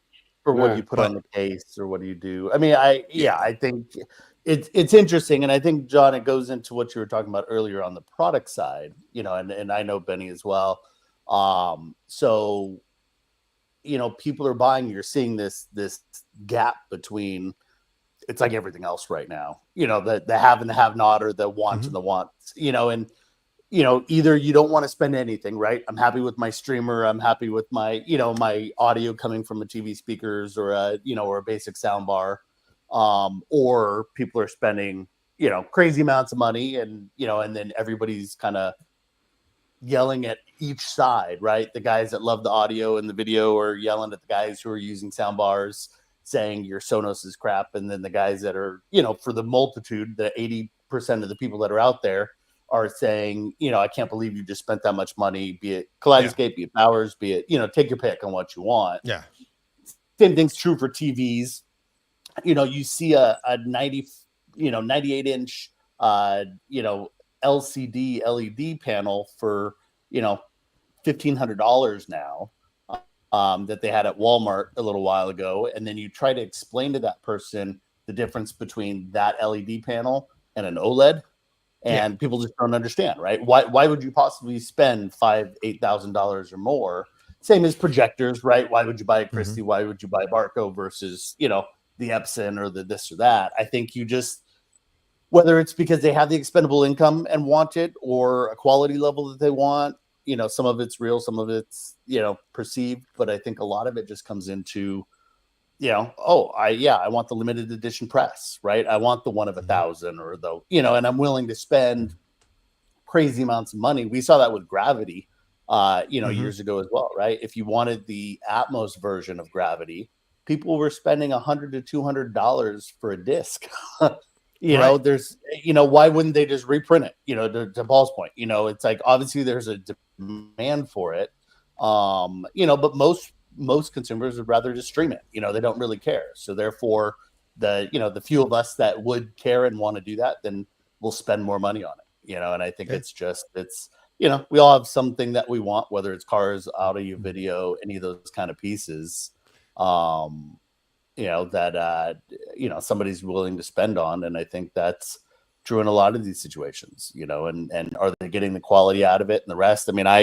I sit there and, part of that $10 million theaters, as you said, comes into acoustics, right? The amount of people that I've seen, when I worked at Bowers, when I worked at Kaleidoscape, that are building these multi-million-dollar theaters, and or putting 800 D1s in a room, and and the room just sounds like trash, and eventually it doesn't matter how good of a quality speaker you buy, if the room isn't properly built or calibrated and the rest, you don't get the value out of it, so I think it's always interesting to see, what people want to spend their money on, and and you got to have a balance between it, and the real issue comes when people can't accept what other people are buying, and just want to pull people down on it rather than just saying, yeah, okay, I like this and you like that, and it's always interesting. We talk about it all the time. It's like, how many people came from car audio, right? So you grew up and you wanted to improve your sound system in your car, so you add this, or you did that, and it's all DIY, right? Or you like people in like what John was saying earlier. It's like people want something something for nothing, and they're asking like, oh, why do I have to pay that for? Why can't they lower the price of the Kaleidoscape? Or why does that projector have to be so expensive? Or why are they charging? What do you need a video processor for? Mine's just as good. And it's like it's an entry, like this hobby. You can come in for relatively cheap, and you can get a really out of the gate, you can get a really good experience just by like, you don't even need a sheet on the wall. You can shoot an image onto a wall and you get a big screen. Now you're like, oh yeah, this is great. And you think that's great. And then all of a sudden you're like, as that ages in like a week or two, you're like, wow, that's kind of a flat image. That's not really a great image. And it's like, how do I get that better? And you spent like nothing. Like, I mean, you can go online and get those little projectors, and you're like, look at it's huge. But now you're seeing that slight difference, which is huge. But you're getting a little education, and you're like, well, how do I get this better? Well, this cost me nothing to do. Why does it cost me that much to do that? And now you've got that mentality. People are into it. They're like, I want to do this. And they get, so they start DIYing, they doing their own thing, and they think they're doing, getting an improvement. But as you get up there, it's that next step is going to cost a lot more money. And they think, why do I have to pay all that when I got this far on so cheap? And I think that's what, it's not like you get into the car business. It's like, a Ferrari's expensive. That everybody knows that.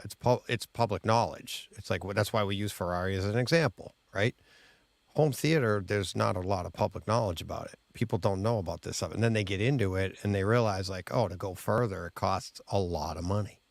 And they think that's not fair. I was like, well, it's a kind of a niche thing. You're getting what you pay for, and there's not a lot of people paying for it. So somebody's got to pay for it. And if you want to get in it, it's going to cost your development costs are going to be higher on it.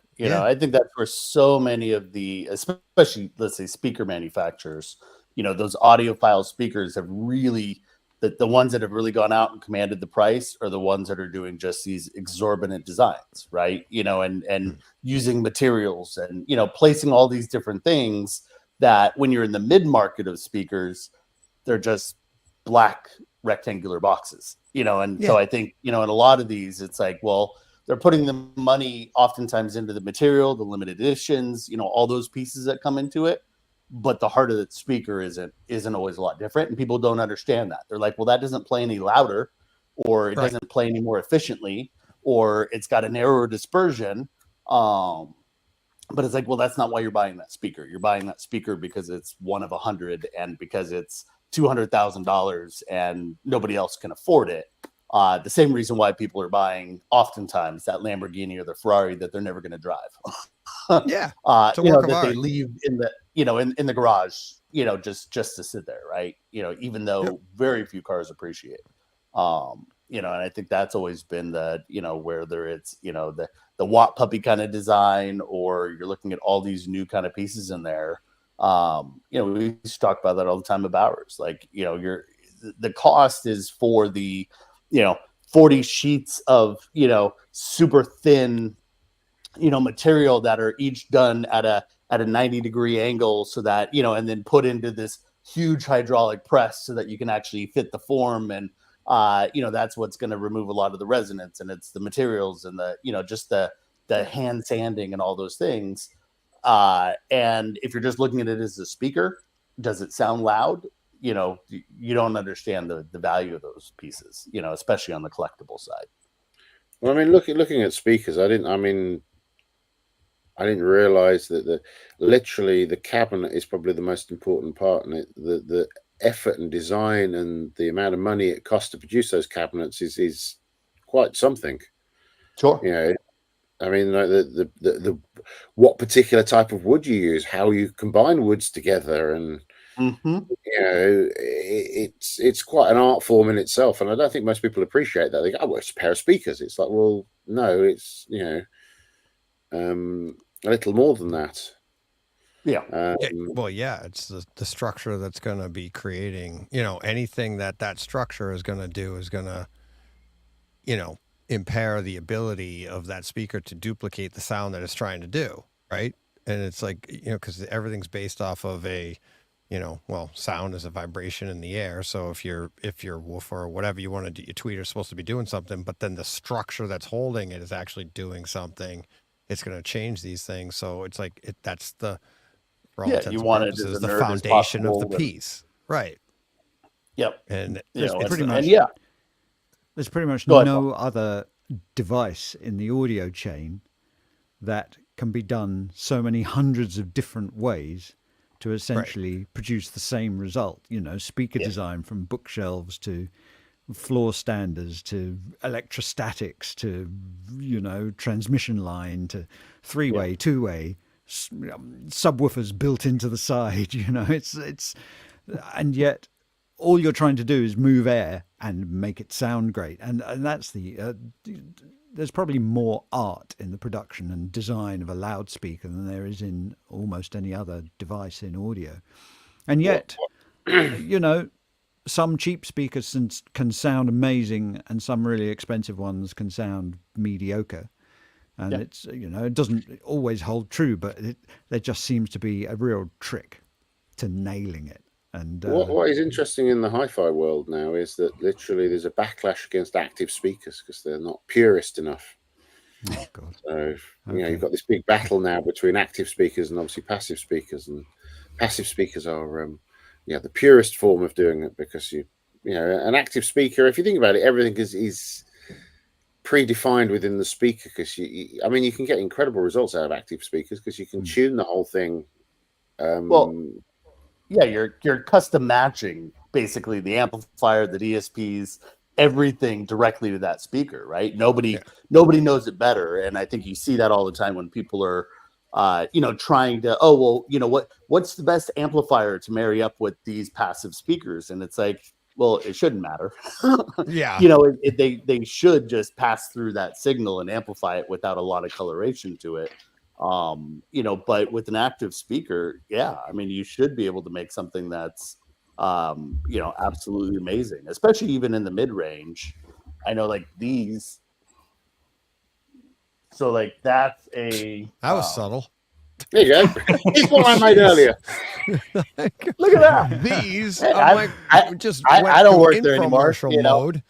But but active. So this is a B&W. It's an active speaker. So this is in their formation line. Well, that amplifier is work. Oh, sorry, wrong button. Super, you know, with that speaker itself. You know, and you just can't. I mean, you know, you have fewer wires in it. The wires are shorter. You know, all these things that you have in there that possibly cause issues. You know, even whether it's just a phase change or you know, crossed wires or anything like that, all get, you know, generally removed out of these things. You know, and there's do a they reason do why that? Is the crossover done in DSP in the foundation? It is in this one. Yeah, that's been the big game changer in active in the last 5 years. 6 years. No debate because whatsoever. They can do time alignment and a bit of EQ, and there's a Neumann who well, you probably wouldn't know in the sort of hi-fi world, but they make all the famous studio microphones since the 50s and 60s. Sure. And they now produce a pair of not particularly expensive two-way active monitors.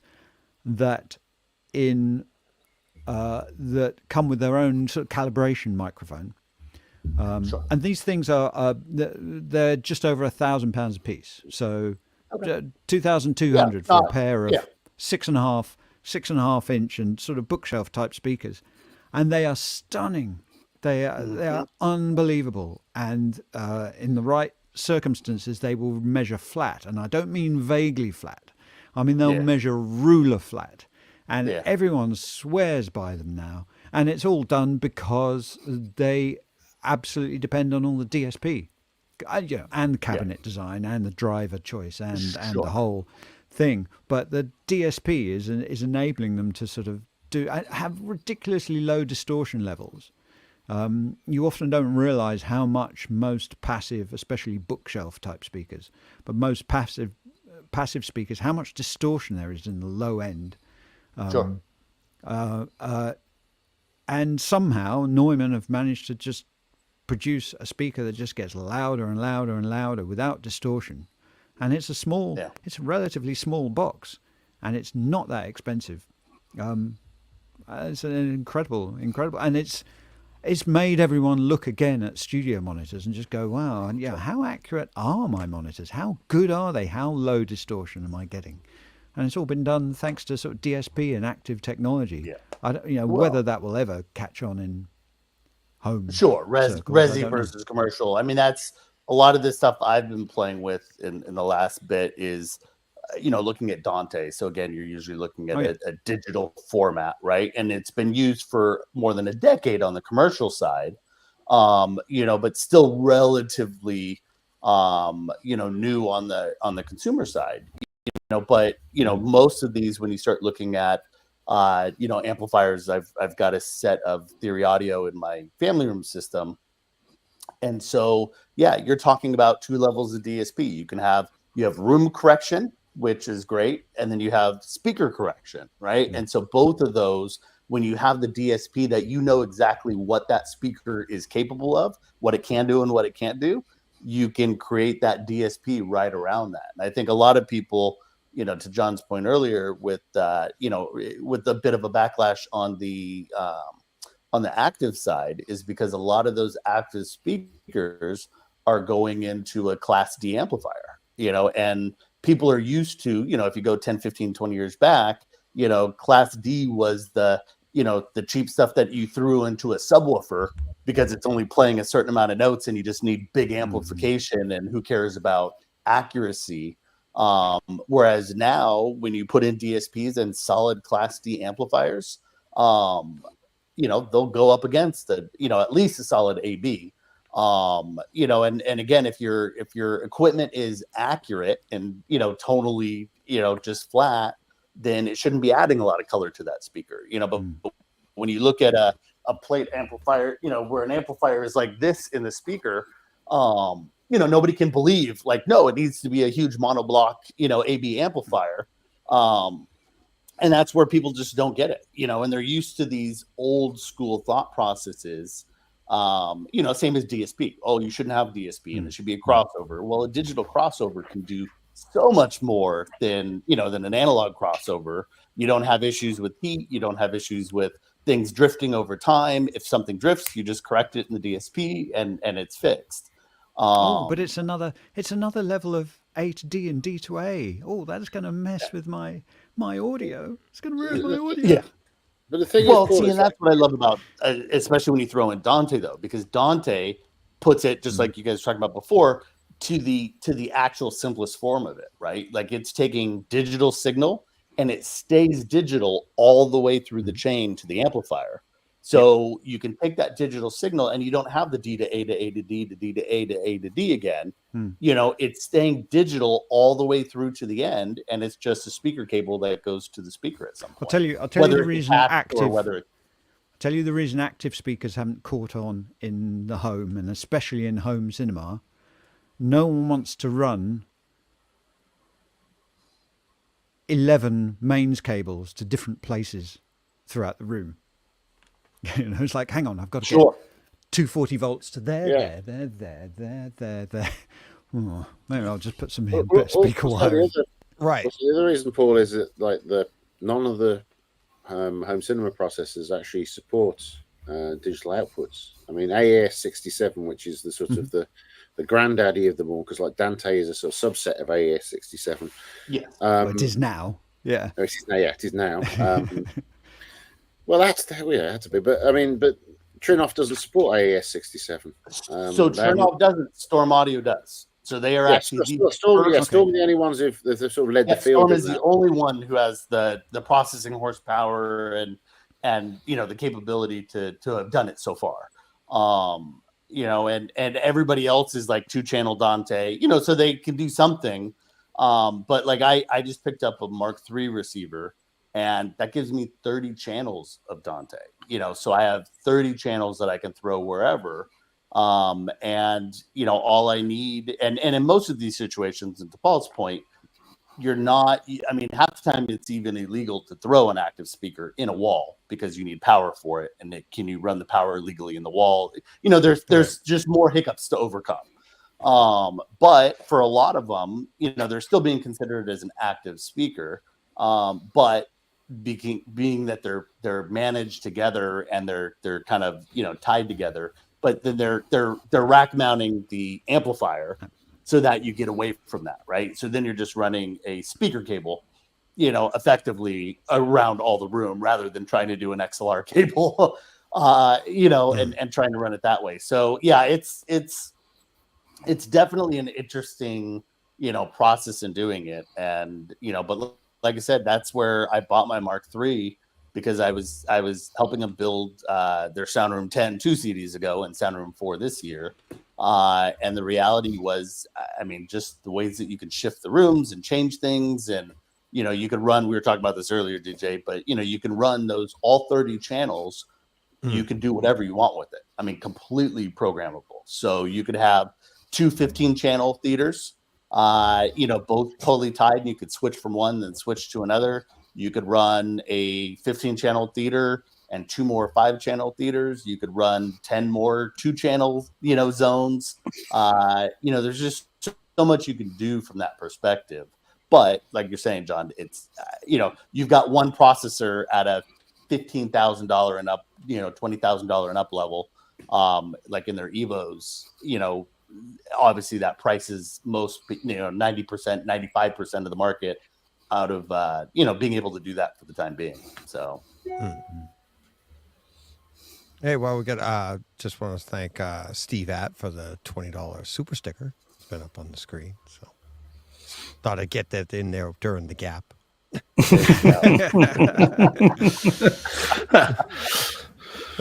Very cool. Thanks, John. Steve. Can I ask you, John? John, what was Paddington in Peru like? Can't tell you. Did you not really? I can't mention anything about it until, was it 6 o'clock this evening? Okay, well you can just do it via interpretive dance. Come on, then. You haven't got to tell us anything. It was. Right, that's it. Where's Mr. Disney? Right, he said 2 thumbs up. No, just kidding. Oh, good. Okay, good. All right, nice. Good to know. Have you seen Gladiator 2 yet, by the way? Yes, I have, and I hated every single frame of it. Really? What? Don't bring me down to no NDA too much for here, Gladiator John. 2 then. I'm desperate to see that. Having known Ridley for a long time, it's like, I mean, he just doesn't want to stop making films. I know why, because he thinks if he stops making films, it'll be his end. But I mean, he shot this film in 55 days, and it looks like it. Oh, really? I mean, I was joking the other day that he's working on a version of the Bible because he's hoping to do it in 7, maybe 6, and get a day off. Jeez. Let there be light, camera action. It was Beefcake Fest. I mean, like every woman I was with who was there thought it was incredible. And I just sat there, and it's like, well, it's interesting because it follows on from the previous story. It's directly connected to the previous story. It's a sort of what's the word? Sort of summation of Russell Crowe's character and his justification and but it just, I don't know. I just found it tedious. What do you think of the first one, though? I loved it. I thought it was incredible. Okay. It was a piece of masterpiece of cinema. Yeah, because to me, I still think Gladiator is probably one of the best movies of the 21st century. I mean, it came out in 2000, and I absolutely love that film, and and so I've been eagerly awaiting the second one, and also with some trepidation. But the reviews have all been effusive, apart from yours. So, but yeah, so just not unnecessary. It's shot in 55 days, and a lot of the time they're using 11 cameras to cover stuff. So but that's just Ridley, isn't it? He shoots everything with 1 million cameras. But it's interesting that if you look at Wicked because Wicked and Gladiator 2 opened exactly the same weekend, well, certainly in America anyway, and Wicked is projected to earn about $20 to $30 million more than Gladiator 2. Oh, really? I'm surprised at that. I would have thought it would be, although it's going to split, isn't it? It'll split the demographics. You're going to get let's not generalize too much and then generalize too much.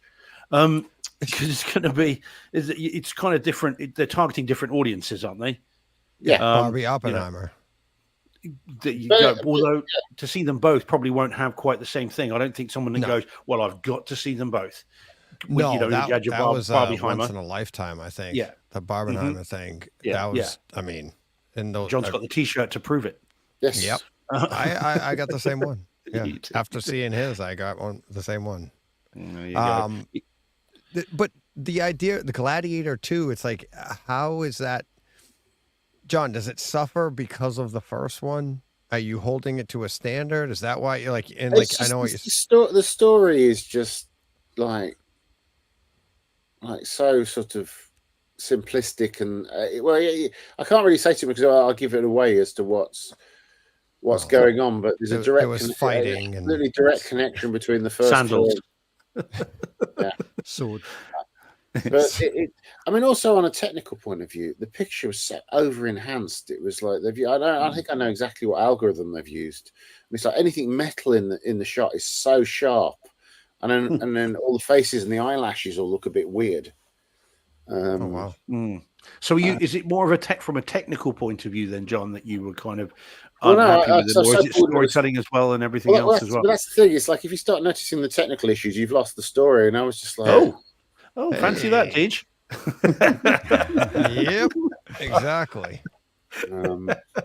Yeah, but see, I was liking the story and enjoying the technical aspects of it. You rolled that quote out, and then like months later, did it yourself. So well, I like to be a creature of habit. Yeah, exactly. Oh man, see, John, you're disappointing me now. I shouldn't have asked the question. There you go. They say in law you should never ask a question that you don't know the answer to. I am looking. I wish I hadn't asked that question. The film I'm looking forward to seeing next Saturday is Wallace and Gromit. Yeah, you see, I mean, they were all shot 10 minutes down the road to where I live, and yet I don't like any of them. I just can't get into them. I appreciate this is where I'm a New Zealander, so this is what I want. Okay, because if you're British and you say that, they'd march you to the Tower of London, right? Traitors Gate straight away, right? But as a Kiwi, I can say I just can't get into the Wallace and Gromit movies at all, or the TV shows, or any of that. And so I just don't know what it is. But you're looking forward to it. Is this the new thing? I'm looking. It looks like it's going to be great fun. I mean, yeah. So we'll see. I mean, yeah. I particularly liked the Chicken Run film that came out last year. I thought actually it was better than the original. So I have never made it all the way through the first Chicken Run. Yeah, I tried about 3 times. Right, I'm telling you, the beef eaters are after you, Paul. They'll be knocking on your door in 2 minutes, buddy. That's the rest of the Aardman stuff I love, but for some reason, I just find it really slow. It's like, but I'll give it another go. I just like the laugh. I've never made it through a full chicken run. Like he's just bad at grabbing fast food or something. It's a bit tight. I can't quite get my shoulders through. It gets it's easy at the start, and then it gets really narrow. I tell you a film, and I'm trying to remember the title because I only saw it the other day. That is quite interesting and fascinating, and I don't think we'll get a lot of love. Is Robert Zemeckis' new film? Yeah, I can't remember the name either. I'd heard it's had some bad reviews, hasn't it? Yeah, but the thing is, it's amazing. It is an incredible piece of cinema, and it just says a lot about film critics who just. I don't even know why a lot of them are called film critics, because they don't do film criticism; they just do personal opinion. And to me, it's it's like I was talking to a friend of mine who I saw it with. It's like the previous Zemeckis film, which I'm trying to remember, which had Steve Carell, I thought was actually incredible, which was looking at PTSD. It was a work of genius. And I was very impressed, DJ, earlier. I think it was about 12 hours ago. The great discussion on mental health. I thought that was brilliant. That was very powerful. Oh yeah, with Ryan.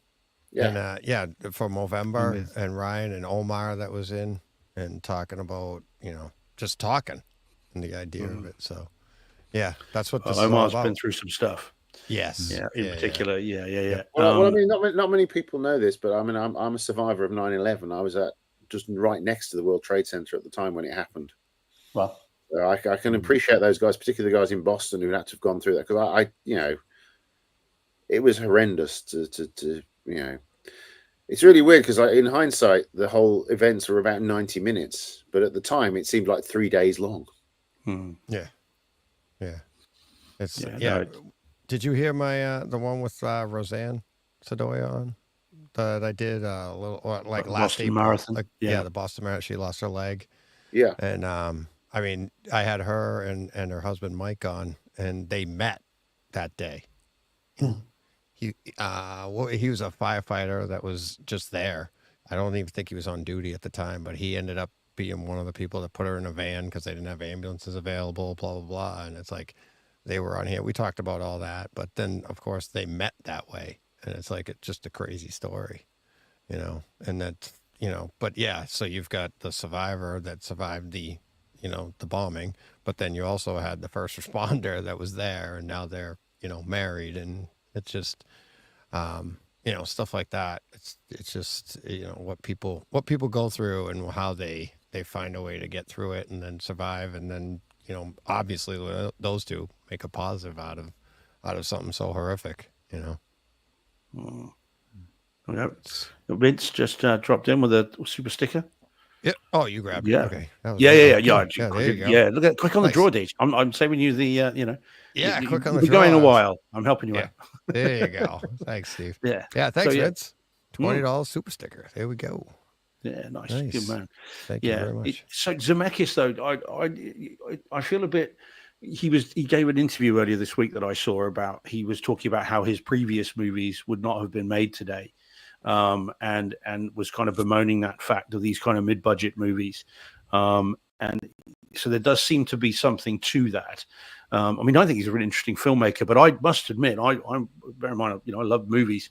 I had thought he hadn't made anything for a long time. I thought he kind of semi-retired, but clearly not. And as I said, I know that the recent film hasn't been terribly well reviewed, but it does sound interesting. When's it out, John? Do you know? Any idea? As in a wide release? I think in the UK it comes out in January, I think. Oh, okay. Not too long to wait. So round about the time I'm seeing Gladiator 2 for the 8th time then. Yes. Round that time, right? Gotcha. I'll be intrigued to see what you think. Oh man, do you know what, John? You haven't. I really do wish I hadn't asked you. Now you're my guru with this stuff because I know you know Ridley, and I know that there have been showings.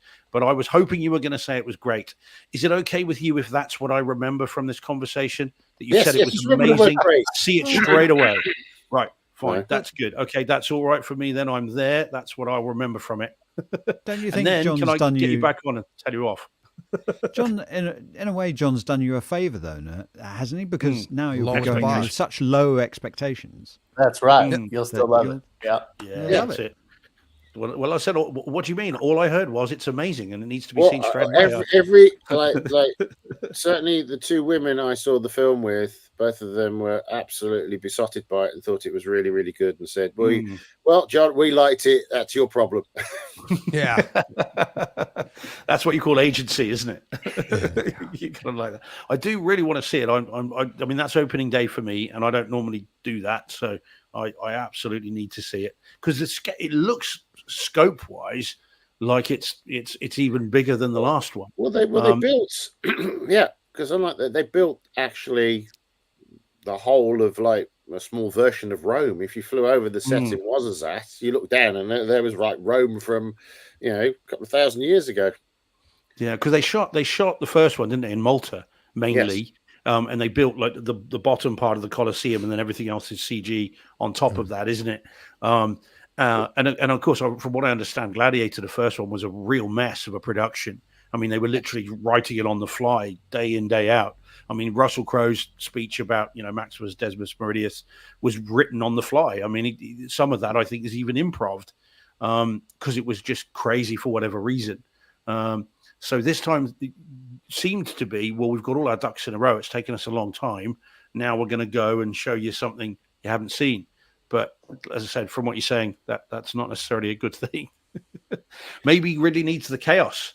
Maybe that's, the necessity being the mother of invention and all that, needs it all to be a bit crazy to focus.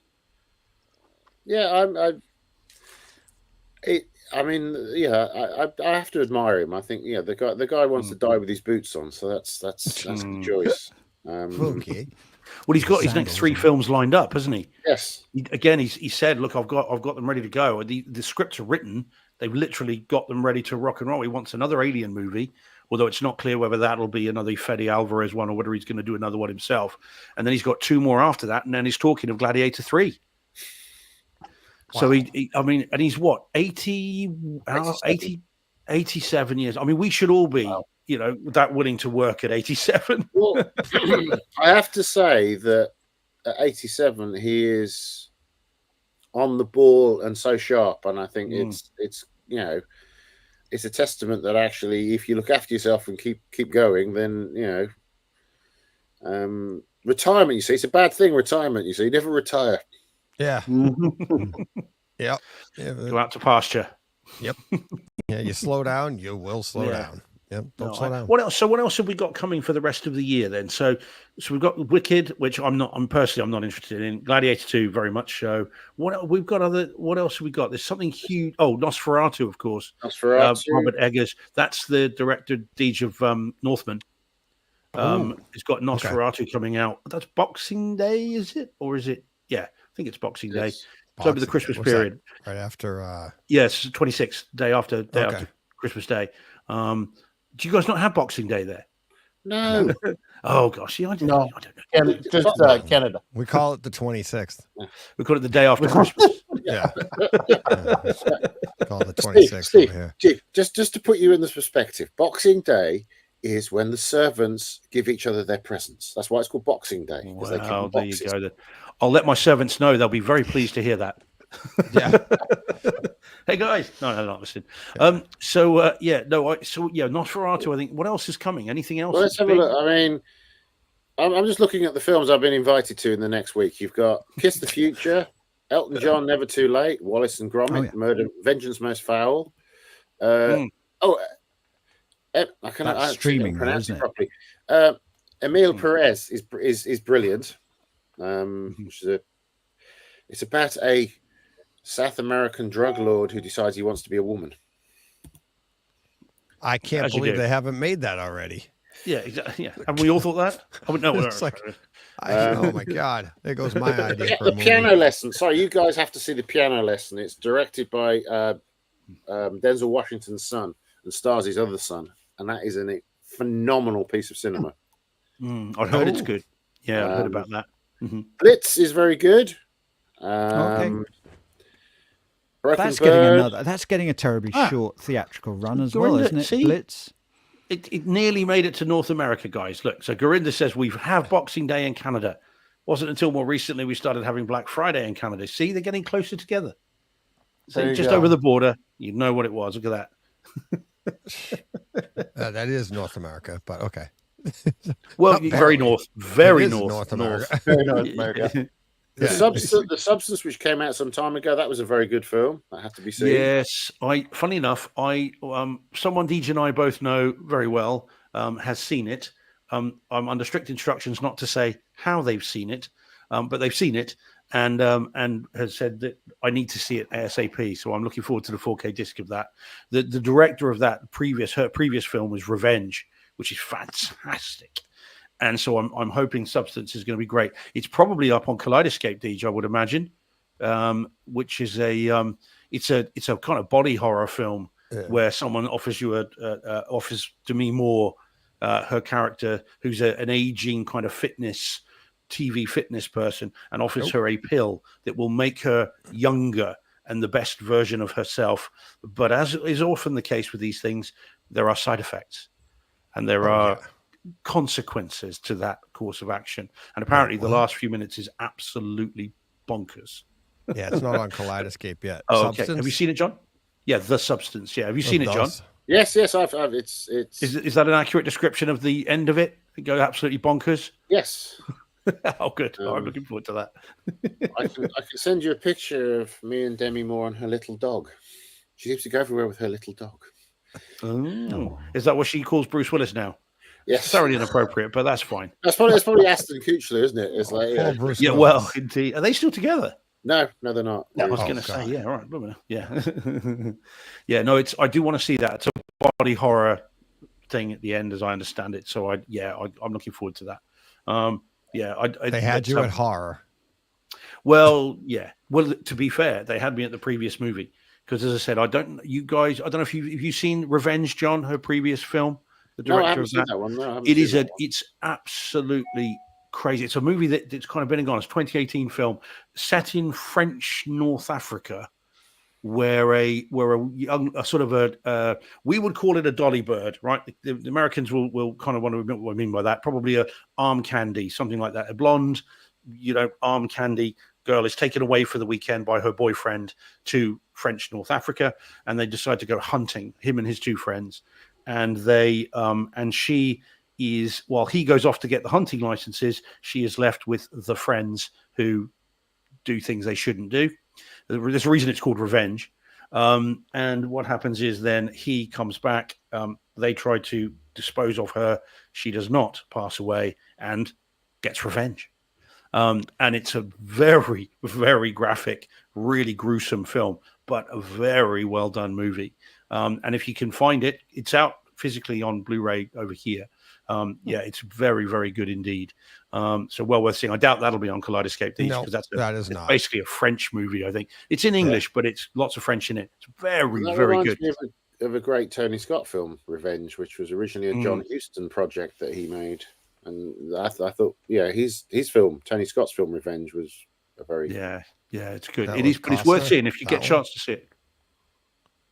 Was it with Kevin Costner? Can't remember. Yeah, Kevin Costner. Yeah. He falls in love with a drug baron's mistress or wife, and is she just turned in from a man to a woman, or is this no? Films you have to see it. It's a bonkers musical about a South American it's a musical too. Woman. That was the sequel. Yeah, exactly. Yeah, Follow a Duck.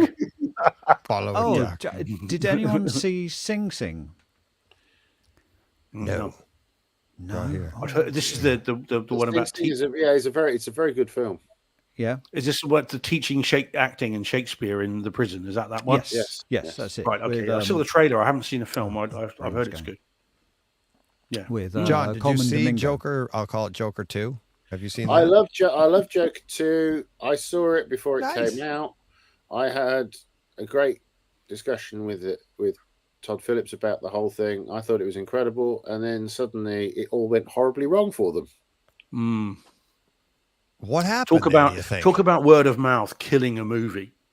Well, I think it's because, and I think this says an awful lot about certainly the world at the moment, particularly North America.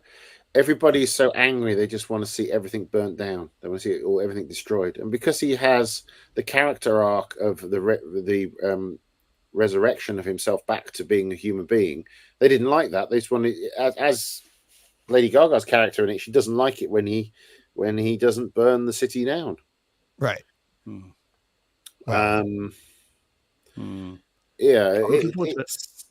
And when you see it, Steve, you'll see why. but it's well, I like the I know what the story. ending is because I had that spoiled for me, so I know kind of what the ultimate ending is. I know where it goes. That was all over everything, so I know what's happened with the film. But I really want to see it. But again, I'm loath to rent it. I want to just see the 4K disc when it comes out.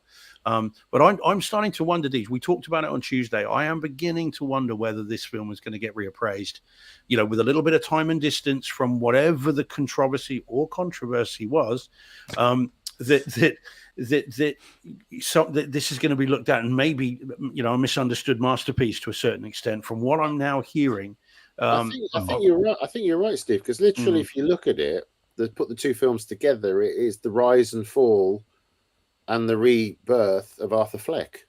Yeah, because it's not the Joker; it's Joker. The Joker is something else. Well, what Todd was basically implying, because Todd is brilliant at implying lots of things, because it sort of gets him out of most situations, is that this is Joker, not necessarily the Joker, and he might have been the person who inspires the person who becomes the Joker.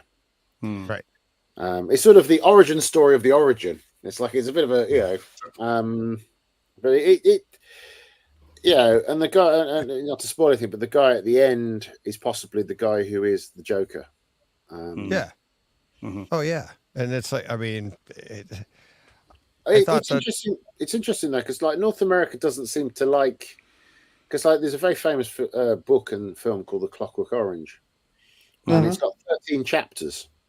Now in America, they've only ever released it with 12 chapters, which the film is based on the 12 chapter version, not the 13 chapter version.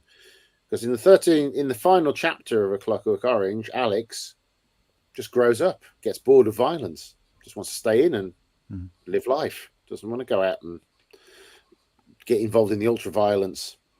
But the American publishers thought that was too down, so they like the upbeat ending of where he, in the end of the 12th chapter, where he goes, "I'm back, and I'm going to go out and kill more people."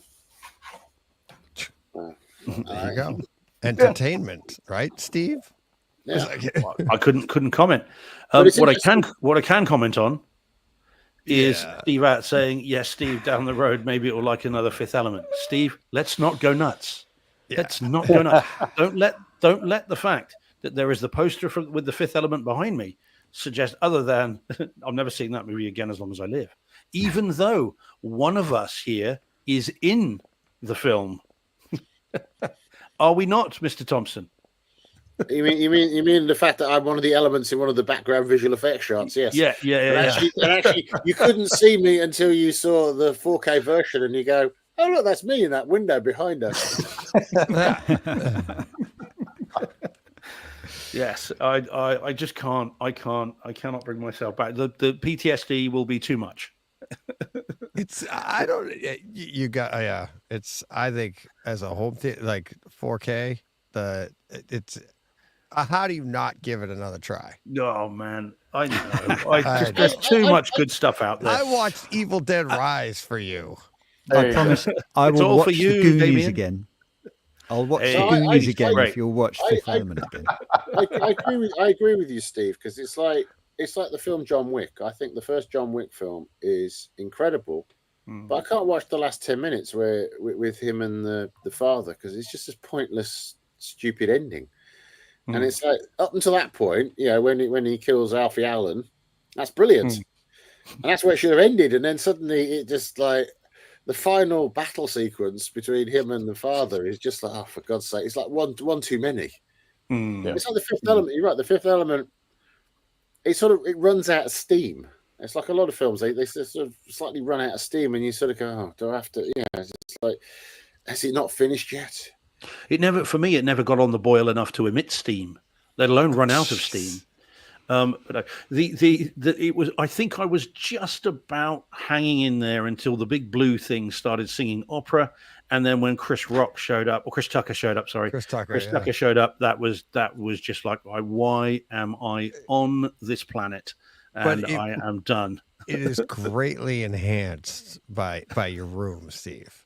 The movie is greatly enhanced. It really was. It's like, does it count if I just play it in the room then, and I wait outside until it's finished? Well, just to give you some context, it makes sure the big blue thing singing opera that was shot at the Covent Garden Royal Opera House. Oh, okay. Yeah, I mean, that changes everything. Yes. Yeah, I'd rather go whole back perspective I'd rather on the just go movie and go to the opera house. Yeah.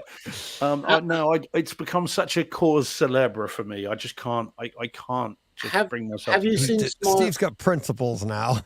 Have you seen Smile 2, Steve? Oh yes, I thought Smile 2 was incredible. It is a masterpiece of cinema.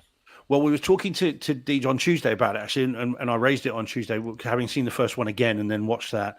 And I compared that film to a Michael Bolton song. And Paul, you'll know what Mark Kermode says about Michael Bolton songs. So it starts at 1 and then goes to 11, and then it's at 11 for the rest of the film. Emotionally, the poor Naomi Scott in that film went through hell. It looks to me, because she's just constantly looking terrified for the entire movie, and how she manages to maintain that kind of energy, I do not know. So yeah, I really enjoyed it. I thought it was great. The endings are horrible not to give in the right way. Anything away here, Steve, but there's a theory that it's all in her mind in the car crash, which it may well be, and which would make sense, and there's clearly pointing that way, isn't it? Yeah, but it's just such an exhausting film in the way that I think they deliberately want it to be. It's crazy. Really, really enjoyed it. I think we've got Todd there.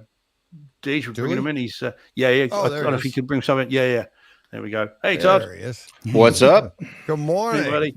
Todd. Yeah. I need an opt out for daylight savings time morning. DJ, it's messing with my beauty sleep.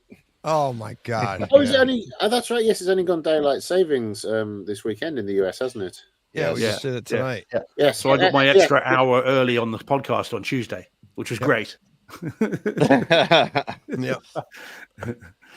But how you guys doing? Good. Have you, Todd? You were a fan of Smile, weren't you? You liked the first one. I did. I liked Smile. Yeah. Have you seen the second one yet? We were just briefly talking about it. No, I've not. Is it good? Yeah. Oh, yeah. Yeah. That's a piece of horror. Oh, really? Yeah. Really emotionally exhausting, but very, very good.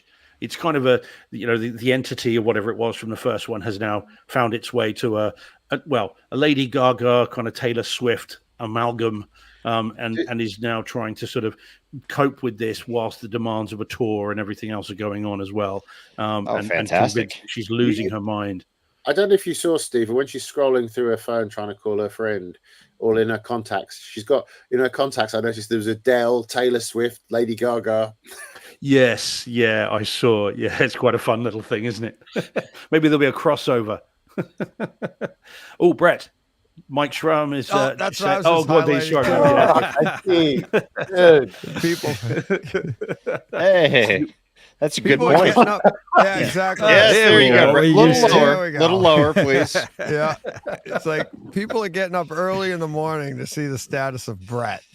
There we go. Hey, in fairness, Mike, Brett had a designated podcaster earlier to keep him on the level, so it's all good.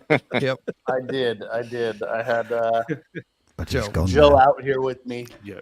I think last time I saw him on, or maybe it was my podcast that we did, after CDA DJ. But he was breaking up a little bit and he popped off, and I think that was because his internet. So I said, he wanted to come over here for that. This room's not quite ready yet, but I said, yeah, sure, come on over. Yeah. My wife's like, what time is he coming over? I said, somewhere around 2 o'clock in the morning. 11. Yeah. 11 your time. Till about 1 o'clock in the morning. Yeah. But that is awesome. That was great. A little fireside chat with you two. That's nice. Right. Yeah, it was. It was like a master shot of two people, like an actor's studio or whatever it was. Actors on actors. That's right. Well, that's why I put these in. So it's like, if I have somebody over, I can actually interview them and do some other stuff. So it was kind of just missing. It was sort of just missing the Christmas tree and some lights and things, a bit of fake snow. my wife goes, "Oh, this is just too early," because we actually have in the corner. So this is a double corner, right? And so we have a tree in there. So there's a few of them here now, but this one sits in here. This one's actually all blue and white. But yeah, it'll be here probably in a couple of weeks. As we set it up, it's just up in the attic now. Actually, I have to say one of the best Christmases I ever had was in November, because we were shooting a video for someone's Christmas single, and so they'd taken on a Victorian house in Dulwich. And of course, the set dressers had come in and just turned it into Christmas Day in this house in Dulwich. And it was great. It was, what a great experience. And we had a party as well in the house for the video. But so I had to DJ for the party. Well, no one told me I needed to do this, but I'm the sound guy. So it's like, right, can you play some tunes into the room so we can have a party? And we must have filmed the party for an hour. So we had a full-on party in the house. There were presents. There was a little Labrador puppy. So that's gonna add points for me. And we even did snow angels in the back garden, but in fake snow, which is actually don't do snow angels in fake snow. It's disgusting. It's really sticky and nasty. But the rash. I came out of there thinking, God, what am I going to do on Boxing Day? And then I suddenly realized we've still got 6 weeks to go. So great. I've often wondered about that, how odd it is for artists who are recording, Christmas music and things along those lines, holiday music. A lot of that has got to happen during summertime and spring and things like that, where it's just got to be this weird universe you're living in for weeks on end. I've got an even better story for you. I did another Christmas in the summer, shooting a Christmas special. Now, this wasn't recently.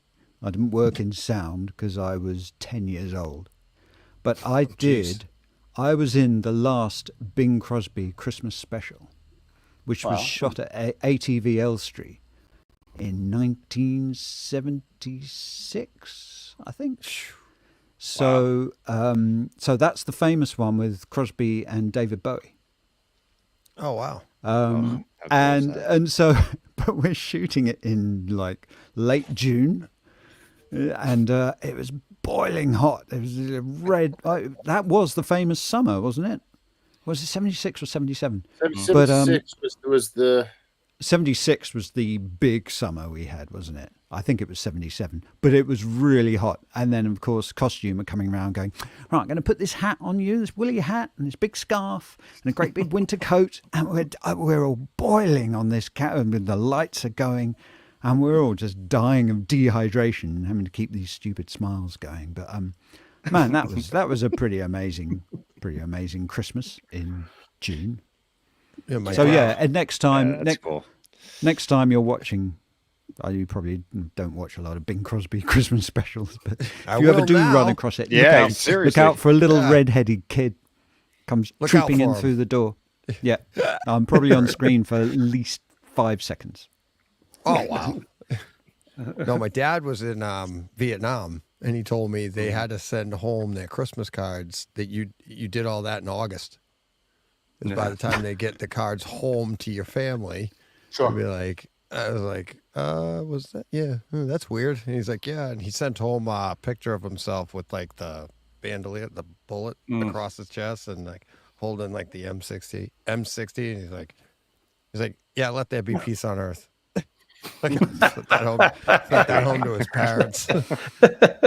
Like, yay, look at that. Merry Christmas. Yeah.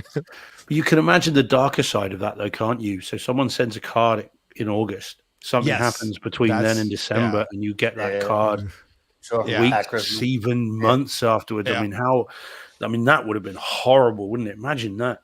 Yeah, exactly. obviously- We've discussed that. I wasn't going to bring it here, but way to go, Steve. Nice. Sorry, apologies. I'm just where my mind went. Merry Hey. Christmas. That's what we're talking about. Yeah, Merry Thinking Christmas. the same Merry thing. Christmas. Yeah, Right. exactly. We all thought it, but Steve's like, hey, we got to go there. Hey, That's see like- it, say it. That's what I say. Yeah. See it, report it. Exactly. No. So we've got what 36 minutes left each. All right. Is that what it is? Nice. Yeah. Oh yeah. Like you don't know. Like you haven't been counting. He's faring. He seems better than he was this time last year. He's obviously really. Yeah. When did you hit the wall, Deej? There must have been a wall. At what point did you hit the wall? Don't say 30 minutes after Todd got off earlier. Yeah, probably was 24 hours ago. Yeah. No, I was like, just like last year though. It's like 3 o'clock. You start looking, and you're like, as you get closer, the time does go slower. But I'm actually in this mode with all you guys here. Everybody in this room is just like, we're all the same. We all love to talk. So it kind of makes it, I feel weird. I'm like, why aren't I talking? Because that's all I want to do anyways. But I mean, everybody in the room everybody here right now is just like talking away. And every single one of us could do, well, maybe not Todd, but every single one of us could do 24 hours by themselves. No way. Well, you make it look that way, but the 3 of us just got out of bed. So yeah, 3 of us have been to bed and got back up again. Yeah. Yeah. No, but I mean, I've talked to all of you, and it's like, I mean, Brett, did you hear the one earlier? Somebody who was it that wanted to go against us? Somebody. Oh, was it? Oh, was it the guys from Don and Mike? And they wanted, we were going to go, they wanted like, who do you think could go longer? Like Brett, you and I, Brett, or Don and Ike from, and it was like, I was like, I tell you right now, if we did simultaneous streams, you guys would be checking. Are they still going? Are they still going? And Brett and I would just be going. We're not checking because we know what we're doing. There's like, just like you get, there's no, it really would be like, no stopping. That's right. We just run the gamut on topics and conversation and jump around, and that just gives us more content to talk about. Yeah, exactly. And like, be like, guys, stop. They tapped out 12 hours ago. That's right. Stop. 2 weeks back. Yeah. 2 weeks back. Well, okay, let's only run it for another hour, DJ. All right, we'll wrap up. It's like just cut across to them and just see 2 skeletons sat there and I think with the mic still going, and you guys going, so that's the hello's done. Exactly. Well, I told the story earlier in the week when Brett, when you and I were on a couple weeks ago, and you came on like on a moment's notice. That was awesome. But you're like, all right, at the 2-hour mark, you're like, all right, I got to get going. I love to talk to you, Deej, but I got to get going. I got, it's not my birthday today, but I got a birthday dinner downstairs, blah, blah, blah. From that, we talked another half hour of recording. Then that ended. And Brett's like, all right, yeah, I really got to get going. Like an hour later, and all the way through this, he keeps looking down. Would you have a monitor in front of you? You could see the dining room or something? I don't know what it was, but you kept looking down. No. I had my phone down below. So, because I was on my, a monitor and this, that. Yeah. So I had my phone there, but I was waiting because first my wife and my daughter were, they were downstairs, right? And we were going out the next day for my birthday. But, that it was just like dinner, right? Sunday night or Saturday or whatever night. It was Sunday night, yeah. And so, so the idea was I was supposed to come down for dinner, and then we were in the middle of a conversation, and so then finally it was like, okay, I'm heading down in about 10 minutes, and then my wife goes, yeah, no, we've already eaten. Yeah. So then I'm like, oh, okay, now we got another hour. Let's go. Yeah, I was like, and now my time. I'm sitting here thinking, all right, I'm. This is decent. I'm going to get off. I'll be done earlier than usually. Usually with Brett coming on, I'm like, all right, yeah, I'll be done at 3 a.m. That'll be all right. And you're like, oh, I got to go have dinner. I'm like, oh, all right, we're going to be done early. And then we kept talking, and Brett's like, oh, one more thing. And we kept going and going. And then he's like, yeah, I missed I missed dinner. So, and I was like, at that point, I'm like, all right, now we're here all night because nothing's stopping us. But we got it off. We like to talk. So, but no, it was the birthday breakfast, right? Yeah, exactly. To your point, I haven't hit a wall. Yeah. I haven't hit a wall. No. So you've been okay, just gone through, no problem. How many bathroom breaks have there been? 4, I think. Okay, 4. Pretty good. 4 And you've been eating this time. You weren't eating last time, were you? You've had some. No, I had donuts? a couple of. I just had a couple of donut holes, and that's about it. That's like the last food on earth you should be eating in this scenario. Donut holes. I only ate like 4 or 5 of them. I was like, sugar good. every once in a while. Mad. Yeah. You haven't At had one that point, you were sugar worried crash. that you were. Yeah, you were worried at one point you were going to turn them into pancakes by sitting on them. But yeah, yeah, that was Oh, man. Ara. Ara was on this morning or yesterday morning, sorry. And he's like, how he wrapped up his hour. He's like, yeah, he was on for like an hour and a half, an hour from HT guys. He's like, yeah, I got to go make pancakes. I was like, what the, like, you could just, I got, you know, is that a euphemism? What the hell? What are you saying? Yeah, I got to go make pancakes. Okay. I didn't know. I was like, is that, you know, Maybe he was just thinking about you having sat on the donut. Yeah, hole. I hadn't gotten them And yet. he's just going, I want something warm and flat. Make pancakes. Here we go. Yeah. So has it been easier this time than last time, Deej? Or the same? I would say, yeah, about the same. About the same. It was a little bit easier going into it, knowing what to expect. Like I had no idea last year what to expect, which kind of made it maybe a little bit more fun. But the way it has gone, it went exactly how it went last year. And it's like I said, like it's all you guys. It's not me. Like, especially the last couple hours, like you guys are carrying on the conversation. I get to be not the guest, but I'm just sitting here and, you know, like last year, everybody asked, how do you talk that long? I'm like, it's not just me. It's not like I'm sitting here by myself talking for 25 hours, you know, I'm just literally just standing here for some of it. And have we had someone on the whole time? You haven't been on your own at any point? Never. No. Yeah. It's like, I mean, with all of the people I said, I'm like 25 slots. You know, over 30 people, over 30. Let me see. I can read them off right here. We got, Todd right there starts. And then we have Dom from France. Then Eddie Trochez, Danny Speakers, Mike Wright, and Nelson were all on together. That was awesome. Then Ara, Carl Ellsworth, Nick from SVS, John stopped in on that. Greg, my son-in-law, Giles, Travis stopped in, Jim Peterson, and Shane Lee. And then that was the 1 hour after that. I didn't have anybody booked at the 5 o'clock hour. And I knew Shane was coming on. I'm like, you're going to stick around? He's like, yeah. I'm like, all right, I'll leave that open because with Jim and Shane, I figured we'd keep on going. And it worked out great because then poor Rob H. Travis stuck around. Giles was around for a while, but Travis was there, Jim, Shane, myself. Were you in there in on that at all, Steve? I came in with Shane earlier this morning. That was 7-ish, though my time. Oh so yeah, that's earlier. The second time Shane was in, but we were all chatting, and then Rob H from AV Red shows up, and like everybody in the room's like, "All right, I gotta go." It's like the room's full, and Rob shows up, and they're like, "Boom, boom, I'd boom, take boom." it, not take it personally. No. It was great. It was great. It was so funny, but it is one of those weird things. Like, Rob, what'd you do? But no, he was great. So Rob was on, then Omar, Mikey, and Johnny Speakers were in. That was a great chat. So thank you to everybody. Then I had Ryan Davey and Rich Keefe from #Dork, and Ryan's the one that's doing the Movember, which is all 4. And that's where and Omar had stuck around for that. So we still had him in. And that's one of those things when Omar opened up and we're talking, like John, you said earlier, like talking about just I have nothing to do with that, right? It's like I just brought, we're doing this for Ryan because he's been doing it for so many years, Movember, 15 years.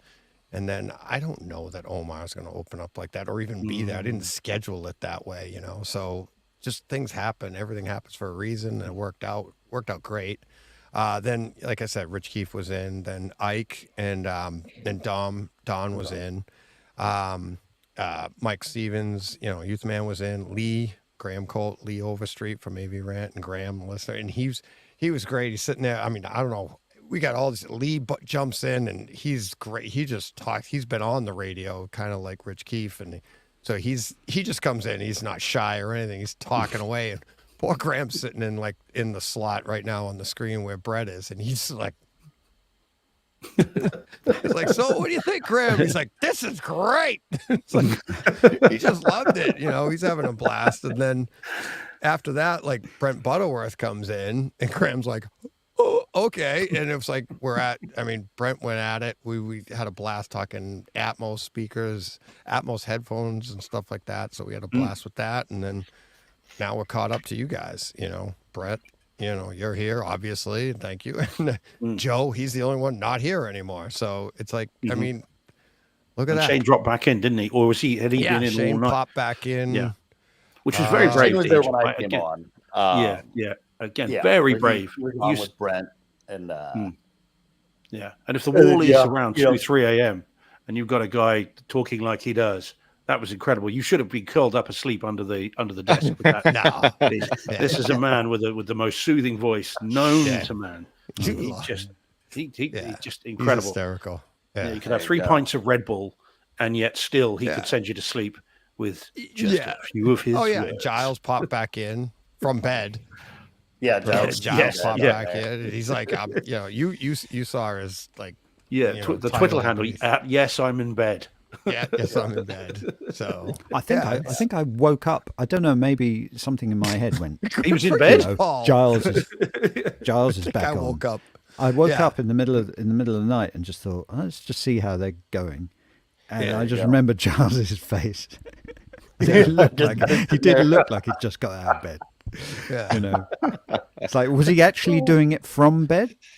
Was he actually? Headboard was behind him. Oh my gosh, Seriously? that's hilarious. Seriously, oh man, I got to go back. Yeah. I think I saw his eyes closed at one point too. He was at least kind of sitting there with looking down. It explains a lot. And then Joe He's really funny. He's in the chat. I saw him in the chat and I was like, what are you doing? So I texted him. I'm like, hey, hop back on. He goes, and we were talking horror at the time. He goes, well, I got the horror theme down. So yeah, sure. I'll pop back in. Then he pops back in and he's in the vertical. So he's just like, oh man. Maybe DJ, you had somebody on yesterday. I was watching middle of the afternoon. I can't remember who it was. He looked like a hostage. The setting behind him. I texted DJ. I'm like, get his coordinates. We're going to call in SEAL Team 6. Who was that? Yeah, that was. It was hilarious. I was just cracking up. I mean, that was Danny Speakers. Oh, was it? Oh, with the curtain behind him. Remember that? Yeah. The two guys with Kalashnikov standing either side. I know, yeah, exactly. I'm like, just pull that camera back. You're going to see him reading a message held by somebody. It's hilarious. Hell gets my will. I forgot about that. Forced to do a podcast. Oh my god! Yeah, blink twice if you need us to send anyone. Right. Oh my god! I forgot about that. I saw that. Yeah, man. It was. I think it was like the setting because he was low. It was the screen, the back. Oh my god! That was so funny. Yep. Oh man. But yeah. So well, and do we know? I mean, is it too soon to say how much has come in whilst you've been talking? Yeah. No. Because it got divided, because it's 3 different streams, and like I can go and look under like what people donated in this one. It's just to let people know kind of what they've contributed to. I mean, again, we can't. It seems to have been coming in a pretty decent stream. Yeah, well. like in this stream alone, we've got John Brock with actually 35 donated $35. Carl or Carl 10. Graham with 20, Steve you with 20, the Shimmering Canvas, which is 1,000 of those Indian. It's $10. Yeah, we it's 11 and change. Yeah, I found that out. Yeah, 20,000 Japanese yen. Yeah. Then we thought we were millionaires for several seconds. Yeah, exactly. I'm like, which way is that going to go? Because it ain't going to be that number. 20 billion rupee, right? Yeah, or whatever. Yeah, that's 10 cents. But Steve at is $20 super sticker, and Vince is a $20 super sticker. So that right there, 20, 40, 50, 70, 90. Boy. Math with DJ 24 hours into 1,000, 100, 105, 135 just in this third segment. And how much is that in rupees? Yeah, quick number, quick math.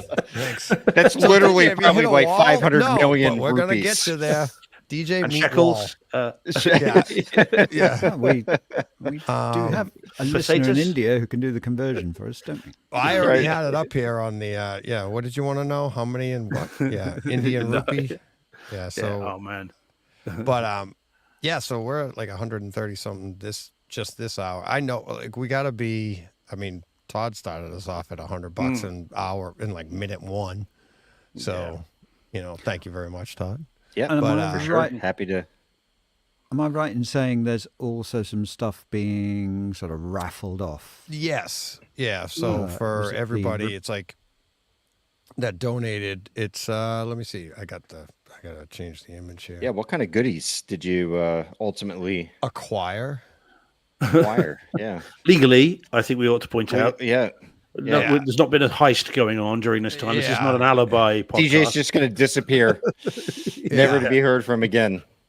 So, that was the we got two of these, the Ava Cinema remotes that Eddie donated. So we have these, and basically, that's really cool. Yeah, it's like if you go to the first segment of the show, the first group. Our start of hour 3, Eddie comes in and we talk. So go to like 2 hours in, which is start of hour 3. And he talks all about this remote. He talks about, and Brett, you had one right there with you too. We talked about it a little bit later. Yep. And so we're giving 2 of these away, black one, a silver one. And the way you get it is just email me, tell me you're interested. That's one entry. And every $10 you donate is another entry. So, for instance, like Brockstar donated $30, so he has 4 entries if he wants, right? So just email me, give me like a screen grab of what you paid and what you want it to go towards, because SVS also donated an SB 1000, and we're doing the same thing. So same idea. So if you're interested in the raffle of that, just let me know. So there's a free. And if every $10 of what you donated, you can put towards that. But if you did like $100, you can do 50 to one, 50 to the other, but not all 100 to both. So that way we're trying to get money for Movember, not try to get you a better chance at a prize.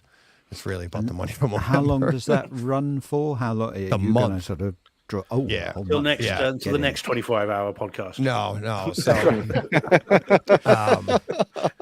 So we'll be talking about it all month, and through the podcast and stuff like that to try and raise as much money for Ryan and for Movember. And that's going to run for the month, and then at the end of the month, Eddie and I'll do a Takeover Tuesday where we do the drawing for it, and so we got that.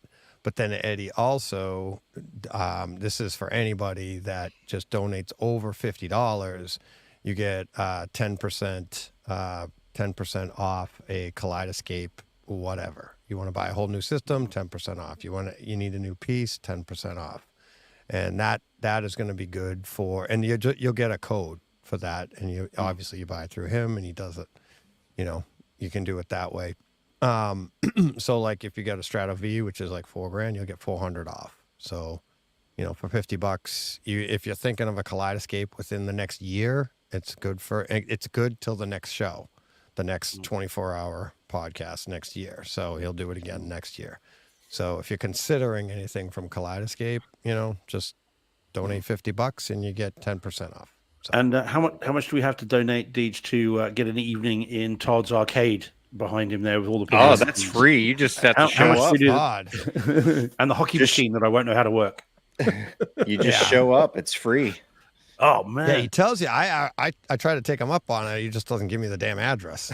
That's right. It sounds all well and good. I'll tell everyone but DJ. Yeah. Steve, now, DJ, I just bring a couple rolls of quarters. That's yeah. He makes the money on the back end. Yeah, that's right. Like, I keep driving around the Baltimore area looking for the house with all the blinking lights in the basement, and and look at him. I told him I was doing it. Now he's in the dark. See, he hasn't used the damn thing since I said that. Right. That's awesome. Do they all have to be switched on individually then, Todd? Or have you got a master switch? You flick the switch when you go into the basement and they all come on? I've got a master switch. Yeah. Oh, wow, man. That's so cool. Yep. I can do it for you right now, Steve. Oh, go on. Let's see. Ooh, well, now that he knows that I'm stuck here and dead tired, knows I won't. You gotta blow them up. Yeah, see, look at that. Yeah, they will start coming to life. Oh yeah, look at that. So, oh, there we go. Yeah. Actually, this one right here, that's my newest one. That's a Pulp Fiction pinball that and Quentin Tarantino worked very closely with the design team on it. Oh wow. Well, he's bound to, isn't he? He doesn't do anything by halves, does he? Does Quentin? You know, he didn't. And in fact, he demanded that it resemble something that was made in the 1970s, but it has, of course, all modern technologies in it. And it's just a wonderful, wonderful game. Really cool. So that one will be staying. You won't be swapping that one out anytime soon. No. Right. Yeah. I'm in a holding pattern right now. I'm very happy with everything that all the games. I'm still working my way through quite a few of them. So, cool. yeah, it's such a because we don't have a lot of houses here with basements. At least none of the new builds have them anyway, unless you particularly wanted one. I mean, the older, obviously London and the older house, the more established. I won't say older houses, more established houses in London have them. But out here in the sticks, we don't really have basements as such. It's pretty unusual. So I'm always fascinated by American homes with the basements. And I'm not quite sure what the reason would have been back in the day when houses were being built in the US, why they were like, well, let's have basements. Because presumably you wouldn't have needed them necessarily other than to store stuff. So I'm always fascinated when I see American houses with the amount of creativity that goes into some of the basements there. Incredible. Yeah, it's not that way all the way across the U.S. It really depends on what kind of ground you have beneath your home. And I mean, it wouldn't have been a safety thing, would it? They weren't building basements because of tornadoes and to get back to Twisters again. It wouldn't have been. So I wonder what the rationale would have been to build them necessarily. I mean, on the East Coast, it's quite common, isn't it, to have basements? Yeah. Certainly in Boston, again, Massachusetts, when I've been, lots of houses there have them. Well, Steve, they're probably just copying what they had when they were in Europe. Well, I didn't like to go back to colonial days, but but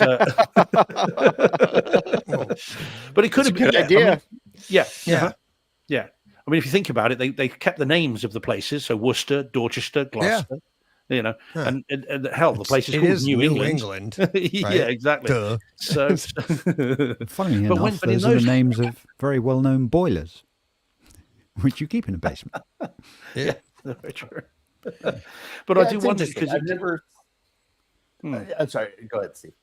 No, you're okay, Brett. I was just going to say, so it's interesting because, like Todd said, it's only in certain parts of the U.S. in all reality. Like in on the California side, you may have these huge homes and like you never see a basement. Generally, it's crawl space, slabs coming out because slab ends up being a less expensive way to build. Yep. We have a ton of crawl spaces here, but you don't really ever see it. I think some of it just has to do with the land and how they build it up. And I'd be curious if some of it, maybe not for tornadoes, but maybe just from a cooling perspective. Yes. Obviously, if you have concrete walls and you're underground, that area usually tends to keep a more constant temperature than it's right around 68 degrees. Yeah, year round it seems. Yeah. Yeah. So, good for canning or for whatever, especially as you go back, a few generations. But podcasting for 25 hours. Podcasting for 25 hours. There you go. It's like they knew. I know they use them a lot in Canada and some other places like that too. So I also wonder if it's kind of a cold thing because it insulates it both ways, right? So like Todd said, 67 degrees, but in theory, if it was colder, it would still be 67 degrees. Pretty constant. So, yeah. But you don't. I mean, we over here. I mean, in new builds, you don't get basements. I mean, I think generally, if you went to an architect here, you certainly, we call them estates. You guys are, I don't know, developments, I suppose. You would not get a house with a basement on a new development in the UK. Sure. And if you instructed an architect, I think here to build a house with a basement, they'd look at you as if you were a bit odd. I think they'd be like, well, why do you want a basement? Exactly. Who are you going to be storing in the basement? Sorry, what are you going to be storing in the basement? It's interesting, but they're so creative. There's so much you can do with them. And it's, again, I mean, DJ's new house is the example of almost building a house around the basement. The basement came first, didn't it, DJ? He literally built from below ground up. It's the foundation of the house. They're a really interesting space because, they can be a total pain. At the same time, it's amazing as they can also be, because a lot of folks have water issues. Our house that we had up in Philadelphia many moons ago, it had a terrible water issue in the basement when it would rain. We had 2 sump pumps, one on a battery backup, so when the power would fail, it would kick in, and we still had flooding that would happen, or water coming down the walls. And this house that we're in now, just the way the land is shaped outside, the basement is actually half underground and half not, because the land is sloped. Yours will be same with knock this on wood, house we haven't had and any issues. The new house. So in central Bristol, which is the city that's close to me, it's about 20 minutes away. As I say, there was a police station there called Bridewell, and that Bristol itself, the central Bristol, is built on top of a waterway. And there used to be a police station, as I said, called Bridewell, and the cells in that police station were in the basement. And when it used to rain, what would happen is the waterway on which it was built would rise and would then start to, like the Evil Dead, Deej, the water would rise and and it would flood the cells. And so every time I think of the word rise, that's what comes to mind. I know. So must have been intimidating for the people in the cells. It was like some kind of torture. Right. Well, this is the thing. What would happen is, so the water would rise. As the water would rise, the cells would flood, and then rats would appear and would swim around in the cells. And this happened for a long time. They eventually condemned it, but it was a long time, and it was not uncommon to go walking down into the cell block, the detention area, to quote Star Wars, and in cell 1138. And literally you could see this. You could see the rats swimming around in these puddles, and you've got people in the cells, and they could be in there for 20 hours at a time. And there's bloody rats swimming around. That's crazy. Don't escape via the garbage chute, because suddenly Yeah, rats are the least It'll of get it. a lot worse. Right. They're very thin and bigger. And don't shoot one your thing's for blaster, sure, it's it'll be a lot magnetically thinner. shielded. You idiot. Come on. But yeah, so I'm fascinated by it. I love the work that people put into their basements, and how, I mean, again, as problematic as I'm sure they can be, some of the things you see on YouTube and online are incredible. And again, there's an example of it right behind you. This is pretty much the only space I'm allowed to do this stuff in the house. It's not allowed to leak out of the basement, so to speak. It's already leaked into the basement. Like you said, keep the crazy hidden. The crazy's hidden down in the basement, in the bunker. In the bunker. The entertainment bunker. I got to say, all the discussion today, some people talking about the size of the rooms that they're building or working on, and it was Shane was saying he was hoping to add an extra 5 feet to the width of his room or something, and building an extension. And I shouldn't have been listening to that segment, because was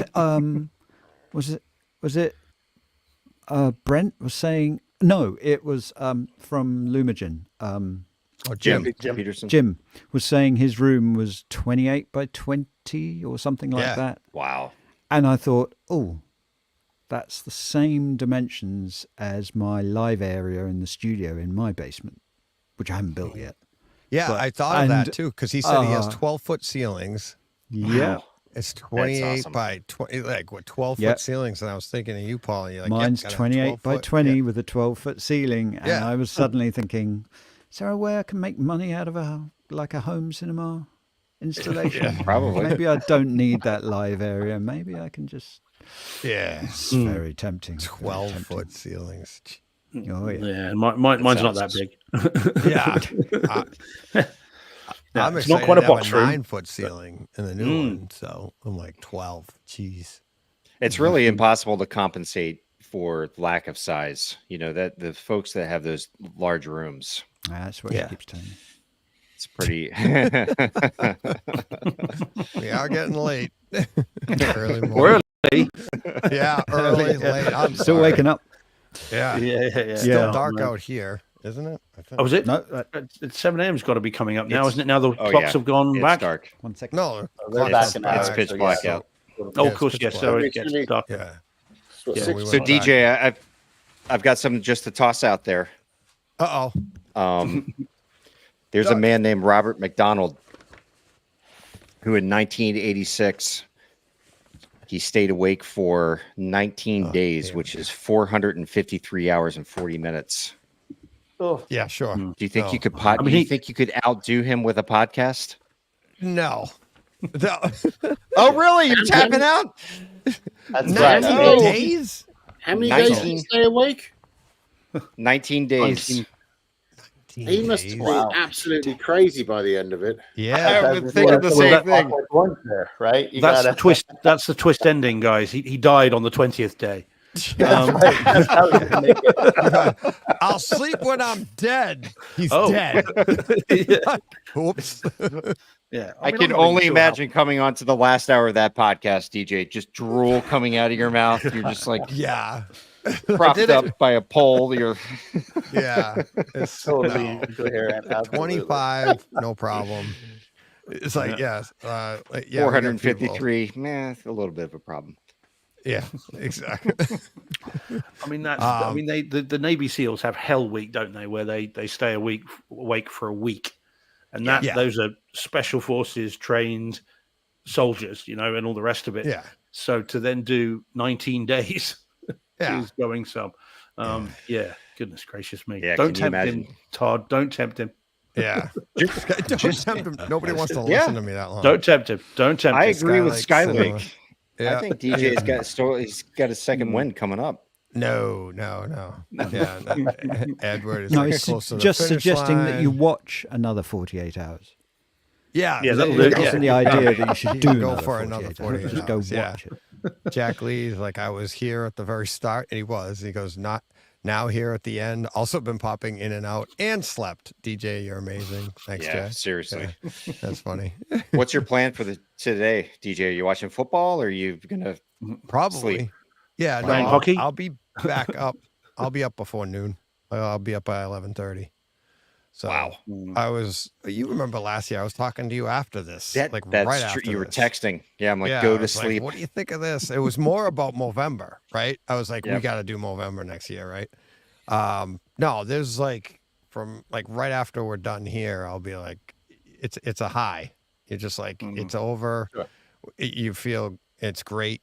You're excited. I'm excited I did it. And then it's like, it was great. I think back to all the conversations that I had, everybody that's been on, and you're like, wow. And you can't wait to do it again. And it's like, you know, kind of like the opposite of Christmas morning. Instead of getting up to Christmas morning, I'm like, this is, to me, is like, it's just like, I'm not going to lie. It's not easy to put together because everybody's all these different time zones, all these different things, and people, I got to do here and I want to do here and I can do this. And that like one segment of like 25 hours fills up like that because everybody's available. And you're like, Sure, at 4 in the afternoon. Yeah, everybody. No, it was nighttime. Nighttime fills up pretty quick on a Saturday, which I was surprised by. But then you worry. I start to get worried, like, uh-oh, what if I can't get people in this block here? And I'm like, There's no way. There's no way people will leave you hanging like that. Well, that's what everybody kept saying. They're like, you'll be fine. I'm like, Yeah. yeah, but I never take anything for granted. So I'm just like, you never know. So like, but of course, like you said, Todd, it's like, you know, that's what's great. The community's been awesome. And you guys, everybody's been awesome. So yeah, that's what's fun when I'm done here. You'd think you'd just be like, oh, I just gotta go to bed and go to sleep. No way. I'm reliving it in my head. And then I eventually fall asleep by about 8:30. And then I'll be up at 11:30. Because if you don't get up fairly quick, get a nap You're in. off the next day. Yeah, you'll be. I'll never go to bed tonight, right? Yeah. So, yeah. You need to find a good diner and just go to it right now and just gorge. No. Bacon, eggs. Yeah. Yeah, it sounds good, doesn't it? More donuts. More donuts. Maybe that chocolate cake they have in the glass refrigerator at the front of the. Yeah, I got wings upstairs waiting for me from my favorite restaurant. So, they Ooh. tried to give them to me earlier. They opened the door and they were like, "Here, you want these?" I'm like, "No, I can't eat that now." That was like 2 o'clock, 1:30, 2 o'clock, and they're like, "You can't. No, you want those?" And I'm like, "No." I'm like, I eat something like that, things started moving, and it ain't gonna be good. It is amazing though. Like Paul, I woke up and like I think it was around 3 a.m. this morning, and I checked to see if you were alone or not, and the screen was full. I think Brett, you and Joe were on, but it looked like you had about 6 guests. On. I think at one point we were 4, or Joe was here with me, but I think we came on at 11, so my time. Your time. 2 a.m. Yep. 2 a.m. East Coast. So and then actually it shifted back an hour. Yeah, it was the second 1 o'clock. Then all of a sudden it the was second 10 1 and 1. a.m. Yeah. But yeah. So but there were always at least 4, 5, 6 of us. 5 seconds, guys. Nah, we're not going to count down like that. You did that last year. I'm like, no, you don't have to do that. Done. Yeah. That's it. Wow. Done. Easy, yeah. right, I'm off. There we go. Yeah, bye then, guys. Yeah, cheers. Hey. There we go. Cricket clap. Yep. Cricket clap. Oh, is that how it's done? Yeah. Yeah, little cricket clap. Yeah, it's a very genteel. There goes my watch. Very well played, sir. My watch is telling me to wake up. It's my wake up alarm. Wake is up, it buzzing? DJ. Wake up and go to bed. Okay. Yeah. Oh man. Yeah. Well, there you go. There Easy. we go. I'm sure it didn't feel any less than 24 hours and 59 minutes. It didn't. I'm not kidding you. It's like, I mean, it seems like just a few minutes ago I was sitting here with Todd and we were like, "Good morning." And you're like, next thing you know, Well, you were texting me at yesterday, 5:56 a.m. Are you up? I got nervous. I was like, I mean, we're always late on Tuesdays. I didn't want to be late to this too. I was there at 5:58 a.m. I think. Yep. I popped on. I'm like, I'm here. Yep, exactly. And you knew I was going to be there. I knew you'd be there. I was just making sure. I'm like, hello. I'm like, because I was whether you were here or not, I'm starting. Yeah. I'm getting this, and then I was gonna let you come in and be like, sorry. Hey. That was a good Stallone impression. Yeah, there you go. You like that? So, yep. Dom in the chat saying bravo. He was in one of the early guests. He was the second guest after Todd. So yeah, that was great meeting him. Yep. Yeah. He was in the second hour, I think, with Steve. Yeah. Yeah. Yep. Yeah, he came in then. All right, guys. Well, I am. Schramm, well done. I am going to have to go because my laptop's nearly flat again. I only charged it for about 25%. All right. So, Deej, well done. Deej, all right. Get everybody, some sleep. Thank you. Steve, right. thank you. Okay. Paul, and you guys. Brett, John, Todd, thank you for the idea. You're screwed. 2 years in a row now. But everybody, thank you very much. Thank you for everybody that donated for Movember. We're going to keep it going for the rest of the month. We'll be talking more about the giveaways and stuff like that. But yeah, everybody, thank you very much. Really appreciate it. 25 hours down. There we go. We'll do it again next year. 26 next year. Oh, jeez. Why do we always got to do more? Keep it going. Let's egg him on.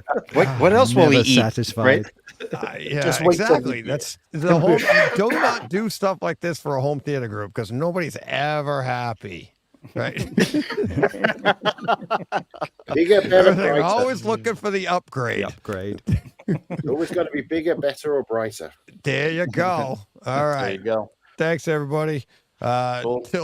Till next time, you know what you got to do. Go push play. What he said. It is right. Oh, wait a minute. What happened here? Oh, we can't go out easy, can we?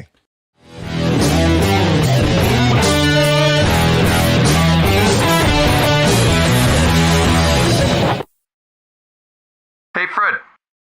This has been a Hey Fred production with theme music by Jeff Bernhardt and Throne Vault Productions.